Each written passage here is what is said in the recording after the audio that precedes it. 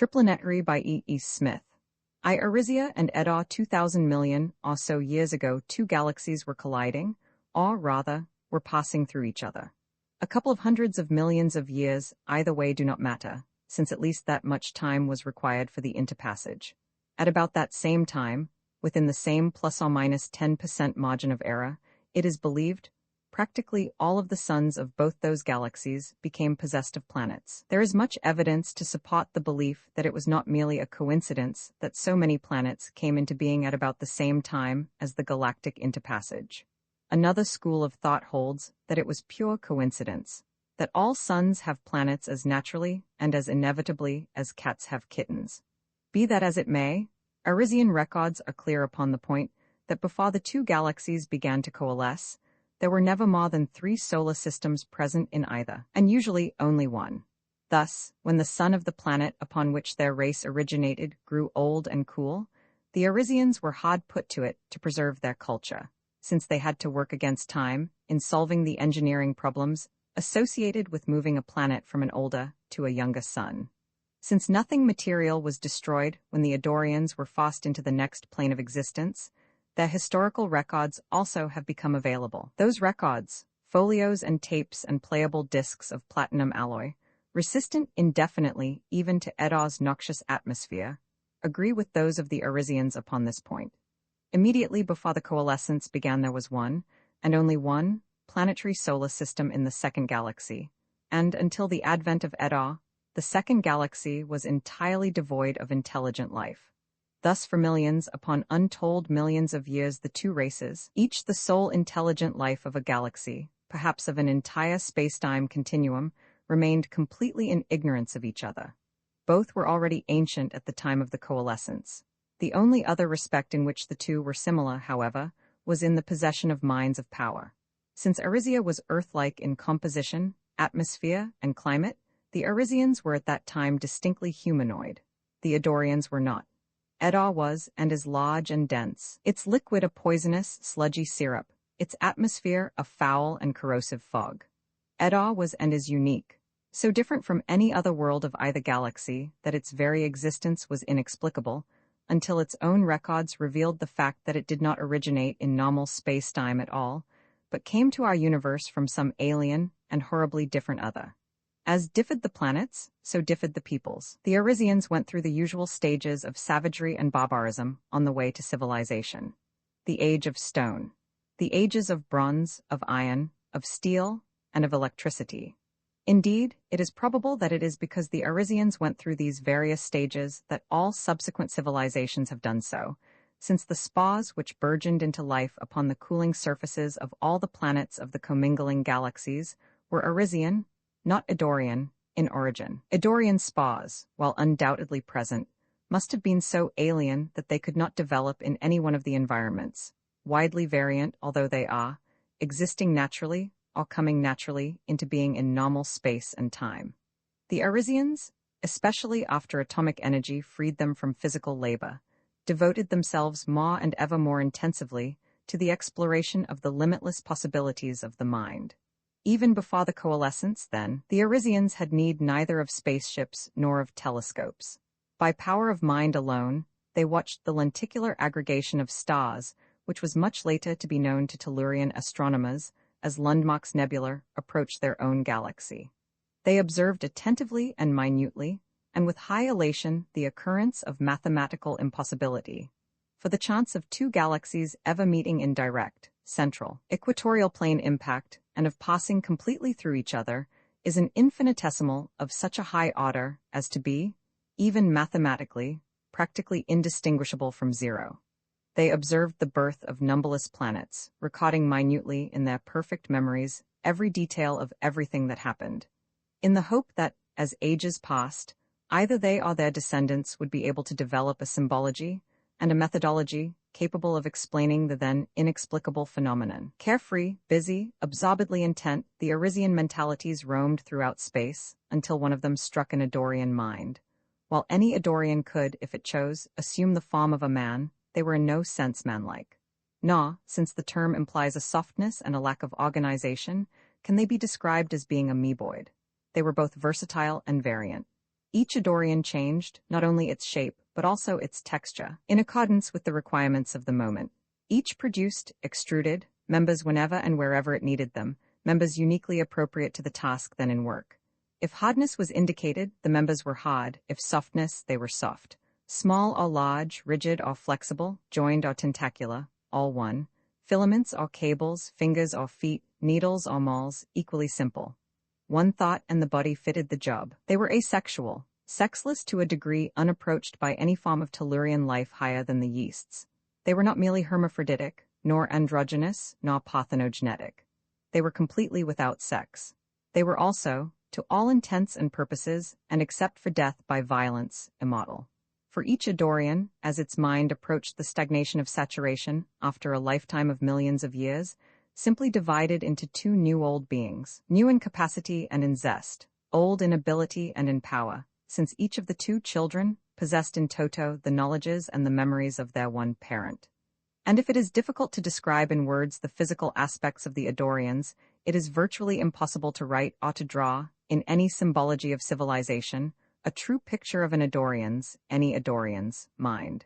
They were intolerant, domineering, rapacious, insatiable, cold, callous, and brutal. They were keen, capable, persevering, analytical, and efficient. They had no trace of any of the softer emotions or sensibilities possessed by races adherent to civilization. No Adorian ever had anything even remotely resembling a sense of humor. While not essentially bloodthirsty, that is, not loving bloodshed for its own sweet sake, they were no more averse to bloodletting than they were in favor of it. Any amount of killing which would or which might advance an Adorian toward his goal was commendable. Useless slaughter was frowned upon, not because it was slaughter, but because it was useless, and hence inefficient. And instead of the multiplicity of goals sought by the various entities of any race of civilization, each and every Adorian had only one. The same one? Power. Power? Power.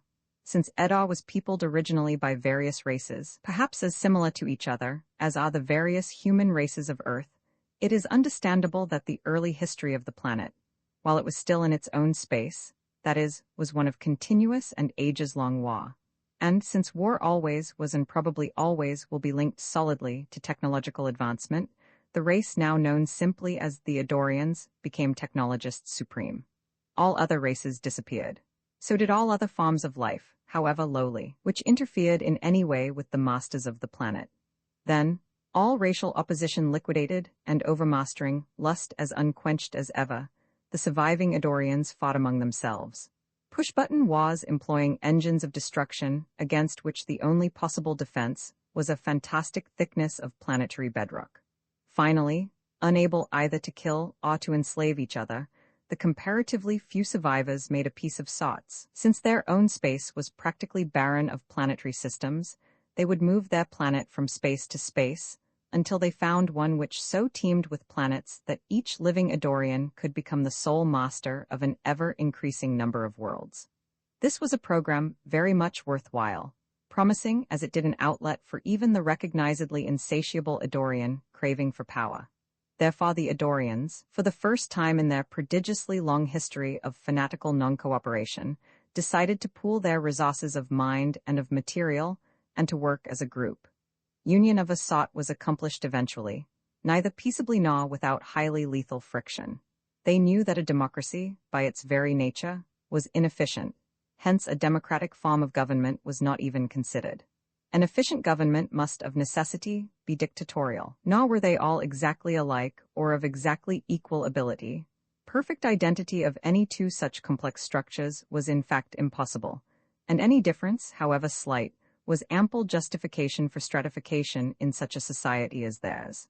Thus one of them, fractionally more powerful and more ruthless than the rest, became the all-highest, his ultimate supremacy, and a group of about a dozen others, only infinitesimally weaker, became his council, a cabinet which was later to become known as the innermost circle. The tally of this cabinet varied somewhat from age to age, increasing by one when a member divided, decreasing by one when a jealous fellow or an envious underling managed to perpetrate a successful assassination. And thus, at long last, the Adorians began really to work together. There resulted, among other things, the hypospatial tube and the fully inertial S drive, the drive which was, millions of years later, to be given to civilization by an Arisian operating under the name of Burgenholm. Another result, which occurred shortly after the galactic interpassage had begun, was the eruption into normal space of the planet Edda. I must now decide whether to make this space our permanent headquarters, or to search farther. The All-Highest radiated harshly to his council.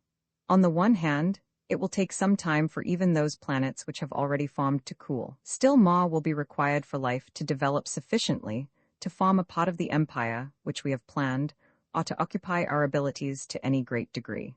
On the other, we have already spent millions of years in surveying hundreds of millions of continua, without having found anywhere such a profusion of planets as will, in all probability, soon fill both of these galaxies. There may also be certain advantages inherent in the fact that these planets are not yet populated. As life develops, we can mold it as we please.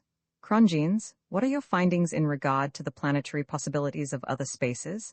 The term Crongenes was not, in the accepted sense, a name, or rather, it was more than a name.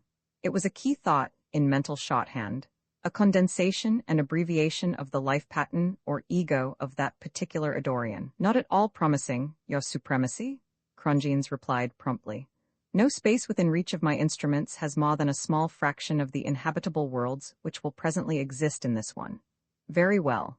Have any of you others any valid objections to the establishment of our empire here in this space? If so, give me your thought now. No objecting thoughts appeared, since none of the monsters then knew anything of Arisia or of the Arisians. Indeed, even if they had known, it is highly improbable that any objection would have been raised. First, because no Adorian, from the All-Highest down, could conceive or would under any circumstances admit that any race, anywhere, had ever approached or ever would approach the Adorians in any quality whatever. And second, because, as is routine in all dictatorships, disagreement with the All-Highest did not operate to lengthen the span of life. Very well. We will now confer as to, but hold, that thought is not one of ours. Who are you, stranger, to dare to intrude thus upon a conference of the innermost circle? I am Infilista, a younger student of the planet Arisia. This name, too, was a symbol. Nor was the young Arisian yet a watchman, as he and so many of his fellows were so soon to become, for before Edda's arrival, Arisia had had no need of watchmen. I am not intruding, as you know. I have not touched any one of your minds, have not read any one of your thoughts. I have been waiting for you to notice my presence, so that we could become acquainted with each other. A surprising development, truly. We have thought for many cycles of time that we were the only highly advanced life in this universe. Be silent, worm, in the presence of the masters. Land your ship and surrender, and your planet will be allowed to serve us. Refuse, or even hesitate, and every individual of your race shall die. Worm, masters, land my ship. The young Arisian's thought was pure curiosity, with no tinge of fear, dismay, or awe. Surrender, serve you? I seem to be receiving your thought without ambiguity, but your meaning is entirely. Address me as your supremacy, the All-Highest directed coldly. Land now or die now, this is your last warning. Your supremacy, certainly, if that is the customary form, but as to landing, and warning, and dying, surely you do not think that I am present in the flesh, and can it be possible that you are actually so aberrant as to believe that you can kill me, or even the youngest Arisian infant? What a peculiar, what an extraordinary, psychology? Die then, worm, if you must have it so. The All-Highest snarled and launched a mental bolt whose energies were calculated to slay any living thing. Infilista, however, parried the vicious attack without apparent effort. His manner did not change. He did not strike back. The Adorian then drove in with an analyzing probe, only to be surprised again. The Arisian's thought could not be traced, and Infilista, while warding off the raging Adorian, directed a quiet thought as though he were addressing someone close by his side. Come in, please, one or more of the elders. There is a situation here which I am not qualified to handle. We, the elders of Arisia Infusion, are here. A grave, deeply resonant pseudo-voice filled the Adorians' minds, each perceived in three-dimensional fidelity an aged, white-bearded human face. You of Edda have been expected. The course of action which we must take has been determined long since. You will forget this incident completely. For cycles upon cycles of time to come, no Adorian shall know that we Arisians exist. Even before the thought was issued, the fused elders had gone quietly and smoothly to work. The Adorians forgot utterly the incident which had just happened. Not one of them retained in his conscious mind any inkling that Edda did not possess the only intelligent life in space, and upon distant Arisier, a full meeting of minds was held. But why didn't you simply kill them? In Philister asked. Such action would be distasteful in the extreme of costs, almost impossible, but even I can perceive. He paused, overcome by his thought. That which you perceive, youth, is but a very small fraction of the whole. We did not attempt to slay them because we could not have done so. Not because of squeamishness, as you intimate, but from sheer inability. The Adorian tenacity of life is a thing far beyond your present understanding. To have attempted to kill them would have rendered it impossible to make them forget us. We must have time, cycles and cycles of time. The fusion broke off, pondered for minutes, then addressed the group as a whole. We, the elder thinkers, have not shared fully with you our visualization of the cosmic all, because until the Adorians actually appeared there was always the possibility that our findings might have been in error. Now, however, there is no doubt. The civilization which has been pictured as developing peacefully upon all the teeming planets of 2 galaxies will not now of itself come into being. We of Arisia should be able to bring it eventually to full fruition, but the task will be long and difficult. The Adorians' minds are of tremendous latent power. Were they to know of us now, it is practically certain that they would be able to develop powers and mechanisms by the use of which they would negate our every effort. They would hurl us out of this, our native space and time. We must have time, given time, we shall succeed.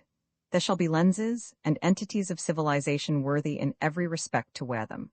But we of Arisier alone will never be able to conquer the Adorians. Indeed, while this is not yet certain, the probability is exceedingly great that despite our utmost efforts at self-development, our descendants will have to breed, from some people to evolve upon a planet not yet in existence, an entirely new race, a race tremendously more capable than ours, to succeed us as guardians of civilization. Centuries passed, millennia, cosmic and geologic ages, planets cooled to solidity and stability, life formed and grew and developed, and as life evolved, it was subjected to, and strongly if subtly affected by, the diametrically opposed forces of Arisia and Edda. X within the Red Veil, Nevia, the home planet of the marauding spaceship, would have appeared peculiar indeed to terrestrial senses. High in the deep red heavens, a fervent blue sun poured down its flood of brilliant purplish light upon a world of water. Not a cloud was to be seen in that flaming sky, and through that dustless atmosphere, the eye could see the horizon, a horizon 3 times as distant as the one to which we are accustomed, with a distinctness and clarity impossible in our Terra's dust-filled air. As that mighty sun dropped below the horizon, the sky would fill suddenly with clouds and rain, would fall violently and steadily until midnight. Then the clouds would vanish as suddenly as they had come into being, the torrential downpour would cease, and through that huge world's wonderfully transparent gaseous envelope, the full glory of the firmament would be revealed. Not the firmament as we know it, for that hot blue sun and Nevia, her one planet child, were light years distant from old Sol and his numerous brood, but a strange and glorious firmament containing few constellations familiar to earthly eyes. Out of the vacuum of space, a fish-shaped vessel of the void, the vessel that was to attack so boldly both the massed fleet of Triplanetary and Rudge's planetoid, plunged into the rarefied outer atmosphere, and crimson beams of force tossed shriekingly through the thin air as it braked its terrific speed. A third of the circumference of Nevia's mighty globe was traversed before the velocity of the craft could be reduced sufficiently to make a landing possible.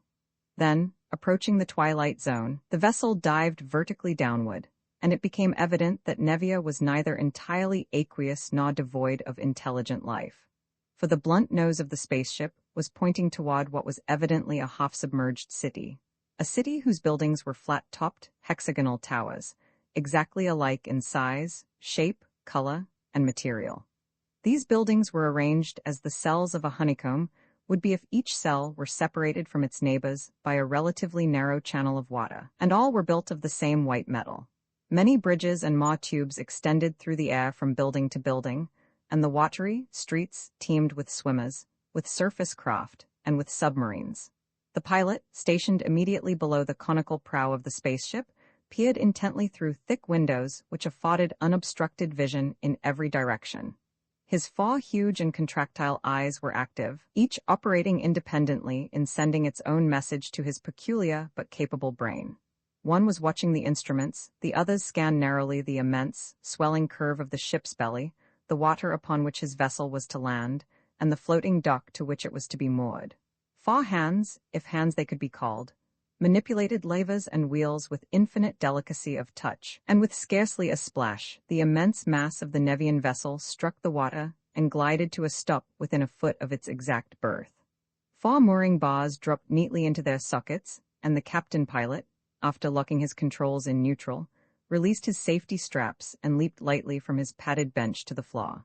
Scuttling across the floor and down a runway upon his four short, powerful, heavily scaled legs, he slipped smoothly into the water and flashed away, far below the surface. For Nevians are true amphibians.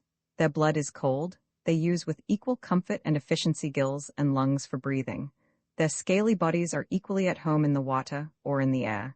Their broad, flat feet serve equally well for running about upon a solid surface, or for driving their streamlined bodies through the water at a pace few fishes can equal.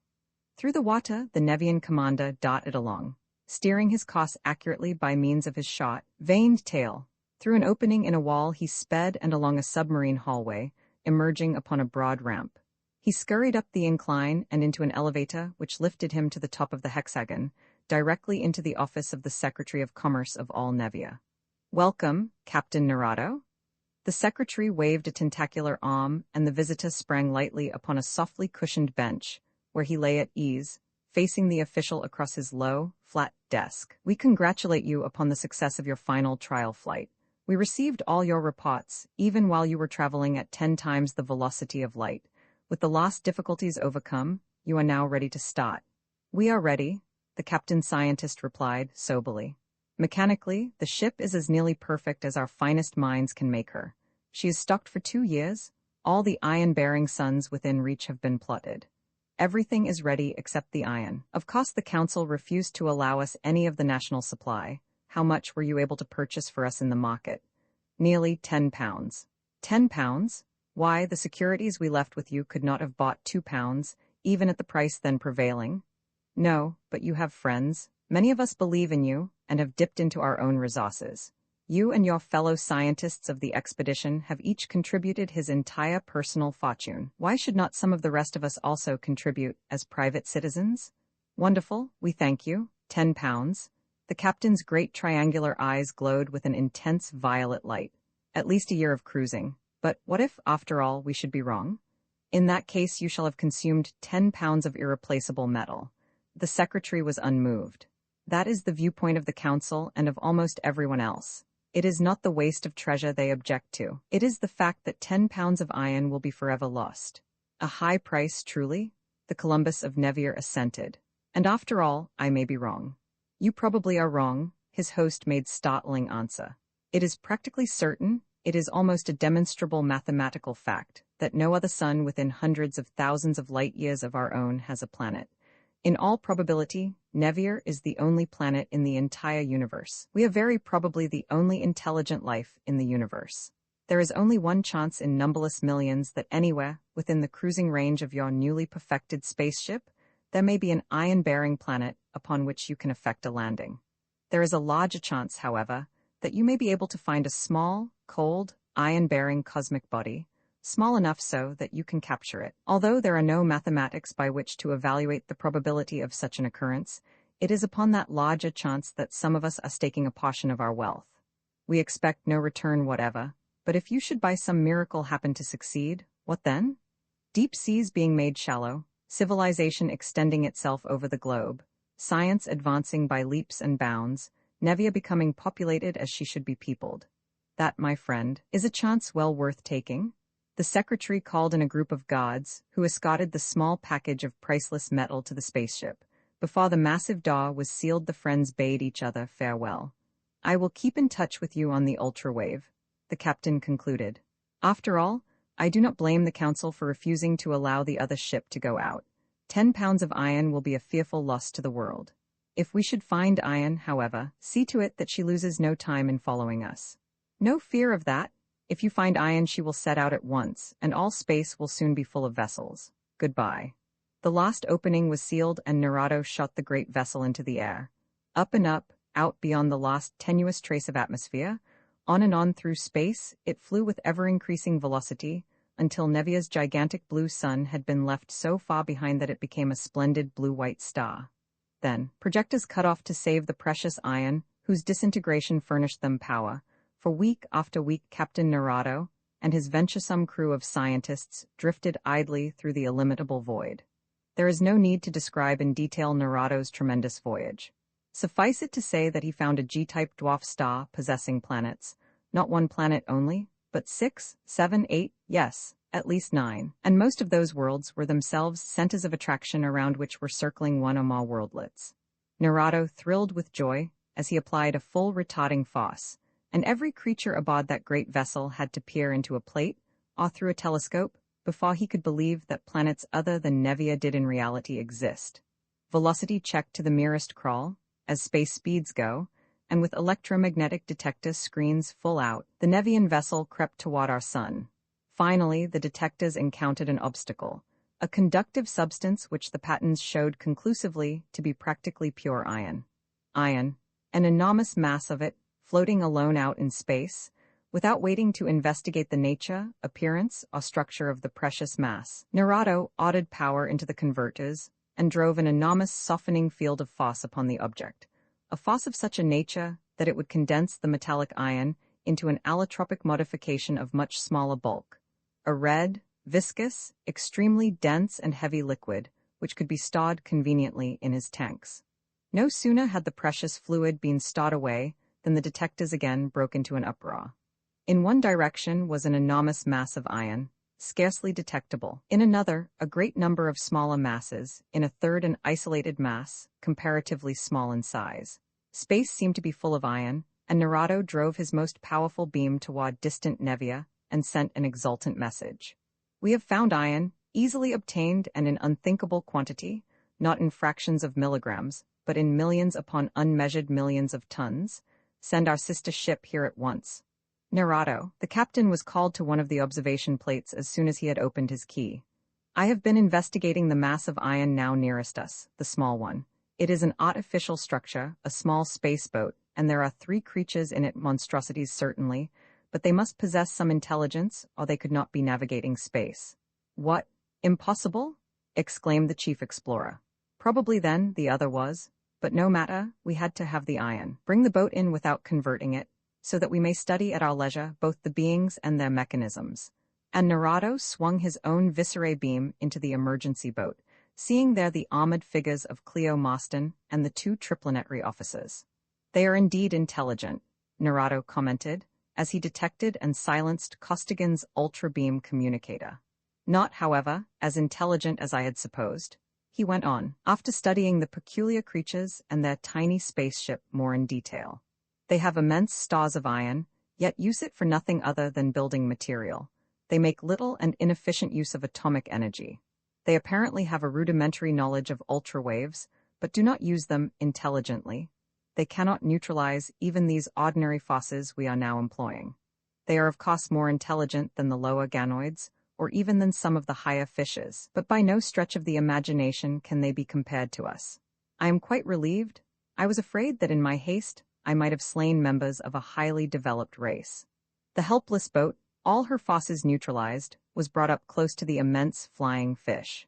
Their flaming knives of force sliced her neatly into sections, and the 3 rigid armored figures, after being bereft of their external weapons, were brought through the airlocks and into the control room, while the pieces of their boat were stowed away for future study. The Nevian scientists first analyzed the air inside the spacesuits of the terrestrials, then carefully removed the protective coverings of the captives. Costigan, fully conscious through it all and now able to move a little, since the peculiar temporary paralysis was wearing off, braced himself for he knew not what shock, but it was needless. Their grotesque captors were not torturers. The air, while somewhat more dense than Earth's and of a peculiar odor, was eminently breathable, and even though the vessel was motionless in space, an almost normal gravitation gave them a large fraction of their usual weight. After the 3 had been relieved of their pistols and other articles which the Nevians thought might prove to be weapons, The strange paralysis was lifted entirely. The earthly clothing puzzled the captors immensely, but so strenuous were the objections raised to its removal that they did not press the point, but fell back to study their find in detail. Then faced each other the representatives of the civilizations of two widely separated solar systems. The Nevians studied the human beings with interest and curiosity, blended largely with loathing and repulsion. The three terrestrials regarded the unmoving, expressionless faces, if those coned heads could be said to possess such thing, with horror and disgust as well as with other emotions, each according to his type and training. For to human eyes the Nevian is a fearful thing. Even today there are few terrestrials, or Solarians for that matter, who can look at a Nevian eye to eye without feeling a creeping of the skin and experiencing a gone sensation in the pit of the stomach. The horny, wrinkled, drought-resisting Martian, whom we all know and rather like, is a hideous being indeed. The bat-eyed, colorless, hairless, practically skinless Venerian is worse.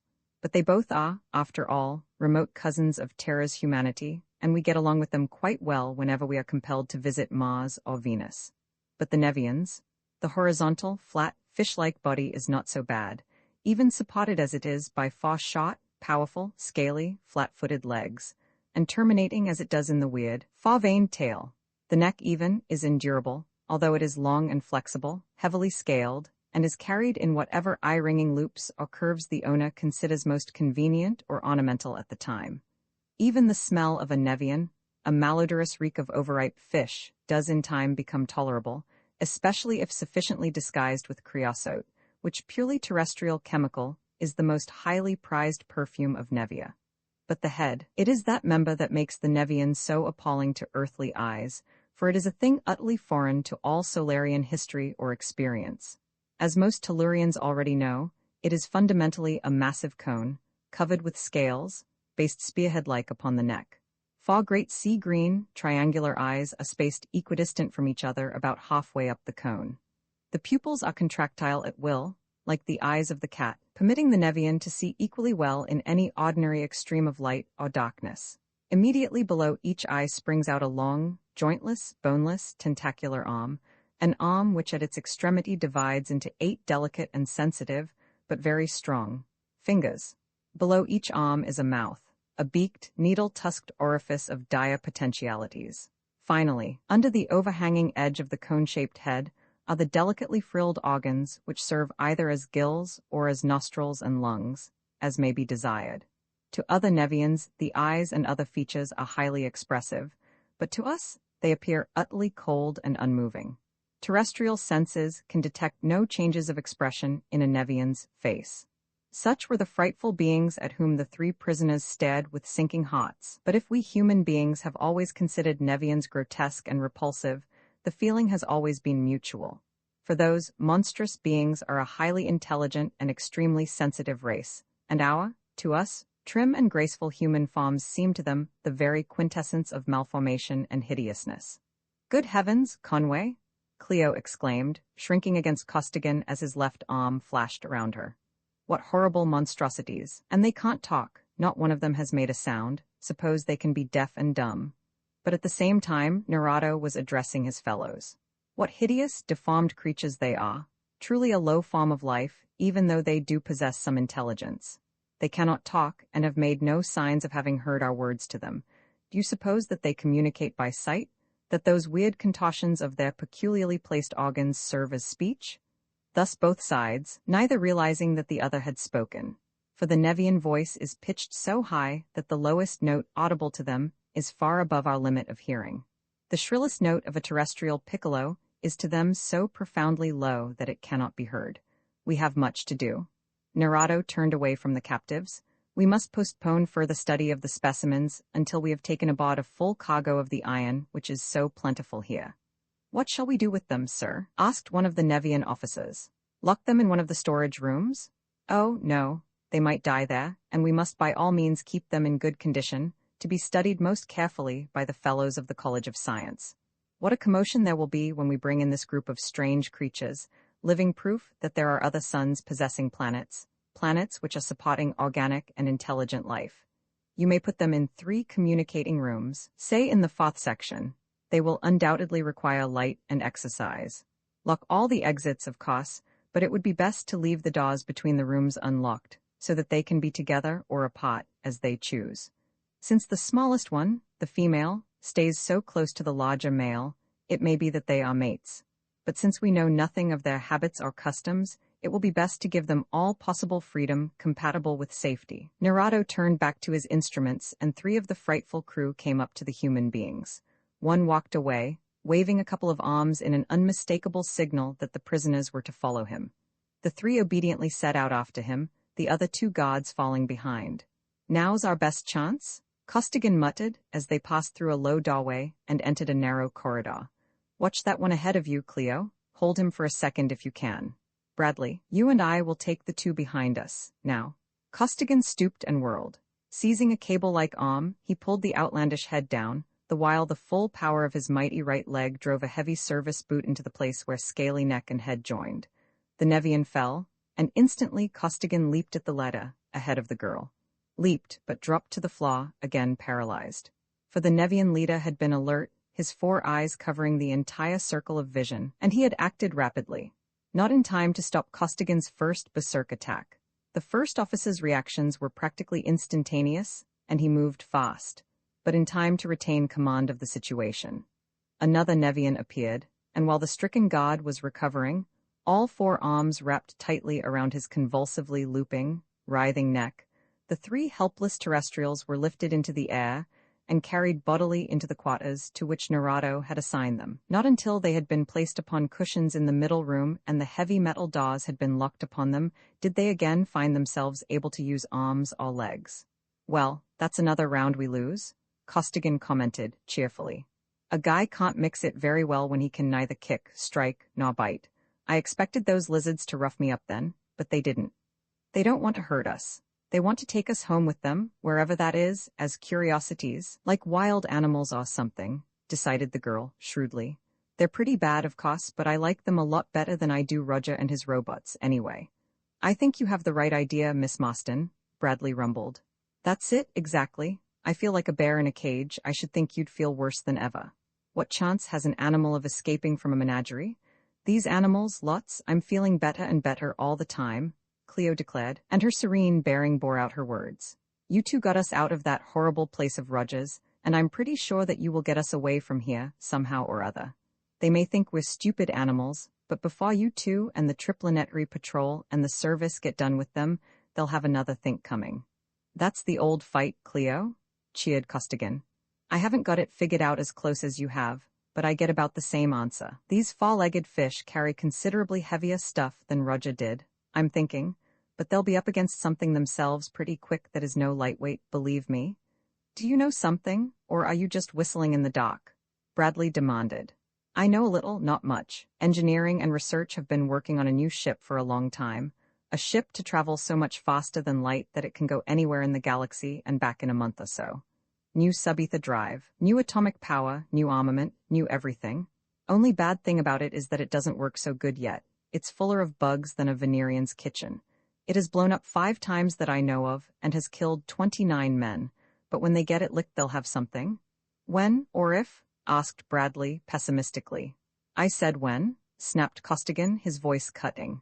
"When the service goes after anything they get it, and when they get it it stays." He broke off abruptly and his voice lost its edge. "Sorry, didn't mean to get high, but I think we'll have help if we can keep our heads up a while. And it looks good. These are first-class cages they've given us. All the comforts of home, even to lookout plates. Let's see what's going on, shall we?" After some experimenting with the unfamiliar controls, Costigan learned how to operate the Nevian viscerae, and upon the plate, they saw the cone of battle hurling itself toward Roger's planetoid. They saw the pirate fleet rush out to do battle with Triplanetary's massed forces, and with bated breath, they watched every maneuver of that epic battle to its savagely sacrificial end. And that same battle was being watched, also with the most intense interest, by the Nevians in their control room. "It is indeed a bloodthirsty combat," mused Narado at his observation plate, "and it is peculiar, or rather, probably only to be expected from a race of such a low stage of development, that they employ only ether-borne forces. Warfare seems universal among primitive types. Indeed, it is not so long ago that our own cities, few in number though they are, ceased fighting each other and combined against the semi-civilized fishes of the great deeps. He fell silent, and for many minutes watched the furious battle between the two navies of the void. That conflict ended, he watched the Triplanetary fleet reform its battle cone and rush upon the planetoid. Destruction, always destruction, he sighed, adjusting his power switches. Since they are bent upon mutual destruction, I can see no purpose in refraining from destroying all of them. We need the iron, and they are a useless race. He launched his softening, converting field of dull red energy. Vast as that field was, it could not encompass the whole fleet, but half of the lip of the gigantic cone soon disappeared, its component vessels subsiding into a sluggishly flowing stream of allotropic iron. The fleet, abandoning its attack upon the planetoid, swung its cone around to bring the flame-erupting axis to bear upon the formless something dimly perceptible to the ultravision of Sam's observers. Furiously, the gigantic composite beam of the massed fleet was hurled, nor was it alone. For Galen had known, ever since the easy escape of his human prisoners, that something was occurring which was completely beyond his experience, although not beyond his theoretical knowledge. He had found the subether closed. He had been unable to make his subethereal weapons operative against either the three captives or the war vessels of the Triplanetary patrol. Now, however, he could work in the subethereal murk of the newcomers. A light trial showed him that if he so wished, he could use subethereal offenses against them. What was the real meaning of those facts? He had become convinced that those three persons were no more human than was Roger himself. Who or what was activating them? It was definitely not Adorian workmanship. No Adorian would have developed those particular techniques, nor could possibly have developed them without his knowledge. What then? To do what had been done necessitated the existence of a race as old and as capable as the Adorians, but of an entirely different nature. And, according to Edaw's vast information center, no such race existed or ever had existed. Those visitors, possessing mechanisms supposedly known only to the science of Edaw, would also be expected to possess the mental powers which had been exhibited. Were they recent arrivals from some other spacetime continuum? Probably not. Adorian surveys had found no trace of any such life in any reachable plenum. Since it would be utterly fantastic to postulate the unheralded appearance of two such races at practically the same moment, the conclusion seemed unavoidable that these as yet unknown beings were the protectors, the activators, rather, of the two Triplanetary officers and the woman. This view was supported by the fact that while the strangers had attacked Triplanetary's fleet and had killed thousands of Triplanetary's men, they had actually rescued those three supposedly human beings. The planetoid then would be attacked next. Very well, he would join Triplanetary in attacking them, with weapons no more dangerous to them than Triplanetary's own, the while preparing his real attack, which would come later.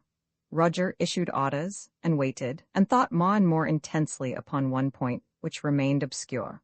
Why, when the strangers themselves destroyed Triplanetary's fleet, had Roger been unable to use his most potent weapons against that fleet? Thus, then, for the first time in Triplanetary's history, the forces of law and order joined hands with those of piracy and banditry against a common foe. Rods, beams, planes, and stilettos of unbearable energy, the doomed fleet launched. In addition to its terrifically destructive main beam, Roger hurled every material weapon at his command. But bombs, high-explosive shells, even the ultra-deadly atomic torpedoes, alike were ineffective, alike simply vanished in the redly murky veil of nothingness, and the fleet was being melted. In quick succession the vessels flamed red, shrank together, gave out their air, and merged their component iron into the intensely crimson, sullenly viscous stream which was flowing through the impenetrable veil against which both Triplanetarians and pirates were directing their terrific offense. The lost vessel of the attacking cone having been converted and the resulting metal stowed away, the Nevians, as Roger had anticipated, turned their attention toward the planetoid. But that structure was no feeble warship.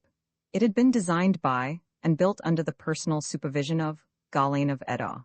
It was powered, equipped, and armed to meet any emergency which Galen's tremendous mind had been able to envision. Its entire bulk was protected by the shield whose qualities had so surprised Costigan, a shield far more effective than any Tellurian scientist or engineer would have believed possible. The voracious converting beam of the Nevians, below the level of the ether though it was, struck that shield and rebounded, defeated and futile. Struck again, again rebounded, then struck and clung hungrily, licking out over that impermeable surface in dotting tongues of flame as the surprised Narado doubled and then quadrupled his power. Fiercer and fiercer, the Nevian flood of Phos drove in. The whole immense globe of the planetoid became one scintillant ball of raw, red energy, but still the pirate's shield remained intact. Grey Roger sat coldly motionless at his great desk, the top of which was now swung up to become a panel of massed and tiered instruments and controls. He could carry this load forever, but unless he was very wrong, this load would change shortly. What then? The essence that was Garlane could not be killed, could not even be hurt, by any physical, chemical, or nuclear force. Should he stay with the planetoid to its end, and thus perforce return to Edar with no material evidence whatever? He would not. Too much remained undone. Any report based upon his present information could be neither complete nor conclusive, and reports submitted by Garlane of Edar to the coldly cynical and ruthlessly analytical innermost circle had always been and always would be both. It was a fact that there existed at least one non-Edorian mind which was the equal of his own. If one, there would be a race of such minds. The thought was galling, but to deny the existence of a fact would be the essence of stupidity. Since power of mind was a function of time, that race must be of approximately the same age as his own. Therefore the Edorian Information Center, which by the inference of its completeness denied the existence of such a race, was wrong. It was not complete. Why was it not complete?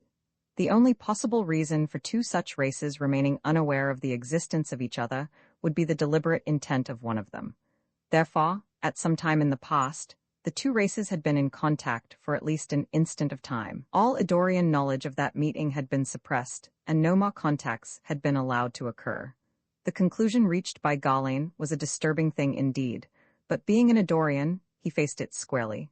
He did not have to wonder how such a suppression could have been accomplished. He knew. He also knew that his own mind contained everything known to his every ancestor since the first Edorian was.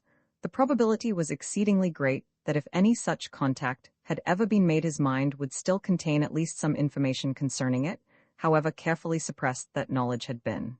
He thought, back, farther still. And as he thought, an interfering force began to pluck at him, as though palpable tongs were pulling out of line the mental probe with which he was exploring the hitherto unplumbed recesses of his mind.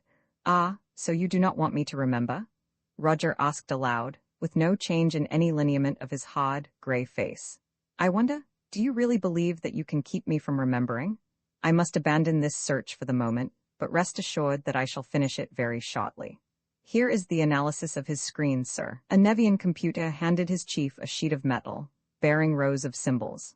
"Ah, a polycyclic, complete coverage. A screen of that type was scarcely to have been expected from such a low form of life," Narado commented, and began to adjust dials and controls. As he did so, the character of the clinging mantle of Phos changed. From red it flamed quickly through the spectrum, became unbearably violet, then disappeared, and as it disappeared the shielding wall began to give way. It did not cave in abruptly, but softened locally, sagging into a peculiar grouping of valleys and ridges, contesting stubbornly every inch of position lost. Roger experimented briefly with inertialessness. No use. As he had expected, they were prepared for that. He summoned a few of the ablest of his scientist slaves and issued instructions.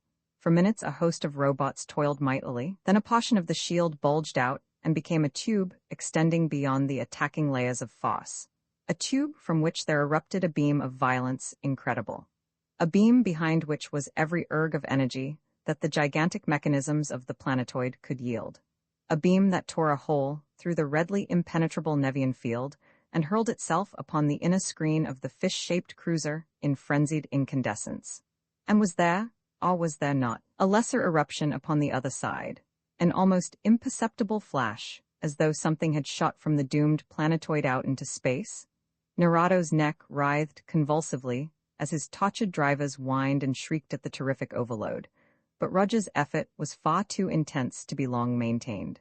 Generator after generator burned out, the defensive screen collapsed, and the red converter beam attacked voraciously the unresisting metal of those prodigious walls. Soon there was a terrific explosion as the pent-up air of the planetoid broke through its weakening container, and the sluggish river of allotropic iron flowed in an ever larger stream, ever faster. It is well that we had an unlimited supply of iron. Nerado almost tied a knot in his neck as he spoke in huge relief. With but the 7 pounds remaining of our original supply, I fear that it would have been difficult to parry that last thrust. Difficult? Asked the second in command. We would now be free atoms in space. But what shall I do with this iron? Our reservoirs will not hold more than half of it. And how about that one ship which remains untouched? Jettison enough supplies from the lower holds to make room for this lot. As for that one ship, let it go. We will be overloaded as it is, and it is of the utmost importance that we get back to Nevier as soon as possible. This, if Galen could have heard it, would have answered his question. All Arisia knew that it was necessary for the camera ship to survive. The Nevians were interested only in iron, but the Adorian, being a perfectionist, would not have been satisfied with anything less than the complete destruction of every vessel of Triplanary's fleet. The Nevian spaceship moved away, sluggishly now, because of its prodigious load. In their quarters in the fourth section, the 3 terrestrials, who had watched with strained attention the downfall and absorption of the planetoid, stared at each other with drawn faces. Cleo broke the silence. "Oh, Conway, this is ghastly. It's just simply too damned perfectly horrible." She gasped, then recovered a measure of her customary spirit as she stared in surprise at Costigan's face. For it was thoughtful, his eyes were bright and keen. No trace of fear or disorganization was visible in any line of his hard young face. "It's not so good," he admitted frankly. "I wish I wasn't such a dumb cluck. If Lyman Cleveland or Fred Roadbush were here they could help a lot, but I don't know enough about any of their stuff to flag a handcar. I can't even interpret that funny flash, if it really was a flash, that we saw." "Why bother about one little flash after all that really did happen?" asked Cleo, curiously. "You think Roger launched something? He couldn't have?"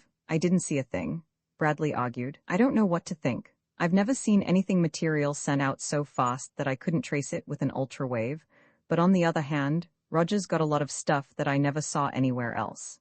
However, I don't see that it has anything to do with the fix we're in right now, but at that, we might be worse off. We're still breathing air, you notice, and if they don't blanket my wave I can still talk." He put both hands into his pockets and spoke. "Sams, Costigan, put me on a recorder, quick. I probably haven't got much time." And for 10 minutes he talked, concisely and as rapidly as he could utter words, reporting clearly and exactly everything that had transpired. Suddenly he broke off, writhing in agony. Frantically he tore his shirt open and hurled a tiny object across the room. "Wow," he exclaimed. "They may be deaf, but they can certainly detect an ultrawave, and what an interference they can set up on it." "No, I'm not hurt," he reassured the anxious girl, now at his side. "But it's a good thing I had you out of circuit. It would have jolted you loose from 6 or 7 of your back teeth." "Have you any idea where they're taking us?" she asked soberly. "No," he answered flatly, looking deep into her steadfast eyes. "No use lying to you. If I know you at all you'd rather take it standing up. That talk of Jovians or Neptunians is the bunk. Nothing like that ever grew in our Solarian system. All the signs say that we're going for a long ride." Roman 11 Nevian Strife, the Nevian spaceship, was hurtling upon its way. Space navigators both, the 2 terrestrial officers soon discovered that it was even then moving with a velocity far above that of light, and that it must be accelerating at a high rate, even though to them it seemed stationary. They could feel only a gravitational force somewhat less than that of their native Earth. Bradley, seasoned old campaigner that he was, had retired promptly as soon as he had completed a series of observations, and was sleeping soundly upon a pile of cushions in the first of the 3 interconnecting rooms. In the middle room, which was to be Cleo's, Costigan was standing very close to the girl, but was not touching her. His body was rigid, his face was tense and drawn. "You are wrong, Conway, all wrong," Cleo was saying, very seriously. "I know how you feel, but it's false chivalry." "That isn't it at all," he insisted, stubbornly. "It isn't only that I've got you out here in space, in danger and alone, that's stopping me. I know you and I know myself well enough to know that what we start now we'll go through with for life. It doesn't make any difference that way, whether I start making love to you now, or whether I wait until we're back on Tellus. But I'm telling you that, for your own good, you'd better pass me up entirely. I've got enough horsepower to keep away from you if you tell me to, not otherwise." "I know it, both ways, dear, but nothing," he interrupted. "Can't you get it into your skull what you'll be letting yourself in for if you marry me? Assume that we get back, which isn't sure by any means, but even if we do, someday, And maybe soon, too, you can't tell, somebody is going to collect 50 grams of radium from my head. 50 grams, and everybody knows that Sam's himself is rated at only 60? I knew that you were somebody, Conway, Cleo exclaimed, undeterred. But at that, something tells me that any pirate will earn even that much reward several times over before he collects it. Don't be silly, my dear. Good night. She tipped her head back, holding up to him her red, sweetly curved, smiling lips, and his arms swept around her. Her arms went up around his neck and they stood, clasped together in the motionless ecstasy of love's first embrace. Girl, girl, how I love you. Costigan's voice was husky, his usually hard eyes were glowing with a tender light. That settles that. I'll really live now anyway, while.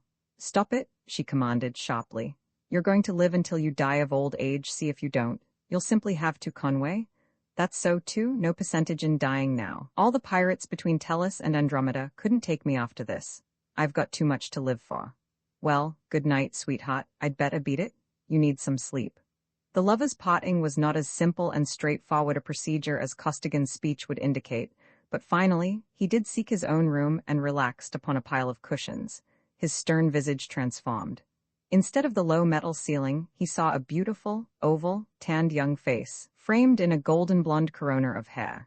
His gaze sank into the depths of loyal, honest, dark blue eyes, and looking deeper and deeper into those blue wells, he fell asleep. Upon his face, too set and grim by far for a man of his years, the lives of sector chiefs of the Triplanetary service were not easy, nor as a rule were they long. There lingered, as he slept, that newly acquired softness of expression, the reflection of his transcendent happiness. For 8 hours he slept soundly. As was his wont then, also according to his habit and training, he came wide awake, with no intermediate stage of napping. "Cleo," he whispered. "Awake, girl. Awake?" Her voice come through the ultra-phone, relief in every syllable. "Good heavens, I thought you were going to sleep until we got to wherever it is that we're going. Come on in, you two. I don't see how you can possibly sleep, just as though you were home in bed. You've got to learn to sleep anywhere if you expect to keep in." Costigan broke off as he opened the door and saw Cleo's wan face. She had evidently spent a sleepless and racking 8 hours. "Good Lord, Cleo, why didn't you call me?" "Oh, I'm all right, except for being a little jittery." "No need of asking how you feel, is there?" "No, I feel hungry," he answered cheerfully. "I'm going to see what we can do about it, I'll say. Guess I'll see whether they're still interfering on Sam's wave." He took out the small, insulated case and touched the contact stud lightly with his finger. His arm jerked away powerfully. "Still at it?" He gave the unnecessary explanation.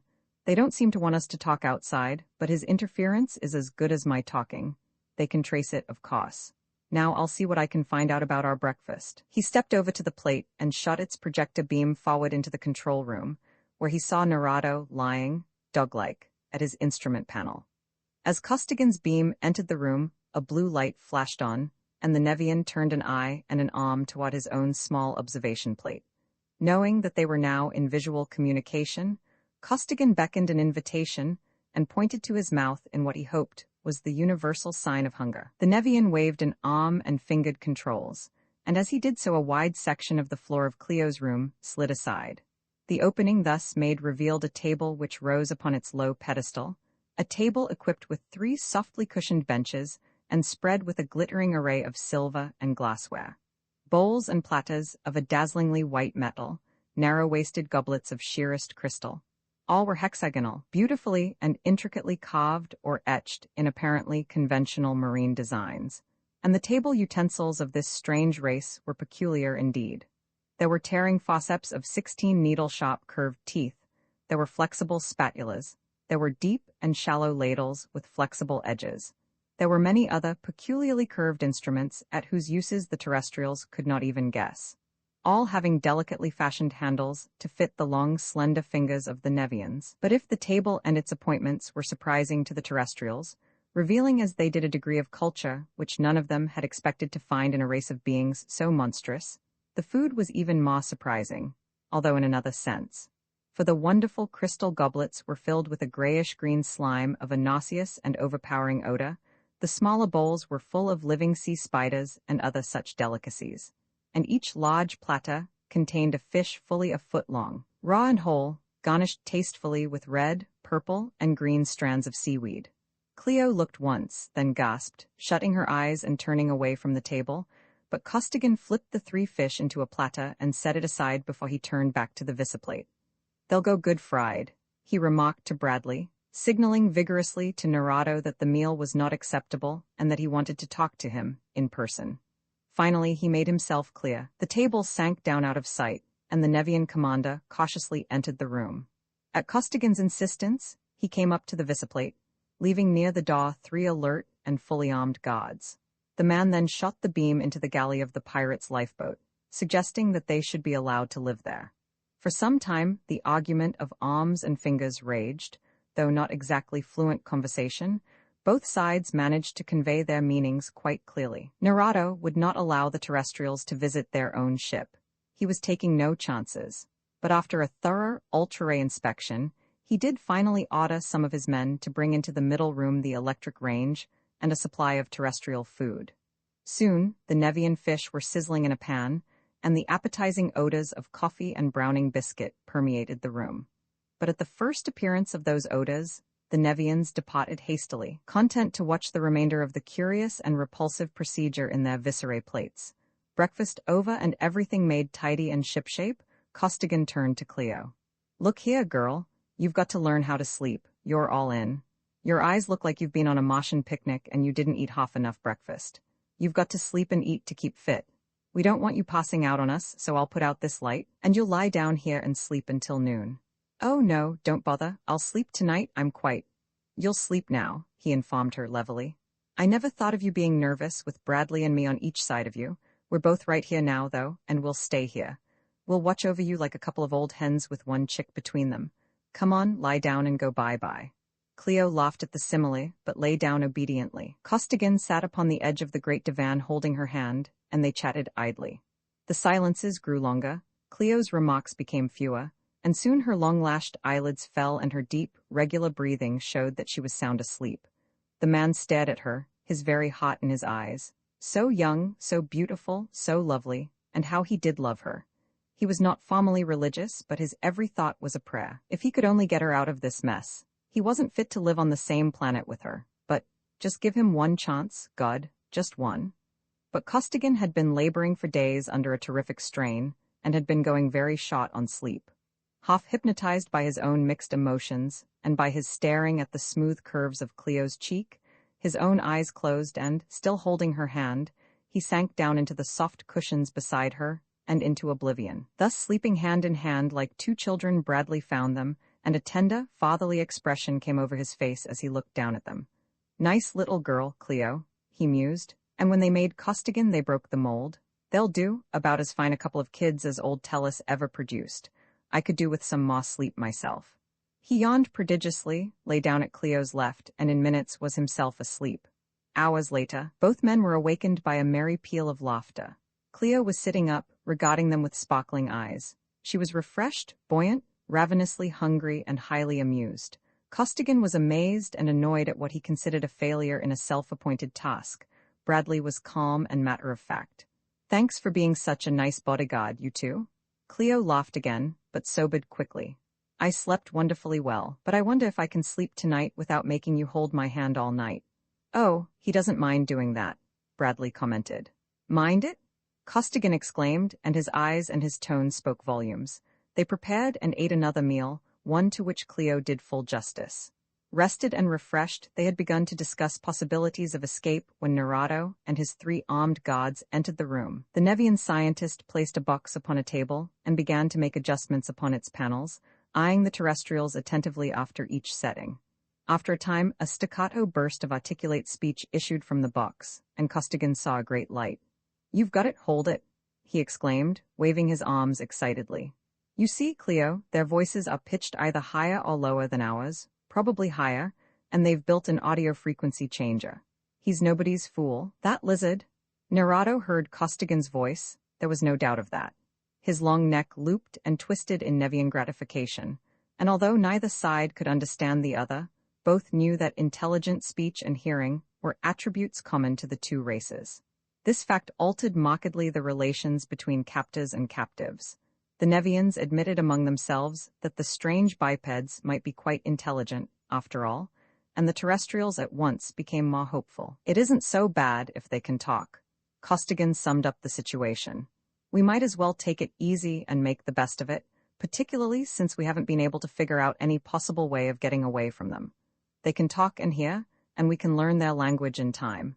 Maybe we can make some kind of a deal with them to take us back to our own system, if we can't make a break. The Nevians being as eager as the terrestrials to establish communication, Narado kept the newly devised frequency changer in constant use. There is no need of describing at length the details of that interchange of languages. Suffice it to say that starting at the very bottom, they learned as babies learn, but with the great advantage over babies of possessing fully developed and capable brains. And while the human beings were learning the tongue of Nevia, several of the amphibians, and incidentally Cleo Marston, were learning Triplanetarian, the two officers knowing well that it would be much easier for the Nevians to learn the logically built common language of the 3 planets than to master the senseless intricacies of English. In a short time, the two parties were able to understand each other after a fashion, by using a weird mixture of both languages. As soon as a few ideas had been exchanged, the Nevian scientists built transformers small enough to be worn collar-like by the terrestrials, and the captives were allowed to roam at will throughout the great vessel. Only the compartment in which was stored the dismembered pirate lifeboat being sealed to them. Thus it was that they were not left long in doubt when another fish-shaped cruiser of the void was revealed upon their lookout plates in the awful emptiness of interstellar space. "This is our sister ship going to your Solarian system for a cargo of the iron which is so plentiful there," Narado explained to his involuntary guests. "I hope the gang has got the bugs worked out of our super ship," Costigan muttered savagely to his companions as Narado turned away. "If they have, that outfit will get something more than a load of iron when they get there." More time passed, during which a blue-white star separated itself from the infinitely distant firmament and began to show a perceptible disk. Larger and larger it grew, becoming bluer and bluer as the flying spaceship approached it, until finally Nevia could be seen, apparently close beside her parent Ob. Heavily laden though the vessel was, such was her power that she was soon dropping vertically downward toward a large lagoon in the middle of the Nevian city. That bit of open water was devoid of life, for this was to be no ordinary landing. Under the terrific power of the beams breaking the descent of that unimaginable load of allotropic iron, the water seethed and boiled. And instead of floating gracefully upon the surface of the sea, this time the huge ship of space sank like a plummet to the bottom. Having accomplished the delicate feat of docking the vessel safely in the immense cradle prepared for her, Narado turned to the Tellurians, who, now under guard, had been brought before him. "While our cargo of iron is being discharged, I am to take you 3 specimens to the College of Science, where you are to undergo a thorough physical and psychological examination. Follow me." "Wait a minute," protested Costigan with a quick and furtive wink at his companions. "Do you expect us to go through water, and at this frightful depth?" "Certainly," replied the Nevian in surprise. "You are air breathers, of course, but you must be able to swim a little, and this slight depth, but little more than 30 of your meters, will not trouble you." "You are wrong twice," declared the terrestrial, convincingly. "If by swimming you mean propelling yourself in or through the water, we know nothing of it. In water over our heads we drown helplessly in a minute or two, and the pressure at this depth would kill us instantly." "Well, I could take a lifeboat, of course, but that—" the Nevian captain began, doubtfully, but broke off at the sound of a staccato call from his signal panel. "Captain Narado, attention?" "Narado," he acknowledged into a microphone. "The third city is being attacked by the fishes of the great Adeeps. They have developed new and powerful mobile fortresses mounting unheard-of weapons, and the city reports that it cannot long withstand their attack. They are asking for all possible help. Your vessel not only has vast stores of iron, but also mounts weapons of power. You are requested to proceed to their aid at the earliest possible moment." Narado snapped out orders, and the liquid iron fell in streams from wide-open pots, forming a vast, red pool in the bottom of the dock. In a short time the great vessel was in equilibrium with the water she displaced, and as soon as she had attained a slight buoyancy, the pots snapped shut and Narado threw on the power. "Go back to your own quarters and stay there until I send for you," the Nevian directed, and as the terrestrials obeyed the curt orders, the cruiser tore herself from the water and flashed up into the crimson sky. "What a barefaced liar!" Bradley exclaimed. The 3, transformers cut off, were back in the middle room of their suite. "You can outswim an otter, and I happen to know that you came up out of the old DZ-83 from a depth of Maybe I did exaggerate a trifle, Costigan interrupted, but the more helpless he thinks we are the better for us, and we want to stay out of any of their cities as long as we can, because they may be hard places to get out of. I've got a couple of ideas, but they aren't ripe enough to pick yet. Wow, how this bird's been traveling. We're there already. If he hits the water going like this, he'll split himself, sure. With undiminished velocity, they were flashing downward in a long slant toward the beleaguered third city, and from the flying vessel, there was launched toward the city's central lagoon a torpedo. No missile this, but a capsule containing a full ton of allotropic iron, which would be of more use to the Nevian defenders than millions of men. For the third city was saw-pressed indeed. Around it was one unbroken ring of boiling, exploding water billowing upward in searing, blinding bursts of superheated steam, all being hurled bodily in all directions in solid masses, by the cataclysmic forces being released by the embattled fishes of the greater deeps. Her outer defenses were already down, and even as the terrestrials stared in amazement, another of the immense hexagonal buildings burst into fragments, its upper structure flying wildly into scrap metal, its lower half subsiding drunkenly below the surface of the boiling sea. The three Earth people seized whatever supports were at hand as the Nevian spaceship struck the water with undiminished speed, but the precaution was needless. Narado knew thoroughly his vessel, its strength and its capabilities. There was a mighty splash, but that was all. The artificial gravity was unchanged by the impact. To the passengers, the vessel was still motionless, and on even keel, as now a submarine, she snapped around like a very fish and attacked the rear of the nearest fortress. For fortresses they were, vast structures of green metal, plowing forward implacably upon immense caterpillar treads. And as they crawled they destroyed, and Costigan, exploring the strange submarine with his viscera beam, watched and marveled. For the fortresses were full of water artificially cooled and aerated, entirely separate from the boiling flood through which they moved. They were manned by fish some 5 feet in length. Fish with huge, goggling eyes, fish plentifully equipped with long, arm-like tentacles, fish poised before control panels or darting about intent upon their various duties. Fish with brains, waging war, nor was their warfare ineffectual. Their heat rays boiled the water for hundreds of yards before them, and their torpedoes were exploding against the Nevian defenses in one appallingly continuous concussion. But most potent of all was a weapon unknown to Triplanetary warfare. From a fortress there would shoot out, with the speed of a meteor, a long, jointed, telescopic rod, tipped with a tiny, brilliantly shining ball. Whenever that glowing tip encountered any obstacle, that obstacle disappeared in an explosion world-racking in its intensity. Then what was left of the rod, dark now, would be retracted into the fortress only, to emerge again in a moment with a tip once more shining and potent. Narado, apparently as unfamiliar with the peculiar weapon as were the terrestrials, attacked cautiously, sending out far to the far his murkily impenetrable screens of red. But the submarine was entirely non-ferrous, and its officers were apparently quite familiar with Nevian beams which licked at and clung to the green walls in impotent fury. Through the red veil came stabbing ball after ball, and only the most frantic dodging saved the spaceship from destruction in those first few furious seconds. And now, the Nevian defenders of the third city had secured and were employing the vast store of allotropic iron so opportunely delivered by Narado. From the city, there pushed out immense nets of metal, extending from the surface of the ocean to its bottom, nets radiating such terrific forces that the very water itself was beaten back and stood motionless in vertical, glassy walls. Torpedoes were futile against that wall of energy. The most fiercely driven rays of the fishes flamed incandescent against it, in vain. Even the incredible violence of a concentration of every available fastball against one point could not break through. At that unimaginable explosion, water was hurled for miles. The bed of the ocean was not only exposed, but in it, there was blown a crater at whose dimensions the terrestrials dared not even guess. The crawling fortresses themselves were thrown backward violently, and the very world was rocked to its core by the concussion, but that iron-driven wall held.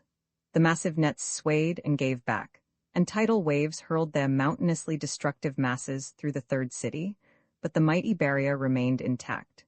And Narado, still attacking 2 of the powerful tanks with his every weapon, was still dodging those flashing balls charged with the quintessence of destruction. The fishes could not see through the sub-ethereal veil, But all the gunners of the two fortresses were combing it thoroughly with ever-lengthening, ever-thrusting rods.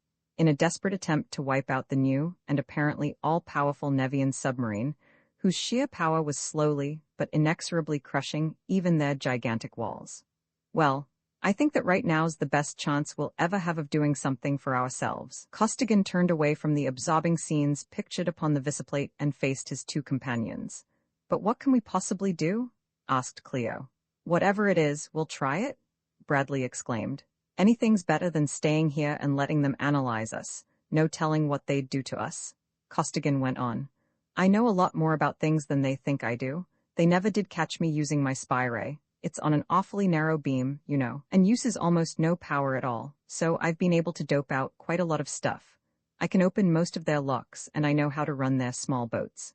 This battle, fantastic as it is deadly stuff, and it isn't one-sided by any means, either, so that every one of them, from Narado down, seems to be on emergency duty. There are no guards watching us or stationed where we want to go. Our way out is open. And once out, this battle is giving us our best possible chance to get away from them. There's so much emission out there already that they probably couldn't detect the driving force of the lifeboat, and they'll be too busy to chase us anyway. Once out, then what? Asked Bradley. We'll have to decide that before we start, of course. I'd say make a break back for Earth. We know the direction and we'll have plenty of power. But good heavens, Conway, it's so far? Exclaimed Cleo. How about food, water, and air? Would we ever get there? You know as much about that as I do. I think so, but of course anything might happen. This ship is none too big, is considerably slower than the big spaceship, and we're a long ways from home. Another bad thing is the food question. The boat is well stocked according to Nevian ideas, but it's pretty foul stuff for us to eat. However, it's nourishing, and we'll have to eat it, since we can't carry enough of our own supplies to the boat to last long. Even so, we may have to go on short rations, but I think that we'll be able to make it. On the other hand, what happens if we stay here? They will find us sooner or later, and we don't know any too much about these ultra-weapons. We are land dwellers, and there is little if any land on this planet.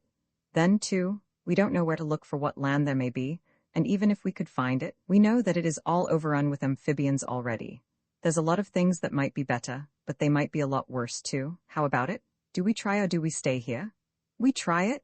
Exclaimed Cleo and Bradley as one. All right. I'd better not waste any more time talking. Let's go. Stepping up to the locked and shielded door, he took out a peculiarly built torch and pointed it at the Nevian lock. There was no light, no noise, but the massive portal swung smoothly open. They stepped out and Costigan relocked and reshielded the entrance. How? What? Cleo demanded. I've been going to school for the last few weeks. Costigan grinned, and I've picked up quite a few things here and there, literally as well as figuratively. Snap it up, guys. Our armor is stowed with the pieces of the pirate's lifeboat, and I'll feel a lot better when we've got it on and have hold of a few Lewistons. They hurried down corridors, up ramps, and along hallways, with Costigan's spy ray investigating the course ahead for chance Nevians. Bradley and Cleo were unarmed, but the operative had found a piece of flat metal and had ground it to a razor edge. I think I can throw this thing straight enough and fast enough to chop off a Nevian's head before he can put a paralyzing ray on us. He explained grimly, but he was not called upon to show his skill with the improvised cleaver. As he had concluded from his careful survey, every Nevian was at some control or weapon, doing his part in that frightful combat with the denizens of the greater deeps. Their path was open. They were neither molested nor detected as they ran toward the compartment within which was sealed all their belongings. The door of that room opened, as had the other, to Costigan's knowing beam, and all three set hastily to work. They made up packs of food, filled their capacious pockets with emergency rations, buckled on Lewistons and automatics, donned their armor, and clamped into their external holsters a full complement of additional weapons. Now comes the ticklish part of the business, Costigan informed the others. His helmet was slowly turning this way and that, and the others knew that through his spy ray goggles he was studying their route. There's only one boat we stand a chance of reaching, and somebody's mighty apt to see us. There's a lot of detectors up there, and we'll have to cross a corridor full of communicator beams. There, that lines off Scoot. At his word, they dashed out into the hall and hurried along for minutes, dodging sharply to right or left as the leader snapped out orders. Finally, he stopped. Here's those beams I told you about. We'll have to roll under 'em. They're less than waist high. Right, there's the lowest one. Watch me do it, and when I give you the word, one at a time, you do the same. Keep low, don't let an arm or a leg get up into a ray or they may see us. He threw himself flat, rolled upon the floor a yard or so, and scrambled to his feet. He gazed intently at the blank wall for a space. Bradley? Now? He snapped, and the captain duplicated his performance. But Cleo, unused to the heavy and cumbersome space armor she was wearing, could not roll in it with any degree of success. When Costigan balked his order she tried, but stopped, floundering almost directly below the network of invisible beams. As she struggled, one mailed arm went up, and Costigan saw in his ultra-goggles the faint flash as the beam encountered the interfering field. But already he had acted. Crouching low, he struck down the arm, seized it, and dragged the girl out of the zone of visibility. Then, in furious haste, he opened a nearby door, and all three sprang into a tiny compartment. "Shut off all the fields of your suits, so that they can't interfere," he hissed into the utter darkness. "Not that I'd mind killing a few of them, but if they start an organized search, we're sunk. But even if they did get a warning by touching your glove, Cleo, they probably won't suspect us. Our rooms are still shielded, and the chances are that they are too busy to bother much about us anyway." He was right. A few beams dotted here and there, but the Nevians saw nothing amiss and ascribed the interference to the falling into the beam of some chance bit of charged metal. With no further misadventures, the fugitives gained entrance to the Nevian lifeboat, where Costigan's first act was to disconnect one steel boot from his armor of space. With a sigh of relief, he pulled his foot out of it, and from it carefully pawed into the small power tank of the craft, fully 30 pounds of allotropic iron. "I pinched it off them," he explained in answer to amazed and inquiring looks, "and maybe you don't think it's a relief to get it out of that boot. I couldn't steal a flask to carry it in, so this was the only place I could put it. These lifeboats are equipped with only a couple of grams of iron apiece, you know, and we couldn't get halfway back to Tellus on that, even with smooth going, and we may have to fight. With this much to go on, though, we could go to Andromeda, fighting all the way. Well, we'd better break away." Costigan watched his plate closely, and when the maneuvering of the great vessel brought his exit pod as far away as possible from the third city and the warring tanks, he shot the little cruiser out and away. Straight out into the ocean it sped, through the murky red veil, and dotted upward toward the surface. The three wanderers sat tense, hardly daring to breathe, staring into the plates, Cleo and Bradley pushing at mental levers, and stepping down hard upon mental brakes in unconscious efforts to help Costigan dodge the beams and rods of death flashing so appallingly close upon all sides. Out of the water and into the air, the dodging lifeboat flashed in safety, but in the air, supposedly free from menace, came disaster. There was a crunching, grating shock, and the vessel was thrown into a dizzy spiral, from which Costigan finally leveled it into headlong flight away from the scene of battle. Watching the pyrometers, which recorded the temperature of the outer shell, he drove the lifeboat ahead at the highest safe atmospheric speed while Bradley went to inspect the damage. "Pretty bad, but better than I thought," the captain reported.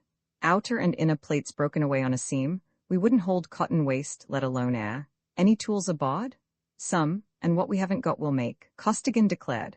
"We'll put a lot of distance behind us, then we'll fix her up and get away from here." "What are those fish, anyway, Conway?" Cleo asked as the lifeboat tore along. "The Nevians are bad enough, heaven knows, but the very idea of intelligent and educated fish is enough to drive one mad. You know Narado mentioned several times the semi-civilized fishes of the great Adeeps." He reminded her, "I gather that there are at least 3 intelligent races here. We know 2, the Nevians, who are amphibians, and the fishes of the great Adeeps. The fishes of the lesser deeps are also intelligent. As I get it, the Nevian cities were originally built in very shallow water, or perhaps were upon islands. The development of machinery and tools gave them a big edge on the fish, and those living in the shallow seas, nearest the islands, gradually became tributary nations, if not actually slaves. Those fish not only serve as food, but work in the mines, hatcheries, and plantations, and do all kinds of work for the Nevians. Those so-called lesser deeps were conquered first, of course, and all their races of fish are docile enough now. But the deep-sea breeds, who live in water so deep that the Nevians can hardly stand the pressure down there, were more intelligent to start with, and more stubborn besides. But the most valuable metals here are deep down. This planet is very light for its size, you know? So the Nevians kept at it, until they conquered some of the deep-sea fish, too, and put 'em to work. But those high-pressure boys were nobody's fools. They realized that as time went on the amphibians would get further and further ahead of them in development, so they let themselves be conquered, learned how to use the Nevians' tools and everything else they could get hold of, developed a lot of new stuff of their own, and now they're out to wipe the amphibians off the map completely before they get too far ahead of them to handle. And the Nevians are afraid of them and want to kill them all as fast as they possibly can, guessed Cleo. That would be the logical thing, of course, commented Bradley. Got pretty nearly enough distance now, Costigan. There isn't enough distance on the planet to suit me, Costigan replied. We'll need all we can get. A full diameter away from that crew of amphibians is too close for comfort. Their detectors are keen. Then they can detect us? Cleo asked. Oh, I wish they hadn't hit us. We'd have been away from here long ago. So do I, Costigan agreed feelingly, but they did no use squawking. We can rivet and weld those seams and things could be a lot worse. We are still breathing air. In silence, the lifeboat flashed onward, and half of Nevia's mighty globe was traversed before it was brought to a halt. Then, in furious haste, the two officers set to work, again to make their small craft sound and spaceworthy. Roman 12 worm, submarine, and freedom, since both Costigan and Bradley had often watched their captors at work during the long voyage from the solar system to Nevia, they were quite familiar with the machine tools of the amphibians. The stolen lifeboat, being an emergency craft, of course, carried full repair equipment, and to such good purpose did the two officers labor that even before their air tanks were fully charged, all the damage had been repaired. The lifeboat lay motionless upon the mirror-smooth surface of the ocean. Captain Bradley had opened the upper pot, and the three stood in the opening, gazing in silence toward the incredibly distant horizon, while powerful pumps were forcing the last possible ounces of air into the storage cylinders. Mile upon strangely flat, mile stretched that waveless, unbroken expanse of water, merging finally into the violent redness of the Nevian sky. The sun was setting, a vast ball of purple flame dropping rapidly toward the horizon. Darkness came suddenly as that seething ball disappeared, and the air became bitterly cold, in sharp contrast to the pleasant warmth of a moment before. And as suddenly, clouds appeared in blackly banked masses and a cold, driving rain began to beat down. "Brrrr, it's cold? Let's go in. Oh, shut the door!" Cleo shrieked and leaped wildly down into the compartment below, out of Costigan's way, for he and Bradley had also seen slithering toward them the frightful arm of the thing. Almost before the girl had spoken, Costigan had leaped to the controls, and not an instant too soon, for the tip of that horrible tentacle flashed into the rapidly narrowing crack, just before the door clanged shut. As the powerful toggles forced the heavy wedges into engagement and drove the massive disc home, that grisly tip fell severed to the floor of the compartment and lay there, twitching and writhing with a loathsome and unearthly vigor. 2 feet long the piece was, and larger than a strong man's leg. It was armed with spiked and jointed metallic scales, and instead of sucking discs, it was equipped with a series of mouths filled with sharp metallic teeth which gnashed and ground together furiously, even though sundered from the horrible organism which they were designed to feed. The little submarine shuddered in every plate and member as monstrous coils encircled her and tightened inexorably in terrific, rippling surges eloquent of mastodonic power. And a strident vibration smote sickeningly upon terrestrial eardrums as the metal spikes of the monstrosity crunched and ground upon the outer plating of their small vessel. Costigan stood unmoved at the plate, watching intently, hands ready upon the controls. Due to the artificial gravity of the lifeboat, it seemed perfectly stationary to its occupants. Only the weird gyrations of the pictures upon the lookout screens showed that the craft was being shaken and thrown about like a rat in the jaws of a terrier. Only the gauges revealed that they were almost a mile below the surface of the ocean already, and were still going downward at an appalling rate. Finally, Cleo could stand no more. "Aren't you going to do something, Conway?" she cried. "Not unless I have to," he replied, composedly. "I don't believe that he can really hurt us, and if I use force of any kind, I'm afraid that it will kick up enough disturbance to bring Nerado down on us like a hawk onto a chicken. However, if he takes us much deeper, I'll have to go to work on him. We're getting down pretty close to our limit, and the bottom's a long ways down yet." Deeper and deeper, the lifeboat was dragged by its dreadful opponent, whose spiked teeth still tossed savagely at the tough outer plating of the craft, until Costigan reluctantly threw in his power switches. Against the full propellant thrust, the monster could draw them no lower, but neither could the lifeboat make any headway toward the surface. The pilot then turned on his beams, but found that they were ineffective. So closely was the creature wrapped around the submarine that his weapons could not be brought to bear upon it. "What can it possibly be anyway, and what can we do about it?" Cleo asked. "I thought at first it was something like a devilfish or possibly an overgrown starfish, but it isn't," Costigan made answer. "It must be a kind of flatworm. That doesn't sound reasonable. The thing must be all of 100 meters long, but there it is. The only thing left to do that I can think of is to try to boil him alive." He closed other circuits, diffusing a terrific beam of pure heat, and the water all about them burst into furious clouds of steam. The boat leaped upward as the metallic fins of the gigantic worm fanned vapor instead of water, but the creature neither released its hold nor ceased its relentlessly grinding attack. Minute after minute went by, but finally the worm dropped limply away, cooked through and through, vanquished only by death. "Now we've put our foot in it, clear to the neck," Costigan exclaimed as he shot the lifeboat upward at its maximum power. "Look at that! I knew that Narado could trace us, but I didn't have any idea that they could." Staring with Costigan into the plate, Bradley and the girls saw, not the Nevian sky rover they had expected, but a fast submarine cruiser, manned by the frightful fishes of the great deeps. It was coming directly toward the lifeboat, and even as Costigan hurled the little vessel off at an angle and then sped upward into the air, one of the deadly offensive rods, tipped with its glowing ball of pure destruction, flashed through the spot where they would have been had they held their former course. But powerful, as were the propellant fauces of the lifeboat, and fiercely though Costigan applied them, the denizens of the deep clamped a tractor beam upon the flying vessel before it had gained a mile of altitude. Costigan aligned his every driving projector as his vessel came to an abrupt halt in the invisible grip of the beam, then experimented with various dials. "There ought to be some way of cutting that beam," he pondered audibly, "but I don't know enough about their system to do it, and I'm afraid to monkey around with things too much, because I might accidentally release the screens we've already got out, and they're stopping altogether too much stuff for us to do without them, right now." He frowned as he studied the flaring defensive screens, now radiating an incandescent violet under the concentration of fauces being hurled against them by the wall-like fishes, then stiffened suddenly. "I thought so. They can shoot 'em?" he exclaimed, throwing the lifeboat into a furious corkscrew turn, and the very air blazed into flaming splendor as a dazzlingly scintillating ball of energy sped past them and high into the air beyond.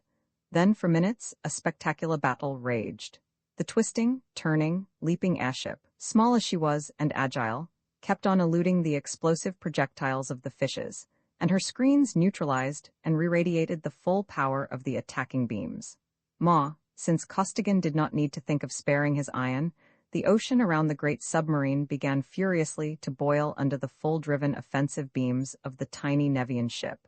But escape Costigan could not. He could not cut that tractor beam, and the utmost power of his drivers could not wrest the lifeboat from its tenacious clutch.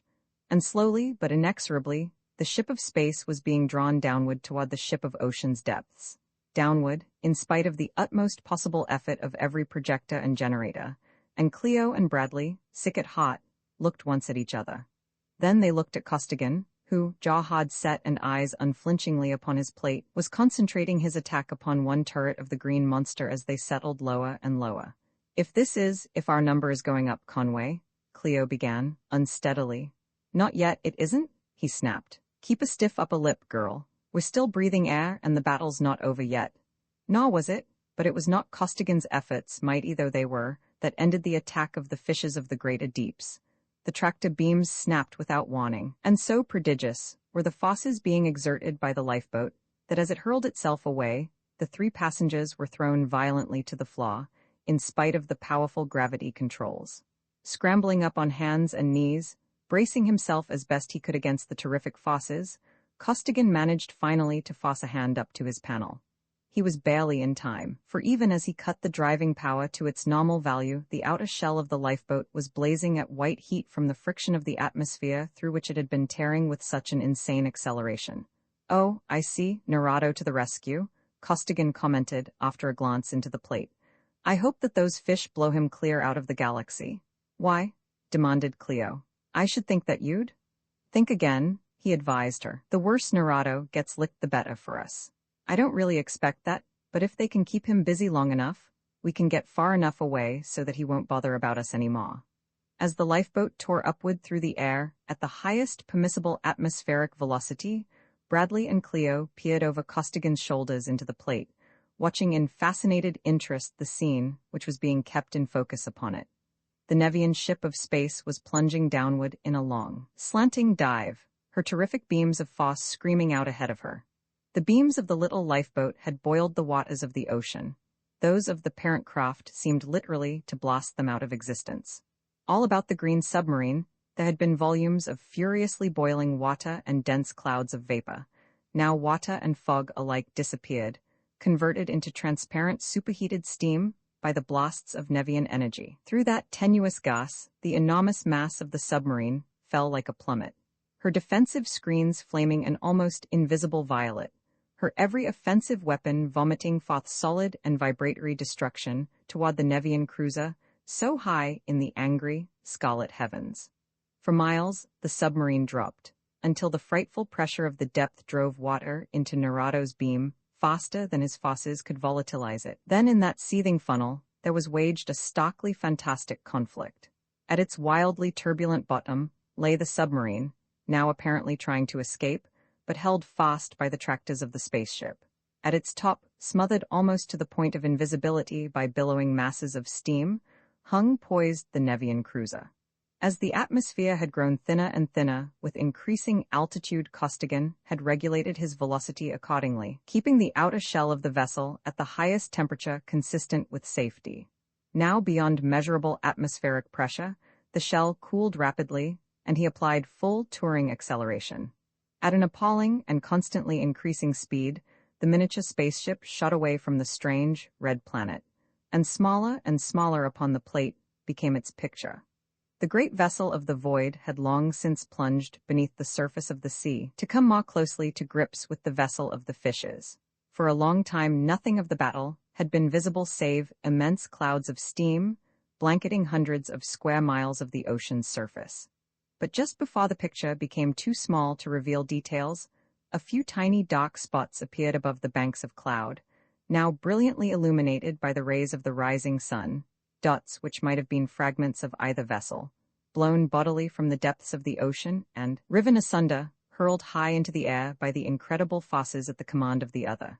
Nevier, a tiny moon, and the fierce blue sun rapidly growing smaller in the distance, Costigan swung his viscerae beam into the line of travel and turned to his companions. "Well, we're off," he said, scowling. "I hope it was Nerado that got blown up back there, but I'm afraid it wasn't. He whipped 2 of those submarines that we know of, and probably half their fleet besides. There's no particular reason why that one should be able to take him, so it's my idea that we should get ready for great gobs of trouble. They'll chase us, of course, and I'm afraid that with their power, they'll catch us." "But what can we do, Conway?" asked Cleo. "Several things," he grinned. "I managed to get quite a lot of dope on that paralyzing ray and some of their other stuff, and we can install the necessary equipment in our suits easily enough." They removed their armor, and Costigan explained in detail the changes which must be made in the Triplanetary field generators. All 3 set vigorously to work, the 2 officers deftly and surely, Cleo uncertainly and with many questions, but with undaunted spirit. Finally, having done everything they could do to strengthen their position, they settled down to the watchful routine of the flight, with every possible instrument set to detect any sign of the pursuit they so feared. Roman 13 The Hill, the heavy cruiser Chicago, hung motionless in space, thousands of miles distant from the warring fleets of spaceships, so viciously attacking and so stubbornly defending Rogers' planetoid. In the captain's sanctum, Lyman Cleveland crouched tensely above his ultracameras, his sensitive fingers touching lightly their micrometric dials. His body was rigid, his face was set and drawn. Only his eyes moved, flashing back and forth between his instruments and the smoothly running strands of spring steel wire upon which were being recorded the frightful scenes of carnage and destruction. Silent and bitterly absorbed, though surrounded by staring officers, whose fervent, almost unconscious cursing was prayerful in its intensity, the viscerae expert kept his ultra-instruments upon that awful struggle to its dire conclusion. Flawlessly, those instruments noted every detail of the destruction of Rogers' fleet, of the transformation of the armada of Triplanetary into an unknown fluid, and finally of the dissolution of the gigantic planetoid itself. Then, furiously, Cleveland drove his beam against the crimsonly opaque obscurity into which the peculiar, viscous stream of substance was disappearing. Time after time, he applied his every watt of power, with no result. A vast volume of space, roughly ellipsoidal in shape, was closed to him by forces entirely beyond his experience or comprehension. But suddenly, while his rays were still trying to pierce that impenetrable murk, it disappeared instantly and without warning. The illimitable infinity of space once more lay revealed upon his plates, and his beams flashed unimpeded through the void. "Back to Tellus, sir?" The Chicago's captain broke the strained silence. "I wouldn't say so, if I had the say." Cleveland, baffled and frustrated, straightened up and shut off his cameras. "We should report back as soon as possible, of course, but there seems to be a lot of wreckage out there yet that we can't photograph in detail at this distance. A close study of it might help us a lot in understanding what they did and how they did it. I'd say that we should get close-ups of whatever is left and do it right away, before it gets scattered all over space, but of course I can't give you orders." "You can, though," the captain made surprising answer. "My orders are that you are in command of this vessel. In that case, we will proceed at full emergency acceleration to investigate the wreckage," Cleveland replied, and the cruiser, sole survivor of Triplanary's supposedly invincible force, shot away with every projector delivering its maximum blast. As the scene of the disaster was approached, there was revealed upon the plates a confused mass of debris, a mass whose individual units were apparently moving at random, yet which was as a whole still following the orbit of Roger's planetoid. Space was full of machine parts, structural members, furniture, flotsam of all kinds, and everywhere were the bodies of men. Some were encased in spacesuits, and it was to these that the rescuers turned first. Space-hardened veterans though the men of the Chicago were, they did not care even to look at the others. Strangely enough, however, not one of the floating figures spoke or moved, and space line men were hurriedly sent out to investigate. "All dead." Quickly the dread report came back. "Been dead a long time. The armor is all stripped off the suits and all the generators and other apparatus are all shot. Something funny about it, too, none of them seem to have been touched, but the machinery of the suits seems to be about half missing. I've got it all on the reels, sir." Cleveland, his close-up survey of the wreckage finished, turned to the captain. "What they've just reported checks up with what I have photographed everywhere. I've got an idea of what might have happened, but it's so new that I'll have to have some evidence before I'll believe it myself. You might have them bring in a few of the armored bodies, a couple of those switchboards and panels floating around out there, and half a dozen miscellaneous pieces of junk, the nearest things they get hold of, whatever they happen to be. Then back to Tellus at maximum?" "Right, back to Tellus, as fast as we can possibly get there." While the Chicago hurtled through space at full power, Cleveland and the ranking officers of the vessel grouped themselves about the salvaged wreckage. Familiar with space wrecks as were they all, none of them had ever seen anything like the material before them, for every part and instrument was weirdly and meaninglessly disintegrated. There were no breaks, no marks of violence, and yet nothing was intact. Bolt holes stared empty, cause, shielding cases and needles had disappeared, the vital parts of every instrument hung awry, disorganization reigned rampant and supreme. "I never imagined such a mess," the captain said, after a long and silent study of the objects. "If you have a theory to cover that, Cleveland, I would like to hear it." "I want you to notice something first," the expert replied, "but don't look for what's there, look for what isn't there. Well, the armor is gone. So are the shielding cases, shafts, spindles, the housings and stems." The captain's voice died away as his eyes raced over the collection. "Why, everything that was made of wood, bakelite, copper, aluminum, silver, bronze, or anything but steel hasn't been touched, and every bit of that is gone. But that doesn't make sense. What does it mean?" "I don't know yet," Cleveland replied slowly, "but I'm afraid that there's more, and worse." He opened a spacesuit reverently, revealing the face, a face calm and peaceful but utterly, sickeningly white. Still reverently, he made a deep incision in the brawny neck, severing the jugular vein, then went on, soberly. "You never imagined such a thing as white blood, either, but it all checks up. Some way, somehow, every atom of free or combined iron in this whole volume of space was made off with." "Huh? How come? And above all, why?" From the amazed and staring officers.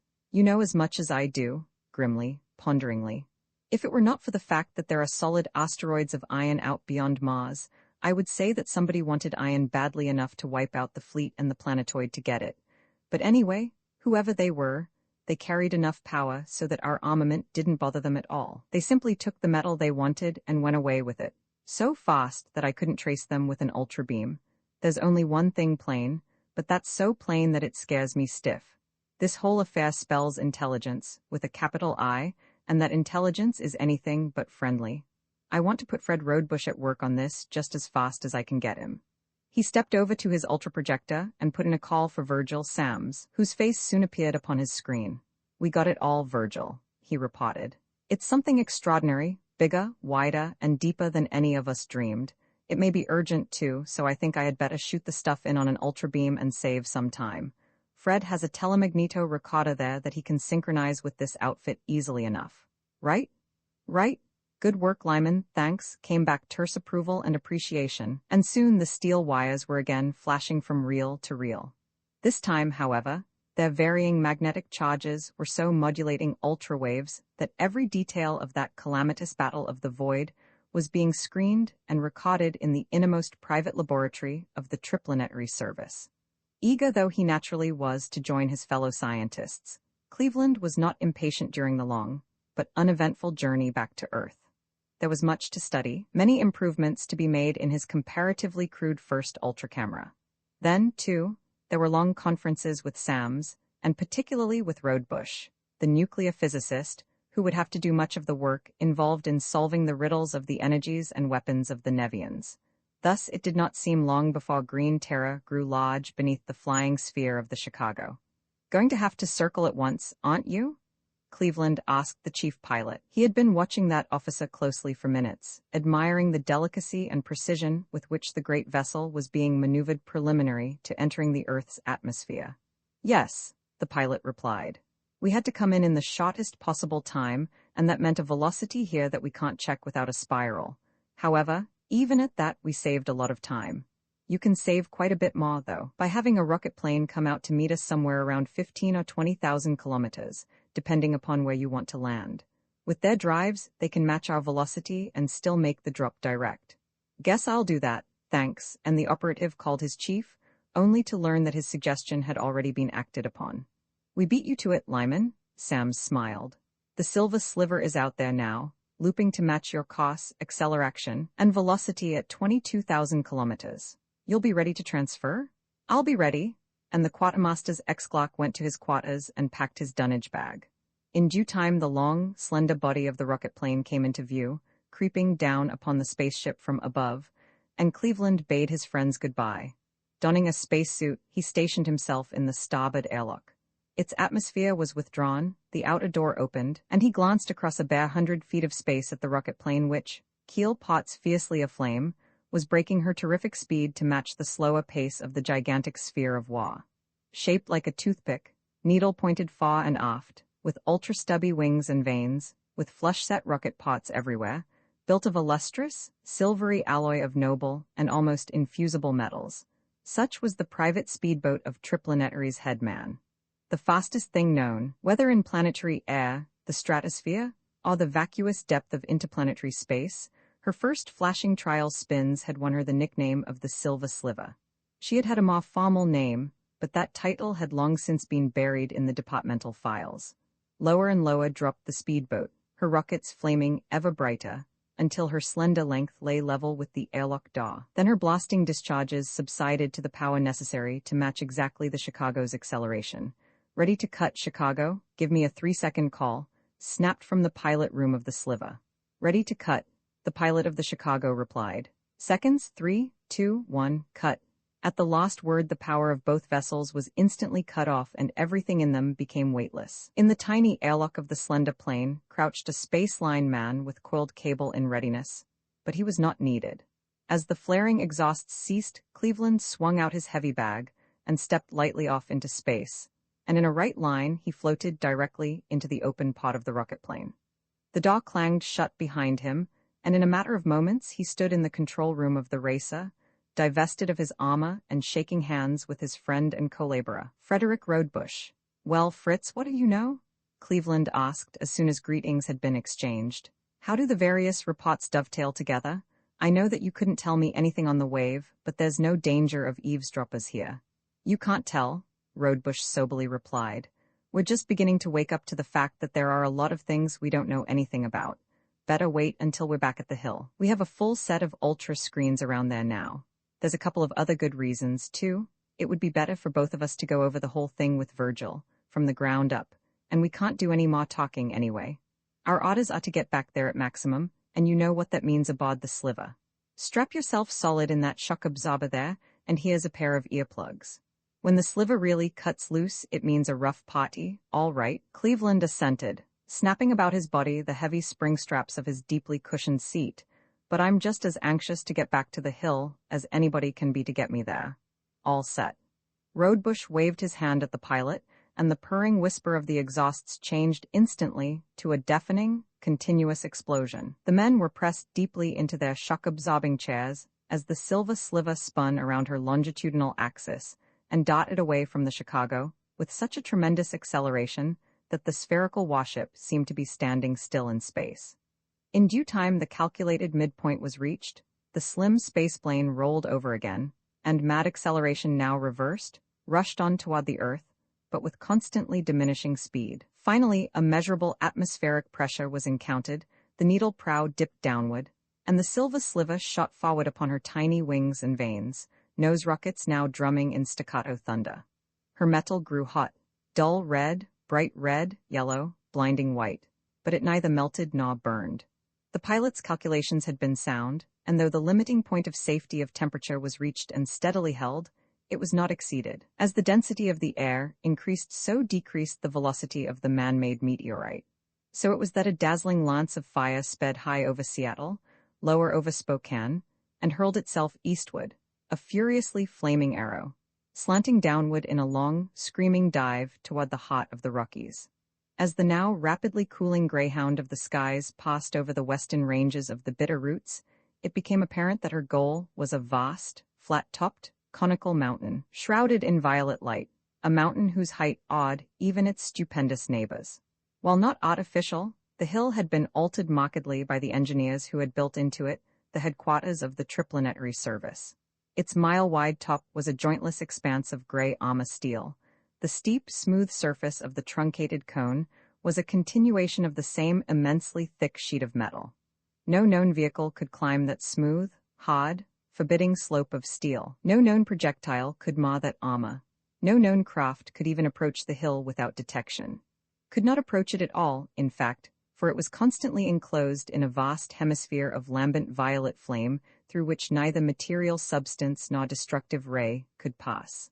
As the Silver Sliver, crawling along at a bare 500 miles an hour, approached that transparent, brilliantly violet wall of destruction, a light of the same color filled her control room and as suddenly went out, flashing on and off again and again. "Giving us the once-over, eh?" Cleveland asked. "That's something new, isn't it?" "Yes, it's a high-powered ultrawave spy," Rodebush returned. "The light is simply a warning, which can be carried if desired. It can also carry voice and vision." Like this, Sam's voice interrupted from a speaker upon the pilot's panel, and his clear-cut face appeared upon the television screen. "I don't suppose Fred thought to mention it, but this is one of his inventions of the last few days. We are just trying it out on you. It doesn't mean a thing, though, as far as the Sliver is concerned. Come ahead." A circular opening appeared on the wall of Foss, an opening which disappeared as soon as the plane had darted through it, and at the same time, her landing cradle rose into the air through a great trapdoor. Slowly and gracefully, the spaceplane settled downward into that cushioned embrace. Then cradle and nestled Sliver sank from view, and turning smoothly upon mighty trunnions, the plug of armor drove solidly back into its place in the metal pavement of the mountain's lofty summit. The cradle elevator dropped rapidly, coming to rest many levels down in the heart of the hill, and Cleveland and Rodebush leaped lightly out of their transport, through her still-hot outer walls. A door opened before them, and they found themselves in a large room of unshadowed daylight illumination, the office of the chief of the Triplanetary service. Calmly efficient executives sat at their desks, concentrating upon problems or at ease, according to the demands of the moment. Agents, secretaries, and clerks, men and women, went about their wonted tasks. Televisotypes and recorders flashed busily, but silently, each person and machine an integral part of the service, which for so many years had been carrying an ever-increasing share of the load of governing the 3 planets. "Right of way, Norma?" Rodebush paused before the desk of Virgil Sam's private secretary. She pressed a button and the door behind her swung wide. "You two do not need to be announced." The attractive young woman smiled. Go right in. Sams met them at the door eagerly, shaking hands particularly vigorously with Cleveland. Congratulations on that camera, Lyman, he exclaimed. You did a wonderful piece of work on that. Help yourselves to smokes and sit down. There are a lot of things we want to talk over. Your pictures carried most of the story, but they would have left us pretty much at sea without Costigan's reports. But as it was, Fred here and his crew worked out most of the answers from the dope the two of you got, and what few they haven't got yet they soon will have. Nothing new on Conway? Cleveland was almost afraid to ask the question. No, a shadow came over Sam's face. I'm afraid, but I'm hoping it's only that those creatures, whatever they are, have taken him so far away he can't reach us. They certainly are so far away that we can't reach them, Rodebush volunteered. We can't even get their ultra-wave interference anymore. Yes, that's a hopeful sign, Sams went on. I hate to think of Conway Costigan checking out. There, fellows, was a real observer. He was the only man I have ever known who combined the two qualities of the perfect witness. He could actually see everything he looked at, and could report it truly, to the least detail. Take all this stuff, for instance, especially their ability to transform iron into a fluid allotrope, and in that form to use its atomic, nuclear, energy as power. Something brand new, and yet he described their converters and projectors so minutely that Fred was able to work out the underlying theory in 3 days, and to tie it in with our own supership. My first thought was that we'd have to rebuild it iron-free, but Fred showed me my error. You found it first yourself, of course. It wouldn't do any good to make the ship non-ferrous unless you could so change our blood chemistry that we could get along without hemoglobin, and that would be quite a feat, Cleveland agreed. Then, too, our most vital electrical machinery is built around iron cores. We'll also have to develop a screen for those screens, so powerful that they can't drive anything through them. We've been working along those lines ever since you reported, Rodebush said, and we're beginning to see light. And in that same connection, it's no wonder that we couldn't handle our supership. We had some good ideas, but they were wrongly applied. However, things look quite promising now. We have the transformation of iron all worked out in theory, and as soon as we get a generator going, we can straighten out everything else in short order. And think what that unlimited power means. All the power we want, power enough even to try out such hitherto purely theoretical possibilities as the neutralization of the inertia of matter. Hold on, protested Sams. You certainly can't do that. Inertia must be, a basic attribute of matter, and surely cannot be done away with without destroying the matter itself. Don't start anything like that, Fred. I don't want to lose you and Lyman, too. Don't worry about us, Chief, Rodebush replied with a smile. If you will tell me what matter is, fundamentally, I may agree with you. No? Well then, don't be surprised at anything that happens. We are going to do a lot of things that nobody on the 3 planets ever thought of doing before. Thus for a long time the argument and discussion went on, to be interrupted by the voice of the secretary. Sorry to disturb you, Mr. Sams, but some things have come up that you will have to handle. Nobos is calling from Mars. He has caught the Endymion, and has killed about half her crew doing it. Milton has finally reported from Venus after being out of touch for 5 days. He trailed the Wintons into Thalaran Swamp. They crashed him there, and he won out and has what he went after. And just now I got a flash from Fletcher in the asteroid belt. I think that he has finally traced that dope line. But Nobos is on now. What do you want him to do about the Endymion? Tell him to no, put him on here. I'd better tell him myself, Sams directed, and his face hardened in ruthless decision as the haughty, misshapen face of the Martian lieutenant appeared upon the screen. What do you think, Nobos? Shall they come to trial or not? Not. I don't think so either. It is better that a few gangsters should disappear in space than that the patrol should have to put down another uprising. See to it. Right. The screen darkened and Sam spoke to his secretary. Put Milton and Fletcher on whenever they come in. He turned to his guests. We've covered the ground quite thoroughly. Goodbye. I wish I could go with you, but I'll be pretty well tied up for the next week or two. Tied up doesn't half express it, Rodebush remarked as the 2 scientists walked along a corridor toward an elevator. He probably is the busiest man on 3 planets. As well as the most powerful, Cleveland supplemented, and very few men could use his power as fairly. But he's welcome to it as far as I'm concerned. I'd have the pink phantods for a month if I had to do only once what he's just done, and to him it's just part of a day's work. You mean the Endymion? What else could he do? Nothing, that's the hell of it.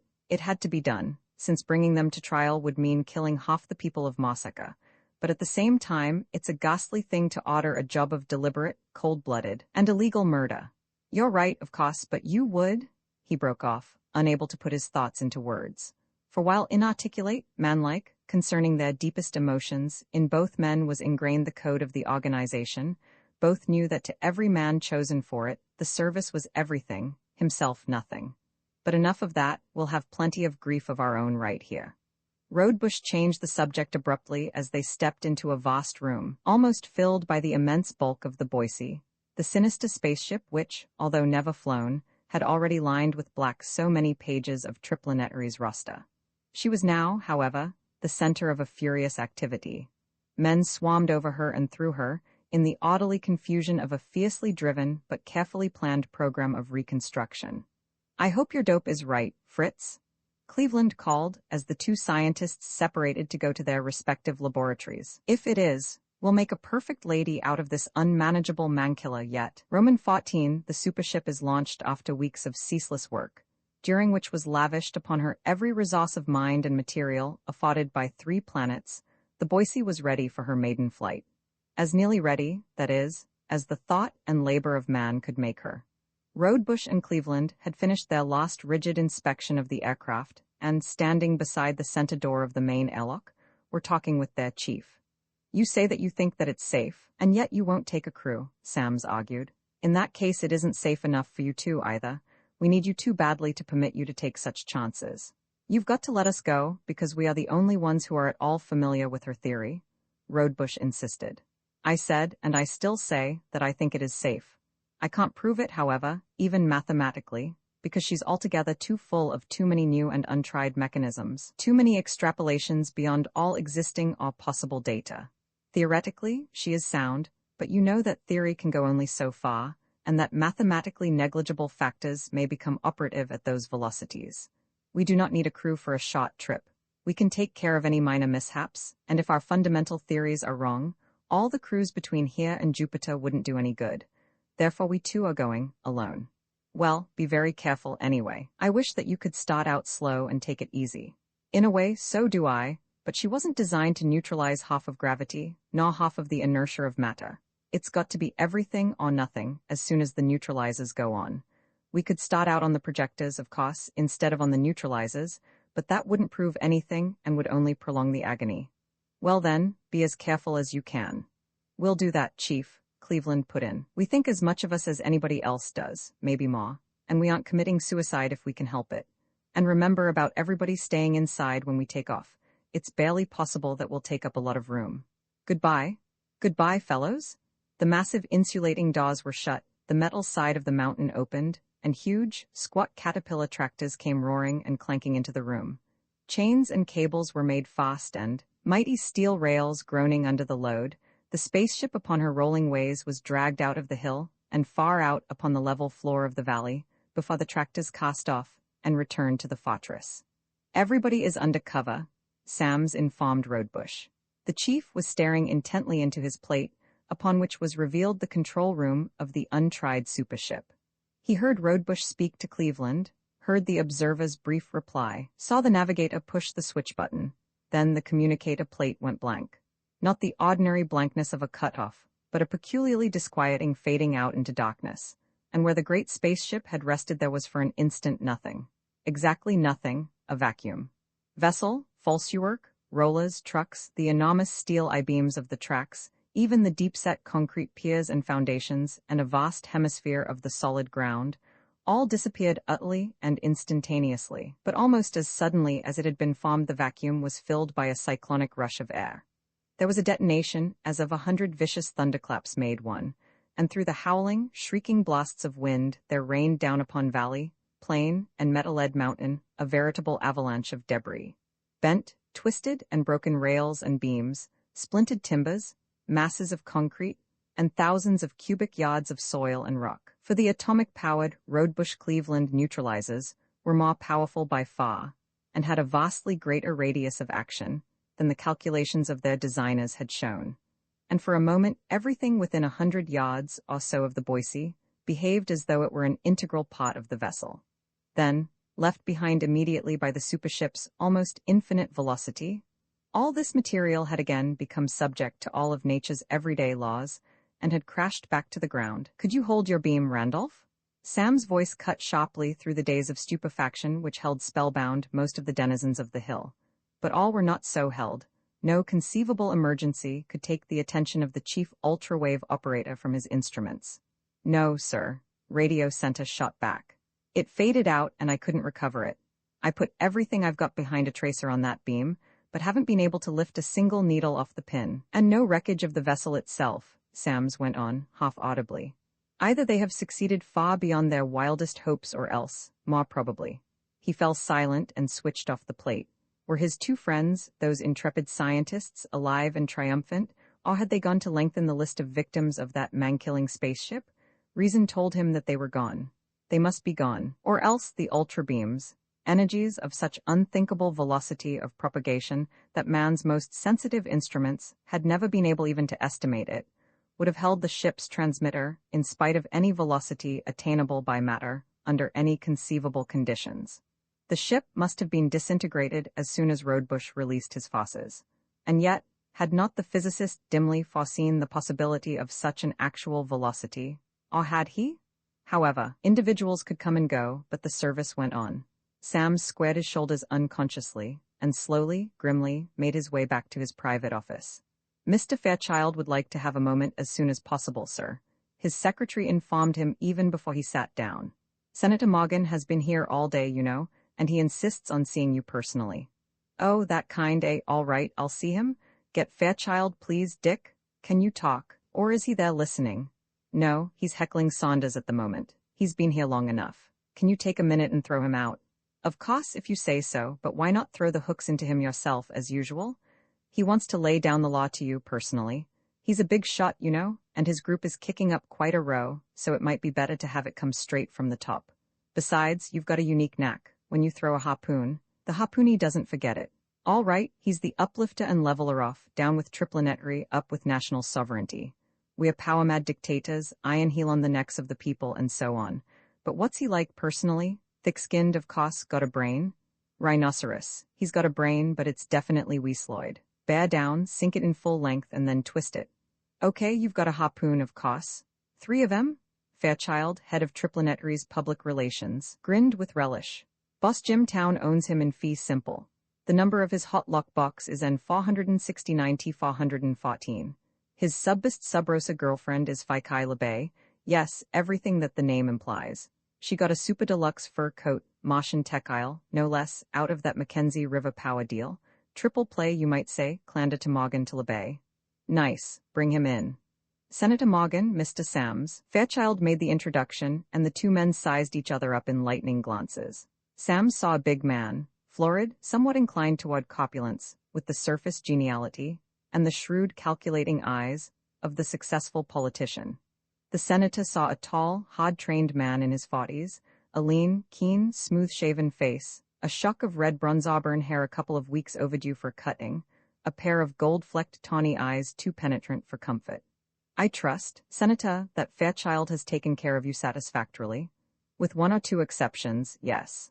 Since Sams did not ask what the exceptions could be, Morgan was forced to continue. I am here, as you know, in my official capacity as chairman of the Pernicious Activities Committee of the North American Senate.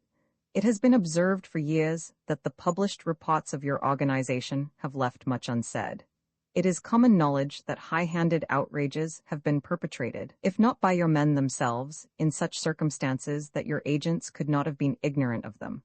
Therefore, it has been decided to make a first-hand and comprehensive investigation, in which matter your Mr. Fairchild has not been at all cooperative. Who decided to make this investigation? Why, the North American Senate, of course, through its pernicious activities. I thought so. Sams interrupted.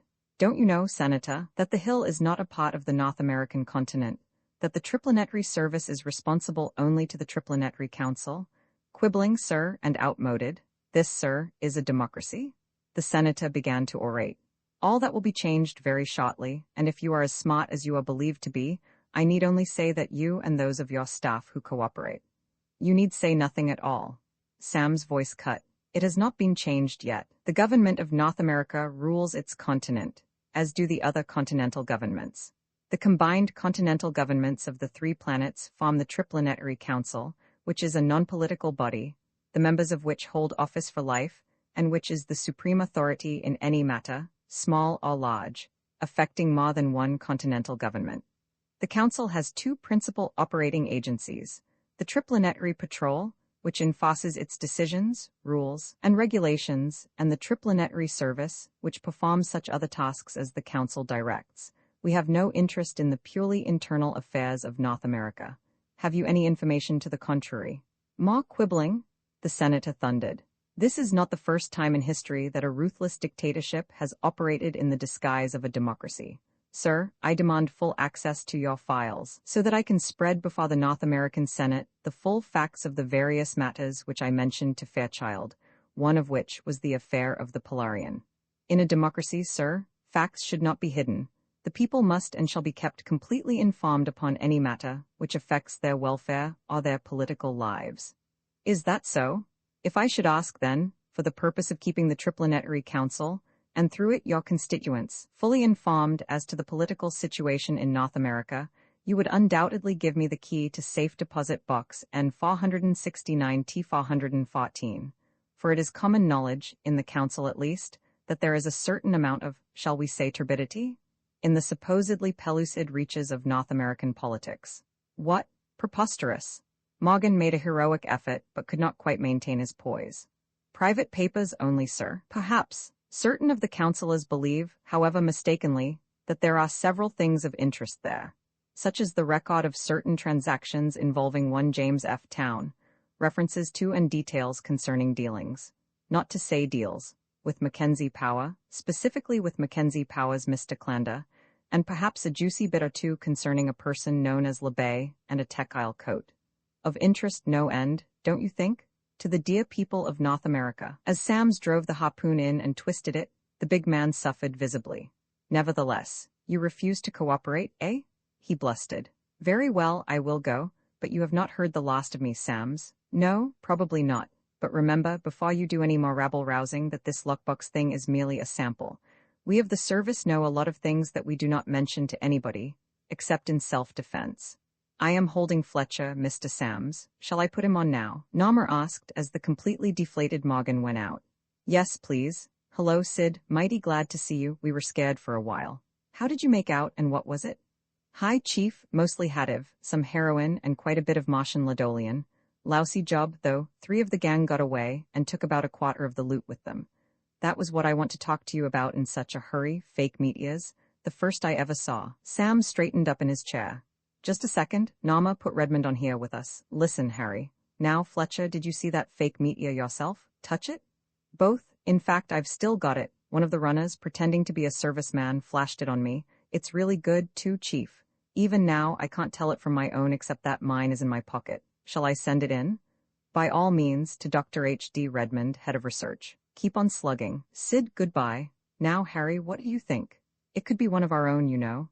Could be, but probably isn't. We'll know as soon as we get it in the lab. Chances are, though, that they have caught up with us again. After all, that was to be expected. Anything that science can synthesize, science can analyze. And whatever the morals and ethics of the pirates may be, they have got brains. And you haven't been able to devise anything better? Variations only, which wouldn't take much time to solve. Fundamentally, the present meteor is the best we know. Got anybody you would like to put on it immediately? Of course, one of the new boys will be perfect for the job, I think. Name of Burgenholm. Quite a character. Brilliant, erratic, flashes of sheer genius that he can't explain, even to us. I'll put him on it right away. Thanks a lot. And now, Nama, please keep everybody off my neck that you can. I want to think. And think he did. Keen eyes clouded, staring unseeingly at the papers littering his desk. Triplanetary needed a symbol, a something, which would identify a serviceman anywhere, at any time, under any circumstances, without doubt or question, something that could not be counterfeited or imitated, to say nothing of being duplicated, something that no scientist not of Triplanetary service could possibly imitate, better yet, something that no one not of Triplanetary could even wear. Sams grinned fleetingly at that thought, a tall Ottawan calling for a deus ex machina with a vengeance. But damn it, there ought to be some way to. Excuse me, sir. His secretary's voice, usually so calm and cool, trembled as she broke in on his thinking. Commissioner Kinnison is calling. Something terrible is going on again, out to water Ryan. Here he is, and there appeared upon Sam's screen the face of the Commissioner of Public Safety, the Commander-in-Chief of Triplanary's every armed force, whether of land or of water, of air or of empty space.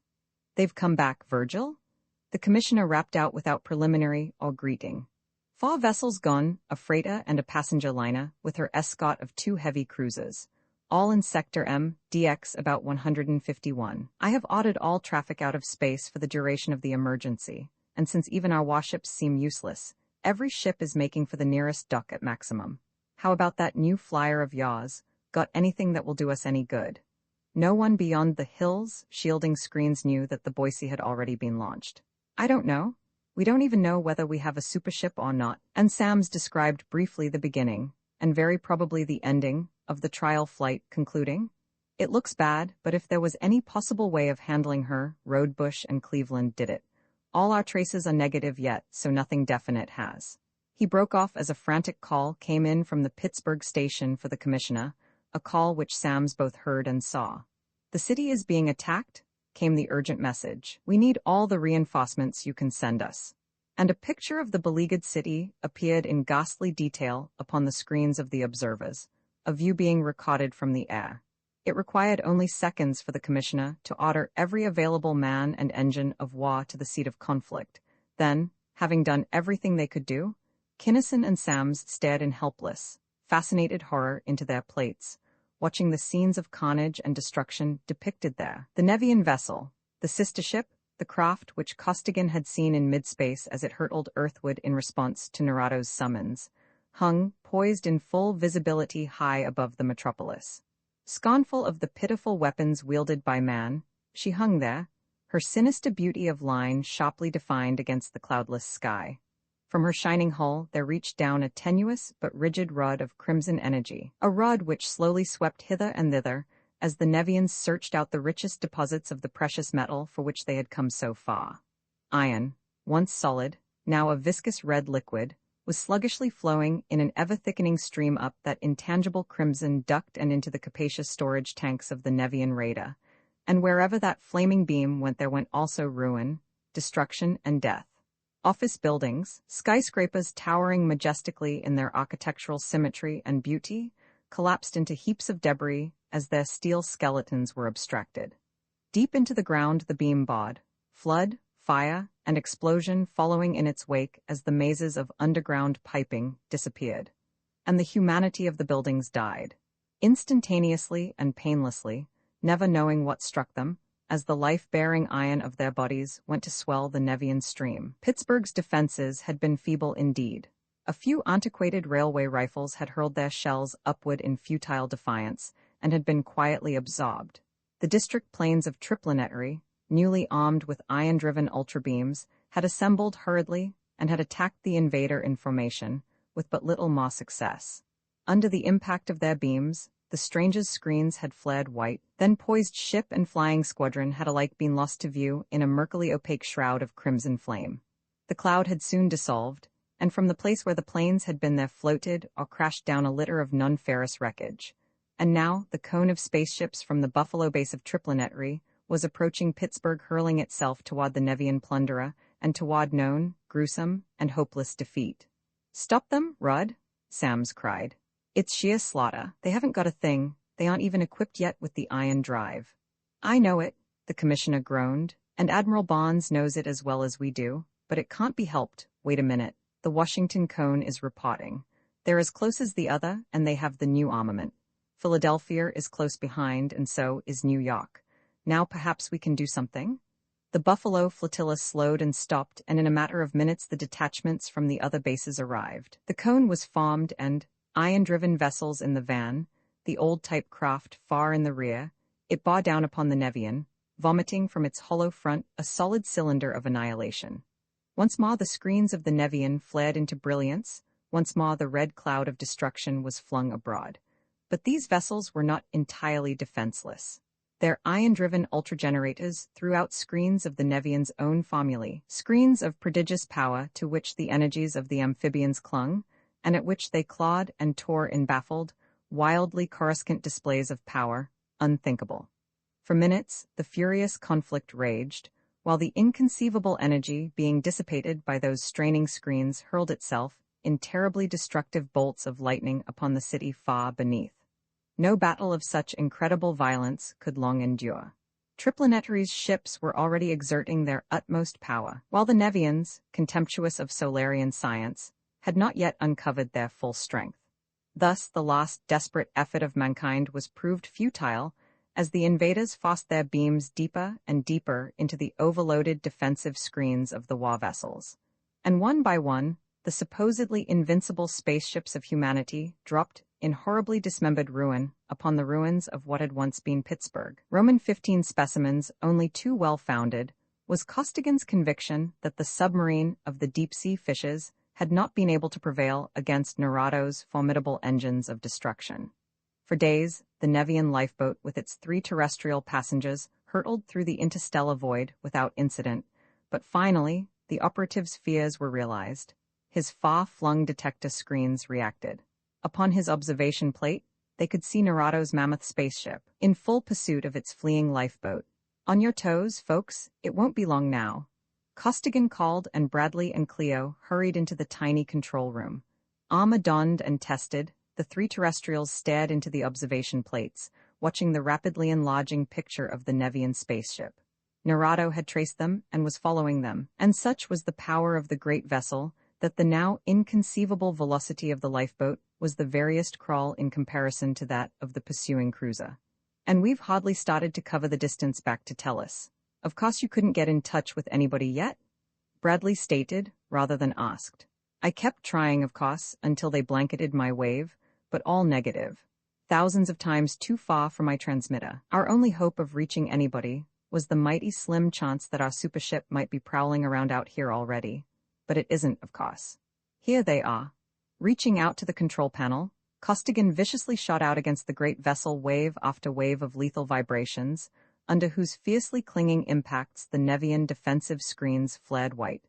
But strangely enough, their own screens did not radiate. As if contemptuous of any weapons the lifeboat might wield, the mother ship simply defended herself from the attacking beams, in much the same fashion as a wildcat mother wards off the claws and teeth of her spitting, snarling kitten who is resenting a touch of needed maternal discipline.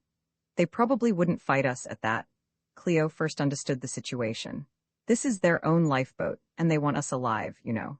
There's one more thing we can try, hang on." Costigan snapped as he released his screens and threw all his power into one enormous pressa beam. The 3 were thrown to the floor and held there by an awful weight as the lifeboat darted away at the stupendous acceleration of the beam's reaction against the unimaginable mass of the Nevian sky rover. But the flight was of short duration.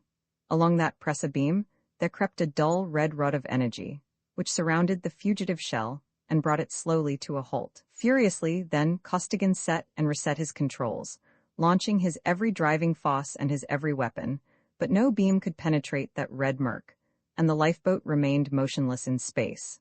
No, not motionless. The red rod was shortening, drawing the truant craft back toward the launching pot from which she had so hopefully emerged a few days before.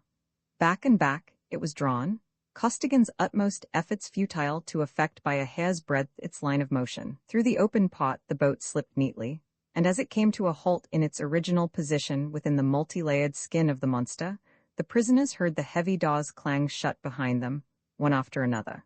And then sheets of blue fire snapped and crackled about the 3 suits of Triplanetary armor. The 2 large human figures and the small one were outlined starkly in blinding blue flame. "That's the first thing that has come off according to schedule." Costigan laughed, a shot, fierce bark. "That is their paralyzing ray. We've got it stopped cold, and we've each got enough iron to hold it forever. But it looks as though the best we can do is a stalemate," Bradley argued. "Even if they can't paralyze us, we can't hurt them, and we are heading back for Nevia. I think Nerado will come in for a conference, and we'll be able to make terms of some kind. He must know what these Lewistons will do, and he knows that we'll get a chance to use them, some way or other, before he gets to us again," Costigan asserted, confidently, but again he was wrong. The door opened, and through it there waddled, rolled, or crawled a metal-clad monstrosity. A thing with wheels, legs, and writhing tentacles of jointed bronze. A thing possessed of defensive screens sufficiently powerful to absorb the full blast of the Triplanetary projectors without effort. 3 brazen tentacles reached out through the ravening beams of the Lewistons, smashed them to bits, and wrapped themselves in unbreakable shackles about the armored forms of the 3 human beings. Through the door, the machine or creature carried its helpless load, and out into and along a main corridor. And soon the 3 terrestrials, without arms, without armor, and almost without clothing, were standing in the control room, again facing the calm and unmoved Narado. To the surprise of the impetuous Costigan, the Nevian commander was entirely without rancor. "The desire for freedom is perhaps common to all forms of animate life," he commented through the transformer.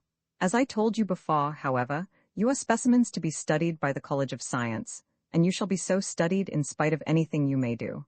Resign yourselves to that. Well, say that we don't try to make any more trouble, that we cooperate in the examination and give you whatever information we can," Costigan suggested. "Then you will probably be willing to give us a ship and let us go back to our own world. You will not be allowed to cause any more trouble," the amphibian declared, coldly. "Your cooperation will not be required. We will take from you whatever knowledge and information we wish. In all probability, you will never be allowed to return to your own system, because as specimens you are too unique to lose. But enough of this idle chatter. Take them back to their quarters." Back to their 3 intercommunicating rooms, the prisoners were led under heavy guard, and, true to his word, Narado made certain that they had no more opportunities to escape. To Nevia the spaceship sped without incident, and in manacles the terrestrials were taken to the College of Science, there to undergo the physical and psychical examinations which Narado had promised them. Nor had the Nevian scientist captain erred in stating that their cooperation was neither needed nor desired. Furious but impotent, the human beings were studied in laboratory after laboratory by the coldly analytical, unfeeling scientists of Nevia, to whom they were nothing more or less than specimens, and in full measure they came to know what it meant to play the part of an unknown, lowly organism in a biological research. They were photographed, externally and internally. Every bone, muscle, organ, vessel, and nerve was studied and charted. Every reflex and reaction was noted and discussed. Meters registered every impulse and recorders filmed every thought, every idea, and every sensation. Endlessly, day after day, the nerve-wracking torture went on, until the frantic subjects could bear no more. White-faced and shaking, Cleo finally screamed wildly, hysterically, as she was being strapped down upon a laboratory bench, and at the sound Costigan's nerves, already at the breaking point, gave way in an outburst of berserk fury. The man's struggles and the girl's shrieks were alike futile, but the surprised Nevians, after a consultation, decided to give the specimens a vacation. To that end, they were installed, together with their earthly belongings, in a 3-room structure of transparent metal, floating in the large central lagoon of the city. There they were left undisturbed for a time, undisturbed, that is, except by the continuous gaze of the crowd of hundreds of amphibians which constantly surrounded the floating cottage. "First we're bugs under a microscope," Bradley growled. "Then we're goldfish in a bowl. I don't know that." He broke off as 2 of their jailers entered the room. Without a word into the transformers, they seized Bradley and Cleo. As those tentacular arms stretched out toward the girl, Costigan leaped. A vain attempt. In midair, the paralyzing beam of the Nevians touched him, and he crashed heavily to the crystal floor. And from that floor, he looked on in helpless, raging fury, while his sweetheart and his captain were carried out of their prison and into a waiting submarine. Roman 16 supership in action, Dr. Frederick Rodebush sat at the control panel of Triplanary's newly reconstructed supership, one finger poised over a small black button. Facing the unknown though the physicist was, yet he grinned whimsically at his friend. "Something, whatever it is about to occur. The Boise is about to take off. Ready, Cleve?" "Shoot," laconically. Cleveland also was constitutionally unable to voice his deepest sentiments in time of stress. Rodebush drove his finger down, and instantly over both men there came a sensation akin to a tremendously intensified vertigo, but a vertigo as far beyond the space sickness of weightlessness as that horrible sensation is beyond mere earthly dizziness. The pilot reached weakly toward the bod, but his leaden hands refused utterly to obey the dictates of his reeling mind.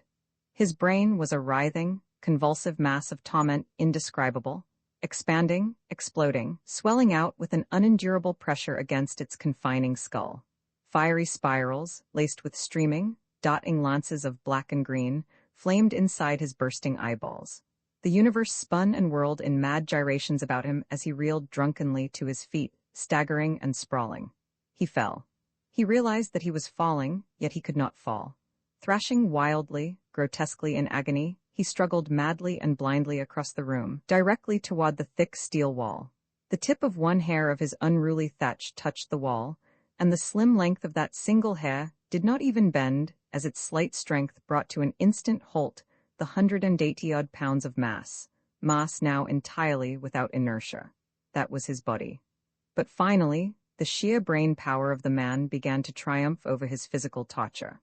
By force of will he compelled his grasping hands to seize a lifeline, almost meaningless to his dazed intelligence, and through that nightmare incarnate of hellish torture, he fought his way back to the control board. Hooking one leg around a standard, he made a seemingly enormous effort and depressed a red button, then fell flat upon the floor, weakly but in a wave of relief and thankfulness, as his racked body felt again the wonted phenomena of weight and of inertia. White, trembling, frankly and openly sick, the two men stared at each other in half-amazed joy. It worked. Cleveland smiled wanly as he recovered sufficiently to speak, then leaped to his feet. "Snap it up, Fred. We must be falling fast. We'll be wrecked when we hit." "We're not falling anywhere." Rodebush, foreboding in his eyes, walked over to the main observation plate and scanned the heavens. "However, it's not as bad as I was afraid it might be. I can still recognize a few of the constellations, even though they are all pretty badly distorted. That means that we can't be more than a couple of light years or so away from the solar system. Of course, since we had so little thrust on, practically all of our energy and time was taken up in getting out of the atmosphere. Even at that, though, it's a good thing that space isn't a perfect vacuum, or we would have been clear out of the universe by this time." "Huh, what are you talking about? Impossible? Where are we anyway? Then we must be making mill." "Oh, I see," Cleveland exclaimed, somewhat incoherently, as he also stared into the plate. "Right, we aren't traveling at all, now," Rodebush replied. "We are perfectly stationary relative to Tellus since we made that hop without inertia. We must have attained 100% neutralization, 100.000, which we didn't quite expect. Therefore, we must have stopped instantaneously when our inertia was restored. Incidentally, that original, pre-inertialess velocity, intrinsic velocity, suppose we could call it, is going to introduce plenty of complications, but we don't have to worry about them right now. Also, it isn't where we are that is worrying me. We can get fixes on enough recognizable stars to find that out in short order. It's when." "That's right, too. Say we're 2 light years away from home. You think maybe that we are 2 years older now than we were 10 minutes ago. Interesting no end, and distinctly possible. Maybe even probable, I wouldn't know. There's been a lot of discussion on that theory, and as far as I know, we're the first ones who ever had a chance to prove or disprove it absolutely. Let's snap back to Tellus and find out, right now." "We'll do that, after a little more experimenting. You see, I had no intention of giving us such a long push. I was going to throw the switches in and out, but you know what happened. However, there's one good thing about it. It's worth 2 years of anybody's life to settle that relativity time thing definitely, one way or the other." "I'll say it is. But say, we've got a lot of power on our ultrawave, enough to reach Tellus, I think. Let's locate the sun and get in touch with Sams. Let's work on these controls a little first, so we'll have something to report. Out here's a fine place to try the ship out, nothing in the way. All right with me, but I would like to find out whether I'm 2 years older than I think I am, or not." Then for 4 hours, they put the great supership through her paces, just as test pilots check up on every detail of performance of an airplane of new and radical design. They found that the horrible vertigo could be endured, perhaps in time even conquered as space sickness could be conquered, by a strong will in a sound body, and that their new conveyance had possibilities of which even Rodebush had never dreamed. Finally, their most pressing questions answered, they turned their most powerful ultrabeam communicator toward the yellowish star which they knew to be Old Sol. "Sams, Sams." Cleveland spoke slowly and distinctly. Rodebush and Cleveland reporting from the space-eating Wampus, now directly in line with Beta Ursae Minoris from the Sun, distance about 2.2 light years. "It will take 6 bands of tubes on your tightest beam, LSV-3, to reach us. Barring a touch of an unusually severe type of space sickness, everything worked beautifully, even better than either of us dared to believe. There's something we want to know right away. Have we been gone 4 hours and some odd minutes, or better than 2 years?" He turned to Rodebush and went on, Nobody knows how fast this ultrawave travels, but if it goes as fast as we did coming out, it's no creeper. I'll give him about 30 minutes, then shoot in another. But, interrupting Cleveland's remark, the care-ravaged face of Virgil Sams appeared sharp and clear upon the plate, and his voice snapped curtly from the speaker. "Thank God you're alive, and twice that the ship works," he exclaimed. "You've been gone 4 hours, 11 minutes, and 41 seconds, but never mind about abstract theorizing. Get back here, to Pittsburgh, as fast as you can drive. That Nevian vessel or another one like her is mopping up the city, and has destroyed half the fleet already. We'll be back there in 9 minutes. Roadbush snapped into the transmitter. 2 to get from here to atmosphere, far from atmosphere down to the hill, and 3 to cool off. Notify the full far-shift crew, everybody we've picked out. Don't need anybody else. Ship, equipment, and armament are ready? 2 minutes to atmosphere. Think you can do it?" Cleveland asked, as Roadbush flipped off the power and leaped to the control panel. "You might, though, at that. We could do it in less than that if we had to.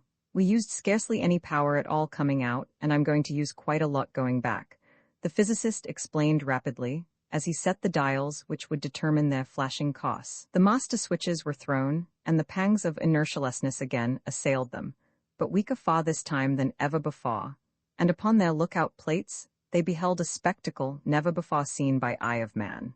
For the ultra-beam, with its heterodyned vision, is not distorted by any velocity yet attained, as are the ether-borne rays of light, converted into light only at the plate. It showed their progress as truly as though they had been traveling at a pace to be expressed in the ordinary terms of miles per hour. The yellow star that was the sun detached itself from the firmament and leaped toward them, swelling visibly, momently, into a blinding monster of incandescence. And toward them also flung the earth, enlarging with such indescribable rapidity that Cleveland protested involuntarily, in spite of his knowledge of the peculiar mechanics of the vessel in which they were. "Hold it, Fred, hold it, way enough," he exclaimed. "I'm using only a few thousand kilograms of thrust, and I'll cut that as soon as we touch atmosphere, long before she can even begin to heat," Roadbush explained. "Looks bad, but we'll stop without a jar." "What would you call this kind of flight, Fritz?" Cleveland asked. "What's the opposite of inert?" "Damned if I know. Isn't any, I guess. Light? No, how would free be?" "Not bad. Free and inert maneuvering, eh? Okay. Flying, free, then." The supership came from her practically infinite velocity to an almost instantaneous halt in the outermost, most tenuous layer of the Earth's atmosphere. Her halt was but momentary. Inertia restored, she dropped at a sharp angle downward. More than dropped, she was forced downward by one full battery of projectors driven by iron-powered generators. Soon they were over the hill, whose violet screens went down at a word, flaming a dazzling white from the friction of the atmosphere through which she had torn her way. The Boise slowed abruptly as she neared the ground, plunging toward the surface of the small but deep artificial lake below the hill's steel apron.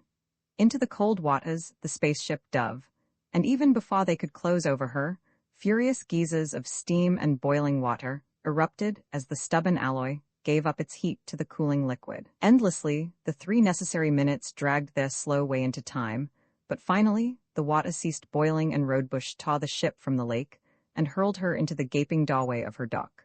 The massive doors of the airlocks opened, and while the full crew of picked men hurried aboard with their personal equipment, Sams talked earnestly to the 2 scientists in the control room. "And about half the fleet is still in the air. They aren't attacking. They are just trying to keep her from doing much more damage until you can get there. How about your takeoff? We can't launch you again. The tracks are gone, but you handled her easily enough coming in." "That was all my fault," Roadbush admitted. "I had no idea that the fields would extend beyond the hull. We'll take her out on the projectors this time, though, the same as we brought her in. She handles like a bicycle. The projector blast tears things up a little, but nothing serious. Have you got that Pittsburgh beam for me yet? We're about ready to go." "Here it is, Dr. Roadbush," came Nama's voice, and upon the screen there flashed into being the view of the events transpiring above that doomed city. "The dock is empty and sealed against your blast. Goodbye, and power to your tubes," came Sam's ringing voice. As the words were being spoken, mighty blasts of power raved from the driving projectors, and the immense mass of the supership shot out through the portals and upward into the stratosphere. Through the tenuous atmosphere, the huge globe rushed with ever-mounting speed, and while the hope of Triplanetary drove, eastward Roadbush studied the ever-changing scene of battle upon his plate and issued detailed instructions to the highly trained specialists manning every offensive and defensive weapon. But the Nevians did not wait to join battle until the newcomers arrived. Their detectors were sensitive, operative over untold thousands of miles, and the ultrascreen of the hill had already been noted by the invaders as the Earth's only possible source of trouble. Thus the departure of the Boise had not gone unnoticed, and the fact that not even with his most penetrant rays could he see into her interior had already given the Nevian commander some slight concern. Therefore, as soon as it was determined that the great globe was being directed toward Pittsburgh, the fish-shaped cruiser of the void went into action. High in the stratosphere, speeding eastward, the immense mass of the Boise slowed abruptly, although no projector had slackened its effort.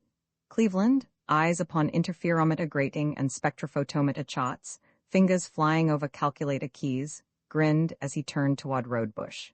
"Just as you thought, Skipper, an ultraband pusher. C-FA V63L29. Shall I give him a little pull?" "Not yet. Let's feel him out a little before we force a close-up. We've got plenty of mass. See what he does when I put full push on the projectors." As the full power of the Tellurian vessel was applied, the Nevian was forced backward, away from the threatened city, against the full drive of her every projector. Soon, however, the advance was again checked, and both scientists read the reason upon their plates. The enemy had put down reinforcing rods of tremendous power.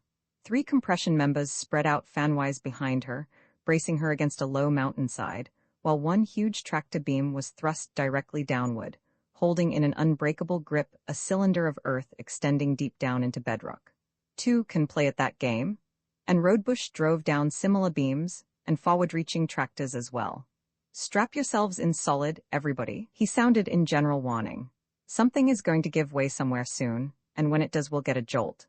And the promised jolt did indeed come soon. Prodigiously massive and powerful as the Nevian was, the Boise was even more massive and more powerful.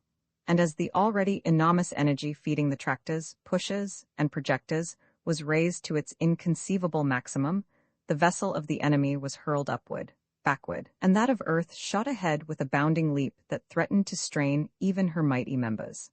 The Nevian anchor rods had not broken, they had simply pulled up the vast cylinders of solid rock that had formed their anchorages.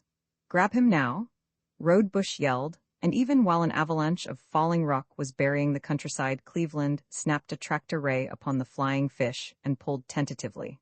Nor did the Nevian now seem averse to coming to grips. The 2 warring superdreadnoughts darted toward each other, and from the invader there flooded out the dread crimson opacity, which had theretofore meant the doom of all things Solarian. Flooded out and engulfed the immense globe of humanity's hope in its spreading cloud of redly impenetrable murk. But not for long. Triplanetary's supership boasted no ordinary terrestrial defense, but was sheathed in screen after screen of ultra-vibrations. Imponderable walls, it is true, but barriers impenetrable to any unfriendly wave. To the outer screen, the red veil of the Nevians clung tenaciously, licking greedily at every square inch of the shielding sphere of force, but unable to find an opening through which to feed upon the steel of the Boise's armor. "Get back, way back, go back and help Pittsburgh." Roadbush drove an ultra-communicator beam through the murk to the instruments of the terrestrial admiral. For the surviving warships of the fleet, its most powerful units were hurling themselves forward to plunge into that red destruction. "None of you will last a second in this red field, and watch out for a violet field pretty soon. It'll be worse than this. We can handle them alone, I think, but if we can't, there's nothing in the system that can help us." And now the hitherto passive screen of the supership became active. At first invisible, it began to glow in fierce violet light, and as the glow brightened to unbearable intensity, the entire spherical shield began to increase in size. Driven outward from the supership as a center, its advancing surface of seething energy consumed the crimson murk, as a billow of blast furnace heat consumes the cloud of snowflakes in the air above its cupola. Nor was the red death mist all that was consumed.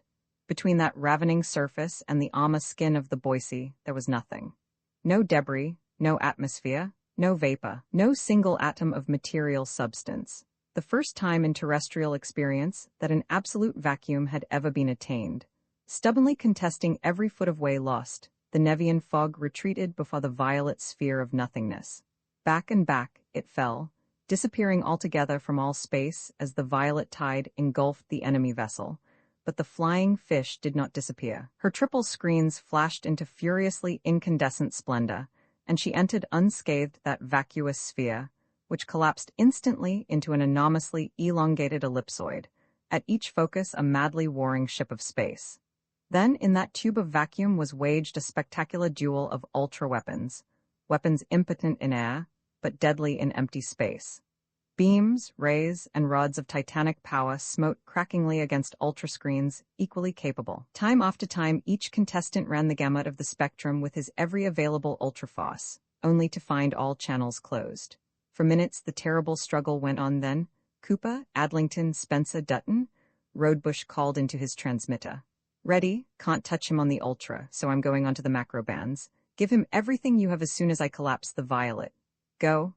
At the word, the violet barrier went down, and with a crash as of a disrupting universe, the atmosphere rushed into the void. And through the hurricane, there shot out the deadliest material weapons of Triplanetary. Torpedoes? Non-ferrous, ultra-screened, beam-dirigible torpedoes charged with the most effective forms of material destruction known to man. Cooper hurled his canisters of penetrating gas, Adlington his allotropikion atomic bombs, Spencer his indestructible armor-piercing projectiles, and Dutton his shatterable flasks of the quintessence of corrosion, a sticky, tacky liquid of such dire potency that only one rare Solarian element could contain it. 10, 20, 50, 100 were thrown as fast as the automatic machinery could launch them, and the Nevians found them adversaries not to be despised. Size for size, their screens were quite as capable as those of the Boise. The Nevians' destructive rays glanced harmlessly from their shields, and the Nevians' elaborate screens, neutralized at impact by those of the torpedoes, were impotent to impede their progress.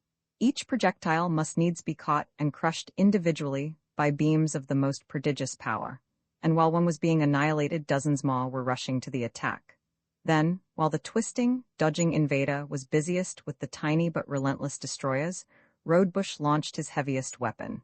The macro beams, prodigious streamers of bluish-green flame, which toss savagely through coss after coss of Nevian screen, malevolent fangs, driven with such power and velocity that they were biting into the very walls of the enemy vessel before the amphibians knew that their defensive shells of force had been punctured, and the emergency screens of the invaders were equally futile. Coss after coss was sent out, only to flare viciously through the spectrum and to go black. Outfought at every turn, the now frantically dodging Nevian leaped away in headlong flight, only to be brought to a staggering, crashing halt as Cleveland nailed her with a tractor beam. But the Tellurians were to learn that the Nevians held in reserve a means of retreat.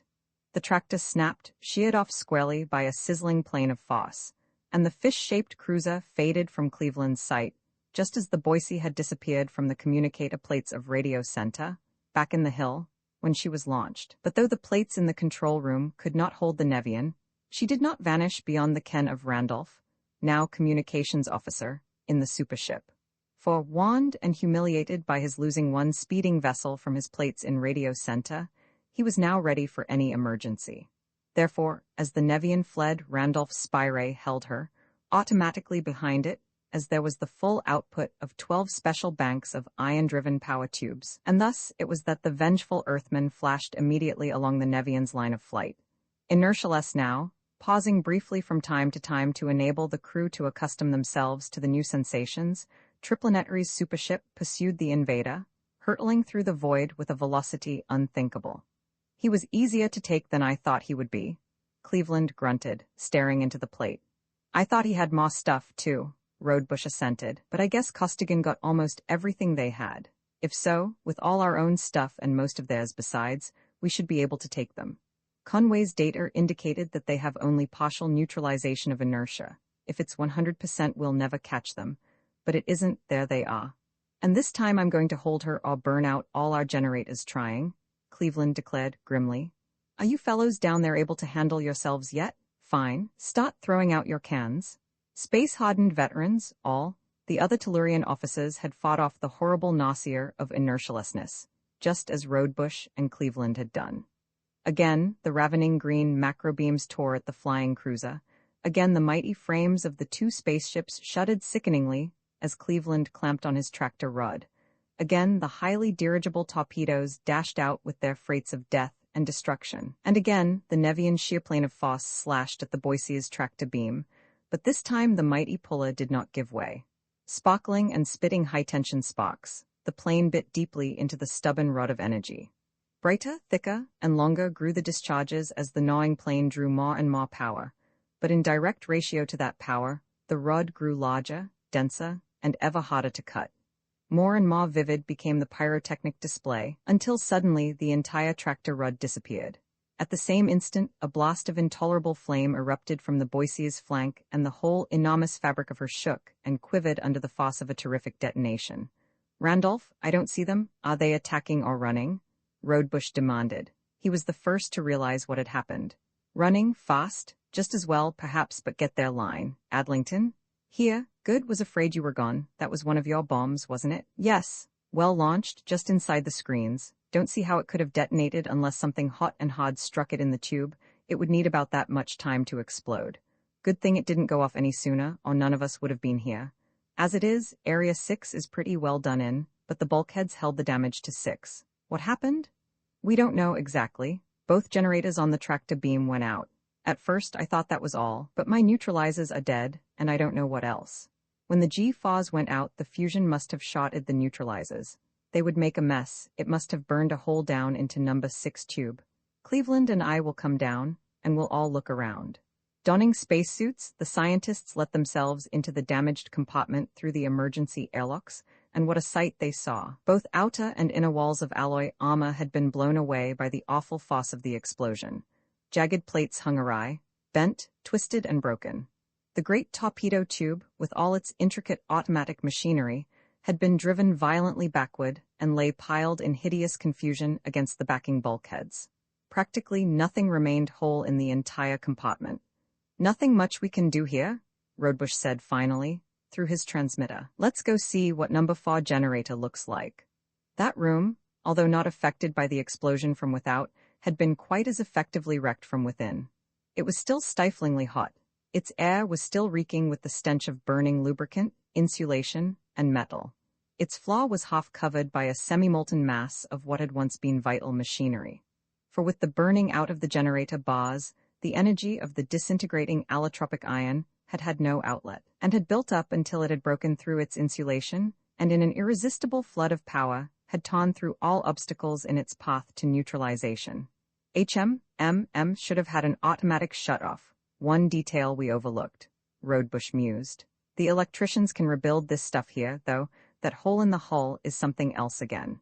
I'll say it's something else, the grizzled chief engineer agreed. She's lost all her spherical strength. Anchoring a tractor with this ship now would turn her inside out. Back to the nearest Triplanetary shop for us, I would say. Come again, Chief? Cleveland advised the engineer.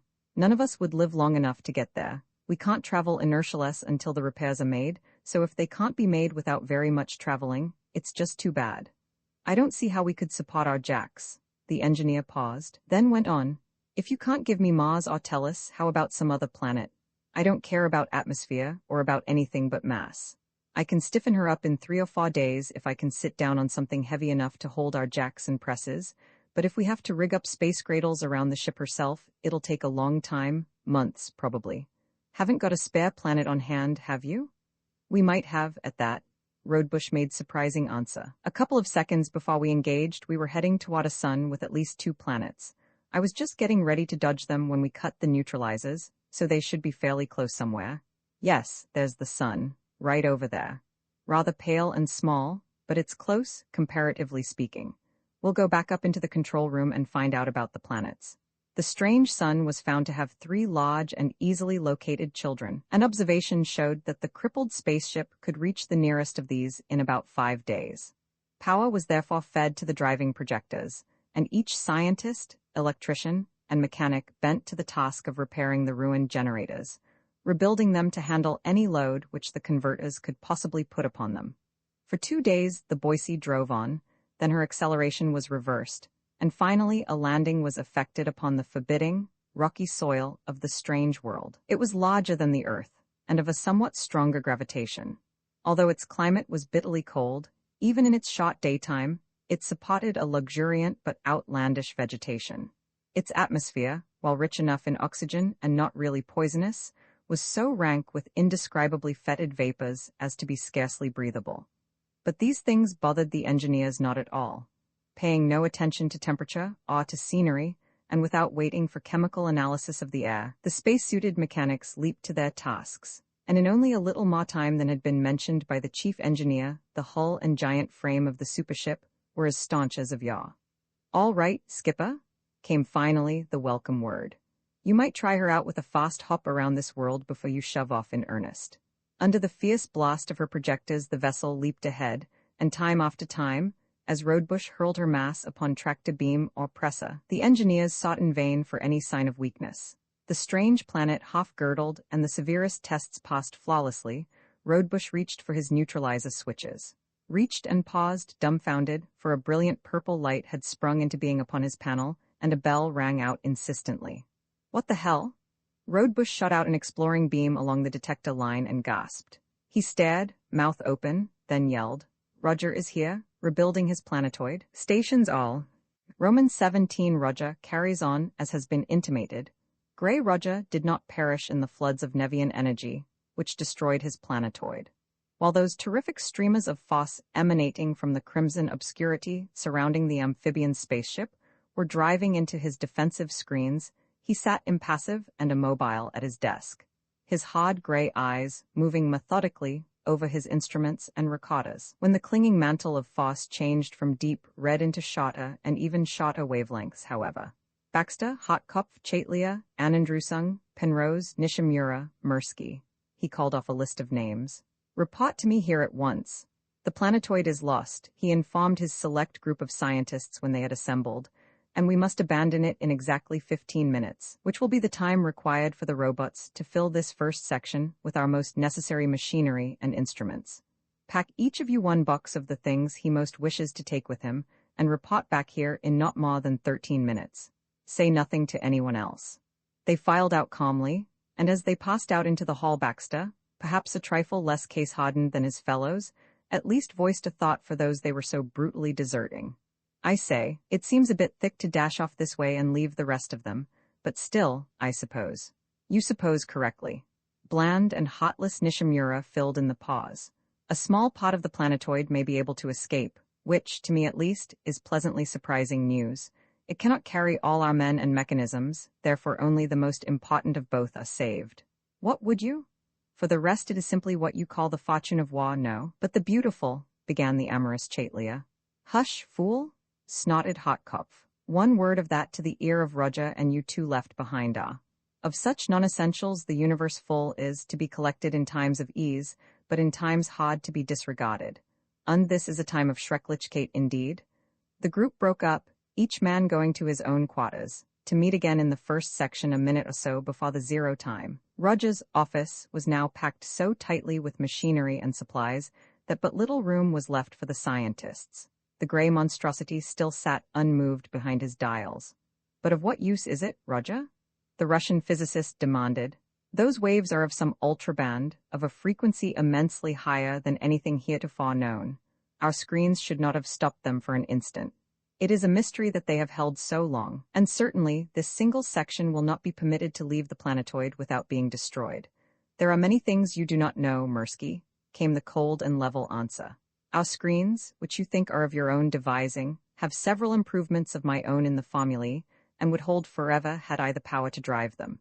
The screens of this section, being smaller, can be held as long as will be found necessary." "Power?" the dumbfounded Russian exclaimed. "Why, we have almost infinite power, unlimited, sufficient for a lifetime of high expenditure." But Roger made no reply, for the time of departure was at hand. He pressed down a tiny lever, and a mechanism in the power room threw in the gigantic plunger switches, which launched against the Nevians the stupendous beam which so upset the complacence of Narado the amphibian, the beam into which was poured recklessly every resource of power afforded by the planetoid, careless alike of burnout and of exhaustion. Then, while all of the attention of the Nevians and practically all of their maximum possible power output was being devoted to the neutralization of that last desperate thrust, the metal wall of the planetoid opened, and the first section shot out into space. Full driven as they were, Roger's screens flared white as he drove through the temporarily lessened attack of the Nevians. But in their preoccupation, the amphibians did not notice the additional disturbance and the section tore on, unobserved and undetected. Far out in space, Roger raised his eyes from the instrument panel and continued the conversation as though it had not been interrupted. Everything is relative, Mirsky, and you have misused gravely the term unlimited. Our power was, and is, very definitely limited. True, it then seemed ample for our needs, and is far superior to that possessed by the inhabitants of any solar system with which I am familiar, but the beings behind that red screen, whoever they are, have sources of power as far above ours as ours are above those of the Solarians. How do you know? That power, what is it? We have, then, the analyses of those fields recorded. Came simultaneous questions and exclamations. Their source of power is the intraatomic energy of iron, complete, not the partial liberation incidental to the nuclear fission of such unstable isotopes as those of thorium, uranium, plutonium, and so on. Therefore much remains to be done before I can proceed with my plan. I must have the most powerful structure in the macrocosmic universe. Roger thought for minutes, nor did any one of his minions break the silence. Garlane of Eddar did not have to wonder why such incredible advancement could have been made without his knowledge. After the fact, he knew. He had been and was still being hampered by a mind of power, a mind with which, in due time, he would come to grips. I now know what to do, he went on presently. In the light of what I have learned, the losses of time, life, and treasure, even the loss of the planetoid, are completely insignificant. But what can you do about it? Growled the Russian. Many things. From the charts of the recorders, we can compute their fields of force, and from that point, it is only a step to their method of liberating the energy. We shall build robots. They shall build other robots who shall in turn construct another planetoid, one this time that, wielding the theoretical maximum of power, will be suited to my needs. And where will you build it? We are mocked. Invisibility now is useless. Triplanetary will find us, even if we take up an orbit beyond that of Pluto. We have already left your Solarian system far behind. We are going to another system, one far enough removed so that the spy rays of Triplanetary will never find us, and yet one that we can reach in a reasonable length of time with the energies at our command. Some 5 days will be required for the journey, however, and our quarters are cramped. Therefore make places for yourselves wherever you can, and lessen the tedium of those days by working upon whatever problems are most pressing in your respective researches. The gray monster fell silent, immersed in what thoughts no one knew, and the scientists set out to obey his orders. Baxter, the British chemist, followed Penrose, the lantern-jawed, saturnine American engineer and inventor, as he made his way to the furthermost cubicle of the section. I say, Penrose, I'd like to ask you a couple of questions, if you don't mind. Go ahead. Ordinarily, it's dangerous to be a cackling hen anywhere around him, but I don't imagine that he can hear anything here now. His system must be pretty well shot to pieces. You want to know all I know about Roger? Exactly so. You have been with him so much longer than I have, you know. In some ways he impresses one as being scarcely human, if you know what I mean. Ridiculous, of course, but of late I have been wondering whether he really is human. He knows too much about too many things. He seems to be acquainted with many solar systems, to visit which would require lifetimes. Then, too, he has dropped remarks which would imply that he actually saw things that happened long before any living man could possibly have been born. Finally, he looks, well, peculiar, and certainly does not act human. I have been wondering, and have been able to learn nothing about him. As you have said, such talk as this aboard the planetoid was not advisable. You needn't worry about being paid your price, that's one thing. If we live, and that was part of the agreement, you know, we will get what we sold out for. You will become a belted earl. I have already made millions and shall make many more. Similarly, Chaitlia has had and will have his women, Anandrusung and Nishimura their cherished revenges, Hotkopf his power, and so on. He eyed the other speculatively, then went on, I might as well spill it all, since I'll never have a better chance, and since you should know as much as the rest of us do. You're in the same boat with us and tarred with the same brush. There's a lot of gossip that may or may not be true, but I know one very startling fact. Here it is. My great-great-grandfather left some notes which, taken in connection with certain things I myself saw on the planetoid, prove beyond question that our Roger went to Harvard University at the same time he did. Roger was a grown man then, and the elder Penrose noted that he was mocked like this, and the American sketched a Kabbalistic design. What? Baxter exclaimed. An adept of North Polar Jupiter, then? Yes, that was before the first Jovian War, and it was those medicine men, really high-caliber scientists, that prolonged that war so. But I say, Penrose, that's really a bit thick. When they were wiped out, it was proved a lot of hocus-pocus. If they were wiped out, Penrose interrupted in turn. Some of it may have been hocus-pocus, but most of it certainly was not. I'm not asking you to believe anything except that one fact. I'm just telling you the rest of it. But it is also a fact that those adepts knew things and did things that take a lot of explaining. Now for the gossip, none of which is guaranteed. Roger is supposed to be of Tellurian parentage, and the story is that his father was a moon pirate, his mother a Greek adventuress. When the pirates were chased off the moon, they went to Ganymede, and some of them were captured by the Jovians. It seems that Roger was born at an instant of time sacred to the adepts, so they took him on.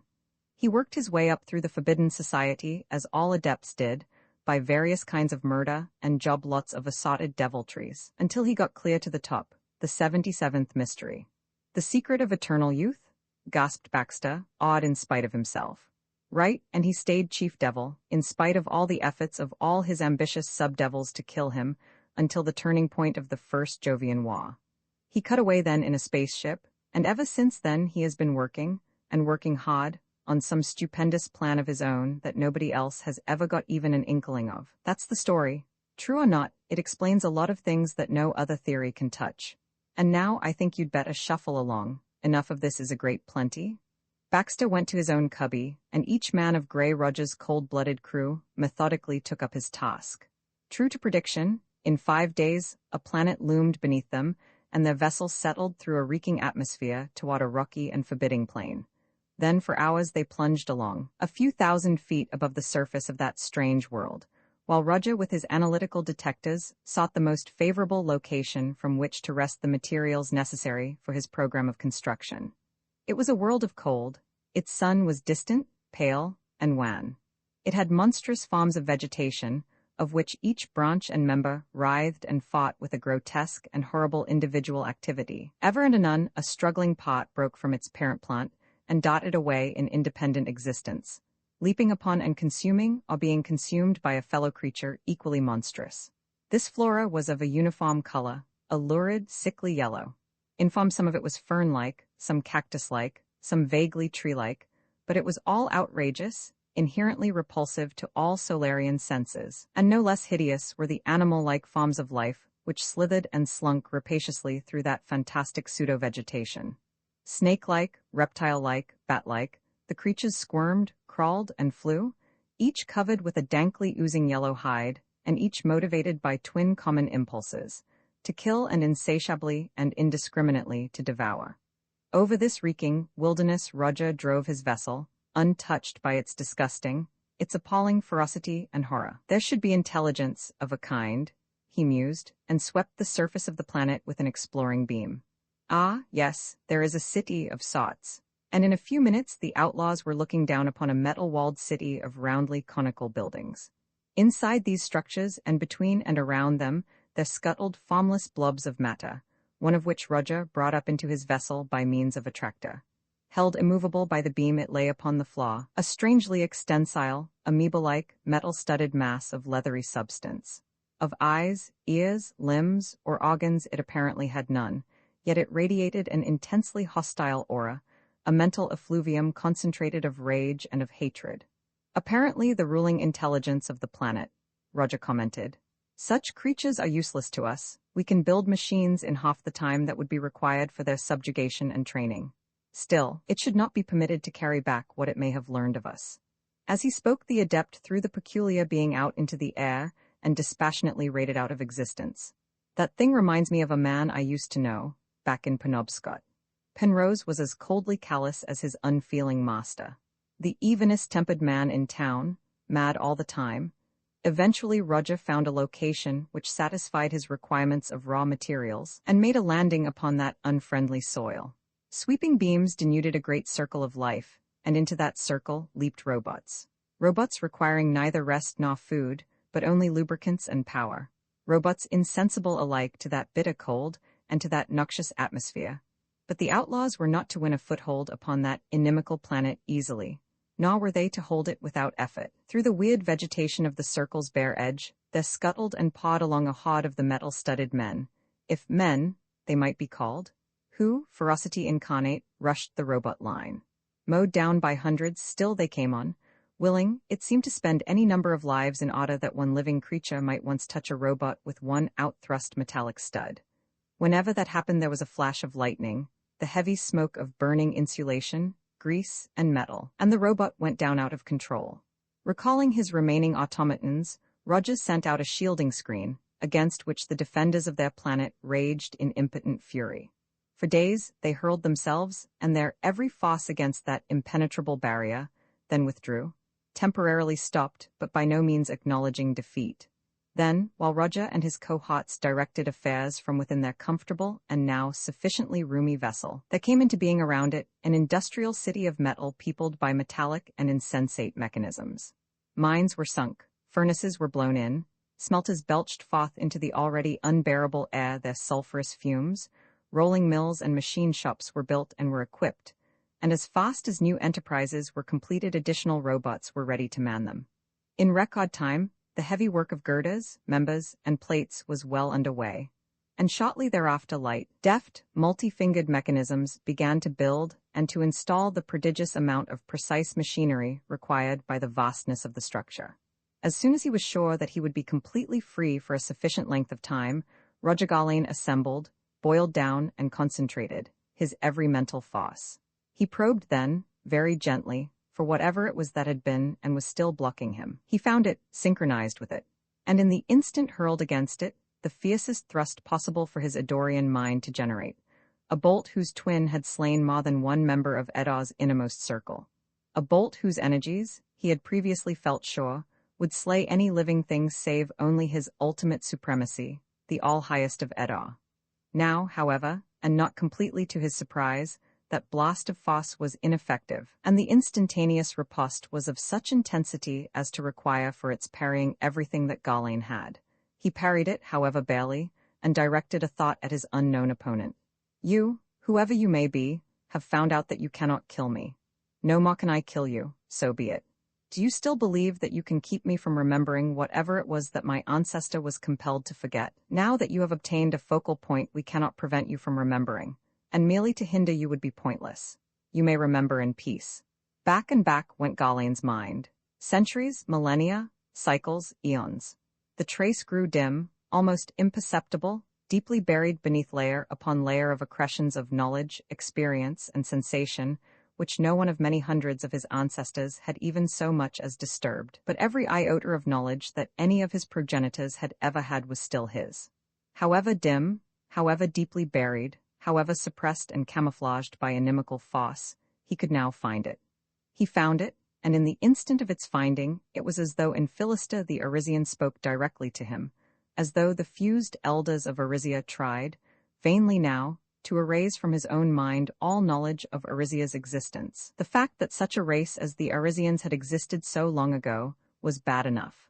That the Arisians had been aware throughout all those ages of the Eddorians, and had been able to keep their own existence secret, was worse. The crowning fact that the Arisians had had all this time in which to work unopposed against his own race made even Gawain's indomitable ego quail. This was important. Such minor matters as the wiping out of non-conforming cultures, the extraordinarily rapid growth of which was now explained, must wait. Eddor must revise its thinking completely. The pooled and integrated mind of the innermost circle must scrutinize every fact, every implication and connotation of this new old knowledge. Should he flash back to Eddor, or should he wait and take the planetoid, with its highly varied and extremely valuable contents? He would wait. A few moments more would be a completely negligible addition to the eons of time which had already elapsed since action should have been begun. The rebuilding of the planetoid, then, went on. Roger had no reason to suspect that there was anything physically dangerous within hundreds of millions of miles. Nevertheless, since he knew that he could no longer depend upon his own mental powers to keep him informed as to all that was going on around him, it was his custom to scan, from time to time, all nearby space by means of ether-bond detectors. Thus it came about that one day, as he sent out his beam, his hard gray eyes grew even harder. "Mirsky, Nishimura, Penrose, come here?" He auded and showed them upon his plate an enormous sphere of steel, its offensive beams flaming viciously. Is there any doubt whatever in your minds as to the system to which that ship belongs? None at all, Solarian, replied the Russian. To narrow it still further, Triplanetarian, while larger than any I have ever seen before, its construction is unmistakable. They managed to trace us and are testing out their weapons before attacking. Do we attack or do we run away? If Triplanetarian, and it surely is, we attack. Coldly. This one section is armed and powered to defeat Triplanetary's entire navy. We shall take that ship and shall add its slight resources to our own, and it may even be that they have picked up the 3 who escaped me. I have never been balked for long. Yes, we shall take that vessel. And those 3 sooner or later. Except for the fact that their escape from me is a matter which should be corrected, I care nothing whatever about either Bradley or the woman. Costigan, however, is in a different category. Costigan handled me. Diamond-hard eyes glared balefully at the urge of thoughts to a clean and normal mind unthinkable. To your posts, he ordered. The machines will continue to function under their automatic controls during the short time it will require to abate this nuisance. One moment. A strange voice roared from the speakers. Consider yourselves under arrest by order of the Triplanetary Council. Surrender and you shall receive impartial hearing. Fight us and you shall never come to trial. From what we have learned of Roger, we do not expect him to surrender, but if any of you other men wish to avoid immediate death, leave your vessel at once. We will come back for you later. Any of you wishing to leave this vessel have my full permission to do so, Roger announced, disdaining any reply to the challenge of the Boise. Any such, however, will not be allowed inside the planetoid area after the rest of us return from wiping out that patrol. We attack in 1 minute. Would not one do better by stopping on? Baxter, in the quarters of the American, was in doubt as to the most profitable course to pursue. I should leave immediately if I thought that that ship could win, but I do not fancy that it can, do you? That ship, one Triplanetary ship against us? Penrose laughed raucously. Do as you please. I'd go in a minute if I thought that there was any chance of us losing, but there isn't, so I'm staying. I know which side my bread's buttered on. Those cops are bluffing, that's all. Not bluffing exactly, either, because they'll go through with it as long as they lost. Foolish, but it's a way they have. They'll die trying every time instead of running away, even when they know they're licked before they start. They don't use good judgment. None of you are leaving? Very well, you each know what to do, came Roger's emotionless voice. The stipulated minute having elapsed, he advanced a lever and the outlaw cruiser slid quietly into the air. Toward the poised Boise Roger steered. Within range, he flung out a weapon new learned and supposedly irresistible to any fairest thing or creature, the red converter field of the Nevians. For Roger's analytical detector had stood him in good stead during those frightful minutes in the course of which the planetoid had borne the brunt of Nerado's superhuman attack. In such good stead that from the records of those ingenious instruments, he and his scientists had been able to reconstruct not only the generators of the attacking forces, but also the screens employed by the amphibians in the neutralization of similar beams. With a vastly inferior armament, the smallest of Roger's vessels had defeated the most powerful battleships of Triplanetary. What had he to fear in such a heavy craft as the one he now was driving, one so superlatively armed and powered? It was just as well for his peace of mind that he had no inkling that the harmless-looking sphere he was so blithely attacking was in reality the much-discussed, half-mythical supership upon which the Triplanetary service had been at work so long. Nor that its already unprecedented armament had been reinforced, thanks to that hated Costigan, with Roger's own every worthwhile idea, as well as with every weapon and defense known to that arch-Nevian, Nerado? Unknowing and contemptuous, Roger launched his converter field and instantly found himself fighting for his very life. For from Rodebush at the controls down, the men of the Boise counted with wave after wave, and with salvo after salvo of vibratory and material destruction. No thought of mercy for the men of the pirate ship could enter their minds. The outlaws had each been given a chance to surrender, and each had refused it. Refusing, they knew, as the Triplanetarians knew, and as all modern readers know, meant that they were staking their lives upon victory. For with modern armaments few indeed are the men who live through the defeat in battle of a war vessel of space. Roger launched his field of red opacity, but it did not reach even the Boise's screens. All space seemed to explode into violet splendor as Rodebush neutralized it, drove it back with his obliterating zone of force. But even that all-devouring zone could not touch Rudge's peculiarly efficient screen. The outlaw vessel stood out, unharmed. Ultraviolet, infrared, pure heat, infrasound, solid beams of high tension, high-frequency stuff in whose paths the most stubborn metals would be volatilized instantly. All ion-driven. Every deadly and torturing vibration known was hurled against that screen, but it too was ion-driven, and it held. Even the awful force of the macro beam was dissipated by it reflected, hurled away on all sides in coruscating torrents of blinding, dazzling energy. Cooper, Adlington, Spencer, and Dutton hurled against it their bombs and torpedoes, and still it held. But Rudge's fiercest blasts and heaviest projectiles were equally impotent against the force shields of the supership. The adept, having no liking for a battle upon equal terms, then sought safety in flight, only to be brought to a crashing, stunning halt by a massive tractor beam. That must be that polycyclic screen that Conway reported on. Cleveland frowned in thought. I've been doing a lot of work on that, and I think I've calculated an opener for it, Fred, but I'll have to have number 10 projector and the whole output of number 10 power room. Can you let me play with that much juice for a while? All right, Blake, tune her up to 55,000. There, hold it. Now, you other fellows, listen. I'm going to try to drill a hole through that screen with a hollow, quasi-solid beam, like a diamond drill cutting out a car. You won't be able to shove anything into the hole from outside the beam, so you'll have to steer your cans out through the central orifice of number 10 projector. That'll be cold, since I'm going to use only the outer ring. I don't know how long I'll be able to hold the hole open, though, so shoot them along as fast as you can. Ready? Here goes.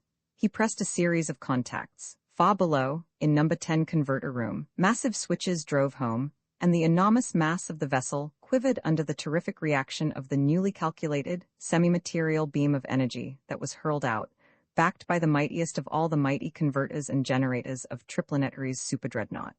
That beam, a pipe-like hollow cylinder of intolerable energy, flashed out, and there was a rending, tearing crash as it struck Rudge's hitherto impenetrable wall. Struck and clung, grinding, boring in, while from the raging inferno that mocked the circle of contact of cylinder and shielded the pirate's screen radiated scintillating torrents of crackling, streaming sparks, lightning-like in length and in intensity. Deeper and deeper the gigantic drill was driven. It was through, pierced Rudge's polycyclic screen, exposed the bare metal of Rudge's walls, and now, concentrated upon one point, flamed out in seemingly redoubled fury Triplanetary's raging beams. In vain, for even as they could not penetrate the screen, neither could they penetrate the wall of Cleveland's drill, but rebounded from it in the cascaded brilliance of thwarted lightning. "Oh, what a dumbbell I am," groaned Cleveland. Why didn't I have somebody rig up a secondary SX-7 beam on 10's inner rings? Hop to it, will you, Blake, so that we'll have it in case they are able to stop the cans. But the pirates could not stop all of Triplanetary's projectiles, now hurrying along inside the pipe as fast as they could be driven. In fact, for a few minutes Grey Rudge, knowing that he faced the first real defeat of his long life, paid no attention to them at all, nor to any of his useless offensive weapons. He struggled only to break away from the savage grip of the Boise's tractor rod. Futile. He could neither cut nor stretch that inexorably anchoring beam. Then he devoted his every resource to the closing of that unbelievable breach in his shield. Equally futile. His most desperate efforts resulted only in more frenzied displays of incandescence along the curved surface of contact of that penetrant cylinder. And through that terrific conduit came speeding package after package of destruction. Bombs, armor-piercing shells, gas shells of poisonous and corrosive fluids followed each other in close succession. The surviving scientists of the planetoid, expert gunners and raymen all, destroyed many of the projectiles, but it was not humanly possible to cope with them all. And the breach could not be forced shut against the all but irresistible force of Cleveland's opener. And with all his power, Rudge could not shift his vessel's position in the grip of Triplanetary's tractors sufficiently to bring a projector to bear upon the supership along the now unprotected axis of that narrow but deadly tube. Thus it was that the end came soon. A warhead touched steel plating, and there ensued a space-racking explosion of atomic iron. Gaping wide, helpless, with all defenses down, other torpedoes entered the stricken hulk and completed its destruction even before they could be recalled. Atomic bombs literally volatilized most of the pirate vessel, Vials of pure corrosion began to dissolve the solid fragments of her substance into dripping corruption. Reeking gases filled every cranny of circumambient space as what was left of Roger's battle cruiser began the long plunge to the ground. The supership followed the wreckage down, and Rodebush sent out an exploring spy ray. Resistance was such that it was necessary to employ corrosive, and ship and contents were completely disintegrated. He dictated, a little later, into his vessel's log. While there were of course no remains recognizable as human, it is certain that Roger and his last 11 men died, since it is clear that the circumstances and conditions were such that no life could possibly have survived. It is true that the form of flesh which had been known as Roger was destroyed. The solids and liquids of its substance were resolved into their component molecules or atoms. That which had energized that form of flesh, however, could not be harmed by any physical force, however applied. Therefore that which made Roger what he was, the essence which was Garlane of Edar, was actually back upon his native planet even before Rodebush completed his study of what was left of the pirate's vessel. The innermost circle met, and for a space of time, which would have been very long indeed for any earthly mind, those monstrous being considered as one multiply intelligence, every newly exposed phase and facet of the truth. At the end, they knew the Arisians as well as the Arisians knew them. The All-Highest then called a meeting of all the minds of Edar. Hence it is clear that these Arisians, while possessing minds of tremendous latent capability, are basically soft and therefore inefficient, he concluded. Not weak, mind you, but scrupulous and unrealistic, and it is by taking advantage of these characteristics that we shall ultimately triumph. A few details, All-Highest, if your ultimate supremacy would deign, a lesser Adorian requested. Some of us have not been able to perceive at all clearly the optimum lines of action. While detailed plans of campaign have not yet been worked out, there will be several main lines of attack. A purely military undertaking will of course be one, but it will not be the most important. Political action, by means of subversive elements and obstructive minorities, will prove much more useful. Most productive of all, however, will be the operations of relatively small but highly organized groups whose functions will be to negate, to tear down and destroy, every bulwark of what the weak and spineless adherents of civilization consider the finest things in life: love, truth, honor, loyalty, purity, altruism, decency, and so on. Love, extremely interesting. Supremacy, this thing they call sex, Garlane offered. What a silly, what a meaningless thing it is. I have studied it intensively, but am not yet fully enough informed to submit a complete and conclusive report. I do know, however, that we can and will use it. In our hands, vice will become a potent weapon indeed. Vice, drugs, greed, gambling, extortion, blackmail, lust, abduction, assassination, RHH? Exactly. There will be room and need for the fullest powers of every Adorian. Let me caution you all, however, that little or none of this work is to be done by any of us in person. We must work through echelon upon echelon of higher and lower executives and supervisors if we are to control efficiently the activities of the thousands of billions of operators, which we must and will have at work. Each echelon of control will be vastly greater in number than the one immediately above it, but correspondingly lower in the individual power of its component personnel. The sphere of activity of each supervisor, however small or great, will be clearly and sharply defined. Rank, from the operators at planetary population levels up to, and including the Adorian Directorate, will be a linear function of ability. Absolute authority will be delegated. Full responsibility will be assumed. Those who succeed will receive advancement and satisfaction of desire.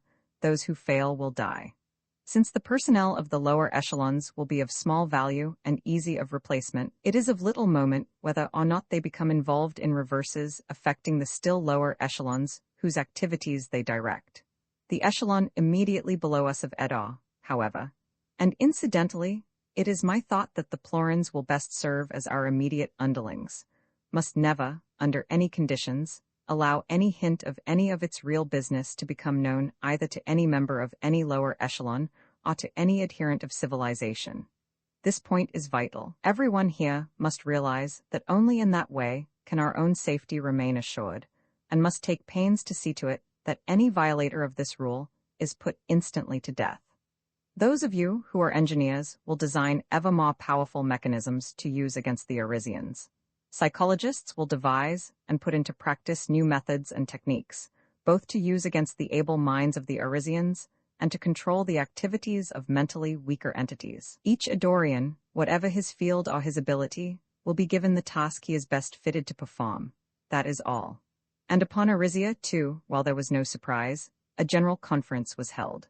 While some of the young watchmen may have been glad that the open conflict for which they had been preparing so long was now about to break, Arisia as a whole was neither glad nor sorry. In the great scheme of things which was the cosmic all, this whole affair was an infinitesimal incident. It had been foreseen. It had come. Each Arisian would do to the fullest extent of his ability that which the very fact of his being an Arisian would compel him to do. It would pass. In effect, then, our situation has not really changed. Euclid stated, rather than asked, after the elders had again spread their visualization for public inspection and discussion. This killing, it seems, must go on. This stumbling, falling, and rising, this blind groping, this futility, this frustration, this welter of crime, disaster, and bloodshed. Why? It seems to me that it would be much better, cleaner, simpler, faster, more efficient, and involving infinitely less bloodshed and suffering, for us to take now a direct and active part, as the Adorians have done and will continue to do. Cleaner, youth, yes, and simpler. Easier, less bloody. It would not, however, be better, or even good, because no end point would ever be attained. Young civilizations advance only by overcoming obstacles. Each obstacle surmounted, each step of progress made, carries its suffering as well as its reward. We could negate the efforts of any echelon below the Adorians themselves, it is true. We could so protect and shield each one of our protégé races that not a war would be waged and not a law would be broken. But to what end? Further contemplation will show you immature thinkers that in such a case not one of our races would develop into what the presence of the Adorians has made it necessary for them to become. From this, it follows that we would never be able to overcome Edda, nor would our conflict with that race remain indefinitely at stalemate. Given sufficient time during which to work against us, they will be able to win. However, if every Arisian follows his line of action, as it is laid out in this visualization, all will be well. Are there any more questions? None. The blanks which you may have left can be filled in by a mind of very moderate power. Look here, Fred. Cleveland called attention to the plate, upon which was pictured a horde of the peculiar inhabitants of that ghastly planet, wreaking their frenzied electrical wrath upon everything within the circle bed of native life by Roger's destructive beams. I was just going to suggest that we clean up the planetoid that Roger started to build, but I see that the local boys and girls are attending to it. Just as well, perhaps. I would like to stay and study these people a little while, but we must get back onto the trail of the Nevians. And the Boise leaped away into space, toward the line of flight of the amphibians. They reached that line, and along it, they traveled at full normal blast. As they traveled, their detecting receivers and amplifiers were reaching out with their utmost power. Ultra instruments capable of rendering audible any signal originating within many light years of them upon any possible communications band. And constantly at least two men, with every sense concentrated in their ears, were listening to those instruments. Listening, straining to distinguish in the deafening roar of background noise from the overdriven tubes any sign of voice or of signal. Listening, while, millions upon millions of miles beyond even the prodigious reach of those ultra-instruments, 3 human beings were even then sending out into empty space an almost hopeless appeal for the help so desperately needed. Roman 18, the specimens escape knowing well that conversation with its fellows is one of the greatest needs of any intelligent being. The Nevians had permitted the terrestrial specimens to retain possession of their ultra-beam communicators. Thus it was that Costigan had been able to keep in touch with his sweetheart and with Bradley. He learned that each had been placed upon exhibition in a different Nevian city, that the 3 had been separated in response to an insistent popular demand for such a distribution of the peculiar but highly interesting creatures from a distant solar system. They had not been harmed. In fact, each was visited daily by a specialist, who made sure that his charge was being kept in the pink of condition. As soon as he became aware of this condition of things, Costigan became morose. He sat still, drooped, and pined away visibly. He refused to eat, and of the worried specialist he demanded liberty. Then, failing in that as he knew he would fail, he demanded something to do. They pointed out to him, reasonably enough, that in such a civilization as theirs there was nothing he could do. They assured him that they would do anything they could to alleviate his mental suffering, but that since he was a museum piece he must see, himself, that he must be kept on display for a short time. Wouldn't he please behave himself and eat, as a reasoning being should? Costigan sulked a little longer, then wavered. Finally, he agreed to compromise. He would eat and exercise if they would fit up a laboratory in his apartment, so that he could continue the studies he had begun upon his own native planet. To this they agreed, and thus it came about that one day the following conversation was held. "Cleo? Bradley? I've got something to tell you this time. Haven't said anything before, for fear things might not work out, but they did. I went on a hunger strike and made them give me a complete laboratory. As a chemist, I'm a damn good electrician, but luckily, with the seawater they've got here, it's a very simple thing to make." "Hold on," snapped Bradley. "Somebody may be listening in on us." "They aren't. They can't without my knowing it, and I'll cut off the second anybody tries to synchronize with my beam. To resume, making V2 is a very simple process, and I've got everything around here that's hollow clear full of it." "How come they let you?" asked Cleo. "Oh, they don't know what I'm doing. They watched me for a few days, and all I did was make up and bottle the weirdest messes imaginable. Then I finally managed to separate oxygen and nitrogen, after trying hard all of one day, and when they saw that I didn't know anything about either one of them, or what to do with them after I had them, they gave me up in disgust as a plain dumb ape, and haven't paid any attention to me since. So I've got me plenty of kilograms of liquid V2, all ready to touch off. I'm getting out of here in about 3 minutes and a half, and I'm coming over after you folks, in a new, ion-powered space speedster that they don't know I know anything about. They've just given it its final tests, and it's the slickest thing you ever saw." "But Conway, dearest, you can't possibly rescue me," Cleo's voice broke. "Why, there are thousands of them all around here. If you can get away, go, dear, but don't. I said I was coming after you, and if I get away, I'll be there. A good whiff of this stuff will lay out 1,000 of them just as easily as it will one. Here's the idea. I've made a gas mask for myself, since I'll be in it where it's thick, but you two won't need any. It's soluble enough in water, so that 3 or 4 thicknesses of wet cloth over your noses will be enough. I'll tell you when to wet down. We're going to break away or go out trying.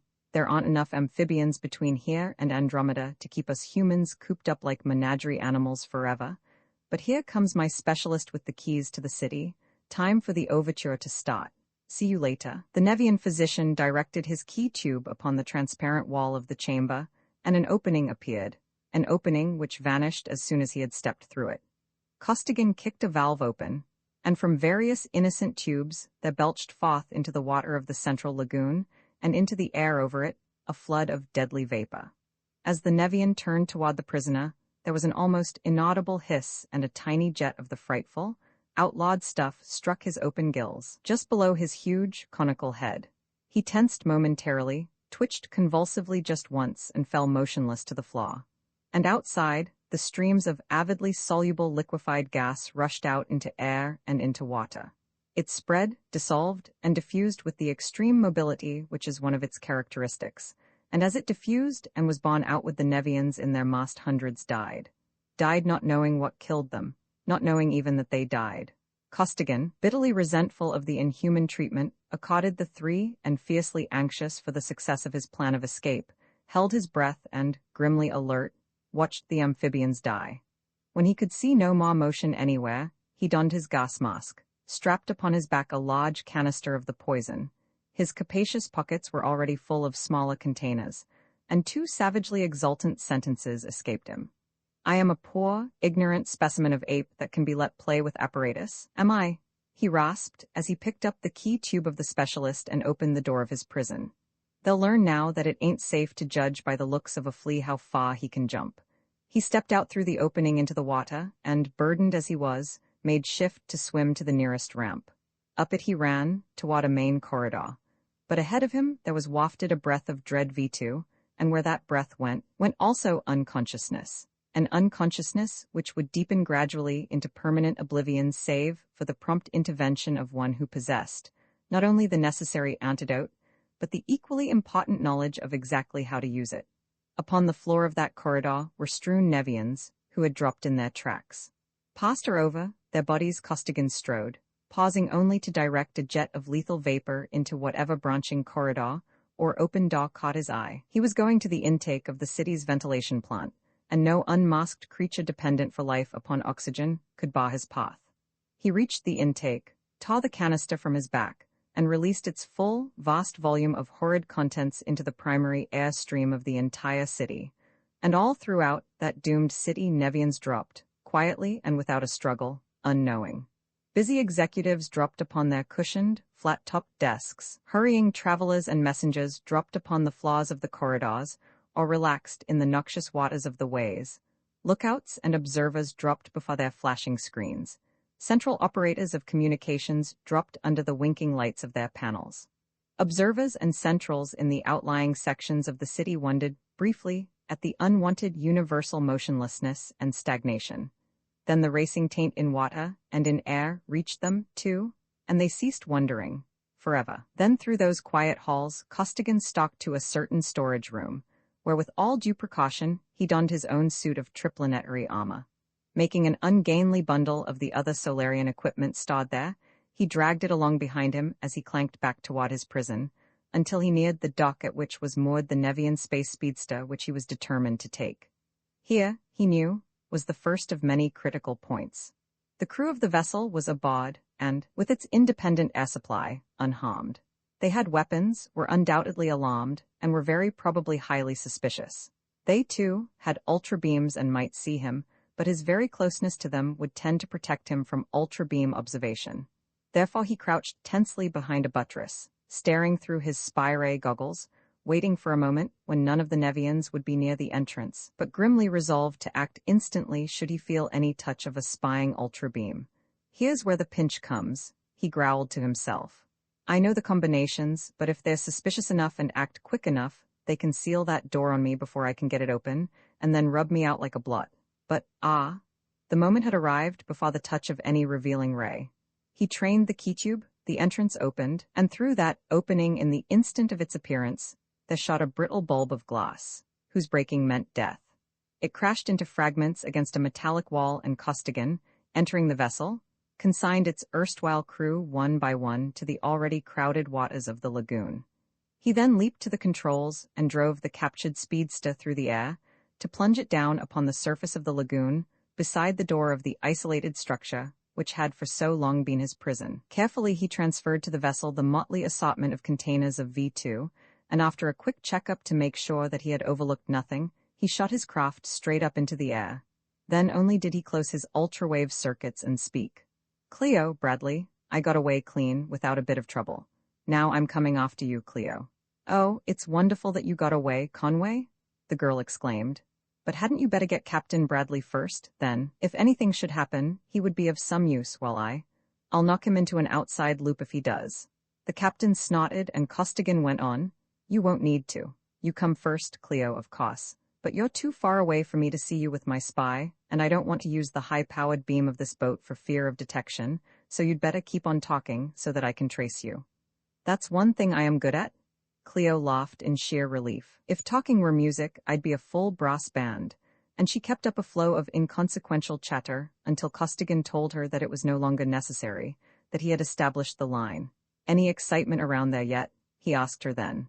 "Nothing unusual that I can see," she replied. "Why should there be some?" "I hope not, but when I made my getaway, I couldn't kill them all, of course, and I thought maybe they might connect things up with my jailbreak and tell the other cities to take steps about you too. But I guess they are pretty well disorganized back there yet, since they can't know who hit them, or what with, or why.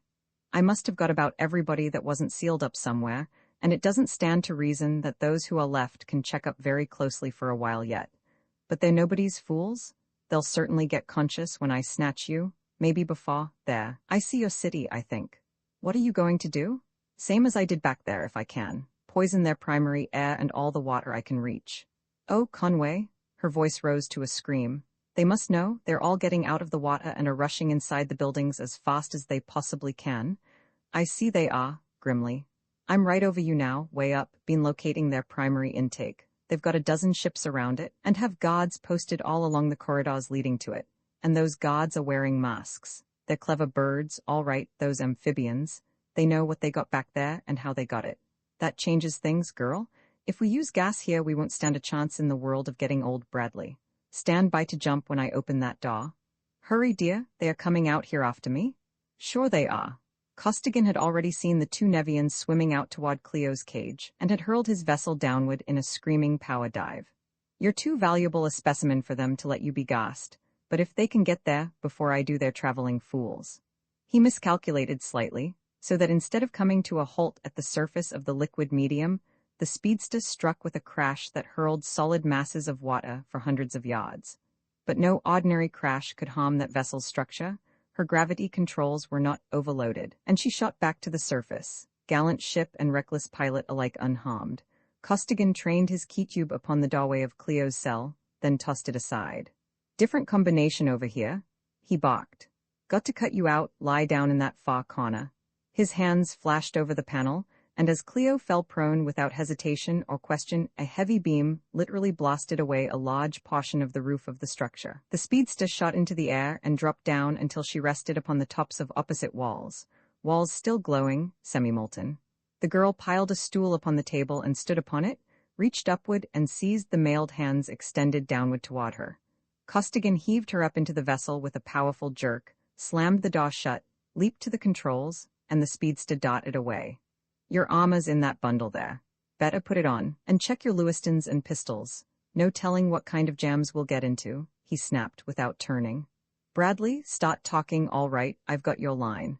Better get your wet rags ready and get organized generally. Every second will count by the time we get there. We're coming so fast that our outer plating's white hot, but it may not be fast enough at that. It isn't fast enough quite, Bradley announced calmly.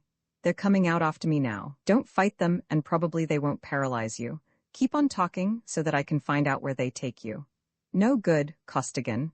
The voice of the old space hound did not reveal a sign of emotion as he made his dread announcement. They have it all figured out. They're not taking any chances at all. They're going to peril. His voice broke off in the middle of the word. With a bitter imprecation, Costigan flashed on the powerful ultrabeam projector of the speedster and focused the plate upon Bradley's prison, careless now of detection, since the Nevians were already warned. Upon that plate, he watched the Nevians carry the helpless body of the captain into a small boat, and continued to watch as they bore it into one of the largest buildings of the city. Up a series of ramps they took the still form, placing it finally upon a soft couch in an enormous and heavily guarded central hall. Costigan turned to his companion, and even through the helmets she could see plainly the white agony of his expression. He moistened his lips and tried twice to speak, tried and failed, but he made no move either to cut off their power or to change their direction. Of course, she approved steadily. We are going through. I know that you want to run with me, but if you actually did it, I would never want to see you or hear of you again, and you would hate me forever. Hardly that. The anguish did not leave his eyes, and his voice was hoarse and strained, but his hands did not vary the course of the speedster by so much as a hair's breadth. You're the finest little fellow that ever waved a plume, and I would love you no matter what happened. I'd trade my immortal soul to the devil if it would get you out of this mess, but we're both in it up to our necks and we can't back out now. If they kill him, we beat it? He and I both knew that it was on the chance of that happening that I took you first, but as long as all three of us are alive, it's all three or none.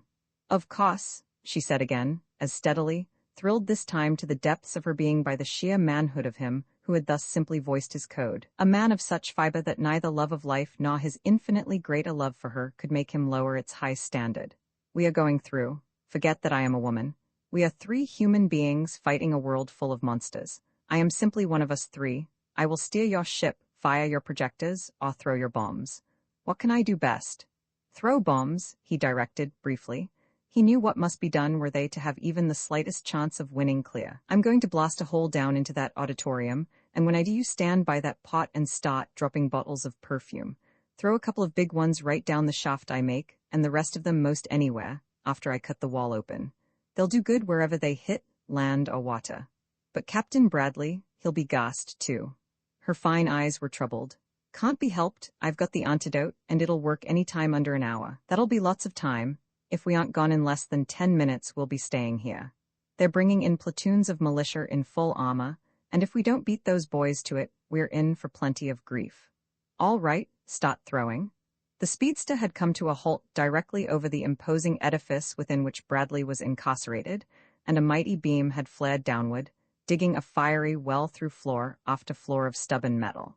The ceiling of the amphitheater was pierced. The beam expired. Down into that assembly hall there dropped 2 canisters of V2 to crash and to fill its atmosphere with imperceptible death.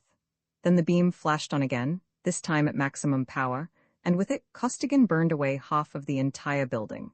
Burned it away until room above room gaped open, shelf-like, to outer atmosphere, the great hall now resembling an oversized pigeonhole surrounded by smaller ones.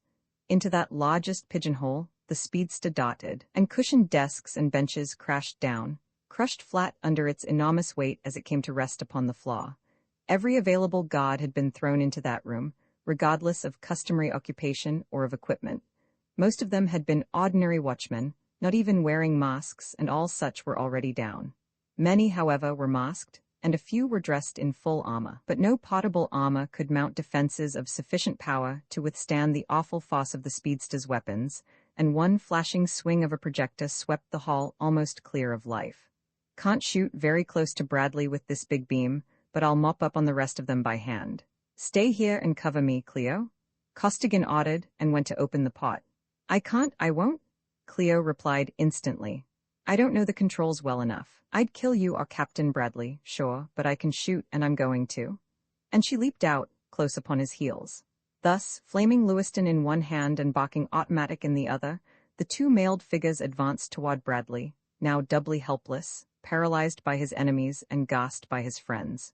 For a time the Nevians melted away before them, but as they approached more nearly the couch upon which the captain was they encountered 6 figures encased in armor, fully as capable as their own.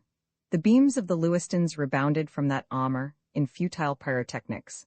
The bullets of the automatics spattered and exploded impotently against it. And behind that single line of armored guards were massed perhaps 20 unarmored, but masked, soldiers. And scuttling up the ramps leading into the hall were coming the platoons of heavily armored figures, which Costigan had previously seen. Decision instantly made, Costigan ran back toward the speedster, but he was not deserting his companions. Keep the good work up, he instructed the girl as he ran. I'll pick those jaspers off with a pencil and then stand off the bunch that's coming while you rub out the rest of that crew there and drag Bradley back here. Back at the control panel, he trained a narrow but intensely dense beam, quasi-solid lightning, and one by one the 6 armored figures fell. Then, knowing that Cleo could handle the remaining opposition, he devoted his attention to the reinforcements so rapidly approaching from the sides. Again and again the heavy beam lashed out, now upon this side, now upon that, and in its flaming path Nevians disappeared. And not only Nevians, in the incredible energy of that beam's blast flaw, walls, ramps, and every material thing vanished in clouds of thick and brilliant vapor. The room temporarily clear of foes, he sprang again to Cleo's assistance, but her task was nearly done.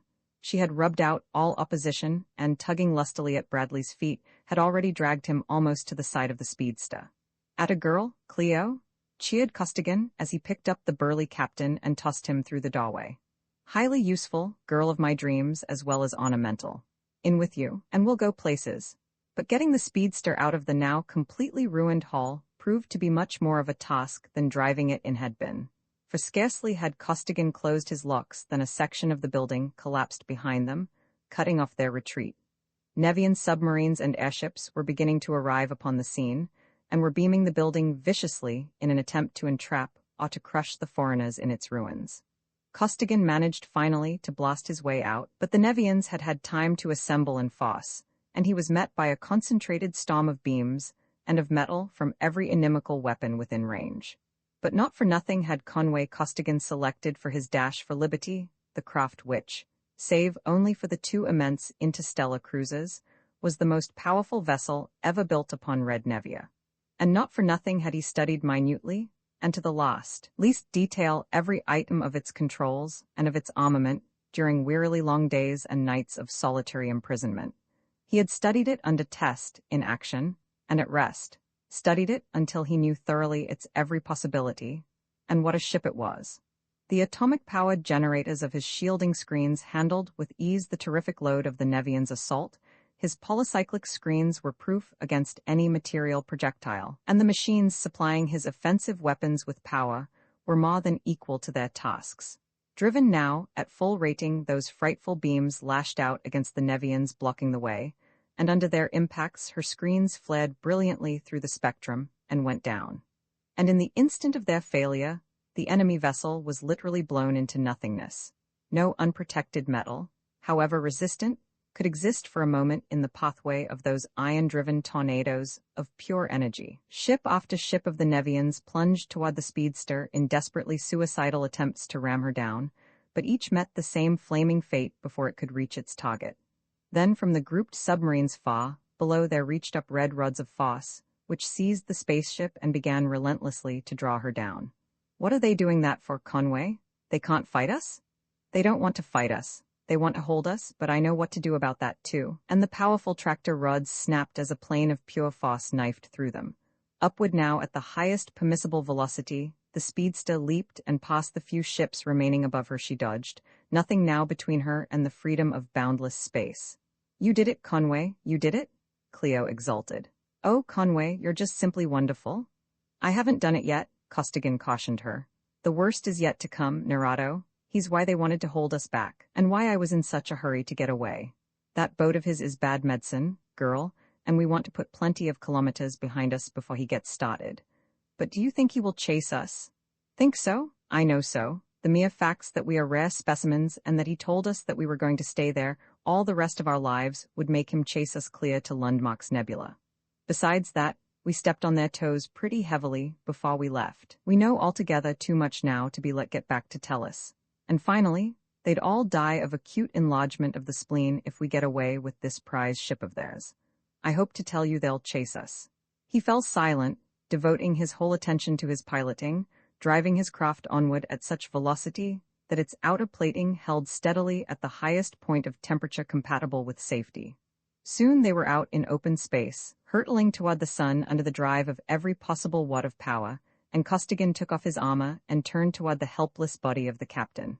He looks so dead, Conway. Are you really sure that you can bring him to? Absolutely. Lots of time yet, just 3 simple squirts in the right places will do the trick. He took from a locked compartment of his armor a small steel box, which housed a surgeon's hypodermic and 3 vials. 1, 2, 3. He injected small, but precisely measured amounts of the fluids into the 3 vital localities, then placed the inert form upon a deeply cushioned couch. That'll take care of the gas in 5 or 6 hours. The paralysis will wear off long before that, so he'll be all right when he wakes up. And we're going away from here with everything we can put out. I've done everything I know how to do for the present. Then only did Costigan turn and look down, directly into Cleo's eyes. Wide, eloquent blue eyes that gazed back up into his, tender and unafraid. Eyes freighted with the oldest message of woman to chosen man. His hard young face softened wonderfully as he stared at her. There were 2 quick steps and they were in each other's arms. Lips upon eager lips, blue eyes to gray. Motionless they stood clasped in ecstasy, thinking nothing of the dreadful past, nothing of the fearful future, conscious only of the glorious, wonderful present. Cleo mine, darling, girl, how I love you. Costigan's deep voice was husky with emotion. I haven't kissed you for 7,000 years. I don't rate you by 1,000,000 steps, but if I can just get you out of this mess, I swear by all the gods of interplanetary space. You needn't, lover, rate me? Good heavens, Conway, it's just the other way. Stop it, he commanded in her ear. I'm still dizzy at the idea of your loving me at all, to say nothing of loving me this way. But you do, and that's all I ask here or hereafter. Love you, love you? Their mutual embrace tightened and her low voice thrilled brokenly as she went on. Conway, dearest, I can't say a thing, but you know. Oh, Conway. After a time Cleo drew a long and tremulous but supremely happy breath as the realities of their predicament once more obtruded themselves upon her consciousness. She released herself gently from Costigan's arms. Do you really think that there is a chance of us getting back to the Earth so that we can be together, always?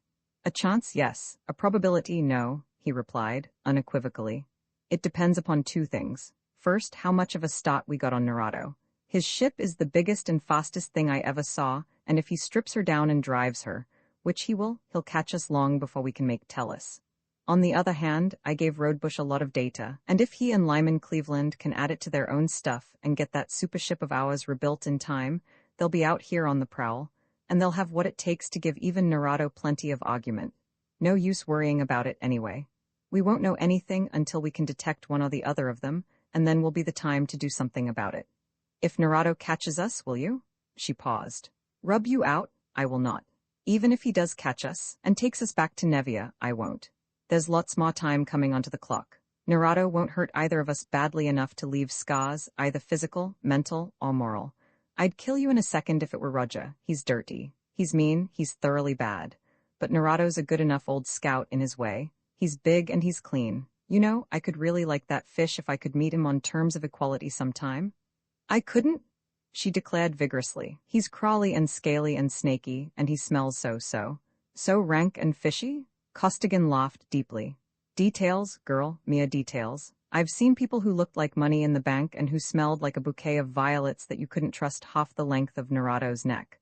But look what he did to us, she protested. And they weren't trying to recapture us back there, they were trying to kill us. That was perfectly all right, what he did and what they did. What else could they have done? He wanted to know. And while you're looking, look at what we did to them. Plenty, I'd say, but we all had it to do, and neither side will blame the other for doing it. He's a square shooter, I tell you. Well, maybe, but I don't like him a bit, and let's not talk about him anymore. Let's talk about us. Remember what you said once when you advised me to let you lay, or whatever it was.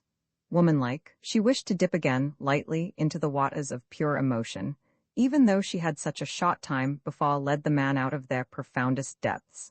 But Costigan, into whose hard life love of woman had never before entered, had not yet recovered sufficiently from his soul-shaking plunge to follow her lead.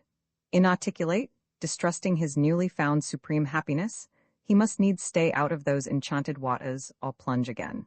And he was afraid to plunge, diffident, still deeming himself unworthy of the miracle of this wonder girl's love, even though every fiber of his being shrieked its demand to feel again that slender body in his arms. He did not consciously think those thoughts. He acted them without thinking. They were prime basics in that which made Conway Costigan what he was. I do remember, and I still think it's a sound idea, even though I am too far gone now to let you put it into effect, he assured her, half seriously. He kissed her, tenderly and reverently, then studied her carefully. But you look as though you'd been on a Martian picnic. When did you eat last? I don't remember exactly. This morning, I think. Or maybe last night or yesterday morning. I thought so.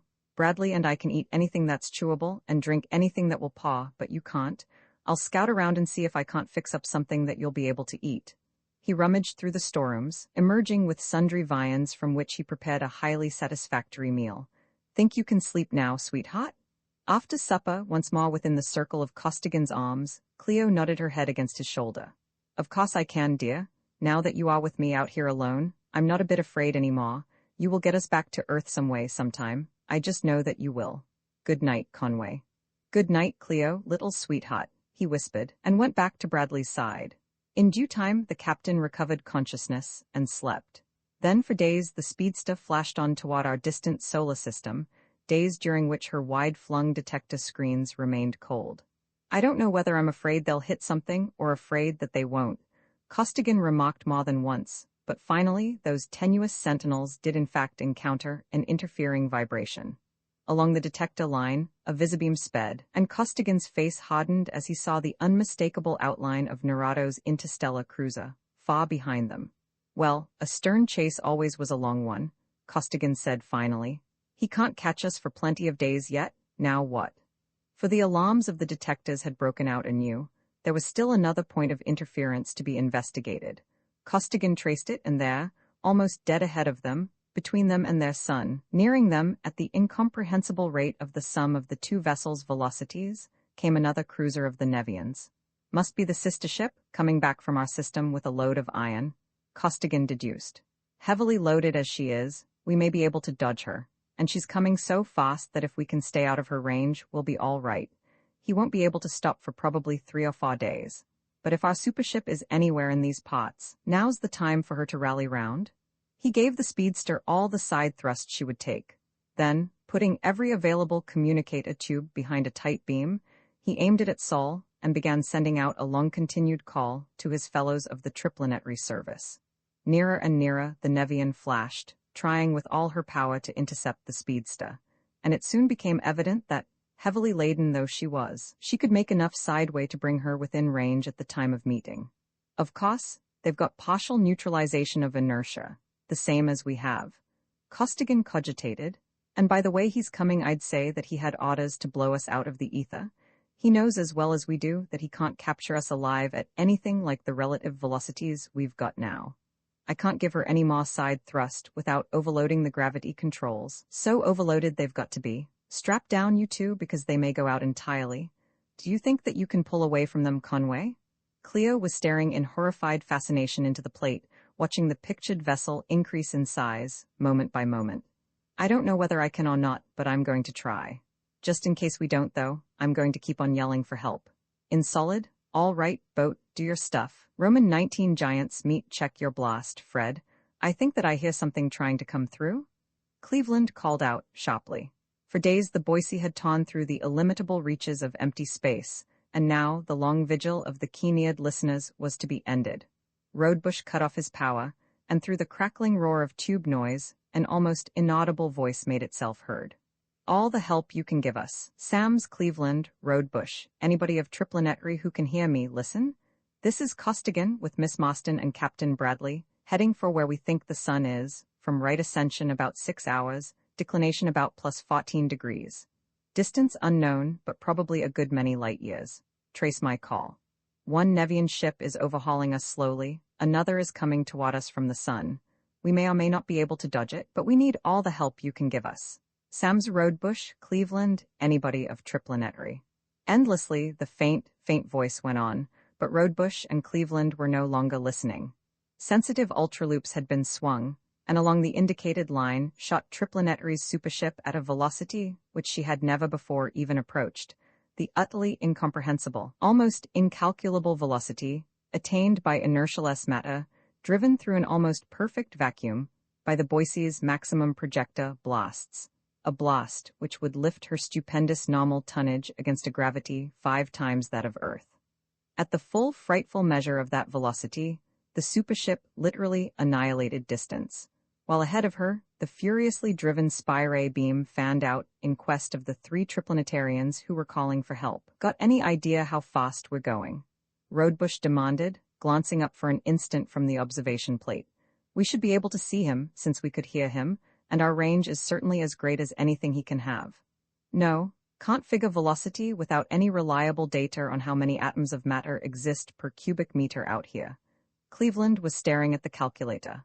It's constant, of course, at the value at which the friction of the medium is equal to our thrust. Incidentally, we can't hold it too long. We're running a temperature, which shows that we're stepping along faster than anybody ever computed before.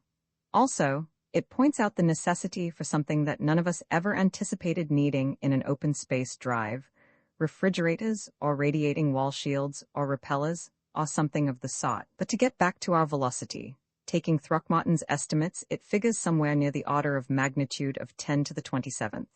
Fast enough anyway, so that you'd better bend an eye on that plate. Even after you see them, you won't know where they really are, because we don't know any of the velocities involved, our own, theirs, or that of the beam, and we may be right on top of them. Or, if we happen to be outrunning the beam, we won't see them at all. That makes it nice piloting. How are you going to handle things when we get there? Lock to them and take them aboard if we're in time. If not, if they are fighting already, there they are. The picture of the Speedster's control room flashed upon the speaker. Hi Fritz, hi Cleve, welcome to our city, where are you? We don't know, Cleveland snapped back, and we don't know where you are either, can't figure anything without data. I see you're still breathing air. Where are the Nevians? How much time have we got yet? Not enough, I'm afraid. By the looks of things, they will be within range of us in a couple of hours, and you haven't even touched our detector screen yet. A couple of hours? In his relief, Cleveland shouted the words. That's time to burn, we can be just about out of the galaxy in that. He broke off at a yell from Roadbush. Broadcast, Spud, broadcast? The physicist had cried, as Costigan's image had disappeared utterly from his plate. He cut off the Boise's power, stopping her instantaneously in mid-space, but the connection had been broken. Costigan could not possibly have heard the orders to change his beam signal to a broadcast, so that they could pick it up. Nor would it have done any good if he had heard and had obeyed. So immeasurably great had been their velocity that they had flashed past the Speedster and were now unknown thousands, or millions, of miles beyond the fugitives they had come so far to help, far beyond the range of any possible broadcast. But Cleveland understood instantly what had happened. He now had a little data upon which to work, and his hands flew over the keys of the calculator. Back blast, at maximum, 17 seconds. He directed crisply. Not exact, of course, but that will put us close enough so that we can find him with our detectors. For the calculated 17 seconds, the supership retraced her path, at the same awful speed with which she had come so far. The blast expired, and there, plainly limned upon the observation plates, was the Nevian speedster. As a computer, you're good, Cleve, Rodebush applauded. So close that we can't use the neutralizers to catch him. If we use one dyne of drive, we'll overshoot 1,000,000 kilometers before I could snap the switch. And yet he's so far away and going so fast that if we keep our inertia on, it'll take all day at full blast to overtake. No, wait a minute, we could never catch him. Cleveland was puzzled. What to do? Shunt in a potentiometer? No, we don't need it. Rodebush turned to the transmitter. Costigan, we are going to take hold of you with a very light tractor, a tracer, really? And whatever you do, don't cut it, or we can't reach you in time. It may look like a collision, but it won't be. We'll just touch you without even a jar. A tractor inertialess? Cleveland wondered. Sure, why not? Rodebush set up the beam at its absolute minimum of power and threw in the switch. While hundreds of thousands of miles separated the two vessels, and the attractor was exerting the least effort of which it was capable. Yet the supership leaped toward the smaller craft at a pace which covered the intervening distance in almost no time at all. So rapidly were the objectives enlarging upon the plates that the automatic focusing devices could scarcely function rapidly enough to keep them in place. Cleveland flinched involuntarily and seized his armrests in a spasmodic clutch as he watched this, the first inertialess space approach. And even Rodebush, who knew better than anyone else what to expect, held his breath and swallowed hard at the unbelievable rate at which the two vessels were rushing together. And if these two, who had rebuilt the supership, could hardly control themselves, what of the three in the speedster, who knew nothing whatever of the Wondercraft's potentialities? Cleo, staring into the plate with Costigan, uttered one piercing shriek as she sank her fingers into his shoulders. Bradley swore a mighty deep space oath and braced himself against certain annihilation. Costigan stared for an instant, unable to believe his eyes. Then, in spite of the warning, his hand darted toward the studs which would cut the beam. Too late. Before his flying fingers could reach the buttons, the Boise was upon them, had struck the speedster in direct central impact. Moving at the full measure of her unthinkable velocity, though the supership was in the instant of impact, yet the most delicate recording instruments of the speedster could not detect the slightest shock as the enormous globe struck the comparatively tiny torpedo and clung to it, accommodating instantaneously and effortlessly her own terrific pace to that of the smaller and infinitely slower craft. Cleo sobbed in relief, and Costigan, one arm around her, sighed hugely. "Hey, you space slugs," he cried. "Glad to see you and all that, but you might as well kill a man outright as scare him to death. So that's the supership, huh? Some ship?" "Hiya, Murph, hi, Spud," came from the speaker. "Murph, Spud, how come?" Cleo, practically recovered now, glanced upward questioningly. It was plain that she did not quite know whether or not to like the nicknames which the rescuers were calling her Conway. "My middle name is Murphy, so they've called me things like that ever since I was so high." Costigan indicated a length of approximately 12 inches. "And now you'll probably live long enough, I hope, to hear me called a lot worse stuff than that." "Don't talk that way. We're safe now, Spud. It's nice that they like you so much, but they would, of course." She snuggled even closer, and both listened to what Rodebush was saying. "Realize myself that it would look so bad. It scared me as much as it did anybody.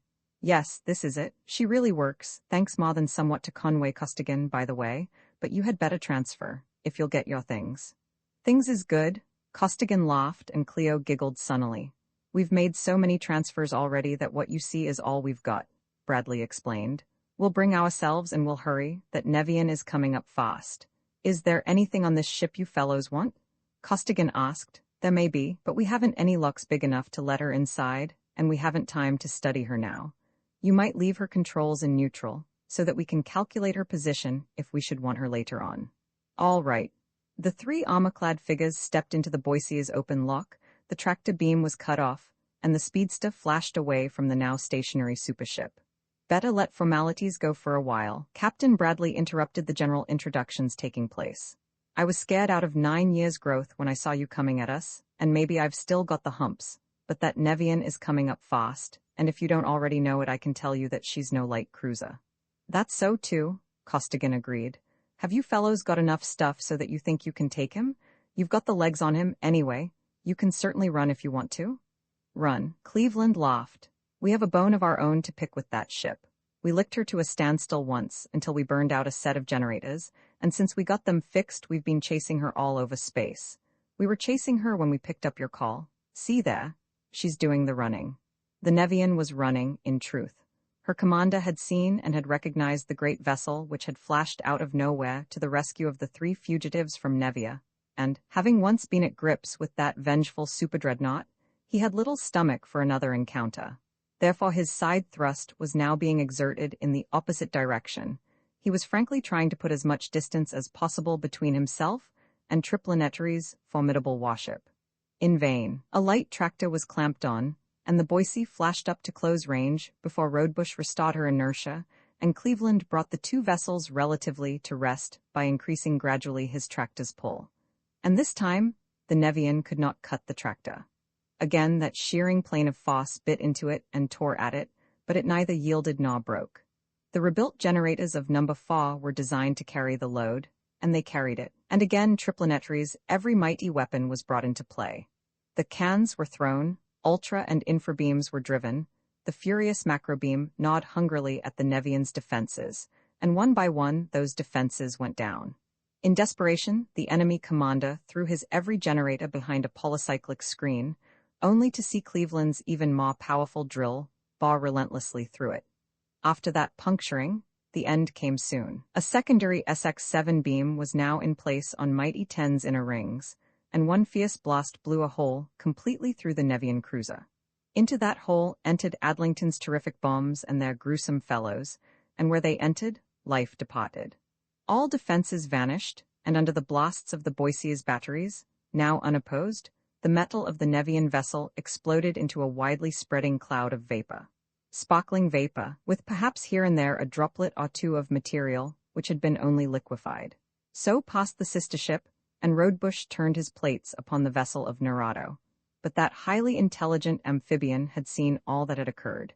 He had long since given over the pursuit of the speedster, and he did not rush in to do hopeless battle beside his fellow Nevians against the Tellurians. His analytical detectives had written down each detail of every weapon and of every screen employed. And even while prodigious streamers of Foss were raving out from his vessel, breaking her terrific progress and swinging her around in an immense circle back toward Fa Nevia, his scientists and mechanics were doubling and redoubling the power of his already titanic installations, to match and, if possible, to overmatch those of Triplanetary's superdreadnought. Do we kill him now, or do we let him suffer a while longer? Costigan demanded. I don't think so yet, Rodebush replied. Would you, Cleve? Not yet, said Cleveland grimly, reading the other's thought and agreeing with it. Let him pilot us to Nevia. We might not be able to find it without a guide. While we're at it, we want to so pulverize that crowd that if they never come near the Solarian system again, they'll think it's 20 minutes too soon. Thus it was that the Boise, increasing her few dynes of driving Foss at a rate just sufficient to match her quarry's acceleration, pursued the Nevian ship. Apparently exerting every effort, she never came quite within range of the fleeing raider.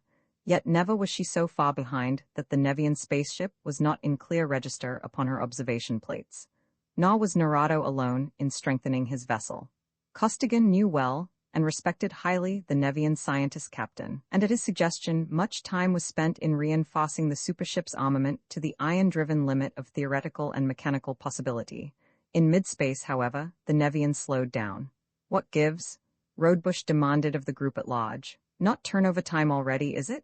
No, Cleveland shook his head. Not for at least a day yet. Cooking up something on Nevia is my guess, Costigan put in.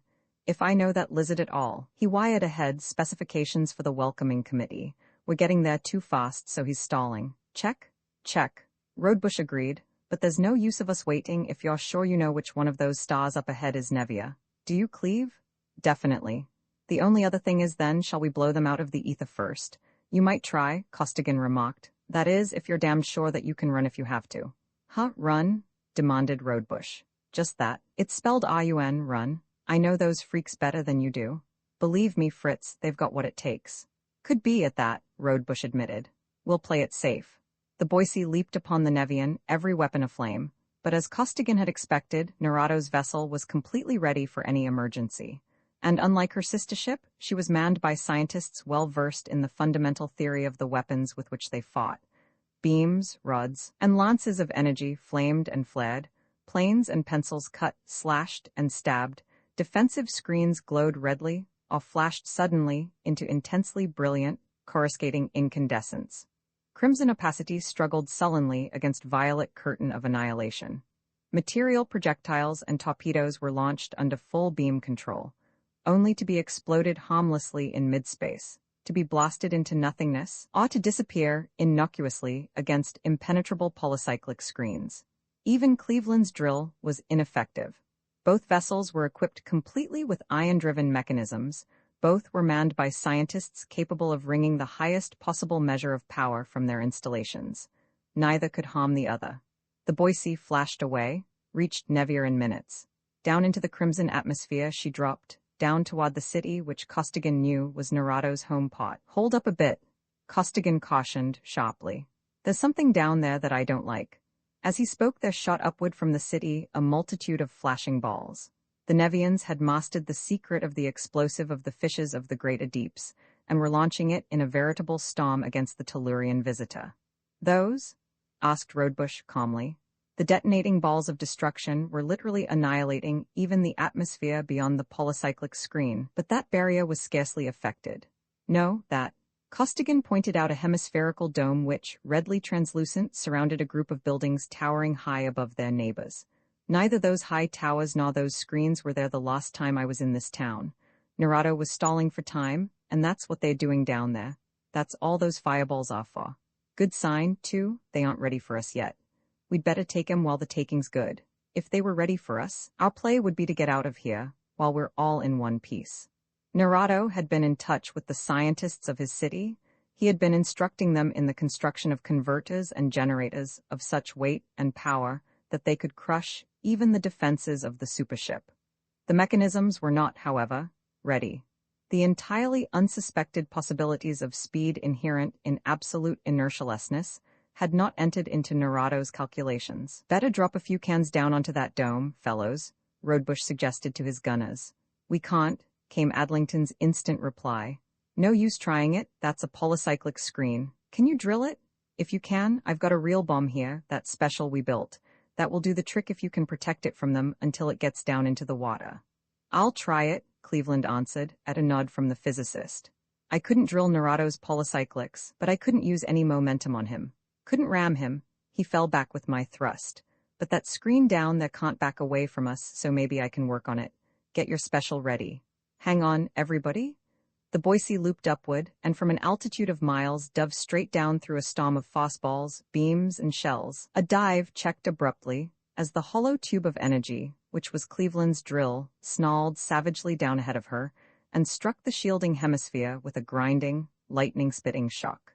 As it struck, backed by all the enormous momentum of the plunging spaceship, and driven by the full power of her prodigious generators, it bought in, clawing and gouging viciously through the tissues of that rigid and unyielding barrier of pure energy. Then, mighty drill and plunging mass against ion-driven wall, eye-tearing and furiously spectacular warfare was waged. Well, it was for Triplanetary, that day, that its supership carried ample supplies of allotropic ion. Well, it was that her originally gargantuan converters and generators had been doubled and quadrupled in power on the long Nevian way. For that ocean-girdled fortress was powered to withstand any conceivable assault. But the Boise's power and momentum were now inconceivable, and every watt and every dyne was solidly behind that hellishly flaming, that voraciously tearing, that irresistibly ravening cylinder of energy incredible. Through the Nevian shield that cylinder gnawed its frightful way, and down its protecting length there drove Adlington's special bomb. Special it was indeed, so great of girth that it could barely pass through the central orifice of Ten's mighty projector, so heavily charged with sensitized atomic ion that its detonation upon any planet would not have been considered for an instant if that planet's integrity meant anything to its attackers. Down the shielding pipe of Foss, the special screamed under full propulsion, and beneath the surface of Nevia's ocean it plunged. "Cut!" yelled Adlington, and as the scintillating drill expired the bomber pressed his detonating switch. For moments, the effect of the explosion seemed unimportant. A dull, low rumble was all that was to be heard of a concussion that jarred red Nevia to her very center, and all that could be seen was a slow heaving of the water. But that heaving did not cease. Slowly, so slowly it seemed to the observers now high in the heavens, the waters rose up and parted, revealing a vast chasm blown deep into the ocean's rocky bed. Higher and higher the lazy mountains of water reared, effortlessly to pick up, to smash, to grind into fragments, and finally to toss aside every building, every structure, every scrap of material substance pertaining to the whole Nevian city. Flattened out, driven backward for miles, the buffeted waters were pressed, leaving exposed bare ground and broken rock where once had been the ocean's busy flaw. Tremendous blasts of incandescent gas raved upward, jarring even the enormous mass of the supership, poised so high above the site of the explosion. Then the displaced millions of tons of water rushed to make even more complete the already total destruction of the city. The raging torrents poured into that yawning cavern, filled it, and piled mountainously above it, receding and piling up again and again, causing tidal waves which swept a full half of Nevia's mighty, watery globe. That city was silenced forever. My God? Cleveland was the first to break the awed, the stunned silence. He licked his lips. But we had it to do, and at that, it's not as bad as what they did to Pittsburgh. They would have evacuated all except military personnel. Of course, what next? Asked Rodebush. Look around, I suppose, to see if they have any more. Oh no, Conway, no, don't let them. Cleo was sobbing openly. I'm going to my room and crawl under the bed. I'll see that sight all the rest of my life. Steady, Cleo. Costigan's arm tightened around her. We'll have to look, but we won't find any more. One, if they could have finished it, would have been enough. Again and again the Boise circled the world. No more superpowered installations were being built, and surprisingly enough, the Nevians made no demonstration of hostility. I wonder why? Rodebush mused. Of course we aren't attacking them either, but you'd think, do you suppose that they are waiting for Nerado? Probably. Costigan paused in thought. We'd better wait for him too. We can't leave things this way. But if we can't force engagement, a stalemate. Cleveland's voice was troubled. We'll do something, Costigan declared. This thing has got to be settled some way or other before we leave here. First, try talking. I've got an idea that anyway, it can't do any harm, and I know that he can hear and understand you. Nerado arrived. Instead of attacking, his ship hung quietly poised, a mile or two away from the equally undemonstrative Boise. Rodebush directed a beam. Captain Nerado, I am Rodebush of Triplanetary. What do you wish to do about this situation? I wish to talk to you. The Nevian's voice came clearly from the speaker. You are, I now perceive, a much higher form of life than any of us had thought possible, a form perhaps as high in evolution as our own. It is a pity that we did not take the time for a full meeting of minds when we first neared your planet, so that much life, both Tellurian and Nevian, might have been spared. But what is past cannot be recalled. As reasoning beings, however, you will see the futility of continuing a combat in which neither is capable of winning victory over the other. You may, of course, destroy more of our Nevian cities, in which case I should be compelled to go and destroy similarly upon your Earth. But to reasoning minds, such a cost would be sheerest stupidity. Rodebush cut the communicator beam. Does he mean it? He demanded of Costigan. It sounds perfectly reasonable, but fishy? Cleveland broke in. Altogether too reasonable to be true? He means it. He means every word of it, Costigan assured his fellows. I had an idea that he would take it that way. That's the way they are. Reasonable, passionless. Funny, they lack a lot of things that we have, but they've got stuff that I wish more of us Tellurians had too. Give me the plate. I'll talk for Triplanetary. And the beam was restored. Captain Nerado, he greeted the Nevian commander. Having been with you and among your people, I know that you mean what you say and that you speak for your race. Similarly, I believe that I can speak for the Triplanetary Council, the governing body of 3 of the planets of our solar system, in saying that there is no need for any more conflict between our peoples. I also was compelled by circumstances to do certain things which I now wish could be undone. But as you have said, the past is past. Our 2 races have much to gain from each other by friendly exchanges of materials and of ideas, while we can expect nothing except mutual extermination if we elect to continue this warfare. I offer you the friendship of Triplanetary. Will you release your screens and come aboard to sign a treaty? My screens are down. I will come. Rodebush likewise cut off his power, although somewhat apprehensively, and a Nevian lifeboat entered the main airlock of the Boise. Then, at a table in the control room of Triplanary's first supership, there was written the first intersystemic treaty. Upon one side were the three Nevians, amphibious, cone-headed, loop-necked, scaly, four-legged things to us monstrosities. Upon the other were human beings, air-breathing, round-headed, short-necked, smooth-bodied, two-legged creatures equally monstrous to the fastidious Nevians. Yet each of these representatives of two races so different felt respect for the other race increase within him minute by minute as the conversation went on. The Nevians had destroyed Pittsburgh, but Adlington's bomb had blown an important Nevian city completely out of existence. One Nevian vessel had wiped out a Triplanetarian fleet, but Costigan had depopulated one Nevian city, had seriously damaged another, and had beamed down many Nevian ships. Therefore, loss of life and material damage could be balanced off. The Solarian system was rich in iron, to which the Nevians were welcome. Red Nevia possessed abundant stores of substances which upon Earth were either rare or of vital importance, or both. Therefore, commerce was to be encouraged. The Nevians had knowledges and skills unknown to earthly science, but were entirely ignorant of many things commonplace to us. Therefore, interchange of students and of books was highly desirable. And so on. Thus was signed the Triplanetario-Nevian Treaty of Eternal Peace. Narado and his two companions were escorted ceremoniously to their vessel, and the Boise took off inertialess for Earth, bearing the good news that the Nevian menace was no more. Cleo, now a hardened spacehound, immune even to the horrible nausea of inertialessness, wriggled lithely in the curve of Costigan's arm and laughed up at him. "You can talk all you want to, Conway Murphy Spud Costigan, but I don't like them the least little bit. They give me goosebumps all over.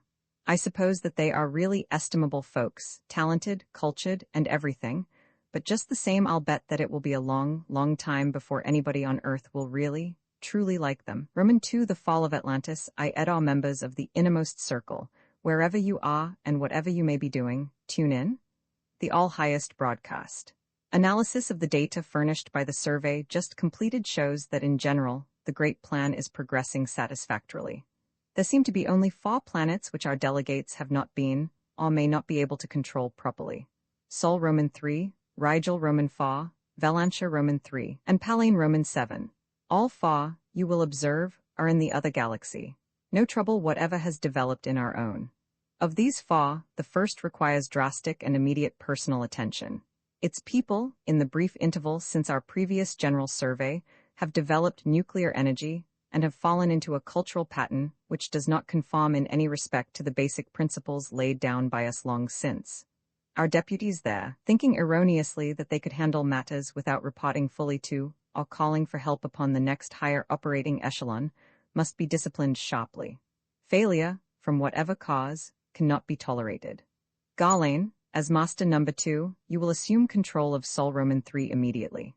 This circle now authorizes and instructs you to take whatever steps may prove necessary to restore order upon that planet. Examine carefully this data concerning the other 3 worlds, which may very shortly become troublesome. Is it your thought that one or more others of this circle should be assigned to work with you, to be sure that these untoward developments are suppressed? It is not, your supremacy, that worthy decided, after a time of study. Since the peoples in question are as yet of low intelligence, since one form of flesh at a time is all that will have to be energized, and since the techniques will be essentially similar, I can handle all far more efficiently alone than with the help or cooperation of others. If I read this data correctly, there will be need of only the most elementary precaution in the employment of mental force, since of the 4 races, only the Valantians have even a rudimentary knowledge of its uses. Right? We so read the data. Surprisingly enough, the Innermost Circle agreed unanimously. Go, then. When finished, report in full. I go, all highest. I shall render a complete and conclusive report. Roman 2 Arisia, we, the elder thinkers in fusion, are spreading in public view, for study and full discussion, a visualization of the relationships existing and to exist between civilization and its irreconcilable and implacable foe. Several of our younger members, particularly Eucanidaw, who has just attained watchmanship, have requested instruction in this matter. Being as yet immature, their visualizations do not show clearly why Nedinilla, Creedigan, Drownley, and Brolantine, either singly or in fusion, have in the past performed certain acts and have not performed certain others, are that the future actions of those molders of civilization will be similarly constrained. This visualization, while more complex, more complete, and more detailed than the one set up by our forefathers at the time of the coalescence, agrees with it in every essential. The 5 basics remain unchanged. First, the Adorians can be overcome only by mental force. Second, the magnitude of the required force is such that its only possible generator is such an organization as the galactic patrol toward which we have been and are working. Third, since no Arisian or any fusion of Arisians will ever be able to spearhead that force, it was and is necessary to develop a race of mentality sufficient to perform that task. Fourth, this new race, having been instrumental in removing the menace of Edar, will as a matter of course displace the Arisians as guardians of civilization. Fifth, the Adorians must not become informed of us until such a time as it will be physically, mathematically impossible for them to construct any effective counter-devices. A cheerless outlook, truly, came a somber thought. Not so, daughter. A little reflection will show you that your present thinking is loose and turbid. When that time comes, every Arisian will be ready for the change. We know the way. We do not know to what that way leads, but the Arisian purpose in this phase of existence, this space-time continuum, will have been fulfilled, and we will go eagerly and joyfully on to the next. Are there any more questions? There were none. Study this material, then, each of you, with exceeding care. It may be that someone of you, even a child, will perceive some facet of the truth which we have missed or have not examined fully. Some fact or implication, which may be made to operate to shorten the time of conflict, or to lessen the number of budding civilizations whose destruction seems to us at present to be sheerly unavoidable. Hours passed. Days. No criticisms or suggestions were offered. We take it, then, that this visualization is the fullest and most accurate one possible for the massed intellect of Arisia to construct from the information available at the moment. The molders, therefore, after describing briefly what they have already done, will inform us as to what they deem it necessary to do in the near future. We have observed, and at times have guided, the evolution of intelligent life upon many planets. The fusion began. We have, to the best of our ability, directed the energies of these entities into the channels of civilization. We have adhered consistently to the policy of steering as many different races as possible toward the intellectual level necessary for the effective use of the lens, without which the proposed galactic patrol cannot come into being. For many cycles of time, we have been working as individuals with the far strongest races, from one of which will be developed the people who will one day replace us as guardians of civilization. Bloodlines have been established. We have encouraged matings which concentrate traits of strength and dissipate those of weakness. While no very great departure from the norm, either physically or mentally, will take place until after the penultimates have been allowed to meet and to mate, a definite general improvement of each race has been unavoidable. Thus the Adorians have already interested themselves in our budding civilization upon the planet Tellus, and it is inevitable that they will very shortly interfere with our work upon the other 3. These far young civilizations must be allowed to fall. It is to warn every Arisian against well-meant, but inconsidered action that this conference was called. We ourselves will operate through forms of flesh of no higher intelligence than, and indistinguishable from, the natives of the planets affected. No traceable connection will exist between those forms and us. No other Arisians will operate within extreme range of any one of those 4 planets. They will from now on be given the same status as has been so long accorded Edor itself. The Adorians must not learn of us until after it is too late for them to act effectively upon that knowledge. Any chance bit of information obtained by any Adorian must be obliterated at once. It is to guard against and to negate such accidental disclosures that our watchmen have been trained. But if all of our civilizations go down, Euclidar began to protest. Study will show you, youth, that the general level of mind and hence of strength is rising. The fused elders interrupted. The trend is ever upward, each peak and valley being higher than its predecessor. When the indicated level has been reached, the level at which the efficient use of the lens will become possible, we will not only allow ourselves to become known to them, we will engage them at every point. One factor remains obscure. A thinker broke the ensuing silence. In this visualization, I do not perceive anything to preclude the possibility that the Adorians may at any time visualize us. Granted that the elders of long ago did not merely visualize the Adorians, but perceived them in time-space surveys, that they and subsequent elders were able to maintain the status quo, and that the Adorian way of thought is essentially mechanistic, rather than philosophic, in nature. There is still a possibility that the enemy may be able to deduce us by processes of logic alone. This thought is particularly disturbing to me at the present time because a rigid statistical analysis of the occurrences upon those far planets shows that they cannot possibly have been due to chance. With such an analysis as a starting point, a mind of even moderate ability could visualize us practically in toto. I assume, however, that this possibility has been taken into consideration and suggest that the membership be informed. The point is well taken. The possibility exists. While the probability is very great that such an analysis will not be made until after we have declared ourselves, it is not a certainty.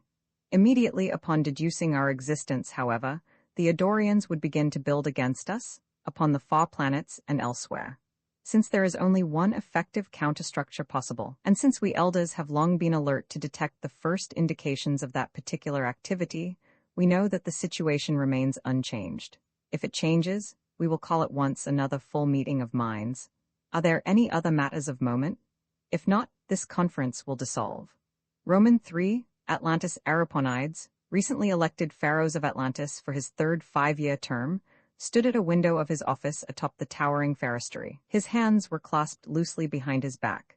He did not really see the tremendous expanse of quiet ocean, nor the bustling harbor, nor the metropolis spread out so magnificently and so busily beneath him. He stood there, motionless, until a subtle vibration warned him that visitors were approaching his door. "Come in, gentlemen. Please be seated." He sat down at one end of a table molded of transparent plastic. Psychologist Talmonides, statesman Cleto, Minister Philammon, Minister Moxes, and Officer Omenes, I have asked you to come here personally because I have every reason to believe that the shielding of this room is proof against eavesdroppers, a thing which can no longer be said of our supposedly private television channels. We must discuss, and if possible come to some decision concerning, the state in which our nation now finds itself. Each of us knows within himself exactly what he is. Of our own powers, we cannot surely know each other's inward selves. The tools and techniques of psychology, however, are potent and exact, and Talmonides, after exhaustive and rigorous examination of each one of us, has certified that no taint of disloyalty exists among us. Which certification is not worth a damn, the burly officer declared. What assurance do we have that Talmonides himself is not one of the ringleaders? Mind you, I have no reason to believe that he is not completely loyal. In fact, since he has been one of my best friends for over 20 years, I believe implicitly that he is. Nevertheless, the plain fact is, Ariponides, that all the precautions you have taken, and any you can take, are and will be useless insofar as definite knowledge is concerned. The real truth is and will remain unknown. You are right, the psychologist conceded. And, such being the case, perhaps I should withdraw from the meeting. That wouldn't help either. Omenes shook his head. Any competent plotter would be prepared for this as for any other contingency. One of us others would be the real operator. And the fact that our officer is the one who is splitting hairs so finely could be taken to indicate which one of us the real operator could be, Moxes pointed out cuttingly. Gentlemen, Ariponides protested. While absolute certainty is of course impossible to any finite mind, you all know how Talmonides was tested. You know that in his case there is no reasonable doubt.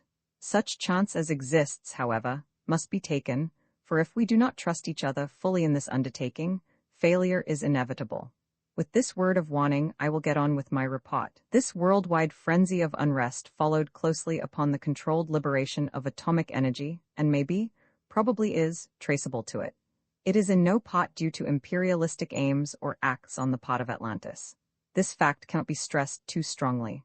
We never have been, and are not now, interested in empire. It is true that the other nations began as Atlantean colonies, but no attempt was ever made to hold any one of them in colonial status against the wish of its electorate. All nations were and are sister states. We gain or lose together. Atlantis, the parent, was and is a clearinghouse, a coordinator of effort, but has never claimed or sought authority to rule, all decisions being based upon free debate and free and secret ballot. But now, parties and factions everywhere, even in old Atlantis. Every nation is torn by internal dissensions and strife. Nor is this all. Uighur as a nation is insensately jealous of the islands of the south, who in turn are jealous of Maya. Maya of Bantu, Bantu of Ekopt, Ekopt of Nauheim, and Nauheim of Uighur. A vicious circle, worsened by other jealousies and hatreds intercrossing everywhere. Each fears that some other is about to try to seize control of the entire world, and there seems to be spreading rapidly the utterly baseless belief that Atlantis itself is about to reduce all other nations of Earth to vassalage. This is a bald statement of the present condition of the world as I see it. Since I can see no other course possible within the constituted framework of our democratic government, I recommend that we continue our present activities, such as the international treaties and agreements upon which we are now at work, intensifying our effort wherever possible. We will now hear from statesman Cleto. You have outlined the situation clearly enough, Pharaohs. My thought, however, is that the principal cause of the trouble is the coming into being of this multiplicity of political parties, particularly those composed principally of crackpots and extremists. The connection with atomic energy is clear. Since the atomic bomb gives a small group of people the power to destroy the world, they reason that it thereby confers upon them the authority to dictate to the world.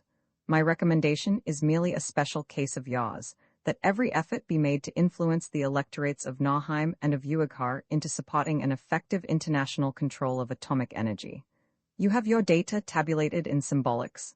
Ask Talmonides from his seat at the keyboard of a calculating machine. Yes, here they are. Thanks. Minister Philamen, the Pharaohs announced. As I see it, as any intelligent man should be able to see it, the principal contribution of atomic energy to this worldwide chaos was the complete demoralization of labor. The gray-haired Minister of Trade stated, flatly. Output per man-hour should have gone up at least 20%, in which case prices would automatically have come down. Instead, short-sighted guilds imposed drastic curbs on production, and now seem to be surprised that as production falls and hourly wages rise, prices also rise and real income drops. Only one course is possible, gentlemen. Labor must be made to listen to reason. This featherbedding, this protected loafing, this. I protest? Marx's Minister of Work leaped to his feet. The blame lies squarely with the capitalists, their greed, their rapacity, their exploitation of. One moment, please. Ariponides rapped the table sharply. It is highly significant of the deplorable condition of the times that two ministers of state should speak as you two have just spoken. I take it that neither of you has anything new to contribute to this symposium. Both claimed the flaw, but both were refused it by vote. Hand your tabulated data to Talmonides, the Pharaohs directed. Officer Otto means, you, our Pharaohs, have more than intimated that our defense program, for which I am primarily responsible, has been largely to blame for what has happened. The grizzled warrior began. In part, perhaps it was one must be blind indeed not to see the connection, and biased indeed not to admit it. But what should I have done, knowing that there is no practical defense against the atomic bomb? Every nation has them, and is manufacturing more and more. Every nation is infested with the agents of every other. Should I have tried to keep Atlantis toothless in a world bristling with fangs? And could I, or anyone else, have succeeded in doing so? Probably not. No criticism was intended. We must deal with the situation as it actually exists. Your recommendations, please? I have thought this thing over day and night, and can see no solution which can be made acceptable to our awe to any real democracy. Nevertheless, I have one recommendation to make. We all know that Nauheim and Uighur are the sore spots. Particularly Nauheim. We have more bombs as of now than both of them together. We know that Uighur's supersonic jobs are ready. We don't know exactly what Nauheim has, since they cut my intelligence line a while back, but I'm sending over another operative, my best man, tonight. If he finds out that we have enough advantage in speed, and I'm pretty sure that we have, I say hit both Nauheim and Uighur right then, while we can, before they hit us. And hit them hard. Pulverize them, then set up a world government strong enough to knock out any nation, including Atlantis, that will not cooperate with it. This course of action is flagrantly against all international law and all the principles of democracy, I know, and even it might not work. It is, however, as far as I can see, the only course which can work. We all, perceive its weaknesses. The Pharaohs thought for minutes. You cannot be sure that your intelligence has located all of the danger points, and many of them must be so far underground as to be safe from even our heaviest missiles.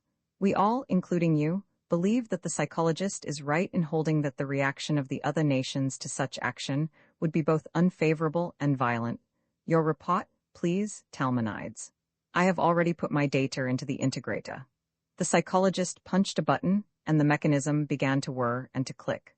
I have only one new fact of any importance, the name of one of the higher-ups and its corollary implication that there may be some degree of cooperation between Nahheim and Uigha.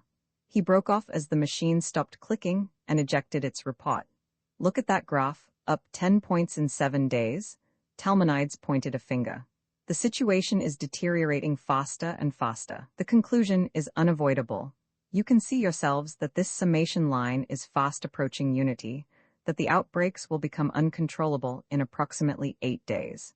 With one slight exception, here, you will notice that the lines of organization and purpose are as random as ever. In spite of this conclusive integration, I would be tempted to believe that this seeming lack of coherence was due to insufficient data. That back of this whole movement, there is a carefully set up and completely integrated plan, except for the fact that the factions and the nations are so evenly matched. But the data are sufficient. It is shown conclusively that no one of the other nations can possibly win, even by totally destroying Atlantis. They would merely destroy each other and our entire civilization. According to this forecast, in arriving at which the data furnished by our officer were prime determinants, that will surely be the outcome unless remedial measures be taken at once. You are of course sure of your facts, means? I am sure, but you said you had a name, and that it indicated a Nahheim-Uigha hookup. What is that name? An old friend of yours. Lo Sung. The words as spoken were a curse of fury. None other. And unfortunately, there is as yet no course of action indicated which is at all promising of success. Use mine, then? means jumped up and banged the table with his fist. Let me send 2 flights of rockets over right now that will blow Uighastoy and Nograd into radioactive dust, and make 1,000 square miles around each of them uninhabitable for 10,000 years. If that's the only way they can learn anything, let them learn. Sit down, officer, Ariponides directed quietly. That course, as you have already pointed out, is indefensible. It violates every prime basic of our civilization. Moreover, it would be entirely futile, since this resultant makes it clear that every nation on Earth would be destroyed within the day. What then? Means demanded bitterly. Sit still here and let them annihilate us? Not necessarily. It is to formulate plans that we are here. Talmonides will by now have decided, upon the basis of our pooled knowledge, what must be done. The outlook is not good at all, the psychologist announced gloomily. The only course of action which carries any promise whatever of success, and its probability is only 0.18, is the one recommended by the pharaohs, modified slightly to include Means' suggestion of sending his best operative on the indicated mission. For highest morale, by the way, the pharaohs should also interview this agent before he sets out. Ordinarily, I would not advocate a course of action having so little likelihood of success, but since it is simply a continuation and intensification of what we are already doing, I do not see how we can adopt any other. Are we agreed? Ariponides asked. After a short silence, they were agreed. 4 of the conferees filed out and a brisk young man strode in. Although he did not look at the pharaohs, his eyes asked questions. Reporting for orders, sir. He saluted the officer punctiliously. At ease, sir. Means returned the salute. You were called here for a word from the pharaohs, sir. I present Captain Phryges. Not orders, son, no. Ariponides' right hand rested in greeting upon the captain's left shoulder. Wise old eyes probed deeply into gold-flecked, tawny eyes of youth. The pharaohs saw, without really noticing, a flaming thatch of red bronze auburn hair. I asked you here to wish you well, not only for myself, but for all our nation, and perhaps for our entire race. While everything in my being rebels against an unprovoked and unannounced assault, we may be compelled to choose between our office's plan of campaign and the destruction of civilization. Since you already know the vital importance of your mission, I need not enlarge upon it, but I want you to know fully, Captain Phryges, that all Atlantis flies with you this night. Thank you, sir. Phryges gulped twice to steady his voice. I'll do my best, sir. And later, in a wingless craft flying toward the airfield, young Phryges broke a long silence. So that is the pharaohs. I like him. Officer, I have never seen him close up before. There's something about him. He isn't like my father much, but it seems as though I have known him for 1,000 years. Peculiar? You two are a lot alike at that, even though you don't look anything like each other. Can't put a finger on exactly what it is, but it's there. Although Otto means nor any other of his time could place it, the resemblance was indeed there. It was in and back of the eyes. It was the look of eagles, which was long later to become associated with the wearers of Arisia's lens. But here we are, and your ship's ready. Luck, son. Thanks, sir, but one more thing. If I don't get back, will you see that my wife and the baby are? I will, son. They will leave for North Maya tomorrow morning. They will live, whether you and I do or not. Anything else? No, sir. Thanks, goodbye. The ship was a tremendous flying wing. A standard commercial job. Empty, passengers, even crewmen, were never subjected to the brutal accelerations regularly used by unmanned carriers. Friges scanned the panel. Tiny motors were pulling tapes through the controllers. Every light showed green. Everything was set. Donning a waterproof coverall, he slid through a flexible valve into his acceleration tank and waited. A siren yelled briefly. Black night turned blinding white as the harnessed energies of the atom were released. For 5 6/10 seconds the sharp, hard, beryllium bronze leading edge of the backsweeping V sliced its way through ever-thinning air. The vessel seemed to pause momentarily, paused and bucked viciously. She shuddered and shivered, tried to tear herself into shreds and chunks, but Friges in his tank was unconcerned. Earlier, weaker ships went to pieces against the solid-seeming wall of atmospheric incompressibility at the velocity of sound, but this one was built solidly enough and powered to hit that wall hard enough to go through unharmed. The hellish vibration ceased, the fantastic violence of the drive subsided to a mere shove. Friges knew that the vessel had leveled off at its cruising speed of 2,000 miles per hour.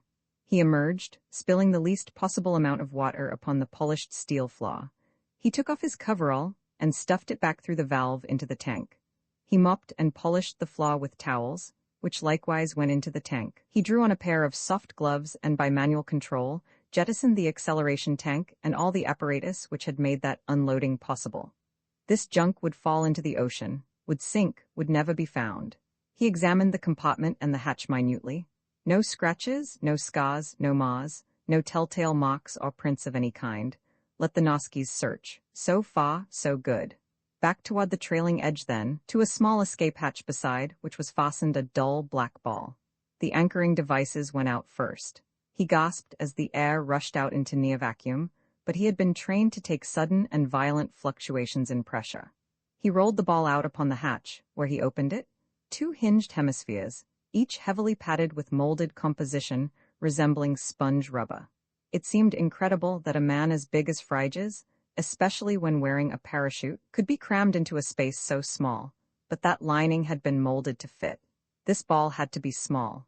The ship, even though it was on a regularly scheduled commercial flight, would be scanned intensively and continuously from the moment of entering Nauheim radar range. Since the ball would be invisible on any radar screen, no suspicion would be aroused, particularly since, as far as Atlantean intelligence had been able to discover, the Nauheimans had not yet succeeded in perfecting any device by the use of which a living man could bail out of a supersonic plane.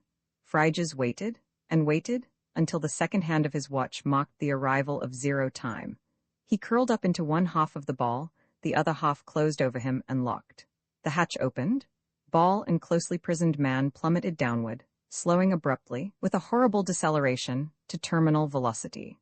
Had the air been any trifle thicker, the Atlantean captain would have died then and there, but that, too, had been computed accurately and Friges lived. And as the ball bulleted downward on a screaming slant, it shrank. This, too, the Atlanteans hoped, was new, a synthetic which air friction would erode away, molecule by molecule, so rapidly that no perceptible fragment of it would reach ground. The casing disappeared, and the yielding porous lining. And Friges, still at an altitude of over 30,000 feet, kicked away the remaining fragments of his cocoon and, by judicious planning, turned himself so that he could see the ground, now dimly visible in the first dull gray of dawn. There was the highway, paralleling his line of flight. He wouldn't miss it more than 100 yards. He fought down an almost overwhelming urge to pull his ripcord too soon. He had to wait until the last possible second, because parachutes were big and Nauheim radar practically swept the ground. Low enough at last, he pulled the ring. ZRREEK, whap! The chute banged open, his harness tightened with a savage jerk, mere seconds before his hard-sprung knees took the shock of landing. That was close, too close. He was white and shaking, but unhurt as he gathered in the billowing, fighting sheet and rolled it, together with his harness, into a wad. He broke open a tiny ampoule, and as the drops of liquid touched it, the stout fabric began to disappear. It did not burn, it simply disintegrated and vanished. In less than a minute, there remained only a few steel snaps and rings, which the Atlantean buried under a meticulously replaced circle of sod. He was still on schedule. In less than 3 minutes, the signals would be on the air, and he would know where he was, unless the Nosks had succeeded in finding and eliminating the whole Atlantean undercover group. He pressed a stud on a small instrument, held it down. A line burned green across the dial, flared red, vanished. Damn! He breathed explosively. The strength of the signal told him that he was within a mile or so of the hideout, first-class computation, but the red flash warned him to keep away. Kinnixa, it had better be Kinnixa, would come to him. How? By air, along the road, through the woods on foot. He had no way of knowing. Talking, even on a tight beam, was out of the question. He made his way to the highway and crouched behind a tree. Here she could come at him by any route of the three. Again he waited, pressing infrequently a stud of his sender. A long, low-slung ground car swung around the curve and Frige's binoculars were at his eyes. It was Kinnixa, or a duplicate. At the thought he dropped his glasses and pulled his guns, blaster in right hand, air pistol in left. But no, that wouldn't do. She'd be suspicious, too, she'd have to be, and that car probably mounted heavy stuff. If he stepped out ready for business, she'd fry him, and quick. Maybe not, she might have protection, but he couldn't take the chance.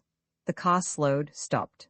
The girl got out, examined a front tire, straightened up, and looked down the road, straight at Frige's hiding place. This time the binoculars brought her up to little more than arm's length. Tall, blonde, beautifully built, the slightly crooked left eyebrow.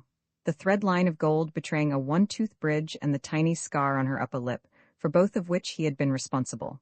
She always did insist on playing cops and robbers with boys older and bigger than herself. It was Kinnixa. Not even Nauheim's science could imitate so perfectly every personalizing characteristic of a girl he had known ever since she was knee-high to a duck. The girl slid back into her seat and the heavy car began to move. Open-handed, Frige stepped out into its way. The car stopped. "Turn around, back up to me, hands behind you," she directed, crisply. The man, although surprised, obeyed. Not until he felt a finger exploring the short hair at the back of his neck did he realize what she was seeking. The almost imperceptible scar marking the place where she bit him when she was 7 years old. "Oh, Fry, it is you? Really you? Thank the gods. I've been ashamed of that all my life, but now." He whirled and caught her as she slumped, but she did not quite faint. "Quick, get in drive on, not too fast," she cautioned sharply, as the tires began to scream. "The speed limit along here is 70, and we can't be picked up." "Easy it is, Kinney, but what's the scar? Where's Colonnades, or rather, what happened to him?" "Dead, so are the others, I think. They put him on a psychobench and turned him inside out." "But the blocks?" "Didn't hold. Over here they add such trimmings as skinning and salt to the regular psycho routine. But none of them knew anything about me, nor about how their reports were picked up, or I'd have been dead, too, but it doesn't make any difference, Fry. We're just 1 week too late." "What do you mean, too late? Speed it up?" His tone was rough, but the hand he placed on her arm was gentleness itself. "I'm telling you as fast as I can. I picked up his last report day before yesterday. They have missiles just as big and just as fast as ours, maybe more so, and they are going to fire one at Atlantis tonight at exactly 7 o'clock. "Tonight? Holy gods." The man's mind raced. "Yes," Kinnix's voice was low, uninflected. "And there was nothing in the world that I could do about it. If I approached any one of our places, or tried to use a beam strong enough to reach anywhere, I would simply have got picked up too. I've thought and thought, but could figure out only one thing that might possibly be of any use, and I couldn't do that alone. But 2 of us, perhaps." "Go on. Brief me. Nobody ever accused you of not having a brain, and you know this whole country like the palm of your hand. Steal a ship. Be over the ramp at exactly 7 p.m.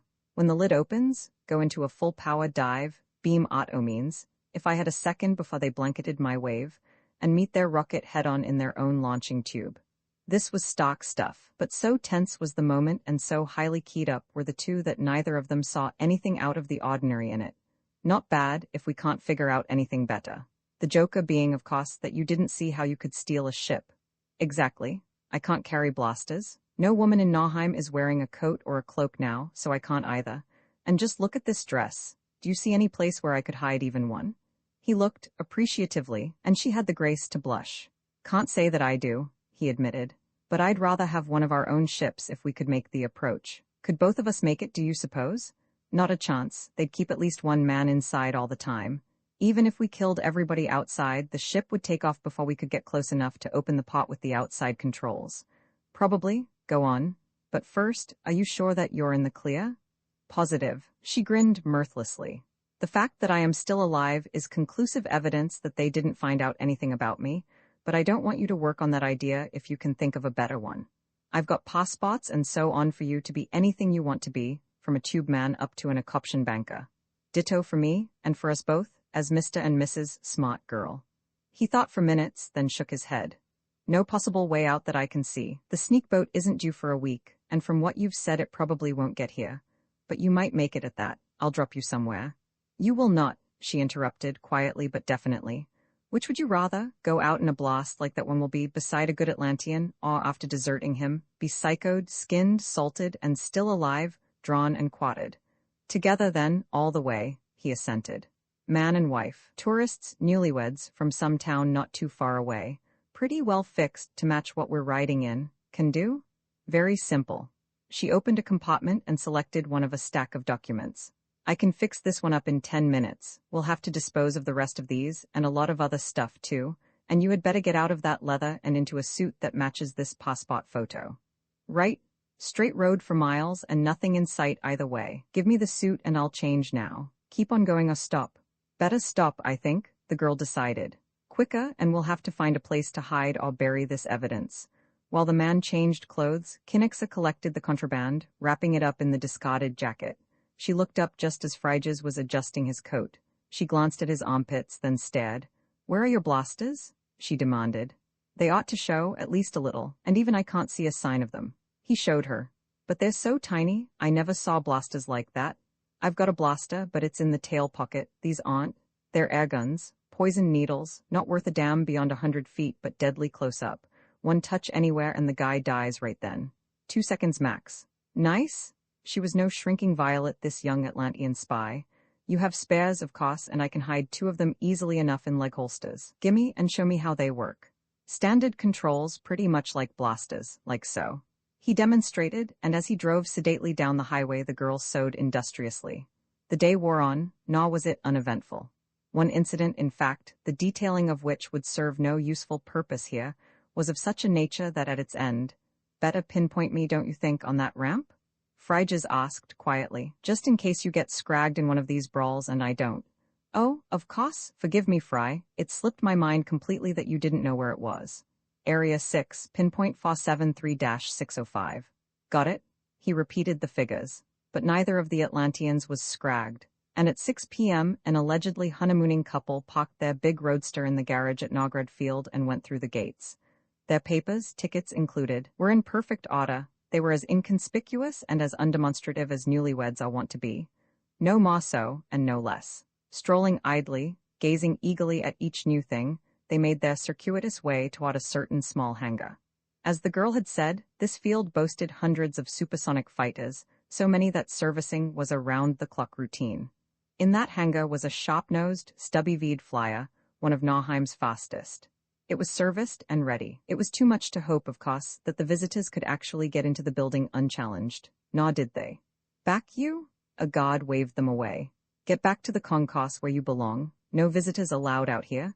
FFT, FFT, Fryge's airgun broke into soft but deadly coughing. Kinnixa whirled, hands flashing down, skirt flying up, and ran. Guards tried to head her off, tried to bring their own weapons to bear. Tried, failed, died. Fryges, too, ran backward. His blaster was out now and flaming, for no living enemy remained within needle range.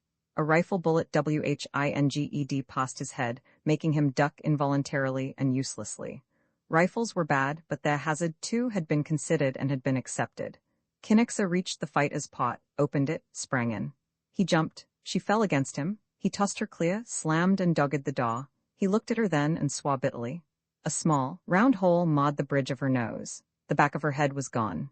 He leaped to the controls and the fleet little ship screamed skyward. He cut in transmitter and receiver, keyed and twiddled briefly. No soap. He had been afraid of that.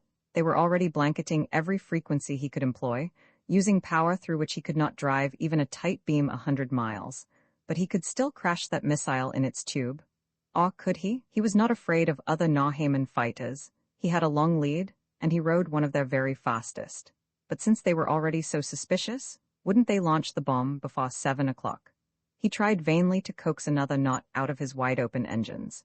With all his speed, he neared the pinpoint just in time to see a trail of superheated vapor extending up into and disappearing beyond the stratosphere. He nosed his flyer upward, locked the missile into his sights, and leveled off. Although his ship did not have the giant rocket's acceleration, he could catch it before it got to Atlantis, since he did not need its altitude, and since most of its journey would be made without power. What he could do about it after he caught it he did not know, but he'd do something. He caught it, and by a feat of piloting to be appreciated only by those who have handled planes at supersonic speeds, he matched its course and velocity. Then, from a distance of barely 100 feet, he poured his heaviest shells into the missile's warhead. He couldn't be missing. It was worse than shooting sitting ducks. It was like dynamiting fish in a bucket. Nevertheless, nothing happened. The thing wasn't fused for impact then, but for time, and the activating mechanism would be shell and shock-proof. But there was still a way.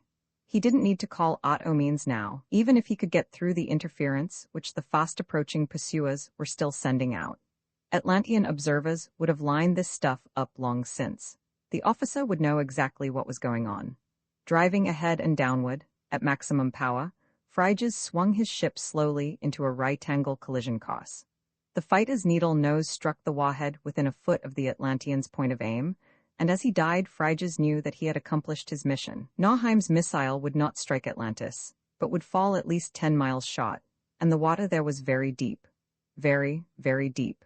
Atlantis would not be harmed. It might have been better, however, if Phryges had died with Kinixer on Nograd Field, in which case the continent would probably have endured. As it was, while that one missile did not reach the city, its frightful atomic charge exploded under 600 fathoms of water, 10 scant miles from Atlantis harbor, and very close to an ancient geological fault. Means, as Phryges had surmised, had had time in which to act, and he knew much more than Phryges did about what was coming toward Atlantis.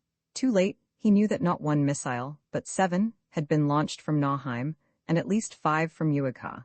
The retaliatory rockets which were to wipe out Nograd, Uighastoi, and thousands of square miles of environs were on their way, long before either bomb or earthquake destroyed all of the Atlantean launching ramps. But when equilibrium was at last restored, the ocean rolled serenely where a minor continent had been. Roman 3, The Fall of Rome. I edda like 2 high executives of a Tellurian corporation discussing business affairs during a chance meeting at one of their clubs. Edda's all highest and Galen, his second in command, were having the Adorian equivalent of an after-business hours chat. You did a nice job on Tellus, the all highest commended. On the other 3, too, of course, but Tellus was so far and away the worst of the lot that the excellence of the work stands out. When the Atlantean nations destroyed each other so thoroughly, I thought that this thing called democracy was done away with forever, but it seems to be mighty hard to kill. However, I take it that you have this Rome situation entirely under control. Definitely. Mithridates of Pontus was mine, so were both Sulla and Marius. Through them and others, I killed practically all of the brains and ability of Rome, and reduced that so-called democracy to a howling, aimless mob. My Nero will end it. Rome will go on by momentum outwardly, will even appear to grow for a few generations, but what Nero will do can never be undone. Good. A difficult task, truly. Not difficult exactly, but it's so damned steady. Galen's thought was bitter. But that's the hell of working with such short-lived races. Since each creature lives only a minute or so, they change so fast that a man can't take his mind off of them for a second. I've been wanting to take a little vacation trip back to our old-time space, but it doesn't look as though I'll be able to do it until after they get some age and settle down. That won't be too long. Lifespans lengthen, you know, as races approach their noms. Yes, but none of the others is having half the trouble that I am. Most of them, in fact, have things coming along just about the way they want them. My 4 planets are raising more hell than all the rest of both galaxies put together, and I know that it isn't me. Next to you, I'm the most efficient operator we've got. What I'm wondering about is why I happen to be the GOAT. Precisely because you are our most efficient operator. If an Adorian can be said to smile, the all-highest smiled. You know, as well as I do, the findings of the integrator. Yes, but I am wondering more and more as to whether to believe them unreservedly or not. spas from an extinct life form, suitable environments, operation of the laws of chance, Tomirut. I am beginning to suspect that chance is being strained beyond its elastic limit for my particular benefit, and as soon as I can find out who is doing that straining, there will be one empty place in the innermost circle. Have a care, Garlane. All levity, all casualness disappeared. Whom do you suspect? Whom do you accuse? Nobody, as yet. The true angle never occurred to me until just now, while I have been discussing the thing with you. Nor shall I either suspect or accuse, ever. I shall determine, then I shall act. In defiance of me, of my orders? The All-Highest demanded, his shot temper flaring. Say, rather, in support, the lieutenant shot back, unabashed. If someone is working on me through my job, what position are you probably already in? Without knowing it, assume that I am right, that these 4 planets of mine got the way they are because of monkey business inside the circle. Who would be next, and how sure are you that there isn't something similar, but not so far advanced, already aimed at you? It seems to me that serious thought is in order. Perhaps so, you may be right. There have been a few non-conformable items. Taken separately, they did not seem to be of any importance, but together, and considered in this new light. Thus was borne out the conclusion of the Arisian elders that the Adorians would not at that time deduce Arisia, and thus Edar lost its chance to begin in time the forging of a weapon with which to oppose effectively Arisia's, civilization's, galactic patrol, so soon to come into being. If either of the two had been less suspicious, less jealous, less arrogant and domineering, in other words, had not been Adorians, this history of civilization might never have been written, or written very differently and by another hand. Both were, however, Adorians. Roman II Arisia in the brief interval between the fall of Atlantis and the rise of Rome to the summit of her power, Eukonidor of Arisia had aged scarcely at all. He was still a youth. He was, and would be for many centuries to come, a watchman. Although his mind was powerful enough to understand the elders' visualization of the cost of civilization, in fact, he had already made significant progress in his own visualization of the cosmic all. He was not sufficiently mature to contemplate unmoved the events which, according to all Arisian visualizations, were bound to occur. Your feeling is but natural, Eukonidor. Drownley, the molder principally concerned with the planet Tellus, meshed his mind smoothly with that of the young watchman. We do not enjoy it ourselves, as you know. It is, however, necessary. In no other way can the ultimate triumph of civilization be assured. But can nothing be done to alleviate? Eukonidor paused, Drownley waited. Have you any suggestions to offer?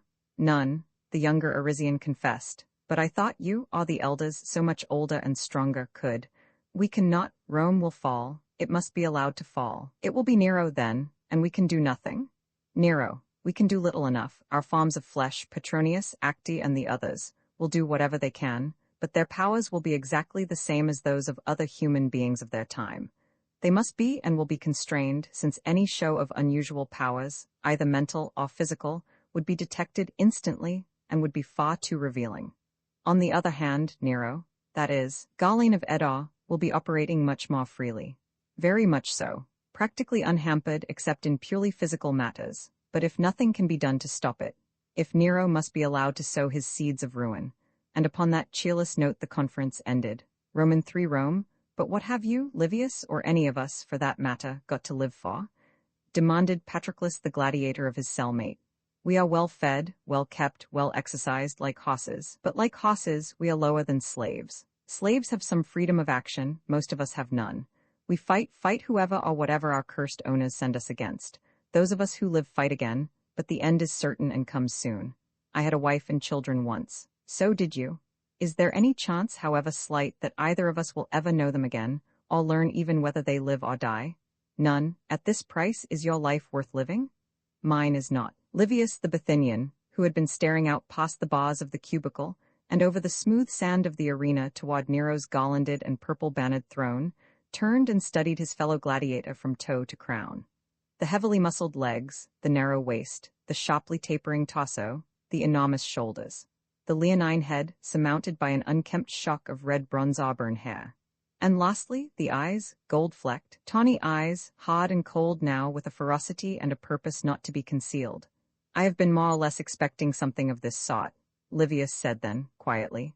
Nothing overt, you have builded well, Patroclus. But to one who knows gladiators as I know them, there has been something in the wind for weeks past. I take it that someone swore his life for me, and that I should not ask who that friend might be. One did, you should not. So be it. To my unknown sponsor then, and to the gods, I give thanks, for I am wholly with you. Not that I have any hope. Although your tribe breeds men, from your build and hair and eyes you descend from Spartacus himself, you know that even he did not succeed. Things now are worse, infinitely worse than they were in his day. No one who has ever plotted against Nero has had any measure of success, not even his scheming slut of a mother. All have died, in what fashions you know. Nero is vile, the basest of the base. Nevertheless, his spies are the most efficient that the world has ever known. In spite of that, I feel as you do. If I can take with me 2 or 3 of the Praetorians, I die content. But by your look, your plan is not what I thought, to storm vainly Nero's podium yonder. Have you by any chance some trace of hope of success? More than a trace, much more. The Thracian's teeth bared in a wolfish grin. His spies are, as you say, very good. But this time so are we, just as hard and just as ruthless. Many of his spies among us have died. Most, if not all, of the rest are known. They too shall die. Glatius, for instance. Once in a while, by the luck of the gods, a man kills a better man than he is, but Glatius has done it 6 times in a row, without getting a scratch. But the next time he fights, in spite of Nero's protection, Glatius dies. Word has gone out, and there are gladiators' tricks that Nero never heard of. Quite true. One question, and I too may begin to hope. This is not the first time that gladiators have plotted against Ahenobarbus. Before the plotters could accomplish anything, however, they found themselves matched against each other, and the signal was always for death, never for mercy. Has this? Livius paused. It has not. It is that which gives me the hope I have. Nor are we gladiators alone in this. We have powerful friends at court, one of whom has for days been carrying a knife sharpened especially to slip between Nero's ribs. That he still carries that knife, and that we still live, are proofs enough for me that Ahenobarbus, the matricide and incendiary, has no suspicion whatever of what is going on. At this point, Nero on his throne burst into a roar of laughter, his gross body shaking with a merriment which Petronius and Tigellinus ascribed to the death throes of a Christian woman in the arena. Is there any small thing which I should be told in order to be of greatest use? Livius asked. Several. The prisons and the pits are so crowded with Christians that they die and stink, and a pestilence threatens. To mend matters, some scores of hundreds of them are to be crucified here tomorrow. Why not? Everyone knows that they are poisoners of wells and murderers of children, and practitioners of magic. Wizards and witches. True enough. Patroclus shrugged his massive shoulders. But to get on, tomorrow night, at full dark, the remaining hundreds who have not been crucified are to be. Have you ever seen Sarmentitii and Semexii? Once only. A gorgeous spectacle, truly, almost as thrilling as to feel a man die on your sod. Men and women, wrapped in oil-soaked garments smeared with pitch and chained to posts, make splendid torches indeed. You mean then that? Aye, in Caesar's own garden. When the light is brightest, Nero will ride in parade. When his chariot passes the 10th torch, our ally swings his knife. The Praetorians will rush around, but there will be a few moments of confusion during which we will go into action, and the gods will die. At the same time, others of our party will take the palace and kill every man, woman, and child adherent to Nero. Very nice, in theory. The Bithynian was frankly skeptical. But just how are we going to get there? A few gladiators, such champions as Patroclus of Thrace, are at times allowed to do pretty much as they please in their free time, and hence could possibly be on hand to take part in such a brawl, but most of us will be under lock and guard. That, too, has been arranged. Our allies near the throne and certain other nobles and citizens of Rome, who have been winning large sums by our victories, have prevailed upon our masters to give a grand banquet to all gladiators tomorrow night, immediately following the mass crucifixion. It is going to be held in the Claudian Grove, just across from Caesar's gardens. Ah! Livius breathed deep, his eyes flashed. By Baal and Bacchus, by the round, high breasts of Isis, for the first time in years I begin to live. Our masters die first, then and there, but hold, weapons will be provided. Bystanders will have them, and armor and shields under their cloaks. Our owners first, yes, and then the Praetorians. But note, Livius, that Tigellinus, the commander of the god, is mine alone. I, personally, am going to cut his heart out. Granted, I heard that he had your wife for a time, but you seem quite confident that you will still be alive tomorrow night. By Baal and Ishtar, I wish I could feel so, with something to live for at last. I can feel my guts turning to water. I can hear Charon's awes.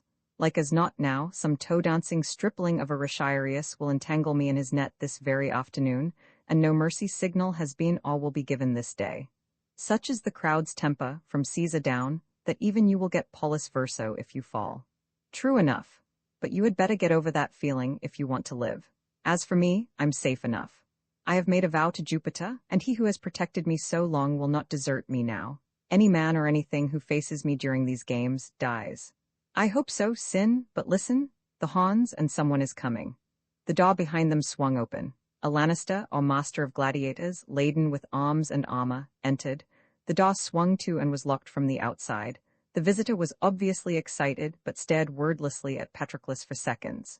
Well, Ironheart, he burst out finally. Aren't you even curious about what you have got to do today?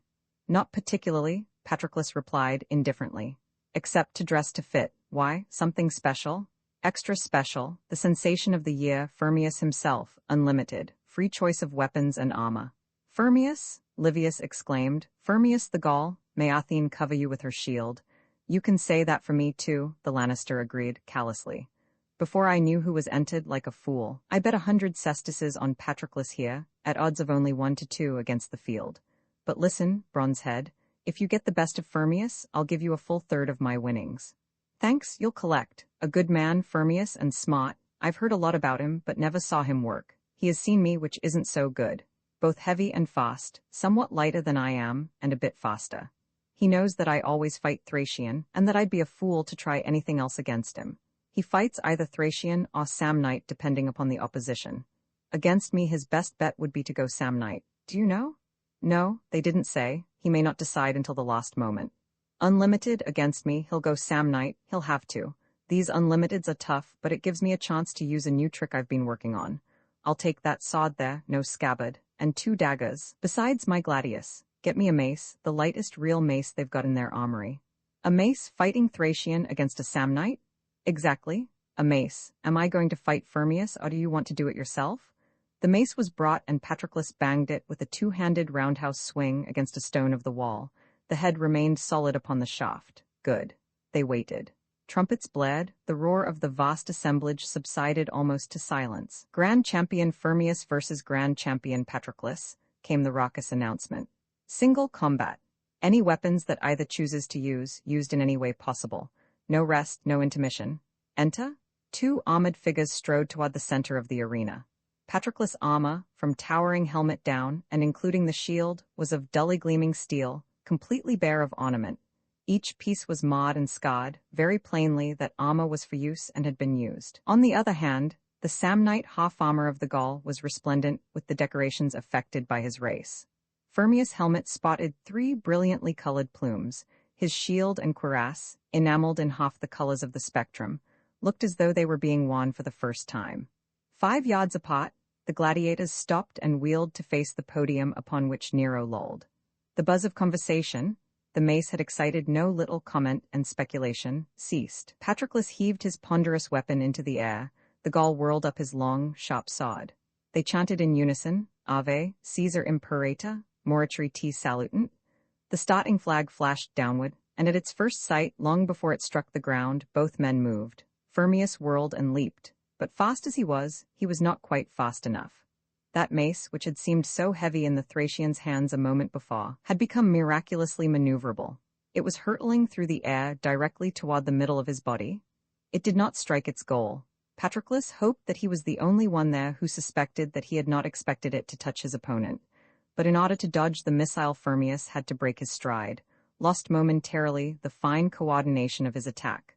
And in that moment, Patroclus struck and struck again. But as has been said, Firmius was both strong and fast. The first blow, aimed backhand at his bare right leg, struck his shield instead. The left-handed stab, shield encumbered as the left arm was, ditto. So did the next trial, a vicious forehand cut. The third of the mad flurry of sword cuts, only partially deflected by the sword which Firmius could only then get into play, sheared down, and a red, a green, and a white plume floated toward the ground. The 2 fighters sprang apart and studied each other briefly. From the gladiator's standpoint, this had been the veriest preliminary skirmishing. That the Gaul had lost his plumes, and that his armor showed great streaks of missing enamel, meant no more to either than that the Thracians' supposedly surprise attack had failed. Each knew that he faced the deadliest fighter of his world, But if that knowledge affected either man, the other could not perceive it. But the crowd went wild. Nothing like that first terrific passage of Tom's had ever before been seen. Death, sudden and violent, had been in the air. The arena was saturated with it. Hearts had been ecstatically in throats. Each person there, man or woman, had felt the indescribable thrill of death, vicariously, safely, and every fiber of their lusts demanded more. More, each spectator knew that one of those men would die that afternoon. None wanted or would permit them both to live. This was to the death, and death there would be. Women, their faces blotched and purple with emotion, shrieked and screamed. Men, stamping their feet and waving their arms, yelled and swore. And many, men and women alike, laid wagers. 500 cestices on Firmius? One shouted, tablet and stylus in air. Taken, came an answering yell. The Gaul is done, Patroclus all but had him there. 1,000 you, came another challenge. Patroclus missed his chance and will never get another. 1,000 on Firmius. 2,000. 5,000. 10. The fight is closed, swung, stabbed. Shields clanged vibrantly under the impact of fended strokes, swords whined and snarled. Back and forth, circling, giving and taking ground, for minute after endless minute that desperately furious exhibition of skill, of speed and of power and of endurance went on. And as it went on, longer and longer past the time expected by even the most optimistic, tension mounted higher and higher. Blood flowed crimson down the Gaul's bare leg, and the crowd screamed its approval. Blood trickled out of the joints of the Thracian's armor, and it became a frenzied mob. No human body could stand that pace for long. Both men were tiring fast and slowing. With the drive of his weight and armor, Patroclus forced the Gaul to go where he wanted him to go. Then, apparently gathering his every resource for a final effort, the Thracian took one shot. Choppy stepped forward and swung straight down, with all his strength. The blood-smeared hilt turned in his hands, the blade struck flat and broke, its length whining viciously away.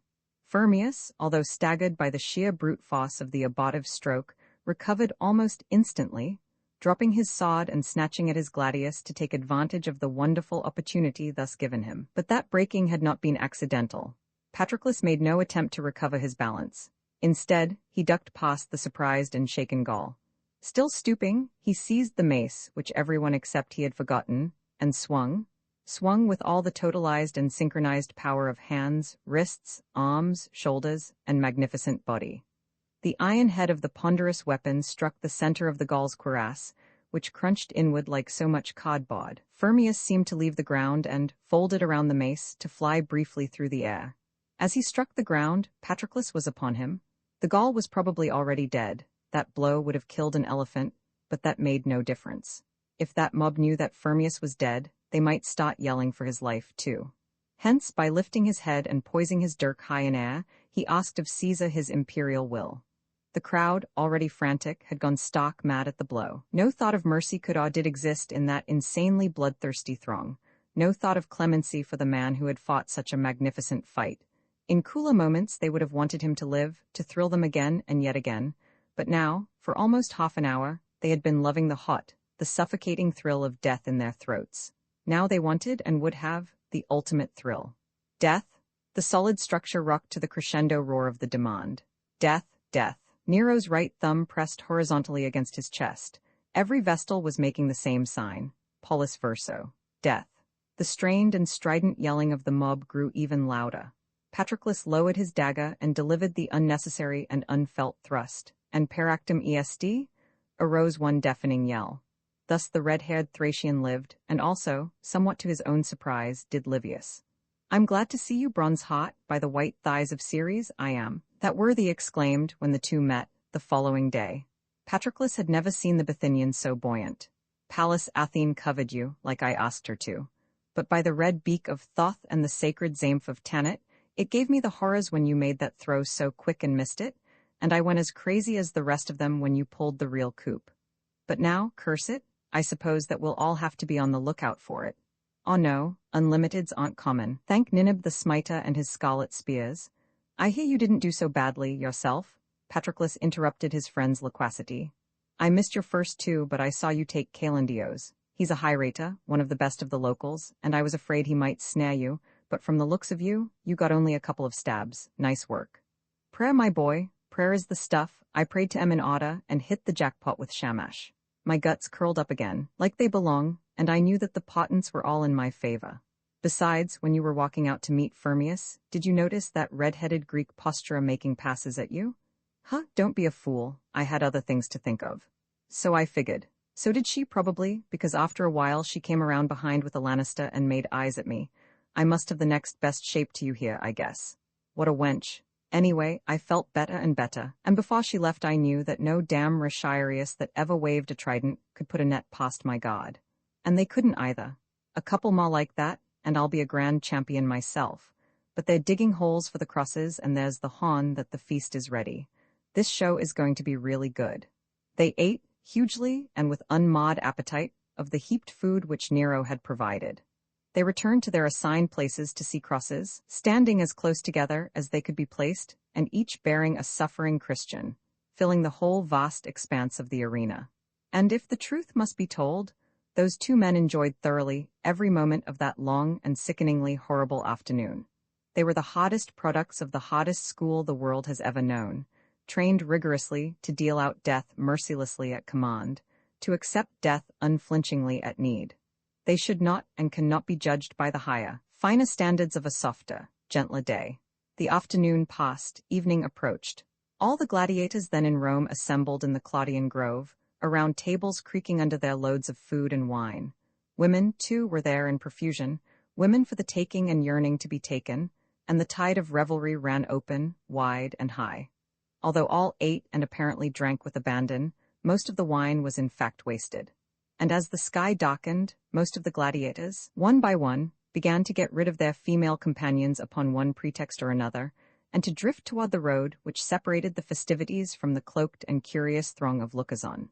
At full dark, a red glare flared into the sky from Caesar's garden, and the gladiators, deployed now along the highway, dashed across it and seemed to wrestle briefly with cloaked figures.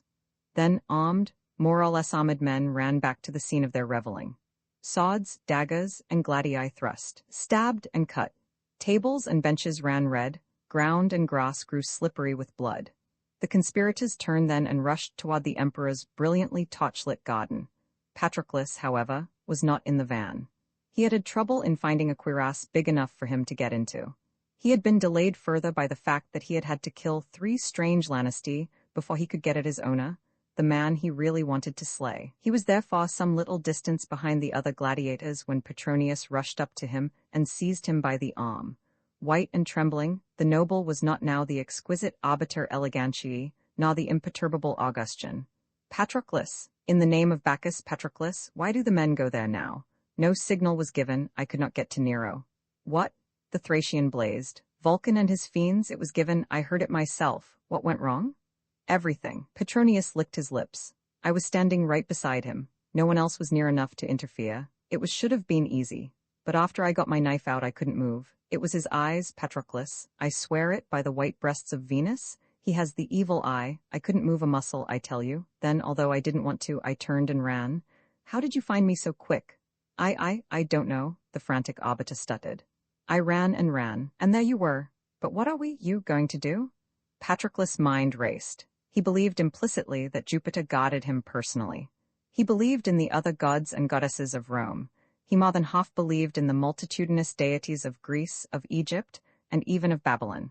The other world was real and close. The evil eye only one of the many inexplicable facts of everyday life. Nevertheless, in spite of his credulity, or perhaps in part because of it, he also believed firmly in himself, in his own powers, wherefore he soon came to a decision.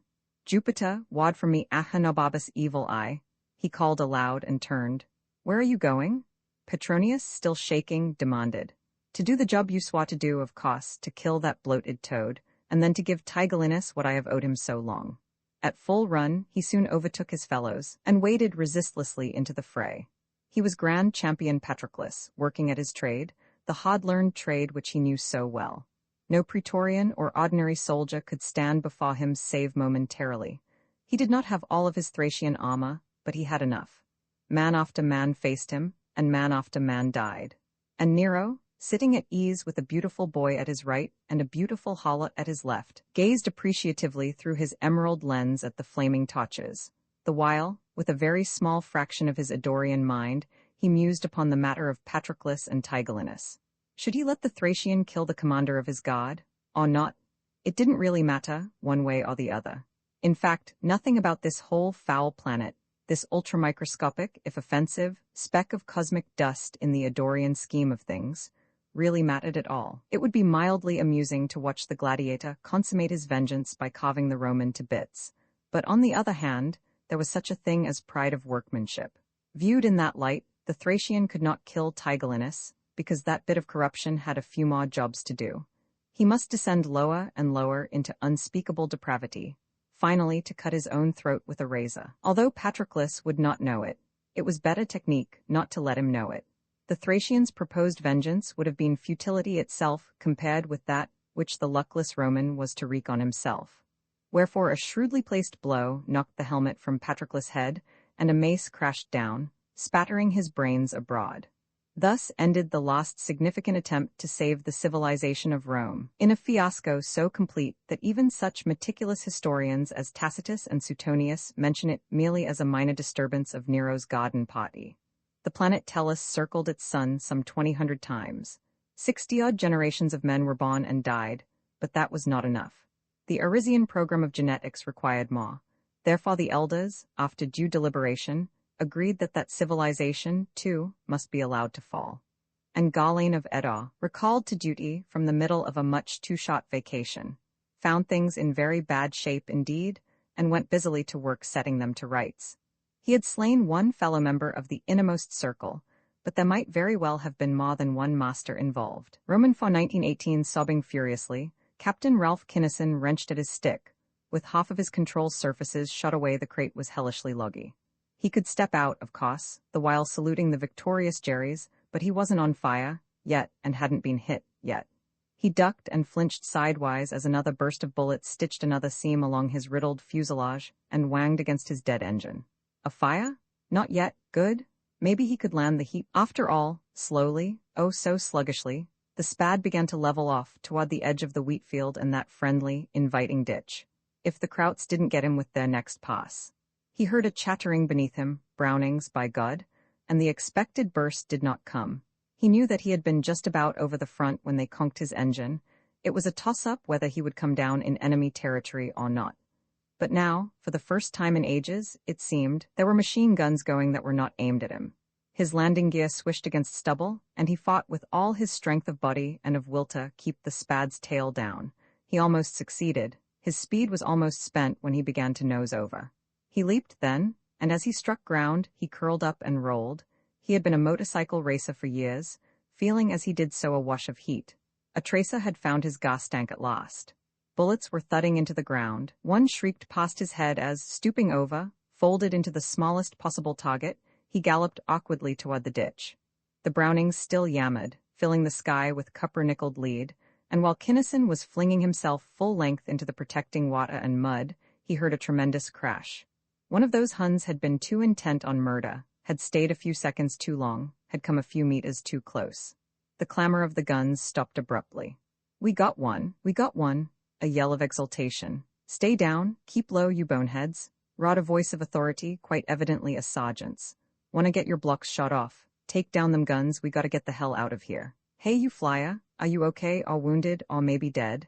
Kinnison spat out mud until he could talk. Okay? He shouted, and started to lift an eye above the low bank. He stopped, however, as whistling metal, sheeting in from the north, told him that such action would be decidedly unsafe. But I ain't leaving this ditch right now, sounds mighty hot out there.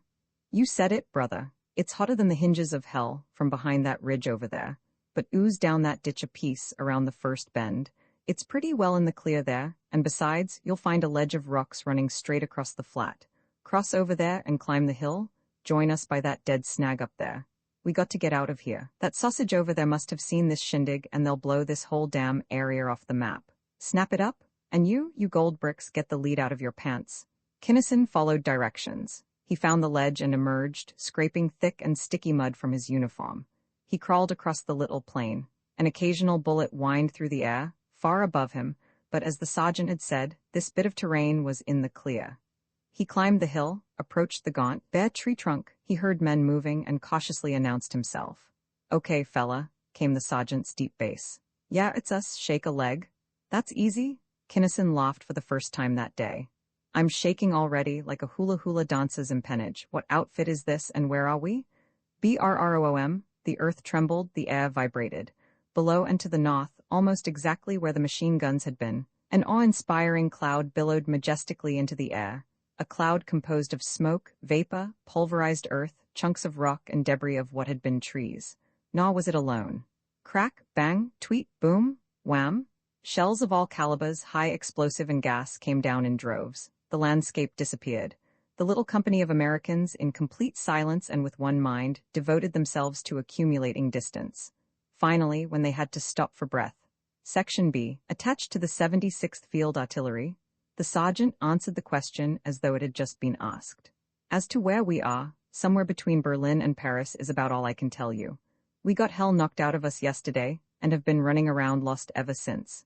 They shot off a rally signal on top of this here hill, though, and we was just going to shove off when we seen the Krauts chasing you. Thanks. I'd better rally with you, I guess, find out where we are, and what's the chance of getting back to my own outfit? Damn slim, I'd say. Botches are all around us here, thicker than fleas on a dog. They approached the summit, were challenged, were accepted. They saw a gray-haired man, an old man for such a location, seated calmly upon a rock, smoking a cigarette. His smartly tailored uniform, which fitted perfectly his not-so-slender figure, was muddy and tattered. One leg of his breeches was torn half away, revealing a blood-soaked bandage. Although he was very evidently an officer, no insignia were visible. As Kinnison and the gunners approached, a first lieutenant, practically spick and span, spoke to the man on the rock. First thing to do is to settle the matter of rank, he announced crisply. I'm First Lieutenant Randolph of... Rank, eh? The seated one grinned and spat out the butt of his cigarette. But then, it was important to me too, when I was a first lieutenant, about the time that you were born. Slayton, Major General. Oh, excuse me, sir. Skip it, how many men you got and what are they? 7, sir. We brought in a wire from Inf. A wire? Hell and damnation, why haven't you got it with you then? Get it? The crestfallen officer disappeared. The general turned to Kinnison and the sergeant. Have you got any ammunition, sergeant? Yes, sir, about 30 belts. Thank God we can use it, and you? As for you, captain, I don't know. The wire came up. The general seized the instrument and cranked. Get me spearmint, spearmint? Slayton, give me Weatherby. This is Slayton, yes, but no, but I want... Hell and damnation, Weatherby, shut up and let me talk. Don't you know that this wire's apt to be cut any second? We're on top of Hill Fower, Nayun, 7, that's right, about 200 men, maybe 3. Composite, somebody, apparently, from half the outfits in France. Too fast and too far, both flanks wide open, cut off, hello, hello, hello? He dropped the instrument and turned to Kinnison. You want to go back, Captain, and I need a runner, bad. Want to try to get through? Yes, sir. First phone you come to, get spearmint, General Weatherby. Tell him Slayton says that we're cut off, but the Germans aren't in much fuss nor in good position, and for God's sake to get some air and tanks in here to keep them from consolidating. Just a minute, Sergeant, what's your name? He studied the burly non-com minutely. Wells, sir. What would you say ought to be done with the machine guns? Cover that ravine there first, then set up to enfilade if they try to come up over there. Then if I could find any more guns, I'd... Enough. Second Lieutenant Wells, from now. GHQ will confirm. Take charge of all the guns we have. Report when you have made disposition. Now, Kinnison, listen. I can probably hold out until tonight. The enemy doesn't know yet that we are here, but we are due for some action pretty quick now, and when they locate us, if there aren't too many of their own units here, too, they'll flatten this hill like a table. So tell Weatherby to throw a column in here as soon as it gets dark, and to advance 8 and 60 so as to consolidate this whole area. Got it? Yes, sir. Got a compass? Yes, sir. Pick up a tin hat and get going. A hair north of due west, about 1.5 kilometers. Keep cover because the going will be tough. Then you'll come to a road. It's a mess, but it's ours, all was at last accounts, so the worst of it will be over. On that road, which goes southwest about 2 kilometers further, you'll find a post. You'll know it by the motorcycles and such. Phone from there. Luck? Bullets began to whine and the general dropped to the ground and crawled toward a coppice, bellowing orders as he went. Kinnison crawled, too, straight west, availing himself of all possible cover, until he encountered a sergeant major reclining against the south side of a great tree. Cigarette, buddy? That white demanded. Sure, take the pack. I've got another that'll last me, maybe more. But what the hell goes on here? Whoever heard of a major general getting far enough up front to get shot in the leg? And he talks as though he were figuring on licking the whole German army. Is the old bird nuts? Or what? Not so you would notice it. Didn't you ever hear of Hell Damnation Slayton? You will, buddy, you will. If Pershing doesn't give him 3 stars after this, he's crazier than hell. He ain't supposed to be on combat at all. He's from GHQ and can make or break anybody in the AEF. Out here on a look-see trip and couldn't get back. But you got to hand it to him. He's getting things organized in great shape. I came in with him. I'm about all that's left of them that did. Just waiting for this breeze to die down, but it's getting worse. We'd better duck over there. Bullets whistled and stormed, breaking more twigs and branches from the already shattered, practically denuded trees. The two slid precipitately into the indicated shell hole, into stinking mud. Wells' guns burst into action. Damn, I hated to do this, the sergeant grumbled. On a counter I just got half dry. Wise me up, Kinnison directed. The more I know about things, the more apt I am to get through. This is what is left of 2 battalions and a lot of casuals. They made objective, but it turns out the outfits on their right and left couldn't, leaving their flanks right out in the open air. Orders come in by Blinka to rectify the line by falling back, but by then it couldn't be done. Under observation. Kinnison nodded. He knew what a barrage would have done to a force trying to cross such open ground in daylight. One man could probably make it, though, if he was careful and kept his eyes wide open. The sergeant major continued. But you ain't got no binoculars, have you? No. Get a pair easy enough. You saw them boots without any hobnails in 'em, sticking out from under some blankets? Yes, I get you. Kinnison knew that combat officers did not wear hobnails, and usually carried binoculars. How come so many at once? Just about all the officers that got this far. Conniving, my guess is, behind old Slayton's back. Anyway, a Kraut aviator spots M and dives. Our machine guns got him, but not until after he heaved a bomb. Dead center. Christ, what a mess. But there's 6-7 good glasses in there. I'd grab one myself, but the general would see it. He can see right through the lid of a mess kit. Well, the boys have shut those Krauts up, so I'll hunt the old man up and tell him what I found out. Damn this mud. Kinnison emerged sinuously and snaked his way to a row of blanket-covered forms. He lifted a blanket and gasped, then vomited up everything it seemed that he had eaten for days. But he had to have the binoculars. He got them.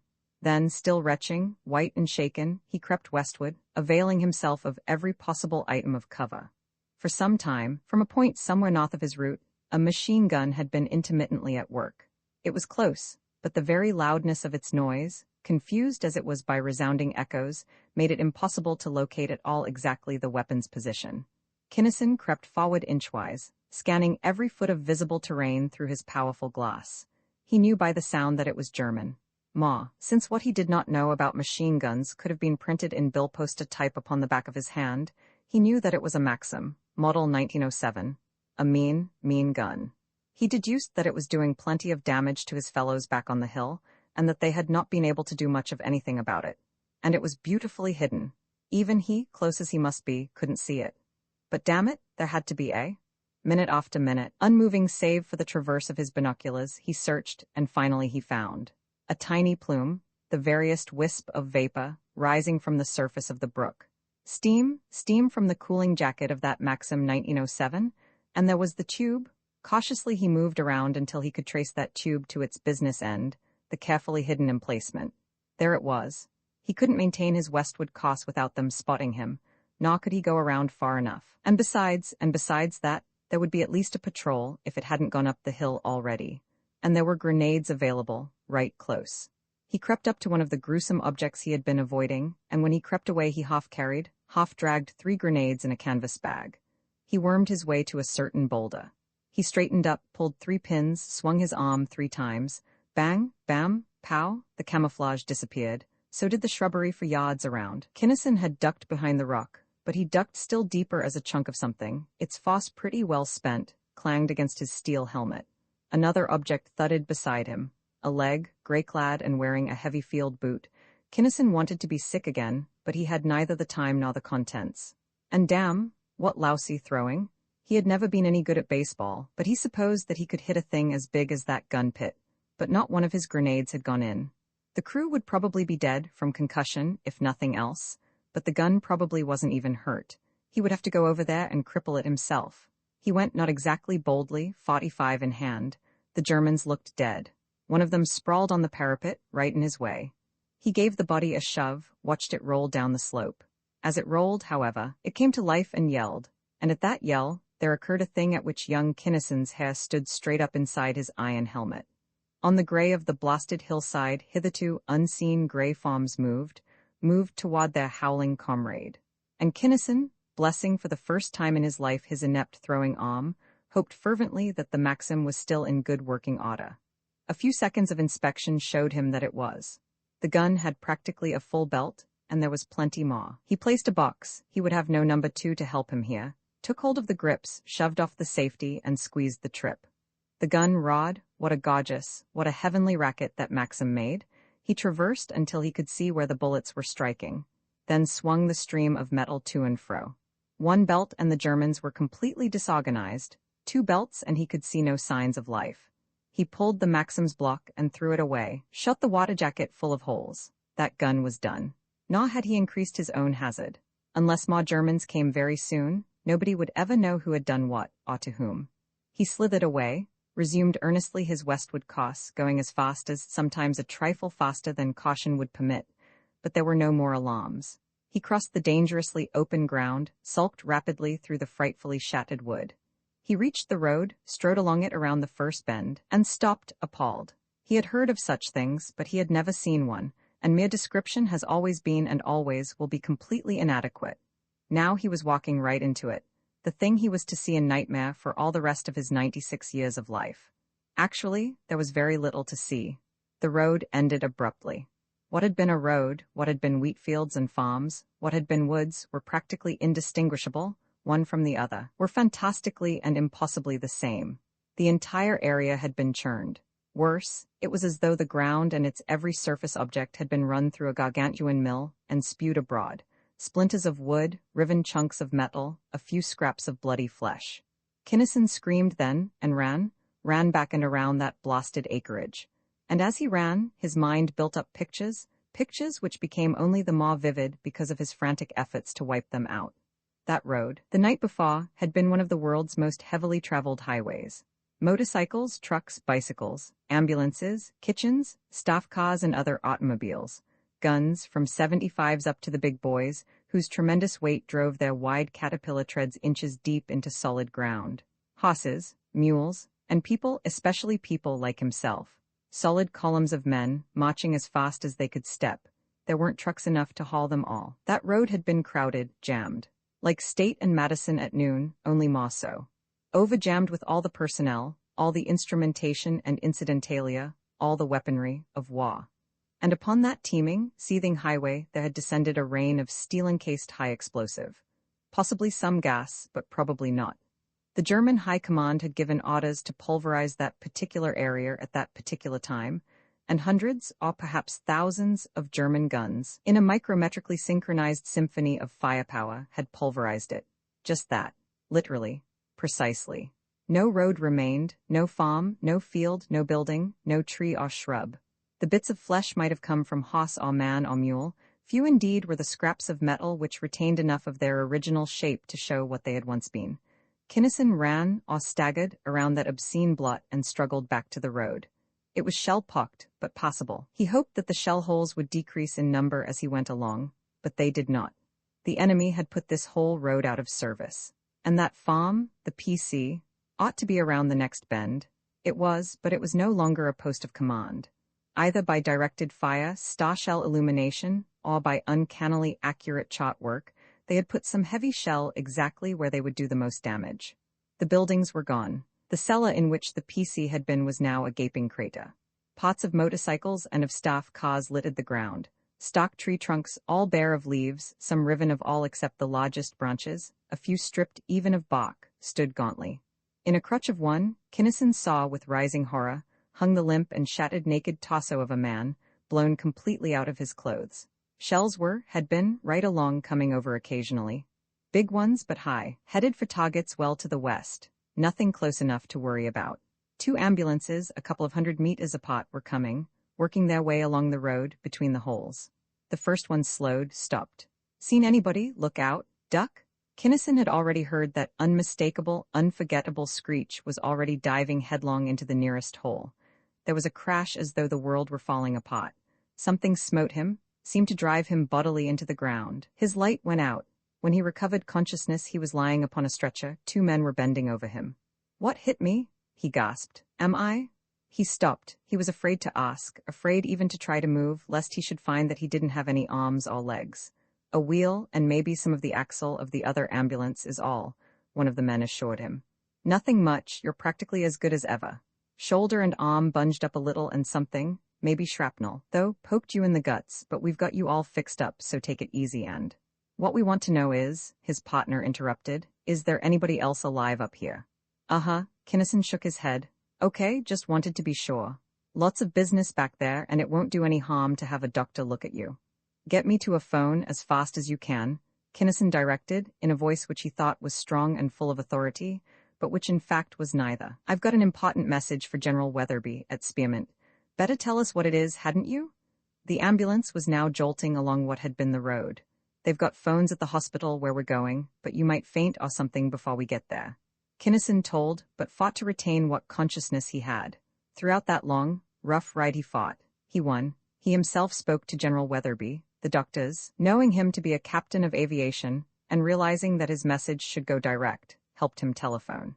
He himself received the general's sizzlingly sulphurous assurance that relief would be sent, and that quadruply qualified line would be rectified that night. Then someone jabbed him with a needle, and he lapsed into a dizzy, fuzzy coma, from which he did not emerge completely for weeks. He had lucid intervals at times, but he did not, at the time or ever, know surely what was real and what was fantasy. There were doctors, operations. There were hospital tents into which quiet men were carried, from which still quieter men were removed. There was a larger hospital, built of wood. There was a machine that buzzed and white-clad men who studied films and papers. There were scraps of conversation. "Belly wounds are bad," Kinnison thought. He was never sure that he heard one of them say. "And such contusions and multiple and compound fractures as those don't help a bit. Prognosis unfavorable, distinctly so, but we'll soon see what we can do. Interesting case, fascinating. What would you do, doctor, if you were doing it?" "I'd let it alone," a younger, stronger voice declared fervently. "Multiple perforations, infection, extravasation, edema, I am watching, doctor, and learning." Another interlude and another, and others. Until finally, orders were given which Kinnison did not hear at all. Adrenaline, massage hell out of him. Kinnison again came to, partially to, rather, anguished in every fiber of his being. Somebody was sticking barbed arrows into every square inch of his skin. Somebody else was pounding and mauling him all over, taking particular pains to pummel and to wrench at all the places where he hurt the worst. He yelled at the top of his voice, yelled and swore bitterly. Quit it, being the expurgated gist of his luridly profane protests. He did not make nearly as much noise as he supposed, but he made enough. "Thank God," Kinnison heard a lighter, softer voice. Surprised, he stopped swearing and tried to stare. He couldn't see very well either, but he was pretty sure that there was a middle-aged woman there. There was, and her eyes were not dry. He is going to live after all? As the days passed, he began really to sleep, naturally and deeply. He grew hungrier and hungrier, and they would not give him enough to eat. He was by turns sullen, angry, and morose. In short, he was convalescent. For Captain Ralph K. Kinnison, the war was over. 1941 chubby, brunette Eunice Kinnison sat in a rocker, reading the Sunday papers and listening to her radio. Her husband Ralph lay sprawled upon the davenpot, smoking a cigarette and reading the current issue of Extraordinary Stories against an unheard background of music. Mentally, he was far from Tellus, flitting in his superdreadnought through Pasek after Pasek of vacuous space. The music broke off without warning, and there blared out an announcement which yanked Ralph Kinnison back to earth with a violence almost physical. He jumped up, jammed his hands into his pockets. "Pearl Harbor?" he blurted. "How in? How could they have let them get that far? But Frank?" The woman gasped. She had not worried much about her husband, but Frank, her son. "He'll have to go." Her voice died away. "Not a chance in the world." Kinnison did not speak to soothe, but as though from sure knowledge. "Designing engineer for Lockwood. He'll want to, all right, but anyone who was ever even exposed to a course in aeronautical engineering will sit this war out. But they say it can't last very long. It can't, can it? I'll say it can. Loose talk. 5 years minimum is my guess, not that my guess is any better than anybody else's." He prowled around the room. His somber expression did not lighten. "I knew it," the woman said at length. "You, too, even after the last one. You haven't said anything, so I thought, perhaps." "I know I didn't," There was always the chance that we wouldn't get drawn into it. If you say so, though, I'll stay home. Am I apt to? I let you go when you were really in danger. What do you mean by that, crack? He interrupted. Regulations. 1 year too old, thank heaven? So what? They'll need technical experts bad. They'll make exceptions. Possibly desk jobs. Desk officers don't get killed in action, or even wounded. Why, perhaps with the children all grown up and married, we won't even have to be separated. Another angle, financial. Pooh, who cares about that? Besides, for a man out of a job. From you, I'll let that one pass. Thanks, Uni, you're an ace, I'll shoot him a wire. The telegram was sent. The Kinnisons waited and waited. Until about the middle of January, beautifully phrased and beautifully mimeographed letters began to arrive. The War Department recognizes the value of your previous military experience and appreciates your willingness, once again, to take up arms in defense of the country. Veteran Officers Questionnaire. Please fill out completely. Form 191A, Form 170 in duplicate, Form 315. Impossible to forecast the extent to which the War Department may ultimately utilize the services which you and thousands of others have so generously offered. Form. Not to be construed as meaning that you have been permanently rejected. Form. Advise you that while at the present time the War Department is unable to use you. Wouldn't that fry you to a crisp? Kinnison demanded. What in hell have they got in their heads, sawdust? They think that because I'm 51 years old, I've got 1 foot in the grave. I'll bet $4 that I'm in better shape than that cursed Major General and his whole damned staff. I don't doubt it, dear. Eunice's smile was, however, mostly of relief. But here's an ad. It's been running for a week. Chemical engineers, Shell loading plant within 75 miles of Townville, over 5 years experience, organic chemistry, technology, explosives. They want you, Eunice declared soberly. Well, I'm a PhD in organic. I've had more than 5 years experience in both organic chemistry and technology. If I don't know something about explosives, I did a smart job of fooling Dean Montrose, back at Goshwata University. I'll write him a letter. He wrote, he filled out a form, the telephone rang. Kinnison speaking, yes, Dr. Sumner? Oh, yes, chief chemist, that's it, 1 year over age, so I thought. Oh, that's a minor matter, we won't starve. If you can't pay 150, I'll come for 100 or 75 or 50. That's all right, too. I'm well enough known in my own field so that a title of junior chemical engineer wouldn't hurt me a bit, okay? I'll see you about 1 o'clock, Stoner and Black, Inc., operators, in Twistle Ordnance Plant, in Twistle, Mississauga. What? Well, maybe I could at that. Goodbye. He turned to his wife. You know what? They want me to come down right away and go to work. Hot dog? Am I glad that I told that louse Hendricks exactly where he could stick that job of mine? He must have known that you wouldn't sign a straight salary contract after getting a share of the profits so long. Maybe he believed what you always say just before, or just after kicking somebody's teeth down their throats, that you're so meek and mild, a regular milquetoast. Do you really think that they'll want you back? After the war, it was clear that Eunice was somewhat concerned concerning Kinnison's joblessness, but Kinnison was not. Probably. That's the gossip, and I'll come back when hell freezes over. His square jaw tightened. I've heard of outfits stupid enough to let their technical brains go because they could sell, for a while, anything they produced, but I didn't know that I was working for one. Maybe I'm not exactly a timid soul, but you'll have to admit that I never kicked anybody's teeth out unless they tried to kick mine out first.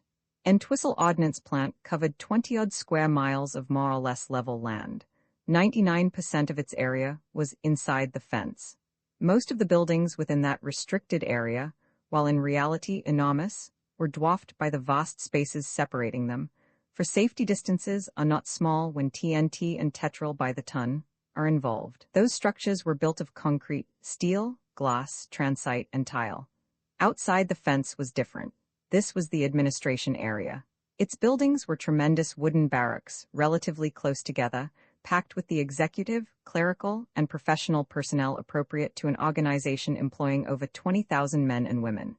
Well inside the fence, but a safety distance shot of the one line, loading line number 1, was a long, low building, quite inadequately named the chemical laboratory.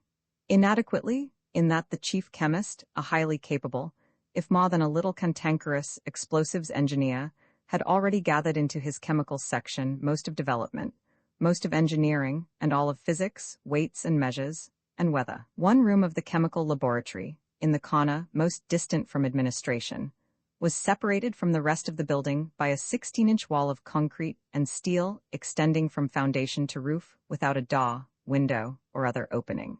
This was the laboratory of the chemical engineers, the boys who played with explosives high and low. Any explosion occurring therein could not affect the chemical laboratory proper or its personnel. Entwistle's main roads were paved, but in February of 1942, such minor items as sidewalks existed only on the blueprints. Entwistle's soil contained much clay, and at that time the mud was approximately 6 inches deep. Hence, since there were neither inside doors nor sidewalks, it was only natural that the technologists did not visit at all frequently the polished tile cleanliness of the laboratory. It was also natural enough for the far larger group to refer to the segregated ones as exiles and outcasts, and that some witty chemist applied to that isolated place the name Siberia. The name stuck. The engineers seized it and acclaimed it. They were Siberians and proud of it, and Siberians they remained, long after Entwistle's mud turned into dust. And within the year, the Siberians were to become well and favorably known in every ordnance plant in the country, to many high executives who had no idea of how the name originated. Kinnison became a Siberian as enthusiastically as the youngest man there. The term youngest is used in its exact sense, for not one of them was a recent graduate.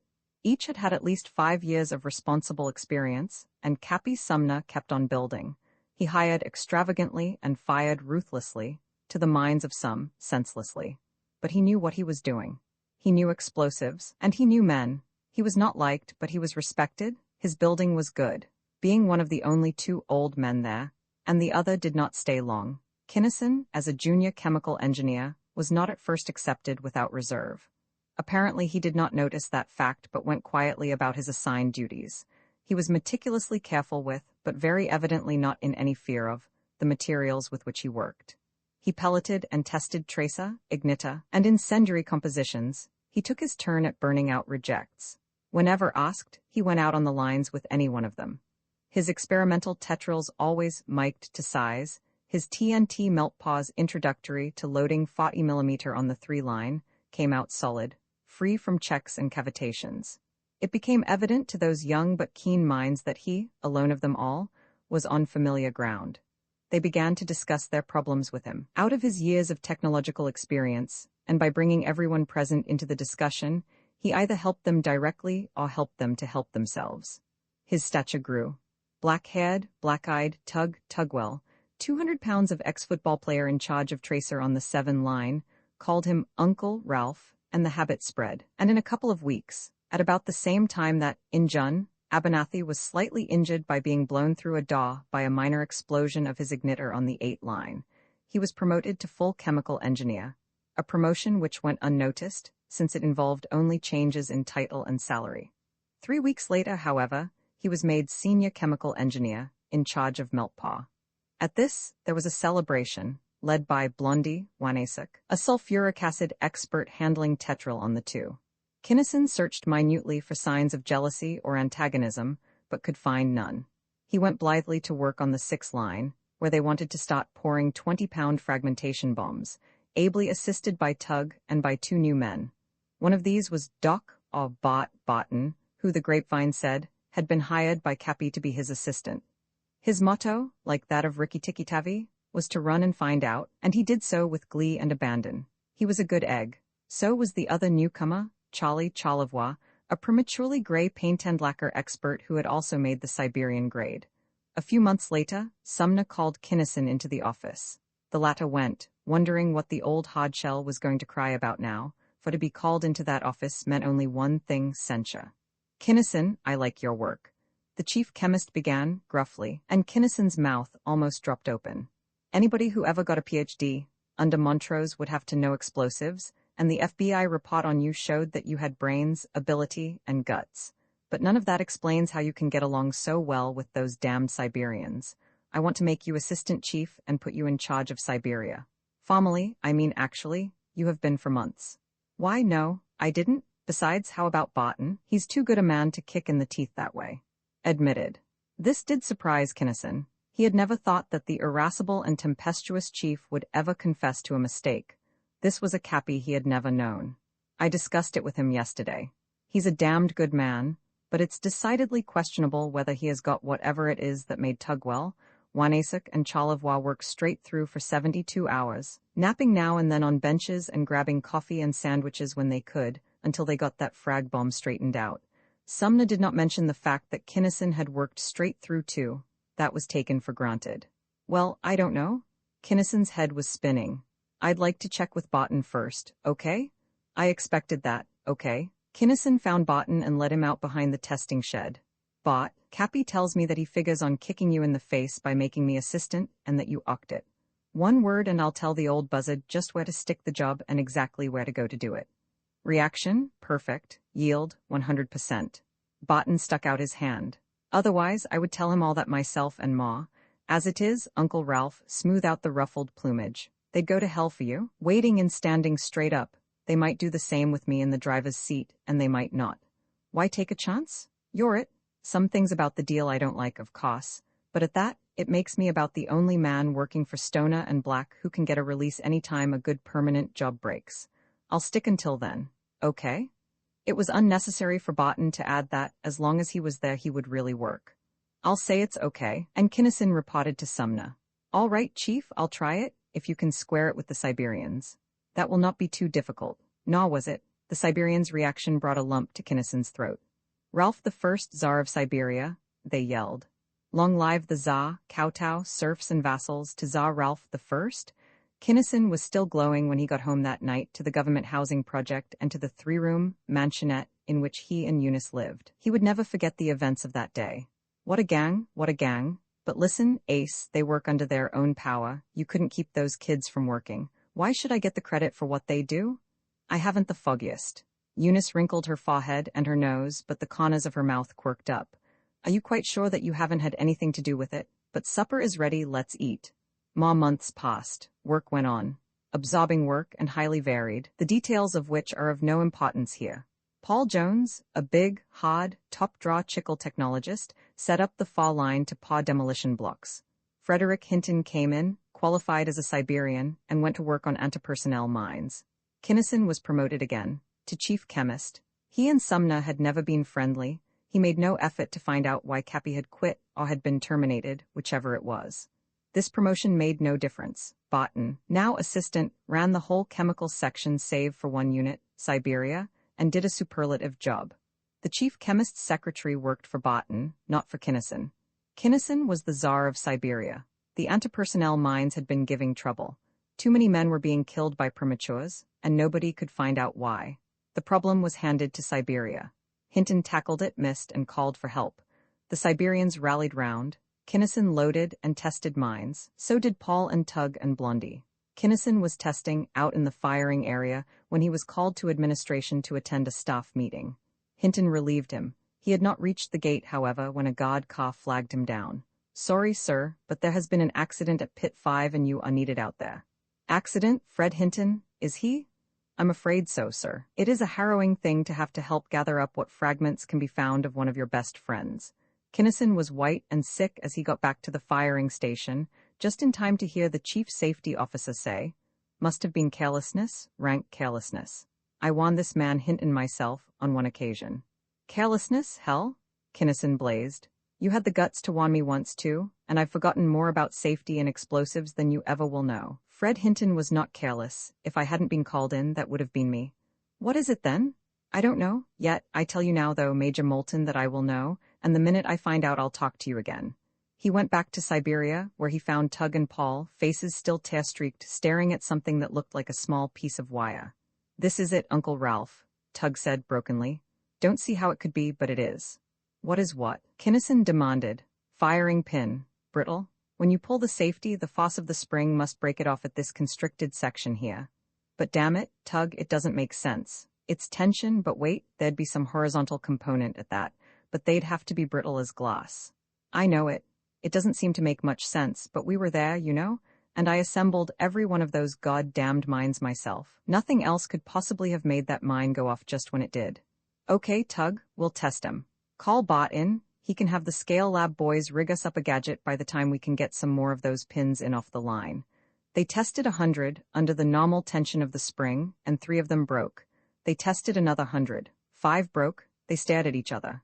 That's it, Kinnison declared, but this will stink to high heaven. Have inspection break out a new lot and we'll test 1,000.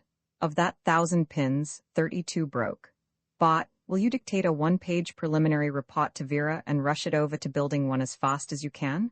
I'll go over and tell Moulton a few things. Major Moulton was, as usual, in conference, but Kinnison was in no mood to wait.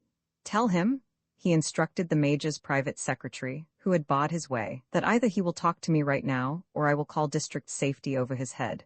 I'll give him 60 seconds to decide which. Moulton decided to see him. I'm very busy, Dr. Kinnison, but I don't give a swivel-eyed tinker's damn how busy you are. I told you that the minute I found out what was the matter with the M2 mine I'd talk to you again. Here I am. Brittle firing pins, 3 2/10% defective, so I'm very irregular, doctor. The matter will have to go through channels. Not this one. The formal report is going through channels, but as I started to tell you, this is an emergency report to you as Chief of Safety. Since the defect is not covered by specs, neither process nor ordnance can reject except by test, and whoever does the testing will very probably be killed. Therefore, as every employee of Stoner and Black is not only authorized, but positively instructed to do upon discovering an unsafe condition, I am reporting it direct to safety. Since my whiskers are a trifle longer than an operator's, I am reporting it direct to the head of the safety division, and I am telling you that if you don't do something about it damned quick, stop production and slap a hold order on all the M2 apps you can reach. I'll call district and make you personally responsible for every premature that occurs from now on. Since any safety man anywhere would much rather stop a process than authorize one, and since this particular safety man loved to throw his weight around, Kinnison was surprised that Moulton did not act instantly. The fact that he did not so act should have, but did not, give the naive Kinnison much information as to conditions existing outside the fence. But they need those mines very badly. They are an item of very heavy production.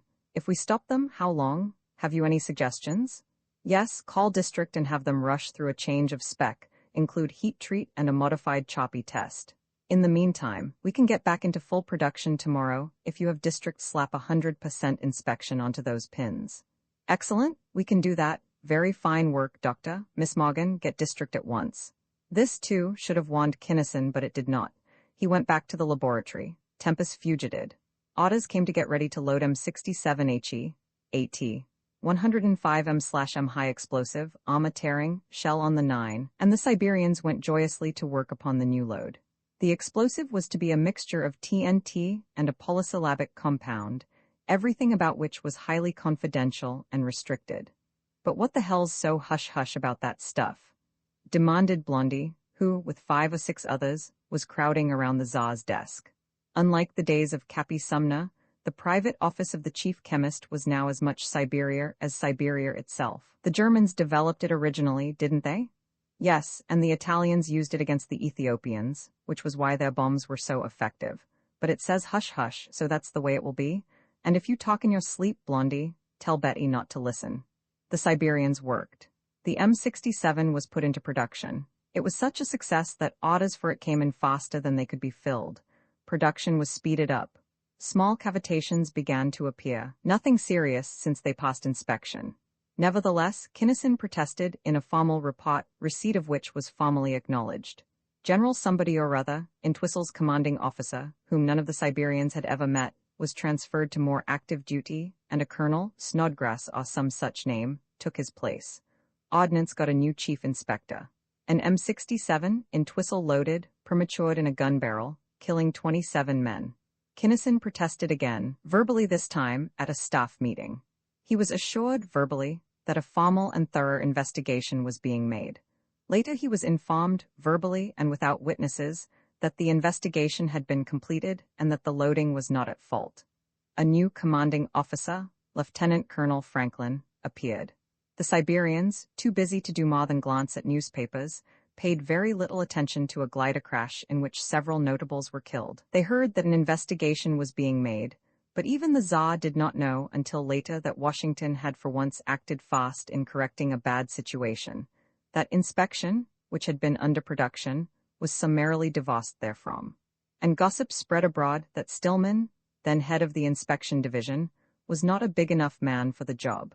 Thus, it was an entirely unsuspecting Kinnison who was called into the innermost private office of Thomas Keller, the superintendent of production. Kinnison, how in hell do you handle those Siberians? I never saw anything like them before in my life. No, and you never will again. Nothing on earth except a war could get them together or hold them together. I don't handle them, they can't be handled. I give them a job to do and let them do it. I back them up, that's all. Keller grunted. That's a hell of a formula. If I want anything done right, I've got to do it myself. But whatever your system is, it works. But what I wanted to talk to you about is, how'd you like to be head of the inspection division, which would be enlarged to include your present chemical section? Huh? Kinnison demanded, dumbfounded. At a salary well up on the confidential scale. Keller wrote a figure upon a piece of paper, showed it to his visitor, then burned it in an ashtray. Kinnison whistled. I'd like it, for more reasons than that, but I didn't know that you, or have you already checked with the General and Mr. Black? Naturally, came the smooth reply. In fact, I suggested it to them and have their approval. Perhaps you are curious to know why? I certainly am, for 2 reasons. First, because you have developed a crew of technical experts that is the envy of every technical man in the country.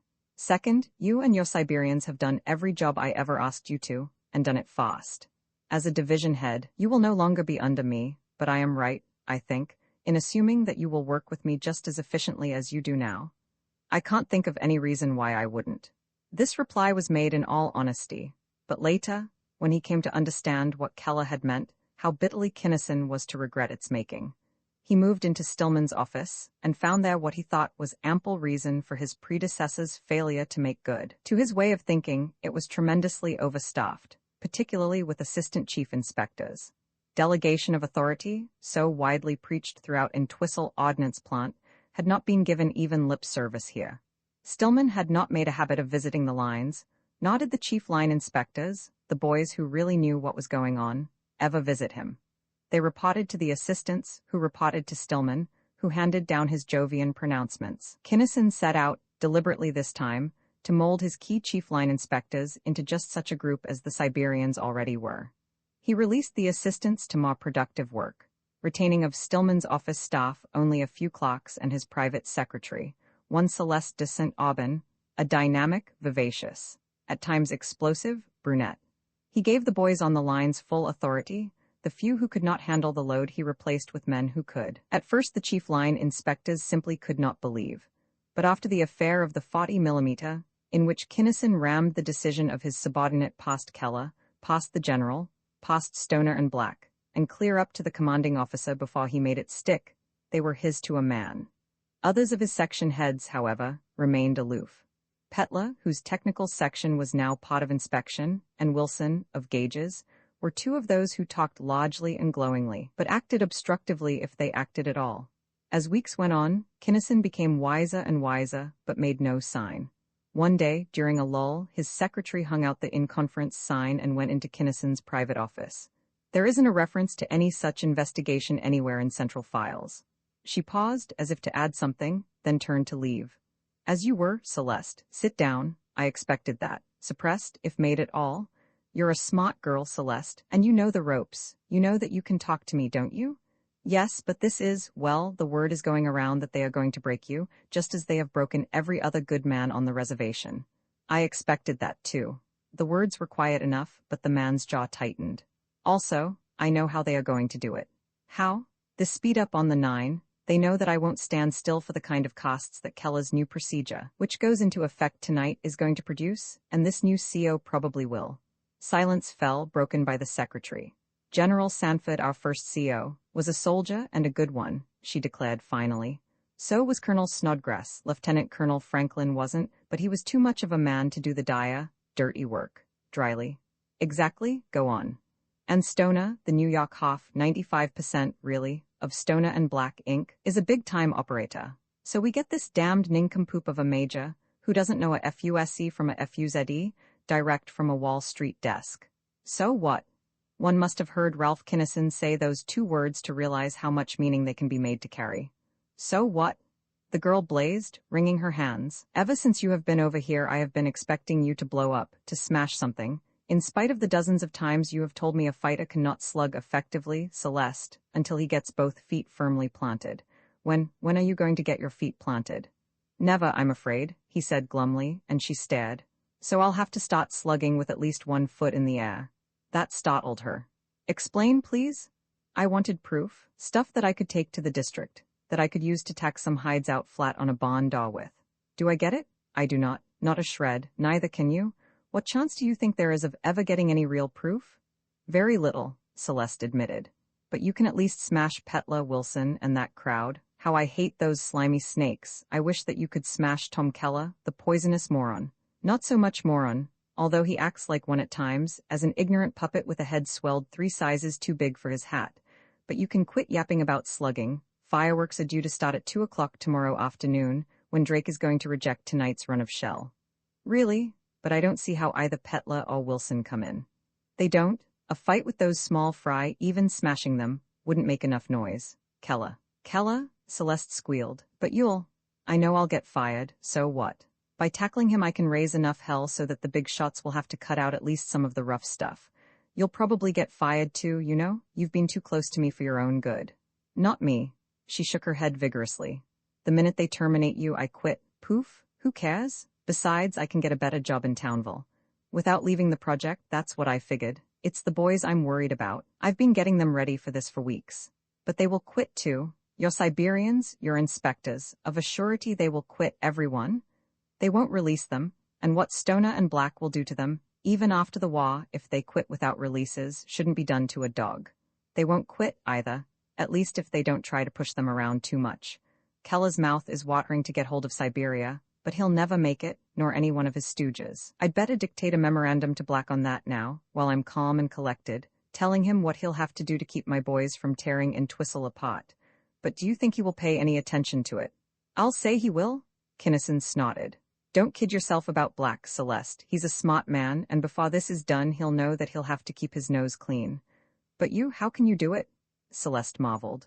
Me, I would urge them on. Few would have the patriotism. Patriotism, hell? If that were all, I would have stirred up a revolution long ago. It's for the boys in years to come. They've got to keep their noses clean too. Get your notebook, please, and take this down. Rough draft. I'm going to polish it up until it has teeth and claws in every line. And that evening, after supper, he informed Eunice of all the new developments. Is it still okay with you, he concluded, for me to get myself fired off of this high-salaried job of mine? Certainly. Being you, how can you do anything else? Oh, how I wish I could wring their necks. That conversation went on, but additional details are not necessary here. Shortly after 2 o'clock of the following afternoon, Celeste took a call and listened shamelessly. Kinnison speaking. Tug, Uncle Ralph, the costs section just like we thought they would. Dead ringers for plate D. So Drake hung a red ticket on every tray. Pity was right there, waiting, and started to raise hell. So I chipped in, and he beat it so fast that I looked to see his coattail catch fire. Drake didn't quite like to call you, so I did. If Pity keeps on going at the rate he left here, he'll be in Keller's office in nothing flat. Okay, Tug, tell Drake that the shell he rejected are going to stay rejected, and to come in right now with his report. Would you like to come along? Would I? Tugwell hung up but do you want him here, Doc? Celeste asked, anxiously, without considering whether or not her boss would approve of her eavesdropping. I certainly do. If I can keep Tug from blowing his top, the rest of the boys will stay in line. A few minutes later, Tugwell strode in, bringing with him Drake, the chief line inspector of the 9 line. Shortly thereafter, the office door was wrenched open. Keller had come to Kinnison, accompanied by the superintendent whom the Siberians referred to, somewhat contemptuously, as Pity. Damn your soul, Kinnison, come out here. I want to talk to you. Keller roared, and doors snapped open up and down the long corridor. Shut up, you goddamned louse. This from Tugwell, who, black eyes almost emitting sparks, was striding purposefully forward. I'll suck you so damned hard that. Pipe down, Tug, I'll handle this. Kinnison's voice was not loud, but it had then a peculiarly carrying and immensely authoritative quality. Verbally or physically, however he wants to have it. He turned to Keller, who had jumped backward into the hall to avoid the young Siberian. As for you, Keller, if you had the brains that God gave bastard geese in Ireland, you would have had this conference in private. Since you started it in public, however, I'll finish it in public. How you came to pick me for a yes-man I'll never know. Just one more measure of your stupidity, I suppose. Those shell are perfect? Keller shouted. Tell Drake here to pass them right now. If you don't, by God I'll... Shut up, Kinnison's voice cut. I'll do the talking, you listen. The spec says, quote, shall be free from objectionable cavitation, unquote. The line inspectors, who know their stuff, say that those cavitations are objectionable, so do the chemical engineers. Therefore, as far as I am concerned, they are objectionable. Those shell are rejected and they will stay rejected. That's what you think, Keller raged. But there'll be a new head of inspection who will pass them tomorrow morning. In that you may be half right. When you get done licking Black's boots, tell him that I am in my office. Kinnison re-entered his suite. Keller, swearing, strode away with pity. Doors clicked shut. I am going to quit, Uncle Ralph, law or no law? Tugwell stormed. They'll run that bunch of crap through and then. Will you promise not to quit until they do? Kinnison asked quietly. Huh? What? Tugwell's eyes and Celeste's were pools of astonishment. Celeste, being on the inside, understood first. Oh, to keep his nose clean, I see, she exclaimed. Exactly, those shell will not be accepted, nor any like them. On the surface, we got licked, I will get fired. You will find, however, that we won this particular battle. And if you boys stay here and hang together and keep on slugging, you can win a lot more. Maybe, if we raise enough hell, we can make them fire us too? Drake suggested. I doubt it. But unless I'm wrong, you can just about write your own ticket from now on if you play it straight. Kinnison grinned to himself at something which the young people could not see. You told me what Stoner and Black would do to us, Tugwell said, intensely. What I'm afraid of is that they'll do it to you. They can't. Not a chance in the world, Kinnison assured him. You fellows are young, not established. But I'm well enough known in my own field so that if they tried to blackball me, they'd just get themselves laughed at, and they know it. So beat it back to the 9, you kids, and hang red tickets on everything that doesn't cross-section up to standard. Tell the gang goodbye for me. I'll keep you posted. In less than an hour, Kinnison was called into the office of the president. He was completely at ease. Black was not. It has been decided to, ask for your resignation, the president announced at last. Save your breath, Kinnison advised. I came down here to do a job, and the only way you can keep me from doing that job is to fire me. That was not, entirely unexpected. A difficulty arose, however, in deciding what reason to put on your termination papers. I can well believe that. You can put down anything you like, Kinnison shrugged, with one exception. Any implication of incompetence and you'll have to prove it in court. Incompatibility, say? Okay. Miss Briggs, incompatibility with the highest echelon of Stoner and Black, Inc., please. You may as well wait, Dr. Kinnison. It will take only a moment. Fine. I've got a couple of things to say. First, I know as well as you do that you're between Scylla and Charybdis. Damned if you do and damned if you don't. Certainly not. Ridiculous? Black blustered, but his eyes wavered. Where did you get such a preposterous idea? What do you mean? If you ram those substandard heat shell through, you are going to have some more prematures. Not many. The stuff is actually almost good enough. 1 in 10,000, say. Perhaps 1 in 50,000. But you know damned well that you can't afford any. What my Siberians and inspectors know about you and Keller and Pity and the 9 line would be enough. But to cap the climax, that brainless jackal of yours let the cat completely out of the bag this afternoon, and everybody in building 1 was listening. 1 more premature would blow Entwistle wide open, would start something that not all the politicians in Washington could stop. On the other hand, if you scrap those lots and go back to pouring good loads, your Mr. Stoner, of New York and Washington, will be very unhappy and will scream bloody murder. I'm sure, however, that you won't offer any Plate D loads to ordnance, in view of the temper of my boys and girls, and the number of people who heard your dumb stooge give you away. You won't dare to. In fact, I told some of my people that you wouldn't, that you are a smart enough operator to keep your nose clean. You told them, Black shouted in anger and dismay. Yes, why not? The words were innocent enough, but Kinnison's expression was full of meaning. I don't want to seem trite, but you are just beginning to find out that honesty and loyalty are a hell of a hard team to beat. Get out, take these termination papers and get out. And Dr. Ralph K. Kinnison, head high, strode out of President Black's office and out of Entwistle Ordnance Plant. VI 19. Theodore K. Kinnison? A crisp, clear voice snapped from the speaker of an apparently cold, ordinary enough-looking radio-television set. A burly young man caught his breath sharply as he leaped to the instrument and pressed an inconspicuous button. Theodore K. Kinnison acknowledging. The plate remained dark, but he knew that he was being scanned. Operation Bullfinch? The speaker blatted. Kinnison gulped. Operation Bullfinch off, he managed to say. Off. He pushed the button again and turned to face the tall, trim honey-blonde who stood tensely poised in the archway. Her eyes were wide and protesting, both hands clutched at her throat. Sweets, they're coming over the pole, he gritted. 2 hours, more or less. Oh, Ted? She threw herself into his arms. They kissed, then broke away. The man picked up 2 large suitcases, already packed. Everything else, including food and water, had been in the car for weeks, and made strides. The girl rushed after him, not bothering even to close the door of the apartment, scooping up en passant a leggy boy of 4 and a chubby, curly-haired girl of 2 or thereabouts. They ran across the lawn toward a big, low-slung sedan. "Sure you got your caffeine tablets?" he demanded as they ran. "Uh-huh.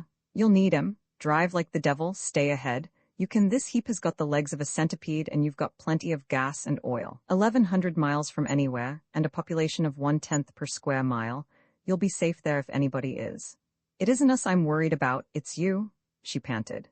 "Techno's wives get a few minutes' notice ahead of the H-blast. I'll be ahead of the rush and I'll stay ahead. It's you, Ted, you? Don't worry, kid, that pop cycle of mine has got legs too, and there won't be so much traffic the way I'm going." "Oh, blast, I didn't mean that, and you know it." They were at the car. While he jammed the 2 bags into an exactly fitting space, she tossed the children into the front seat, slid lithely under the wheel, and started the engine. "I know you didn't, sweetheart, I'll be back." He kissed her and the little girl, the while shaking hands with his son. "Kidlets, you and Mother are going out to visit Grandad Kinnison like we told you all about. Lots of fun, I'll be along later. Now, Lady Leadfoot, scram, and shovel on the coal." The heavy vehicle backed and swung. Gravel flew as the accelerator pedal hit the floor. Kinnison galloped across the alley and opened the door of a small garage, revealing a long, squat motorcycle. 2 deft passes of his hands and 2 of his 3 spotlights were no longer white.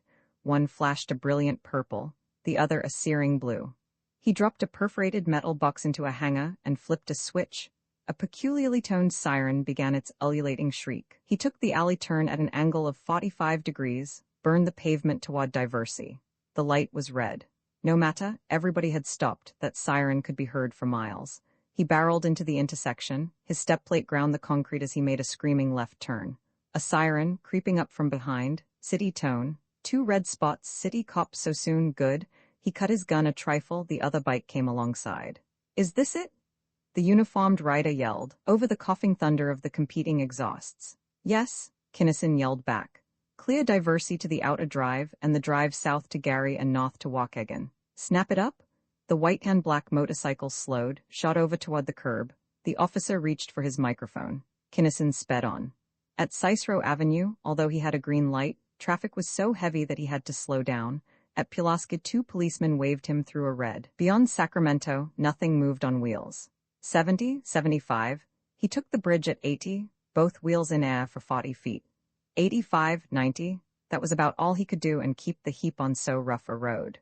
Also, he did not have Diversey all to himself anymore. Blue and purple flashing bikes were coming in from every side street. He slowed to a conservative 50 and went into close formation with the other riders. The H-blast, the citywide warning for the planned and supposedly orderly evacuation of all Chicago, sounded, but Kinnison did not hear it. Across the park, edging over to the left so that the boys going south would have room to make the turn, even such riders as those need some room to make a turn at 50 miles per hour. Under the viaduct, biting brakes and squealing tires at that sharp, narrow, right-angle left turn, north on the wide, smooth drive. That highway was made for speed. So were those machines. Each rider, as he got into the flat, lay down along his tank, tucked his chin behind the crossbar, and twisted both throttles out against their stops. They were in a hurry. They had a long way to go, and if they did not get there in time to stop those transpolar atomic missiles, all hell would be out for noon. Why was all this necessary? This organization, this haste, this split-second timing, this citywide exhibition of insane hippodrome riding. Why were not all these motorcycle races stationed permanently at their posts, so as to be ready for any emergency? Because America, being a democracy, could not strike first, but had to wait in instant readiness until she was actually attacked. Because every good techno in America had his assigned place in some American defense plan, of which Operation Bullfinch was only one. Because, without the presence of those technos at their everyday jobs, all ordinary technological work in America would perforce have stopped. A branch road curved away to the right. Scarcely slowing down, Kinnison bulleted into the turn and through an open, heavily guarded gate. Here his mount and his lights were passwords enough. The real test would come later. He approached a towering structure of alloy, jammed on his brakes, stopped beside a soldier who, as soon as Kinnison jumped off, mounted the motorcycle and drove it away. Kinnison dashed up to an apparently blank wall, turned his back upon four commissioned officers holding cocked 45s at the ready, and fitted his right eye into a cup. Unlike fingerprints, retinal patterns cannot be imitated, duplicated, or altered. Any imposter would have died instantly, without arrest or question. For every man who belonged aboard that rocket had been checked and tested, how he had been checked and tested. Since one spy, in any one of those technos' chairs, could wreak damage untellable, the pot snapped open. Kinnison climbed a ladder into the large but crowded operations room. "Hi, Teddy," a yell arose. "Hi, Walt, hiya, Red, what ho, Baldy," and so on. These men were friends of old. "Where are they?" he demanded. "Is our stuff getting away? Let me take a peek at the ball." "I'll say it is. Okay, Ted, squeeze in here." He squeezed in. It was not a ball, but a hemisphere, slightly oblate and centered approximately by the North Pole. A multitude of red dots moved slowly. 100 miles upon that map was a small distance, northward over Canada. A closer packed, less numerous group of yellowish-greens, already on the American side of the pole, was coming south. As had been expected, the Americans had more missiles than did the enemy. The other belief, that America had more adequate defenses and better trained, more highly skilled defenders, would soon be put to test. A string of blue lights blazed across the continent, from Nome through Skagway and Wollaston and Churchill and Kaniapiskau to Belle Isle, America's first line of defense. Regulars all. Ambers almost blanketed those blues, their combat rockets were already grabbing altitude. The second line from Portland, Seattle, and Vancouver across to Halifax also showed solid green with some flashes of amber.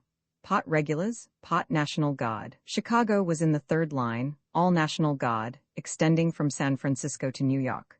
Green, alert and operating. So were the 4th, the 5th, and the 6th.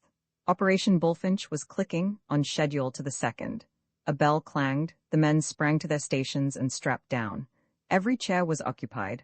Combat rocket number 10685, full-powered by the disintegrating nuclei of unstable isotopes, took off with a whooshing roar which even her thick walls could not mute. The technos, crushed down into their form-fitting cushions by 3 GTK of acceleration, clenched their teeth and took it. Higher, faster, the rocket shivered and trembled as it hit the wall at the velocity of sound, but it did not pause. Higher, faster, higher, 50 miles high. 100, 500, 1,000, 1,500, 2,000. Half a radius, the designated altitude at which the Chicago contingent would go into action. Acceleration was cut to 0. The technos, breathing deeply in relief, donned peculiarly goggled helmets and set up their panels. Kinnison stared into his plate with everything he could put into his optic nerve. This was not like the ball, in which the lights were electronically placed, automatically controlled, clear, sharp, and steady. This was radar. A radar considerably different from that of 1948, of course, and greatly improved, but still pitifully inadequate in dealing with objects separated by hundreds of miles and traveling at velocities of thousands of miles per hour. Nor was this like the practice cruises, in which the targets had been harmless barrels or equally harmless dirigible rockets. This was the real thing. The targets today would be lethal objects indeed. Practice gunnery, with only a place in the proficiency list at stake, had been exciting enough.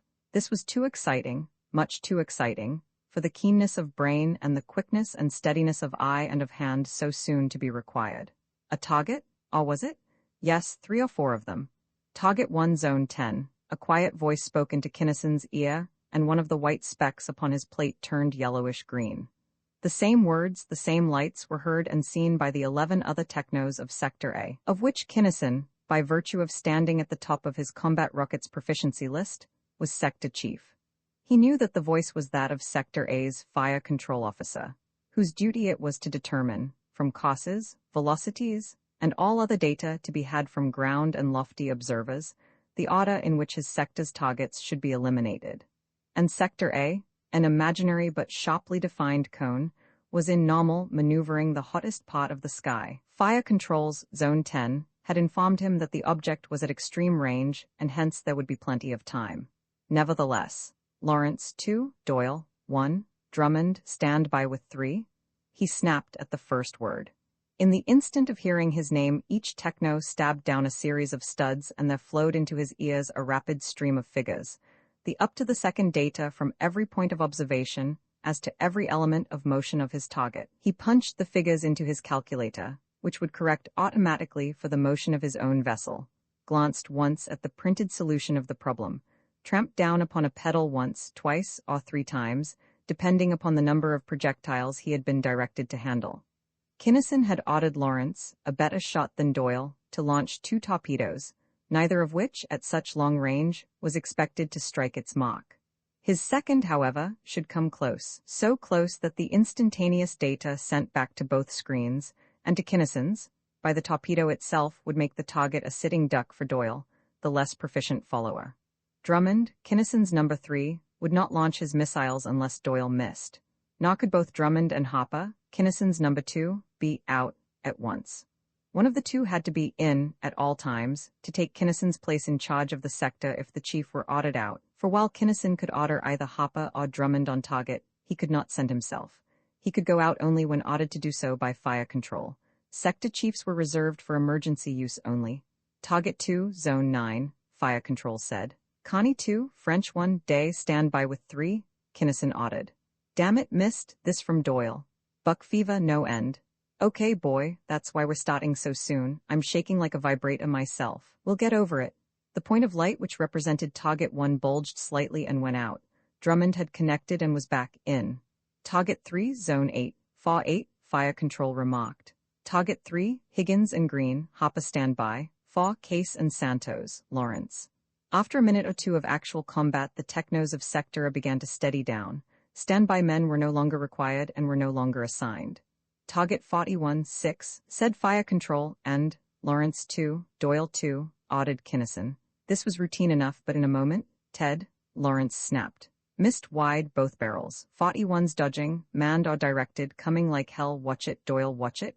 Kinnison, take it, fire control barked, voice now neither low nor steady, and without waiting to see whether Doyle would hit or miss. It's in Zone 3 already, collision costs. Harper, take over. Kinnison got the data, solved the equations, launched 5 torpedoes at 50 gravities of acceleration. 1, 2, 3, 4, 5. The last 3 as close together as they could fly without setting off their proximity fuses. Communications and mathematics and the electronic brains of calculating machines had done all that they could do. The rest was up to human skill, to the perfection of coordination and the speed of reaction of human mind, nerve, and muscle. Kinnison's glance darted from plate to panel to computer tape to meter to galvanometer, and back to plate. His left hand moved in tiny arcs the knobs whose rotation varied the intensities of 2 mutually perpendicular components of his torpedo's drives. He listened attentively to the reports of triangulating observers, now giving him data covering his own missiles, as well as the target object. The fingers of his right hand punched almost constantly the keys of his computer. He corrected almost constantly his torpedo's course. Up a hair, he decided. Left about a point. The target moved away from its predicted path. Down 2, left 3, down a hair right. The thing was almost through Zone 2, was blasting into Zone 1. He thought for a second that his first top was going to connect. It almost did, only a last instant. Full-powered side thrust enabled the target to evade it. 2 numbers flashed white upon his plate. His actual error, exact to the foot of distance and to the degree on the clock, measured and transmitted back to his baud by instruments in his torpedo. Working with instantaneous and exact data, and because the enemy had so little time in which to act, Kinnison's second projectile made a very near miss indeed. His third was a graze, so close that its proximity fuse functioned, detonating the cyclonite-packed warhead. Kinnison knew that his third went off because the error figures vanished, almost in the instant of their coming into being, as its detecting and transmitting instruments were destroyed. That one detonation might have been enough, but Kinnison had had one glimpse of his error, how small it was, and had a fraction of a second of time. Hence 4 and 5 slammed home, dead center. Whatever that target had been, it was no longer a threat. Kinnison, he reported briefly to fire control, and took over from Harper the direction of the activities of Sector A. The battle went on. Kinnison sent Harper and Drummond out time after time. He himself was given 3 more targets. The first wave of the enemy, what was left of it, passed. Sector A went into action, again at extreme range upon the second. Its remains, too, plunged downward and onward toward the distant ground. The third wave was really tough. Not that it was actually any worse than the first two had been, but the CA 10,685 was no longer getting the data which her technos ought to have to do a good job, and every man aboard her knew why. Some enemy stuff had got through, of course, and the observatories, both on the ground and above it, the eye of the whole American defense, had suffered heavily. Nevertheless, Kinnison and his fellows were not too perturbed. Such a condition was not entirely unexpected. They were now veterans, they had been tried and had not been found wanting. They had come unscathed through a bath of fire, the like of which the world had never before known. Give them any kind of computation at all, or no computation at all, except old CR 10,685 own radar and their own tops, of which they still had plenty, and they could and would take care of anything that could be thrown at them. The third wave passed. Targets became fewer and fewer. Action slowed down, stopped. The technos, even the sector chiefs, knew nothing whatever of the progress of the battle as a whole. They did not know where their rocket was, or whether it was going north, east, south, or west. They knew when it was going up or down only by the seats of their pants. They did not even know the nature of the targets they destroyed, since upon their plates all targets looked alike, small, bright, greenish-yellow spots. Hence, give us the dope, Pete, if we've got a minute to spare, Kinnison begged of his fire control officer. You know more than we do, give. It's coming in now, came the prompt reply. 6 of those targets that did such fancy dodging were atomics aimed at the lines. 5 were dirigibles with our number on 'em. You fellows did a swell job. Very little of their stuff got through. Not enough, they say, to do much damage to a country as big as the USA. On the other hand, they stopped scarcely any of ours. They apparently didn't have anything to compare with you technos. But all hell seems to be busting loose, all over the world. Our east and west coasts are both being attacked, they say, but are holding. Operation Daisy and Operation Fairfield are clicking, just like we did. Europe, they say, is going to hell. Everybody is taking potshots at everybody else. One report says that the South American nations are bombing each other. Asia, too, nothing definite. As straight dope comes in, I'll relay it to you. We came through in very good shape, considering losses less than anticipated, only 7%. The first line, as you know already, took a god-awful shellacking. In fact, the Churchill-Belcher section was practically wiped out, which was what lost us about all of our observation.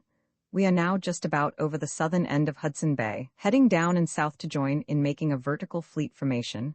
No more waves coming, but they say to expect attacks from low-flying combat rockets. There goes the alert. On your toes, fellows, but there isn't a thing on Sector A's screen. There wasn't. Since the CR 10,685 was diving downward and southward, there wouldn't be. Nevertheless, some observer aboard that rocket saw that atomic missile coming. Some fire control officer yelled orders. Some technos did their best, and failed. And such is the violence of nuclear fission, so utterly incomprehensible is its speed, that Theodore K. Kinnison died without realizing that anything whatever was happening to his ship or to him. Galen of Edar looked upon ruined Earth, his handiwork, and found it good. Knowing that it would be many of hundreds of Tellurian years before that planet would again require his personal attention, he went elsewhere, to Rigel 4, to Pallane 7, and to the solar system of Valentia, where he found that his creatures the Overlords were not progressing according to schedule.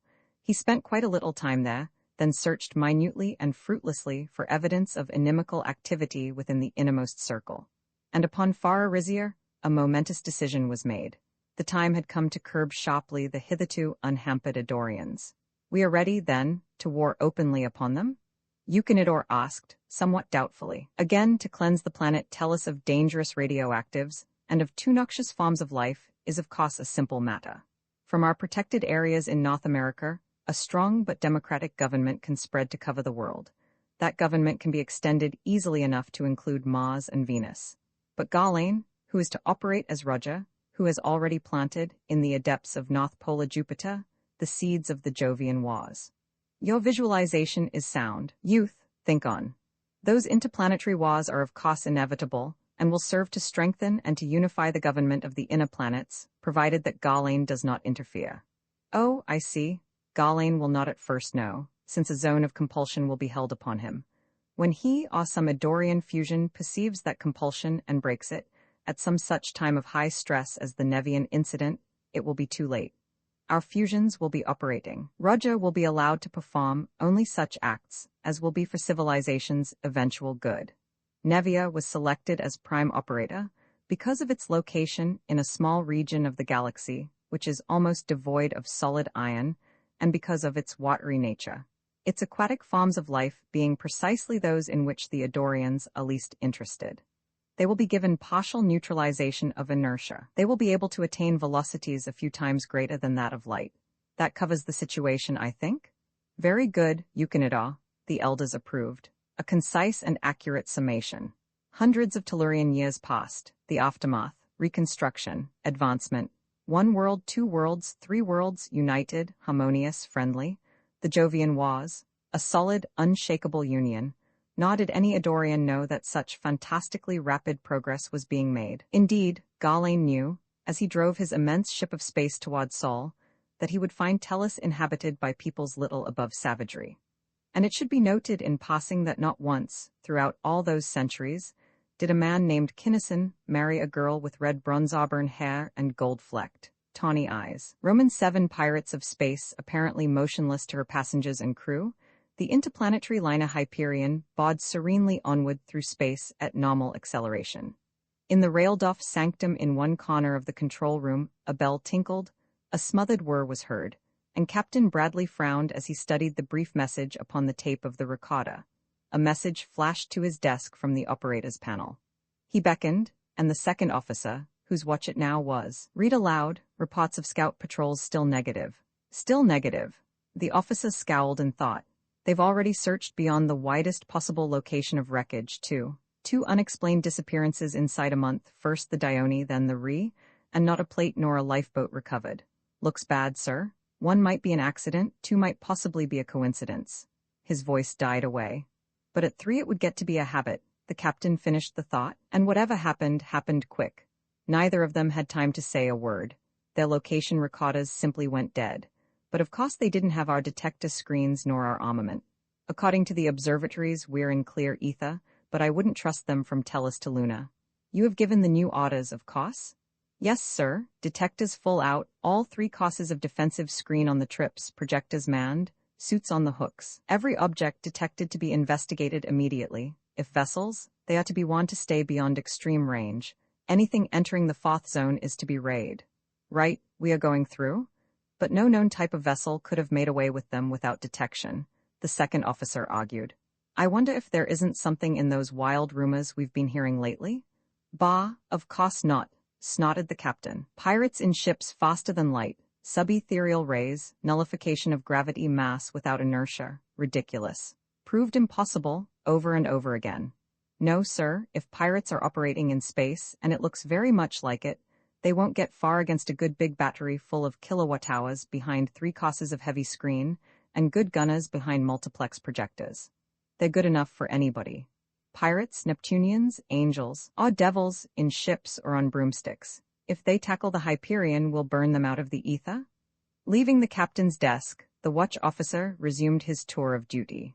The 6 great lookout plates into which the alert observers peered were blank, their far-flung, ultra-sensitive detector screens encountering no obstacle. The ether was empty for thousands upon thousands of kilometers.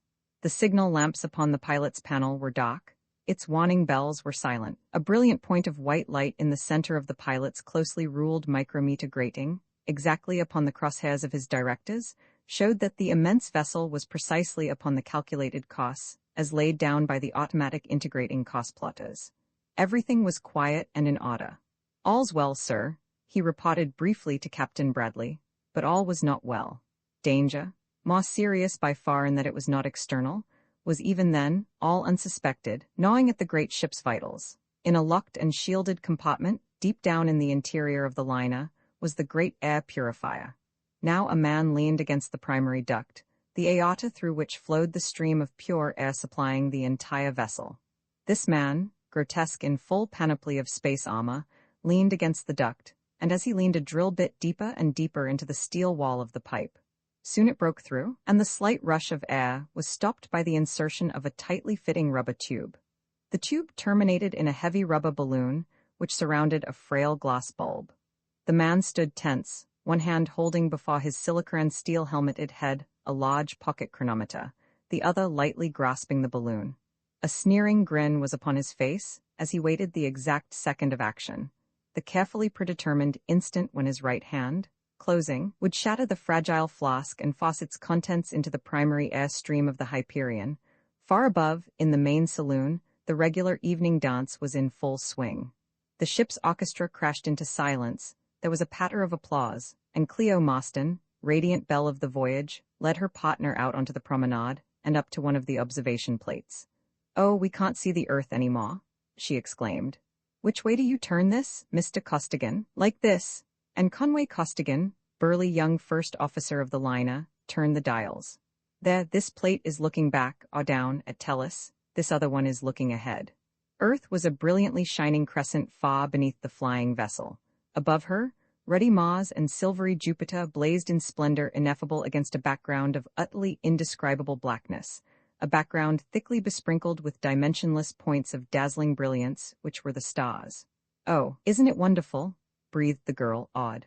"Of course I suppose that it's old stuff to you, but I'm a ground gripper, you know, and I could look at it forever, I think. That's why I want to come out here after every dance. You know, Her voice broke off suddenly, with a queer rasping catch as she seized his arm in a frantic clutch and as quickly went limp. He stared at her sharply, and understood instantly the message written in her eyes now enlarged, staring, hard, brilliant, and full of soul-searing terror as she slumped down, helpless but for his support. In the act of exhaling as he was, lungs almost entirely empty, yet he held his breath until he had seized the microphone from his belt and had snapped the lever to emergency. "Control room?" he gasped then, and every speaker throughout the great cruiser of the void blared out the warning as he forced his already evacuated lungs to absolute emptiness. "V2 gas, get tight," writhing and twisting in his fierce struggle to keep his lungs from gulping in a draught of that noxious atmosphere. And with the unconscious form of the girl draped limply over his left arm, Costigan leaped toward the portal of the nearest lifeboat. Orchestra instruments crashed to the floor and dancing couples fell and sprawled inertly, while the tortured first officer swung the door of the lifeboat open and dashed across the tiny room to the air valves. Throwing them wide open, he put his mouth to the orifice and let his laboring lungs gasp their eager fill of the cold blast roaring from the tanks. Then, air hunger partially assuaged, he again held his breath, broke open the emergency locker, donned one of the spacesuits always kept there, and opened its valves wide in order to flush out of his uniform any lingering trace of the lethal gas. He then leaped back to his companion. Shutting off the air, he released a stream of pure oxygen, held her face in it, and made shift to force some of it into her lungs by compressing and releasing her chest against his own body. Soon she drew a spasmodic breath, choking and coughing, and he again changed the gaseous stream to one of pure air, speaking urgently as she showed signs of returning consciousness. "Stand up," he snapped. "Hang onto this brace and keep your face in this airstream until I get a suit around you. Got me?" She nodded weakly and, assured that she could hold herself at the valve, it was the work of only a minute to encase her in one of the protective coverings. Then, as she sat upon a bench, recovering her strength, he flipped on the lifeboat's visiphone projector and shot its invisible beam up into the control room, where he saw space-armored figures furiously busy at the panels. Dirty work at the crossroads. He blazed to his captain, man to man, formality disregarded, as it so often was in the Triplanetary service. "There's skullduggery afoot somewhere in our primary air. Maybe that's the way they got those other two ships pirates? Might have been a timed bomb. Don't see how anybody could have stowed away down there through the inspections, and nobody but Franklin can neutralize the shield of the air room, but I'm going to look around anyway. Then I'll join you fellows up there." "What was it?" the shaken girl asked. "I think that I remember your saying V2 gas. That's forbidden?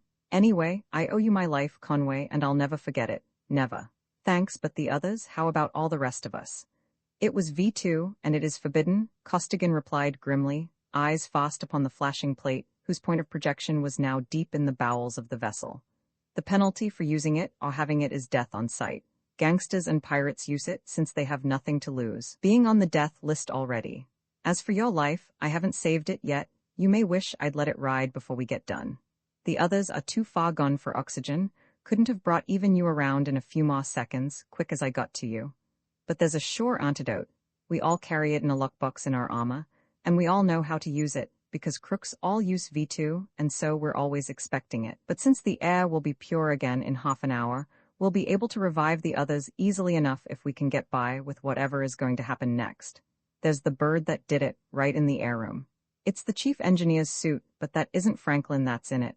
Some passenger, disguised, slugged the chief, took his suit and projectors, hole in duct, PSST, all washed out. Maybe that's all he was scheduled to do to us in this performance, but he'll do nothing else in his life. Don't go down there, protested the girl. His armor is so much better than that emergency suit you are wearing, and he's got Mr. Franklin's Lewiston, besides. Don't be an idiot, he snapped. We can't have a live pirate aboard. We're going to be altogether too busy with outsiders directly.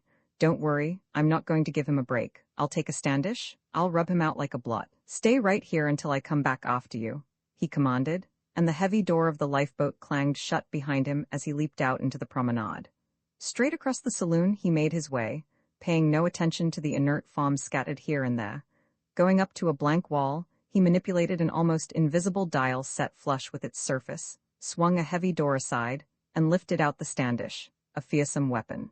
Squat, huge, and heavy, it resembled somewhat an overgrown machine rifle, but one possessing a thick, shot telescope, with several opaque condensing lenses and parabolic reflectors. Laboring under the weight of the thing, he strode along corridors and clambered heavily down shot stairways. Finally, he came to the purifier room, and grinned savagely as he saw the greenish haze of light obscuring the door and walls. The shield was still in place. The pirate was still inside, still flooding with the terrible V2, the Hyperion's primary air. He set his peculiar weapon down, unfolded its 3 massive legs, crouched down behind it, and threw in a switch. Dull red beams of frightful intensity shot from the reflectors, and sparks, almost of lightning proportions, leaped from the shielding screen under their impact. Roaring and snapping, the conflict went on for seconds, then, under the superior force of the Standish, the greenish radiance gave way. Behind it, the metal of the door ran the gamut of color: red, yellow, blinding white, then literally exploded. Molten, vaporized, burned away. Through the aperture thus made, Costigan could plainly see the pirate in the space armor of the chief engineer, an armor which was proof against rifle fire, and which could reflect and neutralize for some little time even the terrific beam Costigan was employing. Nor was the pirate unarmed.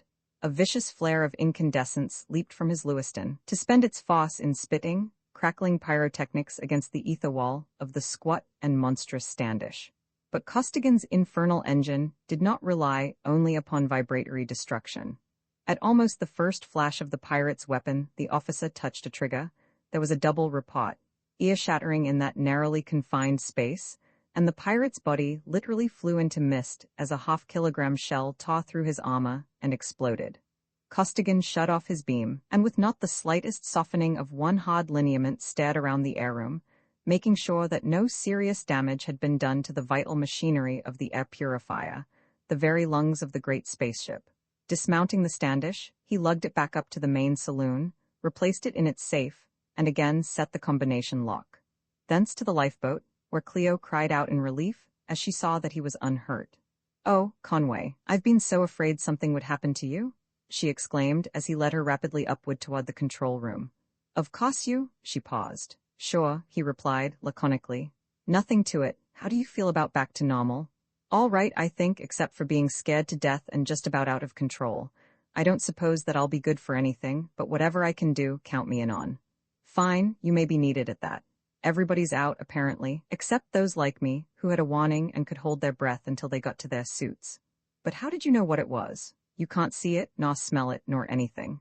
You inhaled a second before I did, and I saw your eyes. I've been in it before, and when you see a man get a jolt of that stuff just once, you never forget it.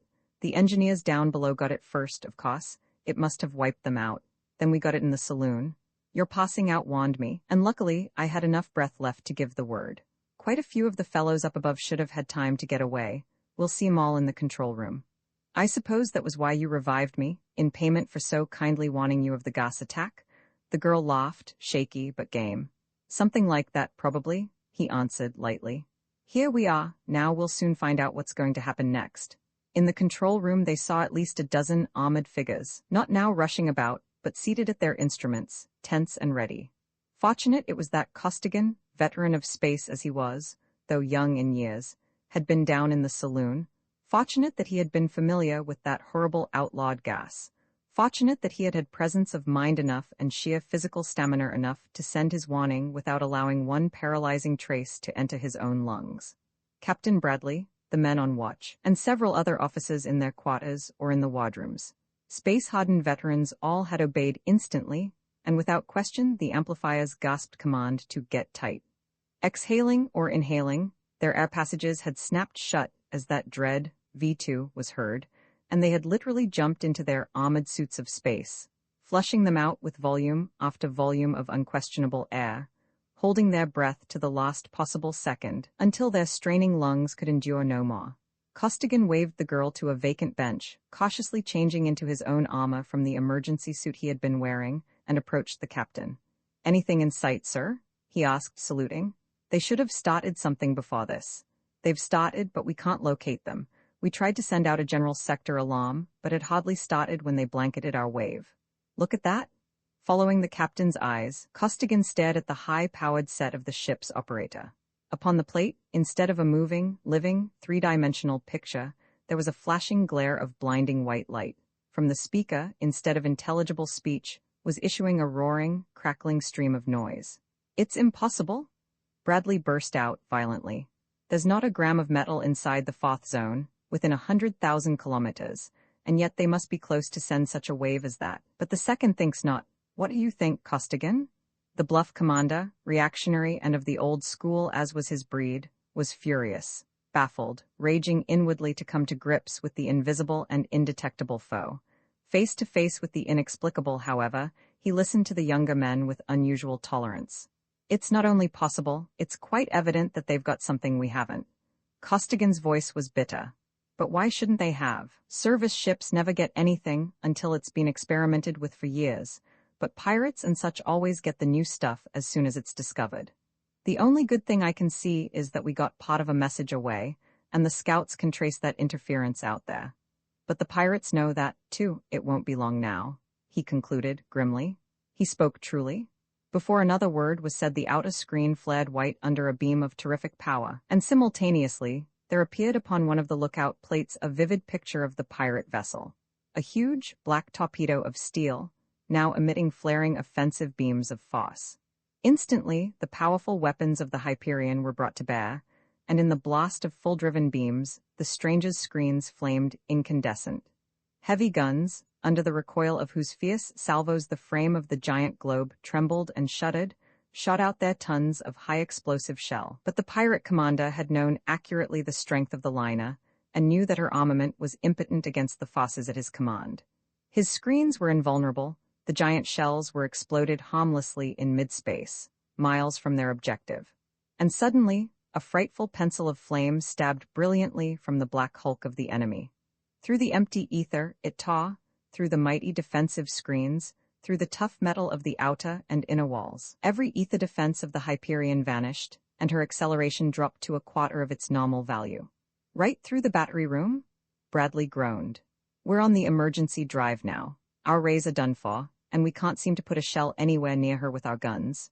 But ineffective as the guns were, they were silenced forever as a frightful beam of destruction stabbed relentlessly through the control room, whiffing out of existence the pilot, gunnery, and lookout panels and the men before them. The air rushed into space, and the suits of the three survivors bulged out into drumhead tightness as the pressure in the room decreased. Costigan pushed the captain lightly toward a wall, then seized the girl and leaped in the same direction. "Let's get out of here, quick," he cried, the miniature radio instruments of the helmets automatically taking up the duty of transmitting speech as the sound discs refused to function. "They can't see us. Our ether wall is still up, and their spy rays can't get through it from the outside, you know. They're working from blueprints, and they'll probably take your desk next." And even as they bounded toward the door, now become the outer seal of an airlock, the pirates' beam tore through the space which they had just quitted. Through the airlock, down through several levels of passengers' quarters they hurried, and into a lifeboat, whose one doorway commanded the full length of the third lounge, an ideal spot, either for defense or for escape outward by means of the miniature cruiser. As they entered their retreat, they felt their weight begin to increase. More and more force was applied to the helpless liner, until it was moving at normal acceleration. "What do you make of that, Costigan?" asked the captain. "Tractor beams? Apparently. They've got something, all right. They're taking us somewhere, fast. I'll go get a couple of standishes and another suit of armor. We'd better dig in." And soon the small room became a veritable fortress, housing as it did those two formidable engines of destruction. Then the first officer made another and longer trip, returning with a complete suit of Triplanetary space armor, exactly like those worn by the two men, but considerably smaller. "Just as an added factor of safety, you'd better put this on, Cleo. Those emergency suits aren't good for much in a battle. I don't suppose that you ever fired a Standish, did you?" "No, but I can soon learn how to do it," she replied pluckily. "Two is all that can work here at once, but you should know how to take hold in case one of us goes out.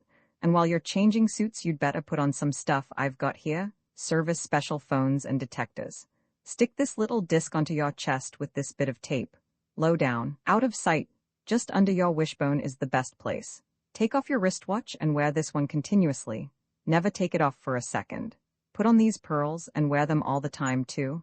Take this capsule and hide it against your skin, someplace where it can't be found except by the most rigid search. Swallow it in an emergency. It goes down easily and works just as well inside as outside. It is the most important thing of all.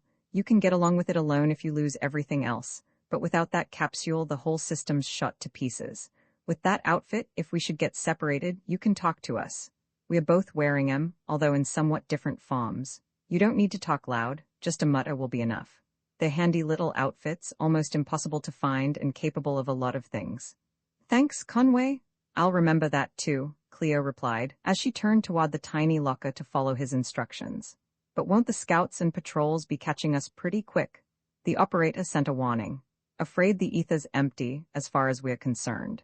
Captain Bradley had stood by in silent astonishment during this conversation. His eyes had bulged slightly at Costigan's. "We're both wearing 'em," but he had held his peace, and as the girl disappeared, a look of dawning comprehension came over his face. "Oh, I see, sir," he said respectfully, far more respectfully than he had ever before addressed a mere first officer. "Meaning that we both will be wearing them shortly, I assume. Service specials. But you didn't specify exactly what service, did you?" "Now that you mention it, I don't believe that I did," Costigan grinned. "That explains several things about you, particularly your recognition of V2 and your uncanny control and speed of reaction. But aren't you?" "No," Costigan interrupted. "This situation is apt to get altogether too serious to overlook any bets. If we get away, I'll take them away from her, and she'll never know that they aren't routine equipment. As for you, I know that you can and do keep your mouth shut. That's why I'm hanging this junk on you. I had a lot of stuff in my kit, but I flashed it all with the Standish, except what I brought in here for us three. Whether you think so or not, we're in a real jam. Our chance of getting away is mighty close to zero." He broke off as the girl came back, now to all appearances a small Triplanetary officer, and the three settled down to a long and eventless wait. Hour after hour they flew through the ether, but finally there was a lurching swing and an abrupt increase in their acceleration. After a short consultation, Captain Bradley turned on the Viscerae set and, with the beam at its minimum power, peered cautiously downward, in the direction opposite to that in which he knew the pirate vessel must be. All three stared into the plate, seeing only an infinity of emptiness, marked only by the infinitely remote and coldly brilliant stars.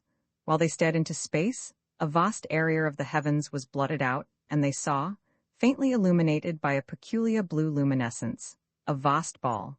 A sphere so large and so close that they seemed to be dropping downward toward it, as though it were a world. They came to a stop, paused, weightless. A vast door slid smoothly aside. They were drawn upward through an airlock and floated quietly in the air above a small, but brightly lighted and orderly city of metallic buildings. Gently the Hyperion was lowered to come to rest in the embracing arms of a regulation landing cradle.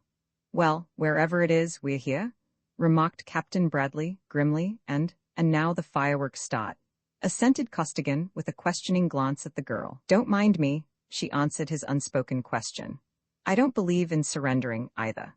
"Right," and both men squatted down behind the ether walls of their terrific weapons, the girl prone behind them. They had not long to wait. A group of human beings, men, and to all appearances Americans, appeared unarmed in the little lounge. As soon as they were well inside the room, Bradley and Costigan released upon them, without compunction, the full power of their frightful projectors. From the reflectors, through the doorway, There tore a concentrated double beam of pure destruction, but that beam did not reach its goal. Yards from the men it met a screen of impenetrable density.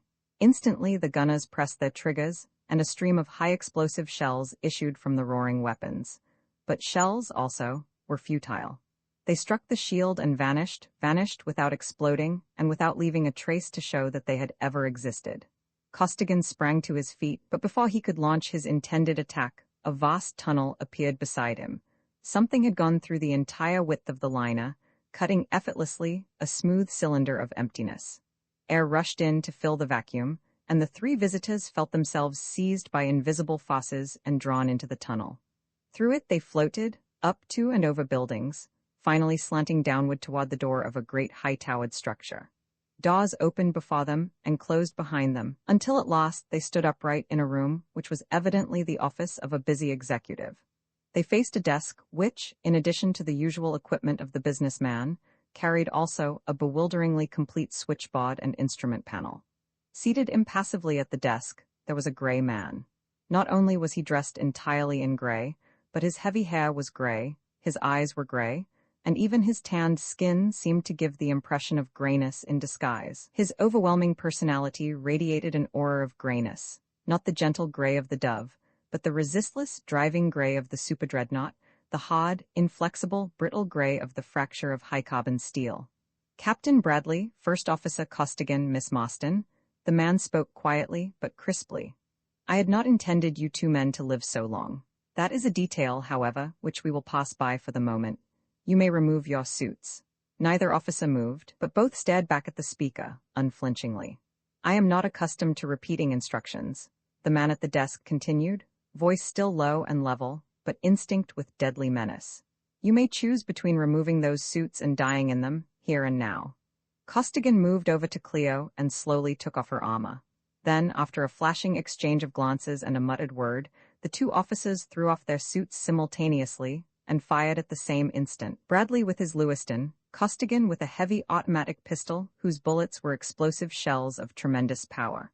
But the man in gray, surrounded by an impenetrable wall of force, only smiled at the fusillade, tolerantly and maddeningly.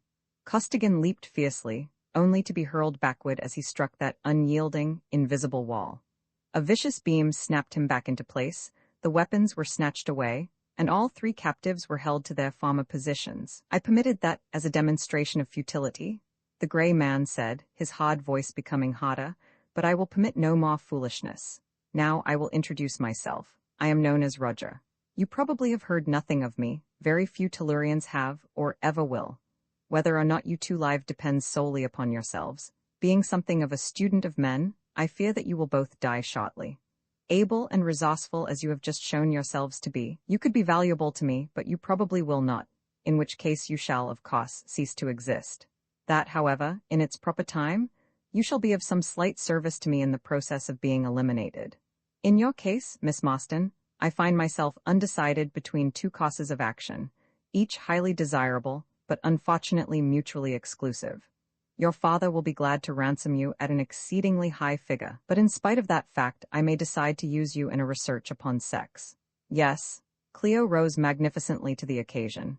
Fear forgotten, her courageous spirit flashed from her clear young eyes and emanated from her taut young body, erect in defiance. You may think that you can do anything with me that you please, but you can't? Peculiar, highly perplexing. Why should that one stimulus, in the case of young females, produce such an entirely disproportionate reaction? Roger's eyes bought into Cleo's, the girl shivered and looked away.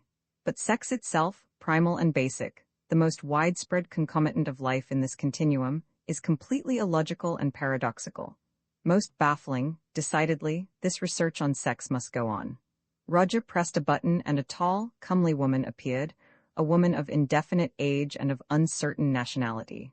Show Miss Marston to her apartment, he directed, and as the two women went out a man came in. The cargo is unloaded, sir, the newcomer reported. The two men and the 5 women indicated have been taken to the hospital. Very well, dispose of the others in the usual fashion. The minion went out, and Roger continued, emotionlessly. Collectively, the other passengers may be worth $1 million or so, but it would not be worthwhile to waste time upon them. What are you, anyway? Blazed Costigan, helpless but enraged beyond caution. I have heard of mad scientists who tried to destroy the Earth, and of equally mad geniuses who thought themselves Napoleons capable of conquering even the solar system. Whichever you are, you should know that you can't get away with it. I am neither. I am, however, a scientist, and I direct many other scientists. I am not mad. You have undoubtedly noticed several peculiar features of this place. Yes, particularly the artificial gravity and those screens. An ordinary ether wall is opaque in one direction, and doesn't bar matter. Yours are transparent both ways and something more than impenetrable to matter. How do you do it? You could not understand them if I explained them to you, and they are merely two of our smaller developments. I do not intend to destroy your planet Earth. I have no desire to rule over masses of futile and brainless men. I have, however, certain ends of my own in view. To accomplish my plans, I require hundreds of millions in gold and other hundreds of millions in uranium, thorium, and radium, all of which I shall take from the planets of this solar system before I leave it. I shall take them in spite of the puerile efforts of the fleets of your Triplanetary League. This structure was designed by me and built under my direction. It is protected from meteorites by forces of my devising. It is indetectable and invisible. Ether waves are bent around it without loss or distortion. I am discussing these points at such length so that you may realize exactly your position. As I have intimated, you can be of assistance to me if you will. Now, just what could you offer any man to make him join your outfit? Demanded Costigan, venomously. Many things. Roger's cold tone betrayed no emotion, no recognition of Costigan's open and bitter contempt. I have under me many men, bound to me by many ties. Needs, wants, longings, and desires differ from man to man, and I can satisfy practically any of them.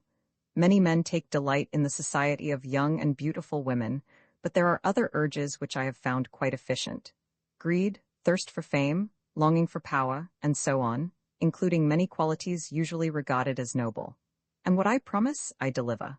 I demand only loyalty to me, and that only in certain things and for a relatively short period. In all else, my men do as they please. In conclusion, I can use you too conveniently, but I do not need you.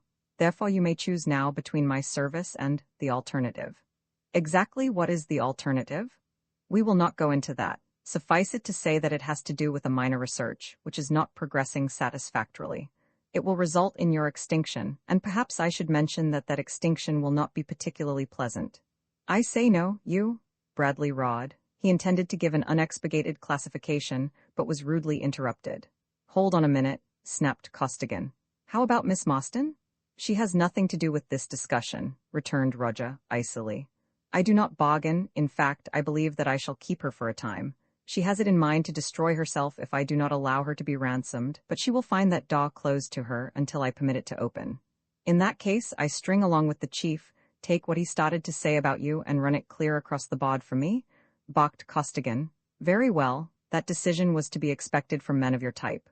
The gray man touched two buttons and two of his creatures entered the room.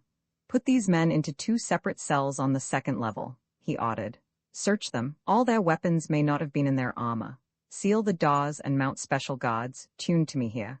Imprisoned they were, and carefully searched, but they bore no arms, and nothing had been said concerning communicators. Even if such instruments could be concealed, Roger would detect their use instantly. At least, so ran his thought. But Roger's men had no inkling of the possibility of Costigan's service special phones, detectors, and spy-ray, instruments of minute size and of infinitesimal power, but yet instruments which, working as they were below the level of the ether, were effective at great distances and caused no vibrations in the ether by which their use could be detected. And what could be more innocent than the regulation personal equipment of every officer of space? The heavy goggles, the wristwatch and its supplementary pocket chronometer, the flash lamp, the automatic lighter, the sender, the money belt, all these items of equipment were examined with due care. But the cleverest minds of the Triplanetary service had designed those communicators to pass any ordinary search, however careful. And when Costigan and Bradley were finally locked into the designated cells, they still possessed their ultra-instruments. Roman 8 in Roger's planetoid in the hall. Cleo glanced around her wildly, seeking even the narrowest avenue of escape. Before she could act, however, her body was clamped as though in a vise, and she struggled, motionless. It is useless to attempt to escape, or to do anything except what Roger wishes, the guide informed her solemnly. snapping off the instrument in her hand, and thus restoring to the thoroughly cowed girl her freedom of motion. His lightest wish is law, she continued as they walked down a long corridor. The sooner you realize that you must do exactly as he pleases, in all things, the easier your life will be. But I wouldn't want to keep on living, Cleo declared with a flash of spirit. And I can always die, you know. You will find that you cannot, the passionless creature returned, monotonously. If you do not yield, you will long and pray for death, but you will not die unless Roger wills it.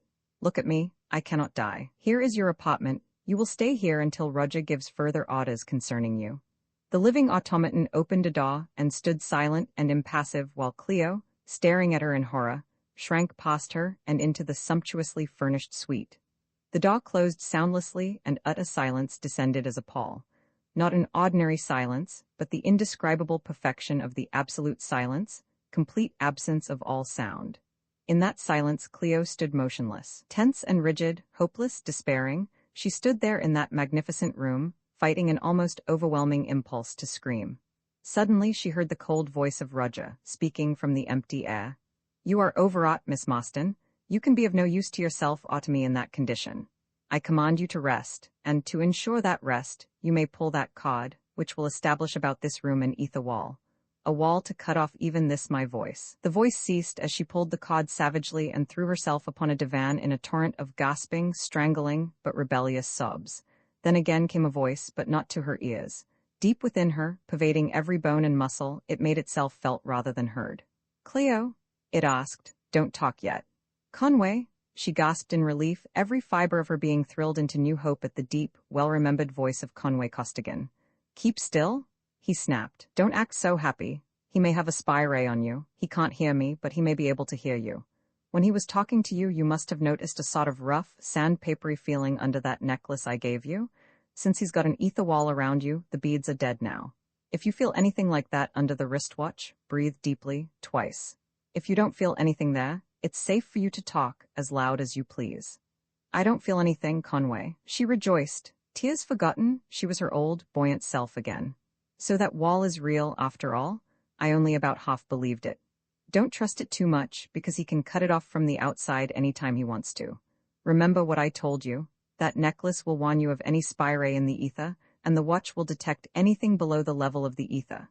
It's dead now, of course, since our 3 phones are direct connected. I'm in touch with Bradley too. Don't be too scared. We've got a lot better chance than I thought we had." "What? You don't mean it?" "Absolutely. I'm beginning to think that maybe we've got something he doesn't know exists, our ultrawave. Of course I wasn't surprised when his searches failed to find our instruments, but it never occurred to me that I might have a clear field to use them in. I can't quite believe it yet, but I haven't been able to find any indication that he can even detect the bands we are using. I'm going to look around over there with my spy ray. I'm looking at you now, feel it." "Yes, the watch feels that way now." "Fine. Not a sign of interference over here, either. I can't find a trace of ultra-wave, anything below ether level, you know, anywhere in the whole place. He's got so much stuff that we've never heard of that I supposed of course he'd have ultra-wave too, but if he hasn't, that gives us the edge. Well, Bradley and I've got a lot of work to do. Wait a minute, I just had a thought. I'll be back in about a second." There was a brief pause, then the soundless but clear voice went on. "Good hunting? That woman that gave you the blue willies isn't alive. She's full of the prettiest machinery and circuits you ever saw." "Oh, Conway?" And the girl's voice broke in an engulfing wave of thanksgiving and relief. It was so unutterably horrible, thinking of what must have happened to her and to others like her. "He's running a colossal bluff, I think. He's good, all right, but he lacks quite a lot of being omnipotent. But don't get too cocky either. Plenty has happened to plenty of women here, and men too, and plenty may happen to us unless we put out a few jets. Keep a stiff upper lip, and if you want us, yell. Bye." The silent voice ceased, the watch upon Cleo's wrist again became an unobtrusive timepiece, and Costigan, in his solitary cell far below her tower room, turned his peculiarly goggled eyes toward other scenes. His hands, apparently idle in his pockets, manipulated tiny controls. His keen, highly trained eyes studied every concealed detail of mechanism of the great globe. Finally, he took off the goggles and spoke in a low voice to Bradley, confined in another windowless room across the hall. "I think I've got dope enough, Captain. I've found out where he put our armor and guns, and I've located all the main leads, controls, and generators. There are no ether walls around us here, but every door is shielded, and there are guards outside our doors, one to each of us. They're robots, not men. That makes it harder, since they're undoubtedly connected direct to Roger's desk and will give an alarm at the first hint of abnormal performance. We can't do a thing until he leaves his desk. See that black panel, a little below the card switch to the right of your door? That's the conduit cover. When I give you the word, tear that off and you'll see one red wire in the cable. It feeds the shield generator of your door. Break that wire and join me out in the hall. Sorry I had only one of these ultrawave spies, but once we're together it won't be so bad. Here's what I thought we could do. And he went over in detail the only course of action which his survey had shown to be possible. There, he's left his desk, Costigan exclaimed after the conversation had continued for almost an hour. Now as soon as we find out where he's going, we'll start something. He's going to see Cleo the swine. This changes things, Bradley. His hard voice was a curse. Somewhat, blazed the captain. I know how you two have been getting on all during the cruise. I'm with you, but what can we do? We'll do something, Costigan declared grimly. If he makes a pass at her, I'll get him if I have to blow this whole sphere out of space with us in it. Don't do that, Conway. Cleo's low voice, trembling but determined, was felt by both men. If there's a chance for you to get away and do anything about fighting him, don't mind me. Maybe he only wants to talk about the ransom anyway. He wouldn't talk ransom to you. He's going to talk something else entirely. Costigan gritted, then his voice changed suddenly. But say, maybe it's just as well this way. They didn't find our specials when they searched us, you know, and we're going to do plenty of damage right soon now. Roger probably isn't a fast worker, more the cat and mouse type, I'd say, and after we get started, he'll have something on his mind besides you. Think you can stall him off and keep him interested for about 15 minutes? I'm sure I can. I'll do anything to help us, or you. Get away from this horrible. Her voice ceased as Roger broke the ether wall of her apartment and walked toward the divan, upon which she crouched in wide-eyed, helpless, trembling terror. Get ready, Bradley? Costigan directed tersely. He left Cleo's ether wall off so that any abnormal signals would be relayed to him from his desk. He knows that there's no chance of anyone disturbing him in that room, but I'm holding a beam on that switch so that the wall is on full strength. No matter what we do now, he can't get a warning. I'll have to hold the beam exactly in place, though, so you'll have to do the dirty work. Tear out that red wire and kill those two guards. You know how to kill a robot, don't you? Yes, break his eye lenses and his eardrums and he'll stop whatever he's doing and send out distress calls. Got 'em both. Now what? Open my door. The shield switch is to the right. Costigan's door flew open and the Triplanetary captain leaped into the room. Now for our armor, he cried. Not yet, snapped Costigan. He was standing rigid, goggled eyes staring immovably at a spot on the ceiling. I can't move a millimeter until you've closed Cleo's ether wall switch. If I take this ray off it for a second, we're sunk. 5 floors up, straight ahead down a corridor, 4th door on right. When you're at the switch, you'll feel my ray on your watch. Snap it up? Right? And the captain leaped away at a pace to be equaled by few men of half his years.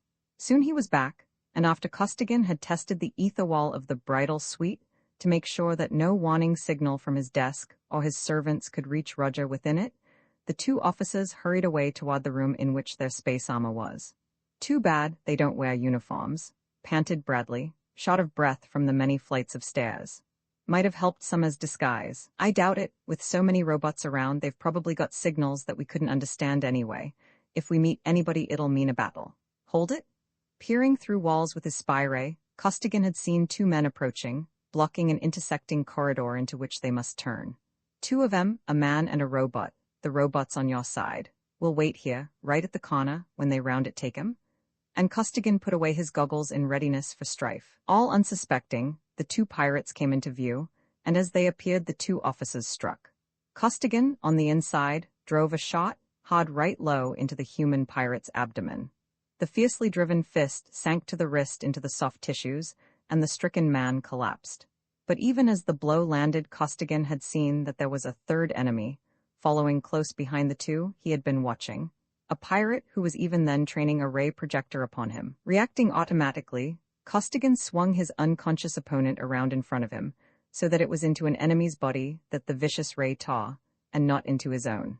Crouching down into the smallest possible compass, he straightened out with the lashing force of a mighty steel spring, hurling the copse straight at the flaming mouth of the projector. The weapon crashed to the floor and dead pirate, and living went down in a heap. Upon that heap, Costigan hurled himself, feeling for the pirate's throat. But the fellow had wriggled clear, and countered with a gouging thrust that would have torn out the eyes of a slower man, following it up instantly with a savage kick for the groin. No automaton this, geared and set to perform certain fixed duties with mechanical precision, but a lithe, strong man in hard training, fighting with every foul trick known to his murderous ilk.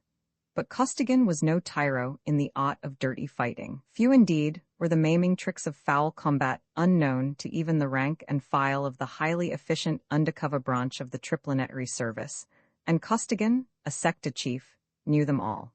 Not for pleasure, sportsmanship, nor million-dollar purses did those secret agents use nature's weapons.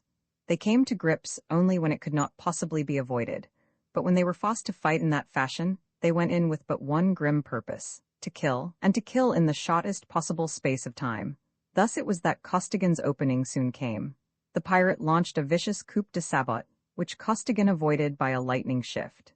It was a slight shift, barely enough to make the kick a miss, and two powerful hands closed upon that flying foot in midair like the sprung jaws of a bear trap. Closed and twisted viciously, in the same fleeting instant. There was a shriek, smothered as a heavy boot crashed to its carefully predetermined mark. The pirate was out, definitely and permanently. The struggle had lasted scarcely 10 seconds, coming to its close just as Bradley finished blinding and deafening the robot. Costigan picked up the projector, again donned his spy ray goggles, and the two hurried on. "Nice work, Chief. It must be a gift to roughhouse the way you do," Bradley exclaimed. "That's why you took the live one? Practice helps some, too. I've been in brawls before, and I'm a lot younger and maybe a bit faster than you are," Costigan explained briefly, penetrant gaze rigidly to the fore as they ran along one corridor after another. Several more guards, both living and mechanical, were encountered on the way, but they were not permitted to offer any opposition. Costigan saw them first. In the furious beam of the projector of the dead pirate, they were riven into nothingness, and the two officers sped on to the room which Costigan had located from afar.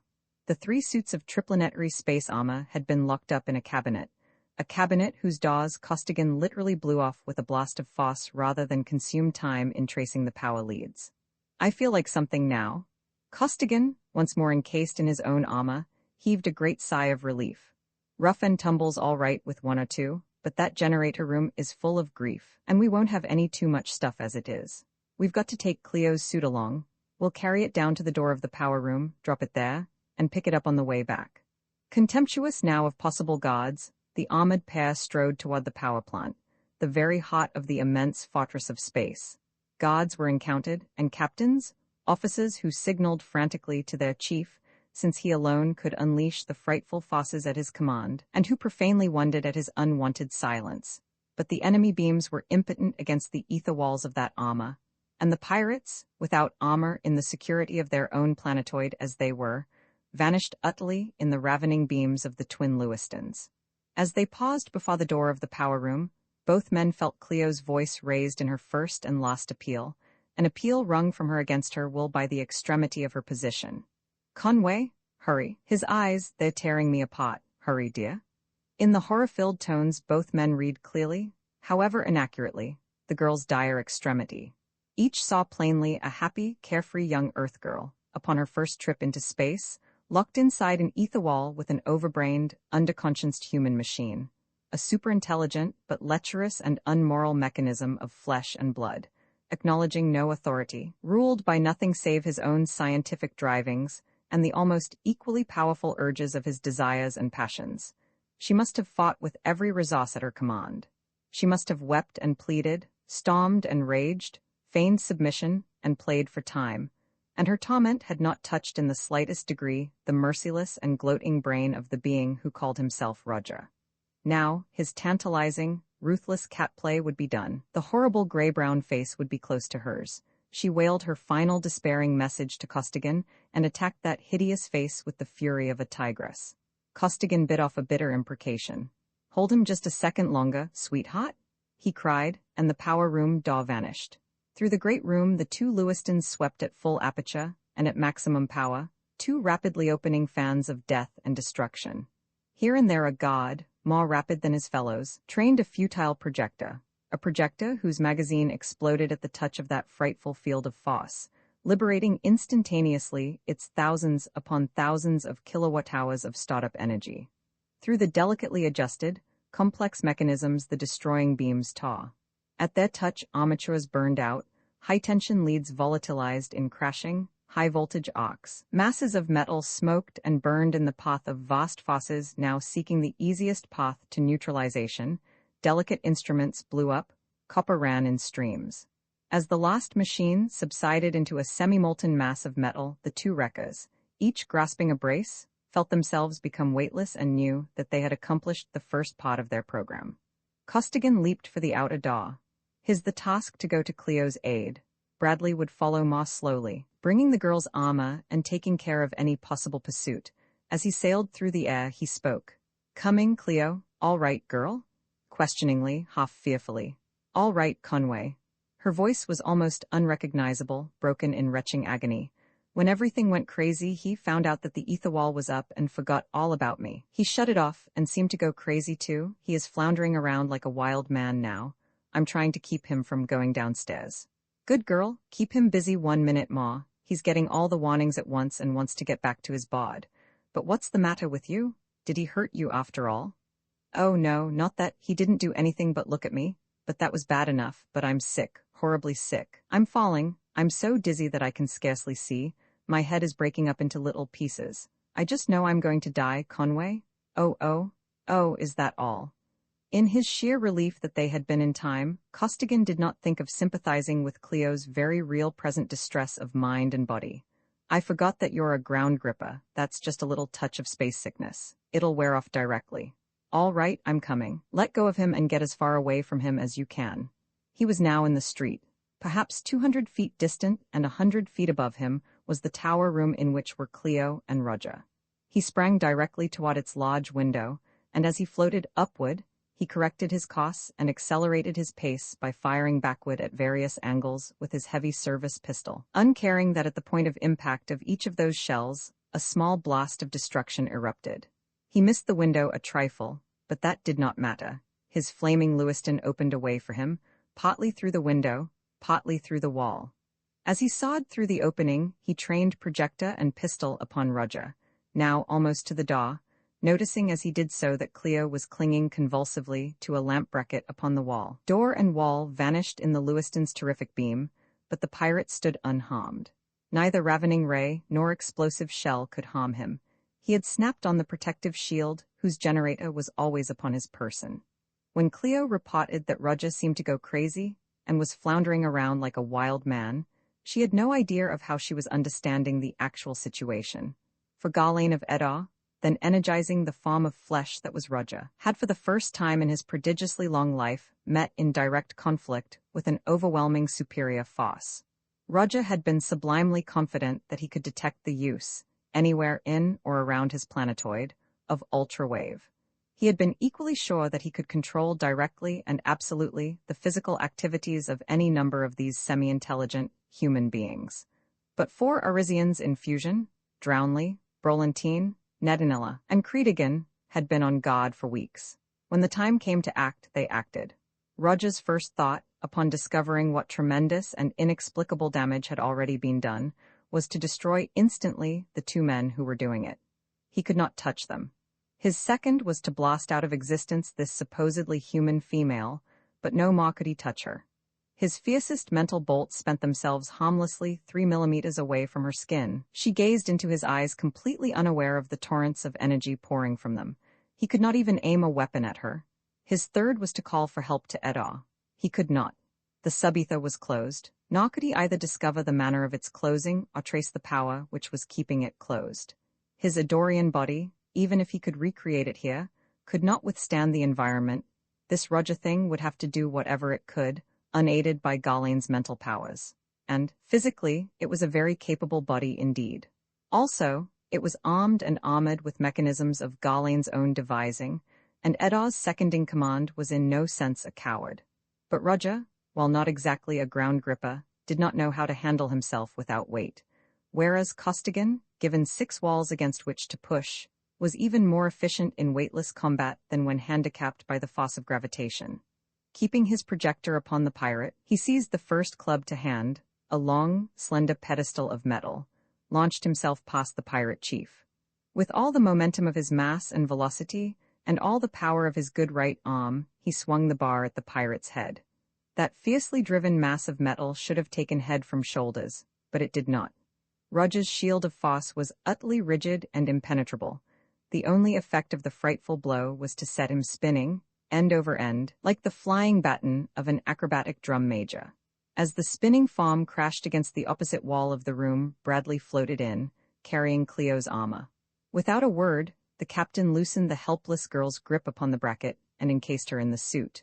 Then, supporting her at the window, he held his Lewiston upon the captive's head, while Costigan propelled him toward the opening. Both men knew that Roger's shield of force must be threatened every instant, that if he were allowed to release it, he probably would bring to bear a hand weapon even superior to their own.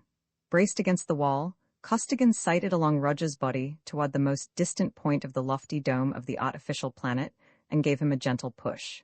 Then, each grasping Cleo by an arm, the two officers shoved mightily with their feet, and the three armored forms darted away toward their only hope of escape, an emergency boat which could be launched through the shell of the great globe. To attempt to reach the Hyperion, and to escape in one of her lifeboats, would have been useless. They could not have forced the great gates of the main airlocks, and no other exits existed. As they sailed onward through the air, Costigan keeping the slowly floating form of Roger enveloped in his beam, Cleo began to recover.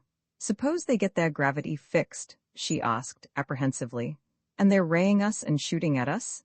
They may have it fixed already. They undoubtedly have spare parts and duplicate generators, but if they turn it on the fall, we'll kill Roger too, and he wouldn't like that. They'll have to get him down with a helicopter or something, and they know that we'll get them as fast as they come up. They can't hurt us with hand weapons, and before they can bring up any heavy stuff, they'll be afraid to use it, because we'll be too close to their shell. I wish we could have brought Roger along," he continued, savagely, to Bradley. "But you were right, of course. It'd be altogether too much like a rabbit capturing a wildcat. My Lewiston's about done right now, and there can't be much left of yours. What he'd do to us would be a sin and a shame." Now at the Great Wall, the two men heaved mightily upon a lever. The gate of the emergency pot swung slowly open, and they entered the miniature cruiser of the void. Costigan, familiar with the mechanism of the craft from careful study from his prison cell, manipulated the controls. Through gate after massive gate they went, until finally they were out in open space, shooting toward distant Tellus at the maximum acceleration of which their small craft was capable. Costigan cut the other two phones out of circuit and spoke, his attention fixed upon some extremely distant point. "Sams," he called sharply. "Costigan, we're out, all right, yes, sure, absolutely. You tell him, Sammy, I've got company here." Through the sound discs of their helmets, the girl and the captain had heard Costigan's share of the conversation. Bradley stared at his erstwhile first officer in amazement, and even Cleo had often heard that mighty, half-mythical name. Surely that bewildering young man must rank high, to speak so familiarly to Virgil Sams, the all-powerful head of the space-pervading service of the Triplanetary League. "You've turned in a general call-out," Bradley stated, rather than asked. "Long ago. I've been in touch right along," Costigan answered. "Now that they know what to look for and know that ether wave detectors are useless, they can find it. Every vessel in 7 sectors, clear down to the scout patrols, is concentrating on this point, and the call is out for all battleships and cruisers afloat. There are enough operatives out there with ultra waves to locate that globe, and once they spot it, they'll point it out to all the other vessels." "But how about the other prisoners?" asked the girl. "They'll be killed, won't they?" "Hard telling," Costigan shrugged. "Depends on how things turn out. We lack a lot of being safe ourselves yet." "What's worrying me mostly is our own chance," Bradley assented. "They will chase us, of course. Sure, and they'll have more speed than we have. Depends on how far away the nearest Triplanetary vessels are, but we've done everything we can do for now." Silence fell, and Costigan cut in Cleo's phone and came over to the seat upon which she was reclining, white and stricken, worn out by the horrible and terrifying ordeals of the last few hours. As he seated himself beside her, she blushed vividly, but her deep blue eyes met his gray ones steadily. "Cleo, you, that is." He flushed hotly and stopped. This secret agent, whose clear, keen brain no physical danger could cloud, who had proved over and over again that he was never at a loss in any emergency, however desperate, this quick-witted officer floundered in embarrassment like any schoolboy, but continued, doggedly. I'm afraid that I gave myself away back there, but we gave ourselves away, you mean? She filled in the pause. I did my share, but I won't hold you to it if you don't want. But I know that you love me, Conway. Love you? The man groaned, his face lined and hard, his whole body rigid. That doesn't half tell it, Cleo. You don't need to hold me, I'm held for life. There never was a woman who meant anything to me before, and there never will be another. You're the only woman that ever existed. It isn't that. Can't you see that it's impossible? Of course I can't. It isn't impossible at all. She released her shields, 4 hands met and tightly clasped, and her low voice thrilled with feeling as she went on. You love me and I love you. That is all that matters. I wish it were, Costigan returned bitterly, but you don't know what you'd be letting yourself in for. It's who and what you are and who and what I am that's griping me. You, Cleo Marston, Curtis Marston's daughter. 19 years old. You think you've been places and done things. You haven't. You haven't seen or done anything. You don't know what it's all about. And whom am I to love a girl like you? A homeless space hound who hasn't been on any planet 3 weeks in 3 years. A hard-boiled egg. A troubleshooter and a brawler by instinct and training. A SB? He bit off the word and went on quickly. Why, you don't know me at all, and there's a lot of me that you never will know, that I can't let you know.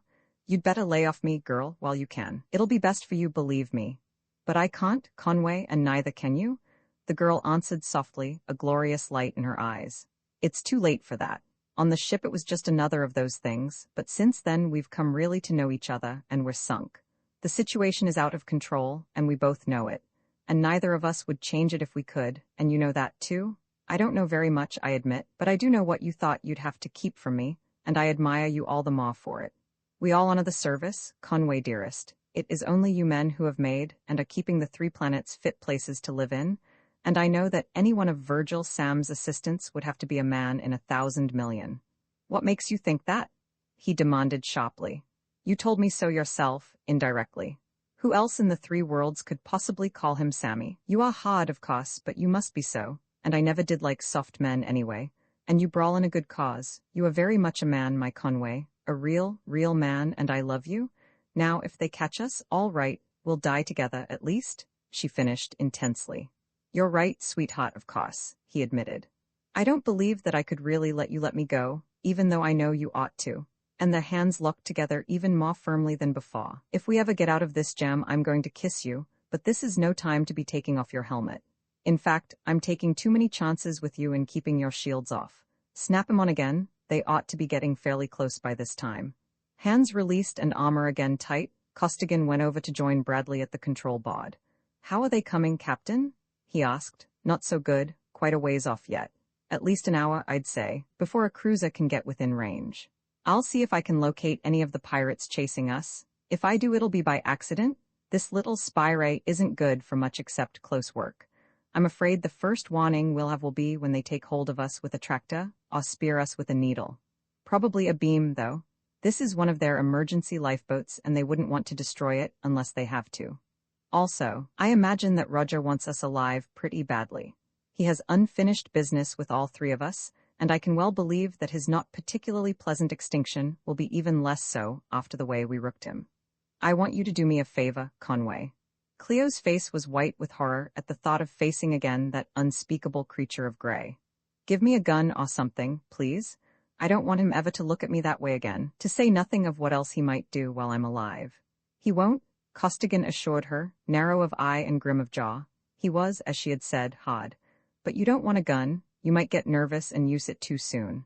I'll take care of you at the last possible moment, because if he gets hold of us, we won't stand a chance of getting away again. For minutes there was silence, Costigan surveying the ether in all directions with his ultrawave device. Suddenly he laughed, and the others stared at him in surprise. No, I'm not crazy, he told them. This is really funny. It had never occurred to me that the ether walls of all these ships make them invisible. I can see them, of course, with this sub-ether spy, but they can't see us? I knew that they should have overtaken us before this. I've finally found them. They've passed us and are now tacking around, waiting for us to do something so that they can see us. They're heading right into the fleet. They think they're safe, of course, but what a surprise they've got coming to them. But it was not only the pirates who were to be surprised. Long before the pirate ship had come within extreme visibility range of the Triplanetary fleet, it lost its invisibility and was starkly outlined upon the lookout plates of the 3 fugitives. For a few seconds, the pirate craft seemed unchanged, then it began to glow redly, with a red that seemed to become darker as it grew stronger. Then the sharp outlines blurred, puffs of air burst outward, and the metal of the hull became a viscous, fluid-like something, flowing away in a long, red streamer into seemingly empty space. Costigan turned his ultra-gaze into that space and saw that it was actually far from empty. There lay a vast something, formless and indefinite even to his subethereal vision, a something into which the viscid stream of transformed metal plunged and vanished. Powerful interference blanketed his ultra-wave and howled throughout his body, but in the hope that some parts of his message might get through he called Sam's, and calmly and clearly he narrated everything that had just happened. He continued his crisp report, neglecting not the smallest detail, while their tiny craft was drawn inexorably toward a redly impermeable veil, continued it until their lifeboat, still intact, shot through that veil, and he found himself unable to move. He was conscious, he was breathing normally, his heart was beating, but not a voluntary muscle would obey his will. Roman 9 Fleet against Planetoid, one of the newest and fleetest of the patrol vessels of the Triplanetary League, the heavy cruiser Chicago of the North American Division of the Tellurian Contingent, plunged stolidly through interplanetary vacuum. For 5 long weeks she had patrolled her allotted volume of space. In another week she would report back to the city whose name she bore, where her space-weary crew, worn by their long tour, in the awesomely oppressive depths of the limitless void, would enjoy to the full their fortnight of refreshing planetary leave. She was performing certain routine tasks, charting meteorites, watching for derelicts and other obstructions to navigation, checking in constantly with all scheduled spaceships in case of need, and so on. But primarily, she was a warship. She was a mighty engine of destruction, hunting for the unauthorized vessels of whatever power or planet it was that had not only defied the Triplanetary League, but was evidently attempting to overthrow it, attempting to plunge the 3 planets back into the ghastly sink of bloodshed and destruction from which they had so recently emerged. Every spaceship within range of her powerful detectors was represented by 2 brilliant, slowly moving points of light, one upon a greater micrometer screen, the other in the tank. The immense, 3-dimensional, minutely cubed model of the entire solar system. A brilliantly intense red light flared upon a panel, and a bell clanged brazenly the furious signals of the sector alarm. Simultaneously, a speaker roared forth its message of a ship in dire peril. Sector alarm, NAT, Hyperion Ghost with V2, nothing detectable in space, but the half-uttered message was drowned out in a crackling roar of meaningless noise. The orderly signals of the bell became a hideous clamor, and the 2 points of light which had marked the location of the liner disappeared in widely spreading flashes of the same high-powered interference. Observers, navigators, and control officers were alike dumbfounded. Even the captain, in the shell-proof, shock-proof, and doubly ray-proof retreat of his conning compartment, was equally at a loss. No ship or thing could possibly be close enough to be sending out interfering waves of such tremendous power. Yet there they were. Maximum acceleration, straight for the point where the Hyperion was when her traces went out. The captain ordered, and through the fringe of that widespread interference, he drove a solid beam, reporting concisely to GHQ. Almost instantly, the emergency call-out came roaring in. Every vessel of the sector, of whatever class or tonnage, was to concentrate upon the point in space where the ill-fated liner had last been known to be. Hour after hour, the great globe drove on at maximum acceleration, captain and every control officer alert and at high tension. But in Quartermaster's department, deep down below the generator rooms, no thought was given to such minor matters as the disappearance of a Hyperion. The inventory did not balance, and 2 QM privates were trying, profanely and without success, to find the discrepancy. Charged calls for Mach 12 Lewistons, none requisitioned, on hand 18 thous. The droning voice broke off short in the middle of a word, and the private stood rigid, in the act of reaching for another slip, every faculty concentrated upon something imperceptible to his companion. "Come on, Cleve, snap it up," the second commanded, but was silenced by a vicious wave of the listener's hand. "What?" the rigid one exclaimed. "Reveal ourselves? Why, it's all right, that's it, I see, yes, I've got it solid. So long." The inventory sheets fell unheeded from his hand, and his fellow private stared after him in amazement as he strode over to the desk of the officer in charge. That officer also stared as the hitherto easygoing and gold-bricking Cleve saluted crisply, showed him something flat in the palm of his left hand, and spoke. "I've just got some of the funniest orders ever put out, Lieutenant, but they came from way, way up. I'm to join the brass hats in the center. You'll know all about it directly, I imagine. Cover me up as much as you can, will you?" And he was gone. Unchallenged, he made his way to the control room, and his curt, urgent report for the captain admitted him there without question. But when he approached the sacred precincts of the captain's own and inviolate room, he was stopped in no uncertain fashion by no less a personage than the officer of the day. "And report yourself under arrest immediately." The OD concluded his brief but pointed speech. "You were right in stopping me, of course," the intruder conceded, unmoved. "I wanted to get in there without giving everything away, if possible, but it seems that I can't. Well, I've been ordered by Virgil Sams to report to the captain at once. See this? Touch it?" He held out a flat, insulated disc, cover thrown back to reveal a tiny golden meteor, at the sight of which the officer's truculent manner altered markedly. "I've heard of them, of course, but I never saw one before." And the officer touched the shining symbol lightly with his finger, jerking backward as there shot through his whole body a thrilling surge of power, shouting into his very bones an unpronounceable syllable, the password of the Triplanetary service. "Genuine or not, it gets you to the captain. He'll know, and if it's a fake, you'll be breathing space in 5 minutes." Projector at the ready, the officer of the day followed Cleve into the Holy of Holies. There the grizzled Faustriper touched the golden meteor lightly, then drove his piercing gaze deep into the unflinching eyes of the younger man. But that captain had won his high rank neither by accident nor by pull. He understood at once. "It must be an emergency," he growled, half-audibly, still staring at his lowly QM clock, "to make Sams uncover this way." He turned and curtly dismissed the wondering OD. Then, "All right, out with it?" Serious enough so that every one of us afloat has just received orders to reveal himself to his commanding officer, and to anyone else, if necessary to reach that officer at once. Orders never before issued. The enemy have been located. They have built a base, and have ships better than our best. Base and ships cannot be seen or detected by any ether wave. However, the service has been experimenting for years with a new type of communicator beam, and, while pretty crude yet, it was given to us when the Dione went out without leaving a trace. One of our men was in the Hyperion, managed to stay alive, and has been sending data. I am instructed to attach my new phone set to one of the universal plates in your conning room, and to see what I can find. Go to it.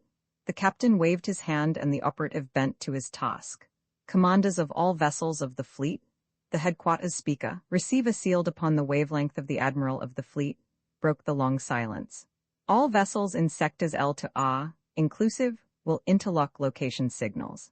Some of you have received, or will receive shortly, certain communications from sources which need not be mentioned. Those commanders will at once send out red K4 screens. Vessels so marked will act as temporary flagships. Unmarked vessels will proceed at maximum to the nearest flagship, grouping about it in the regulation squadron, cone in order of arrival. Squadrons most distant from objective point, designated by flagship observers, will proceed toward it at maximum. Squadrons nearest it will decelerate or reverse velocity. That point must not be approached until full fleet formation has been accomplished. Heavy and light cruisers of all other sectors inside the orbit of Mars. The orders went on, directing the mobilization of the stupendous forces of the League, so that they would be in readiness in the highly improbable event of the failure of the massed power of 7 sectors to reduce the pirate base. In those 7 sectors, perhaps a dozen vessels threw out enormous spherical screens of intense red light, and as they did so, their tracer points upon all the interlocked lookout plates also became ringed about with red. Toward those crimson markers, the pilots of the unmarked vessels directed their courses at their utmost power. And while the white lights upon the lookout plates moved slowly toward and clustered about the red ones, the ultra-instruments of the service operatives were probing into space, sweeping the neighborhood of the computed position of the pirate stronghold. But the object sought was so far away that the small spy ray sets of the servicemen, intended as they were for close-range work, were unable to make contact with the invisible planetoid for which they were seeking. In the captain's sanctum of the Chicago, the operative studied his plate for only a minute or two, then shut off his power and fell into a brown study, from which he was rudely aroused. Aren't you even going to try to find them? Demanded the captain. No, Cleve returned shortly. No use, not half enough power or control. I'm trying to think maybe, say, Captain, will you please have the chief electrician and a couple of radio men come in here?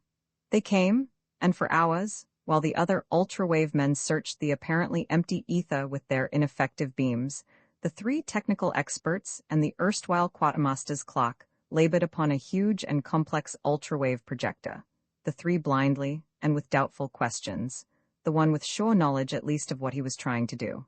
Finally, the thing was done, the crude but efficient graduated circles were set, and the tubes glowed redly as their massed output drove into a tight beam of ultravibration. There it is, sir, Cleve reported, after some 10 minutes of manipulation, and the vast structure of the miniature world flashed into being upon his plate. You may notify the fleet, coordinates H11.62, Ra 1243116, and DX about 173.2. The report made and the assistants out of the room, the captain turned to the observer and saluted gravely. We have always known, sir, that the service had men, but I had no idea that any one man could possibly do, on the spur of the moment, what you have just done, unless that man happened to be Lyman Cleveland. Oh, it doesn't. The observer began, but broke off, muttering unintelligibly at intervals, then swung the viscerae beam toward the earth. Soon a face appeared upon the plate, the keen but careworn face of Virgil Sams. Hello, Lyman. His voice came clearly from the speaker, and the captain gasped. His ultrawave observer and sometime clock was Lyman Cleveland himself, probably the greatest living expert in beam transmission. I knew that you'd do something, if it could be done. How about it? Can the others install similar sets on their ships? I'm betting that they can't. Probably not. Cleveland frowned in thought. This is a patchwork affair, made of gunny sacks and haywire. I'm holding it together by main strength and awkwardness, and even at that, it's apt to go to pieces any minute. Can you rig it up for photography? I think so. Just a minute, yes, I can. Why? Because there's something going on out there that neither we nor apparently the pirates know anything about. The Admiralty seems to think that it's the Jovians again, but we don't see how it can be, if it is. They have developed a lot of stuff that none of our agents has even suspected. And he recounted briefly what Costigan had reported to him, concluding, Then there was a burst of interference, on the ultraband, mind you, and I've heard nothing from him since. Therefore I want you to stay out of the battle entirely. Stay as far away from it as you can and still get good pictures of everything that happens. I will see that orders are issued to the Chicago to that effect. But listen, those are orders, snapped Sams. It is of the utmost importance that we know every detail of what is going to happen. The answer is pictures. The only possibility of obtaining pictures is that machine you have just developed. If the fleet wins, nothing will be lost. If the fleet loses, and I am not half as confident of success as the Admiral is, the Chicago doesn't carry enough power to decide the issue, and we will have the pictures to study, which is all important. Besides, we have probably lost Conway Costigan today, and we don't want to lose you too. Cleveland remained silent, pondering this startling news, but the grizzled captain, veteran of the 4th Jovian War that he was not convinced. We'll blow them out of space, Mr. Sams, he declared. You just think you will, Captain. I have suggested, as forcibly as possible, that the general attack be withheld until after a thorough investigation is made, but the Admiralty will not listen. They see the advisability of withdrawing a camera ship, but that is as far as they will go. And that's plenty far enough, growled the Chicago's commander as the beam snapped off. Mr. Cleveland, I don't like the idea of running away under fire, and I won't do it without direct orders from the Admiral. Of course you won't, that's why you are going. He was interrupted by a voice from the headquarters speaker. The captain stepped up to the plate and, upon being recognized, he received the exact orders which had been requested by the chief of the Triplanetary service. Thus, it was that the Chicago reversed her acceleration, cut off her red screen, and fell rapidly behind, while the vessels following her shot away toward another crimson-flaring loader. Farther and farther back she dropped, back to the limiting range of the mechanism upon which Cleveland and his highly trained assistants were hard at work. And during all this time, the forces of the 7 sectors had been concentrating. The pilot vessels, with their flaming red screens, each followed by a cone of spaceships, drew closer and closer together, approaching the Fearless, the British superdreadnought which was to be the flagship of the fleet, the mightiest and heaviest spaceship which had yet lifted her stupendous mass into the ether.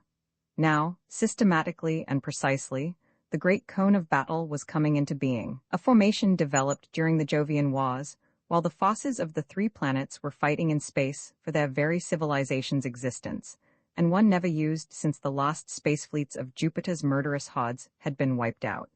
The mouth of that enormous hollow cone was a ring of scout patrols, the smallest and most agile vessels of the fleet. Behind them came a somewhat smaller ring of light cruisers, then rings of heavy cruisers and of light battleships, and finally of heavy battleships. At the apex of the cone, protected by all the other vessels of the formation and in best position to direct the battle, was the flagship. In this formation, every vessel was free to use her every weapon, with a minimum of danger to her sister ships. And yet, when the gigantic main projectors were operated along the axis of the formation, from the entire vast circle of the cone's mouth, there flamed a cylindrical field of force of such intolerable intensity that in it no conceivable substance could endure for a moment. The artificial planet of metal was now close enough so that it was visible to the ultravision of the servicemen, so plainly visible that the cigar-shaped warships of the pirates were seen issuing from the enormous airlocks. As each vessel shot out into space, it sped straight for the approaching fleet without waiting to go into any formation. Gray Roger believed his structures invisible to Triplanetary eyes, thought that the presence of the fleet was the result of mathematical calculations, and was convinced that his mighty vessels of the void would destroy even that vast fleet without themselves becoming known. He was wrong. The foremost vessels were allowed actually to enter the mouth of that conical trap before an offensive move was made. Then the vice admiral in command of the fleet touched a button, and simultaneously every generator in every triplanetary vessel burst into furious activity. Instantly, the hollow volume of the immense cone became a coruscating hell of resistless energy, an inferno which with the velocity of light extended itself into a far-reaching cylinder of rapacious destruction. Ether waves they were, it is true, but vibrations driven with such fierce intensity that the screens of deflection surrounding the pirate vessels could not handle even a fraction of their awful power.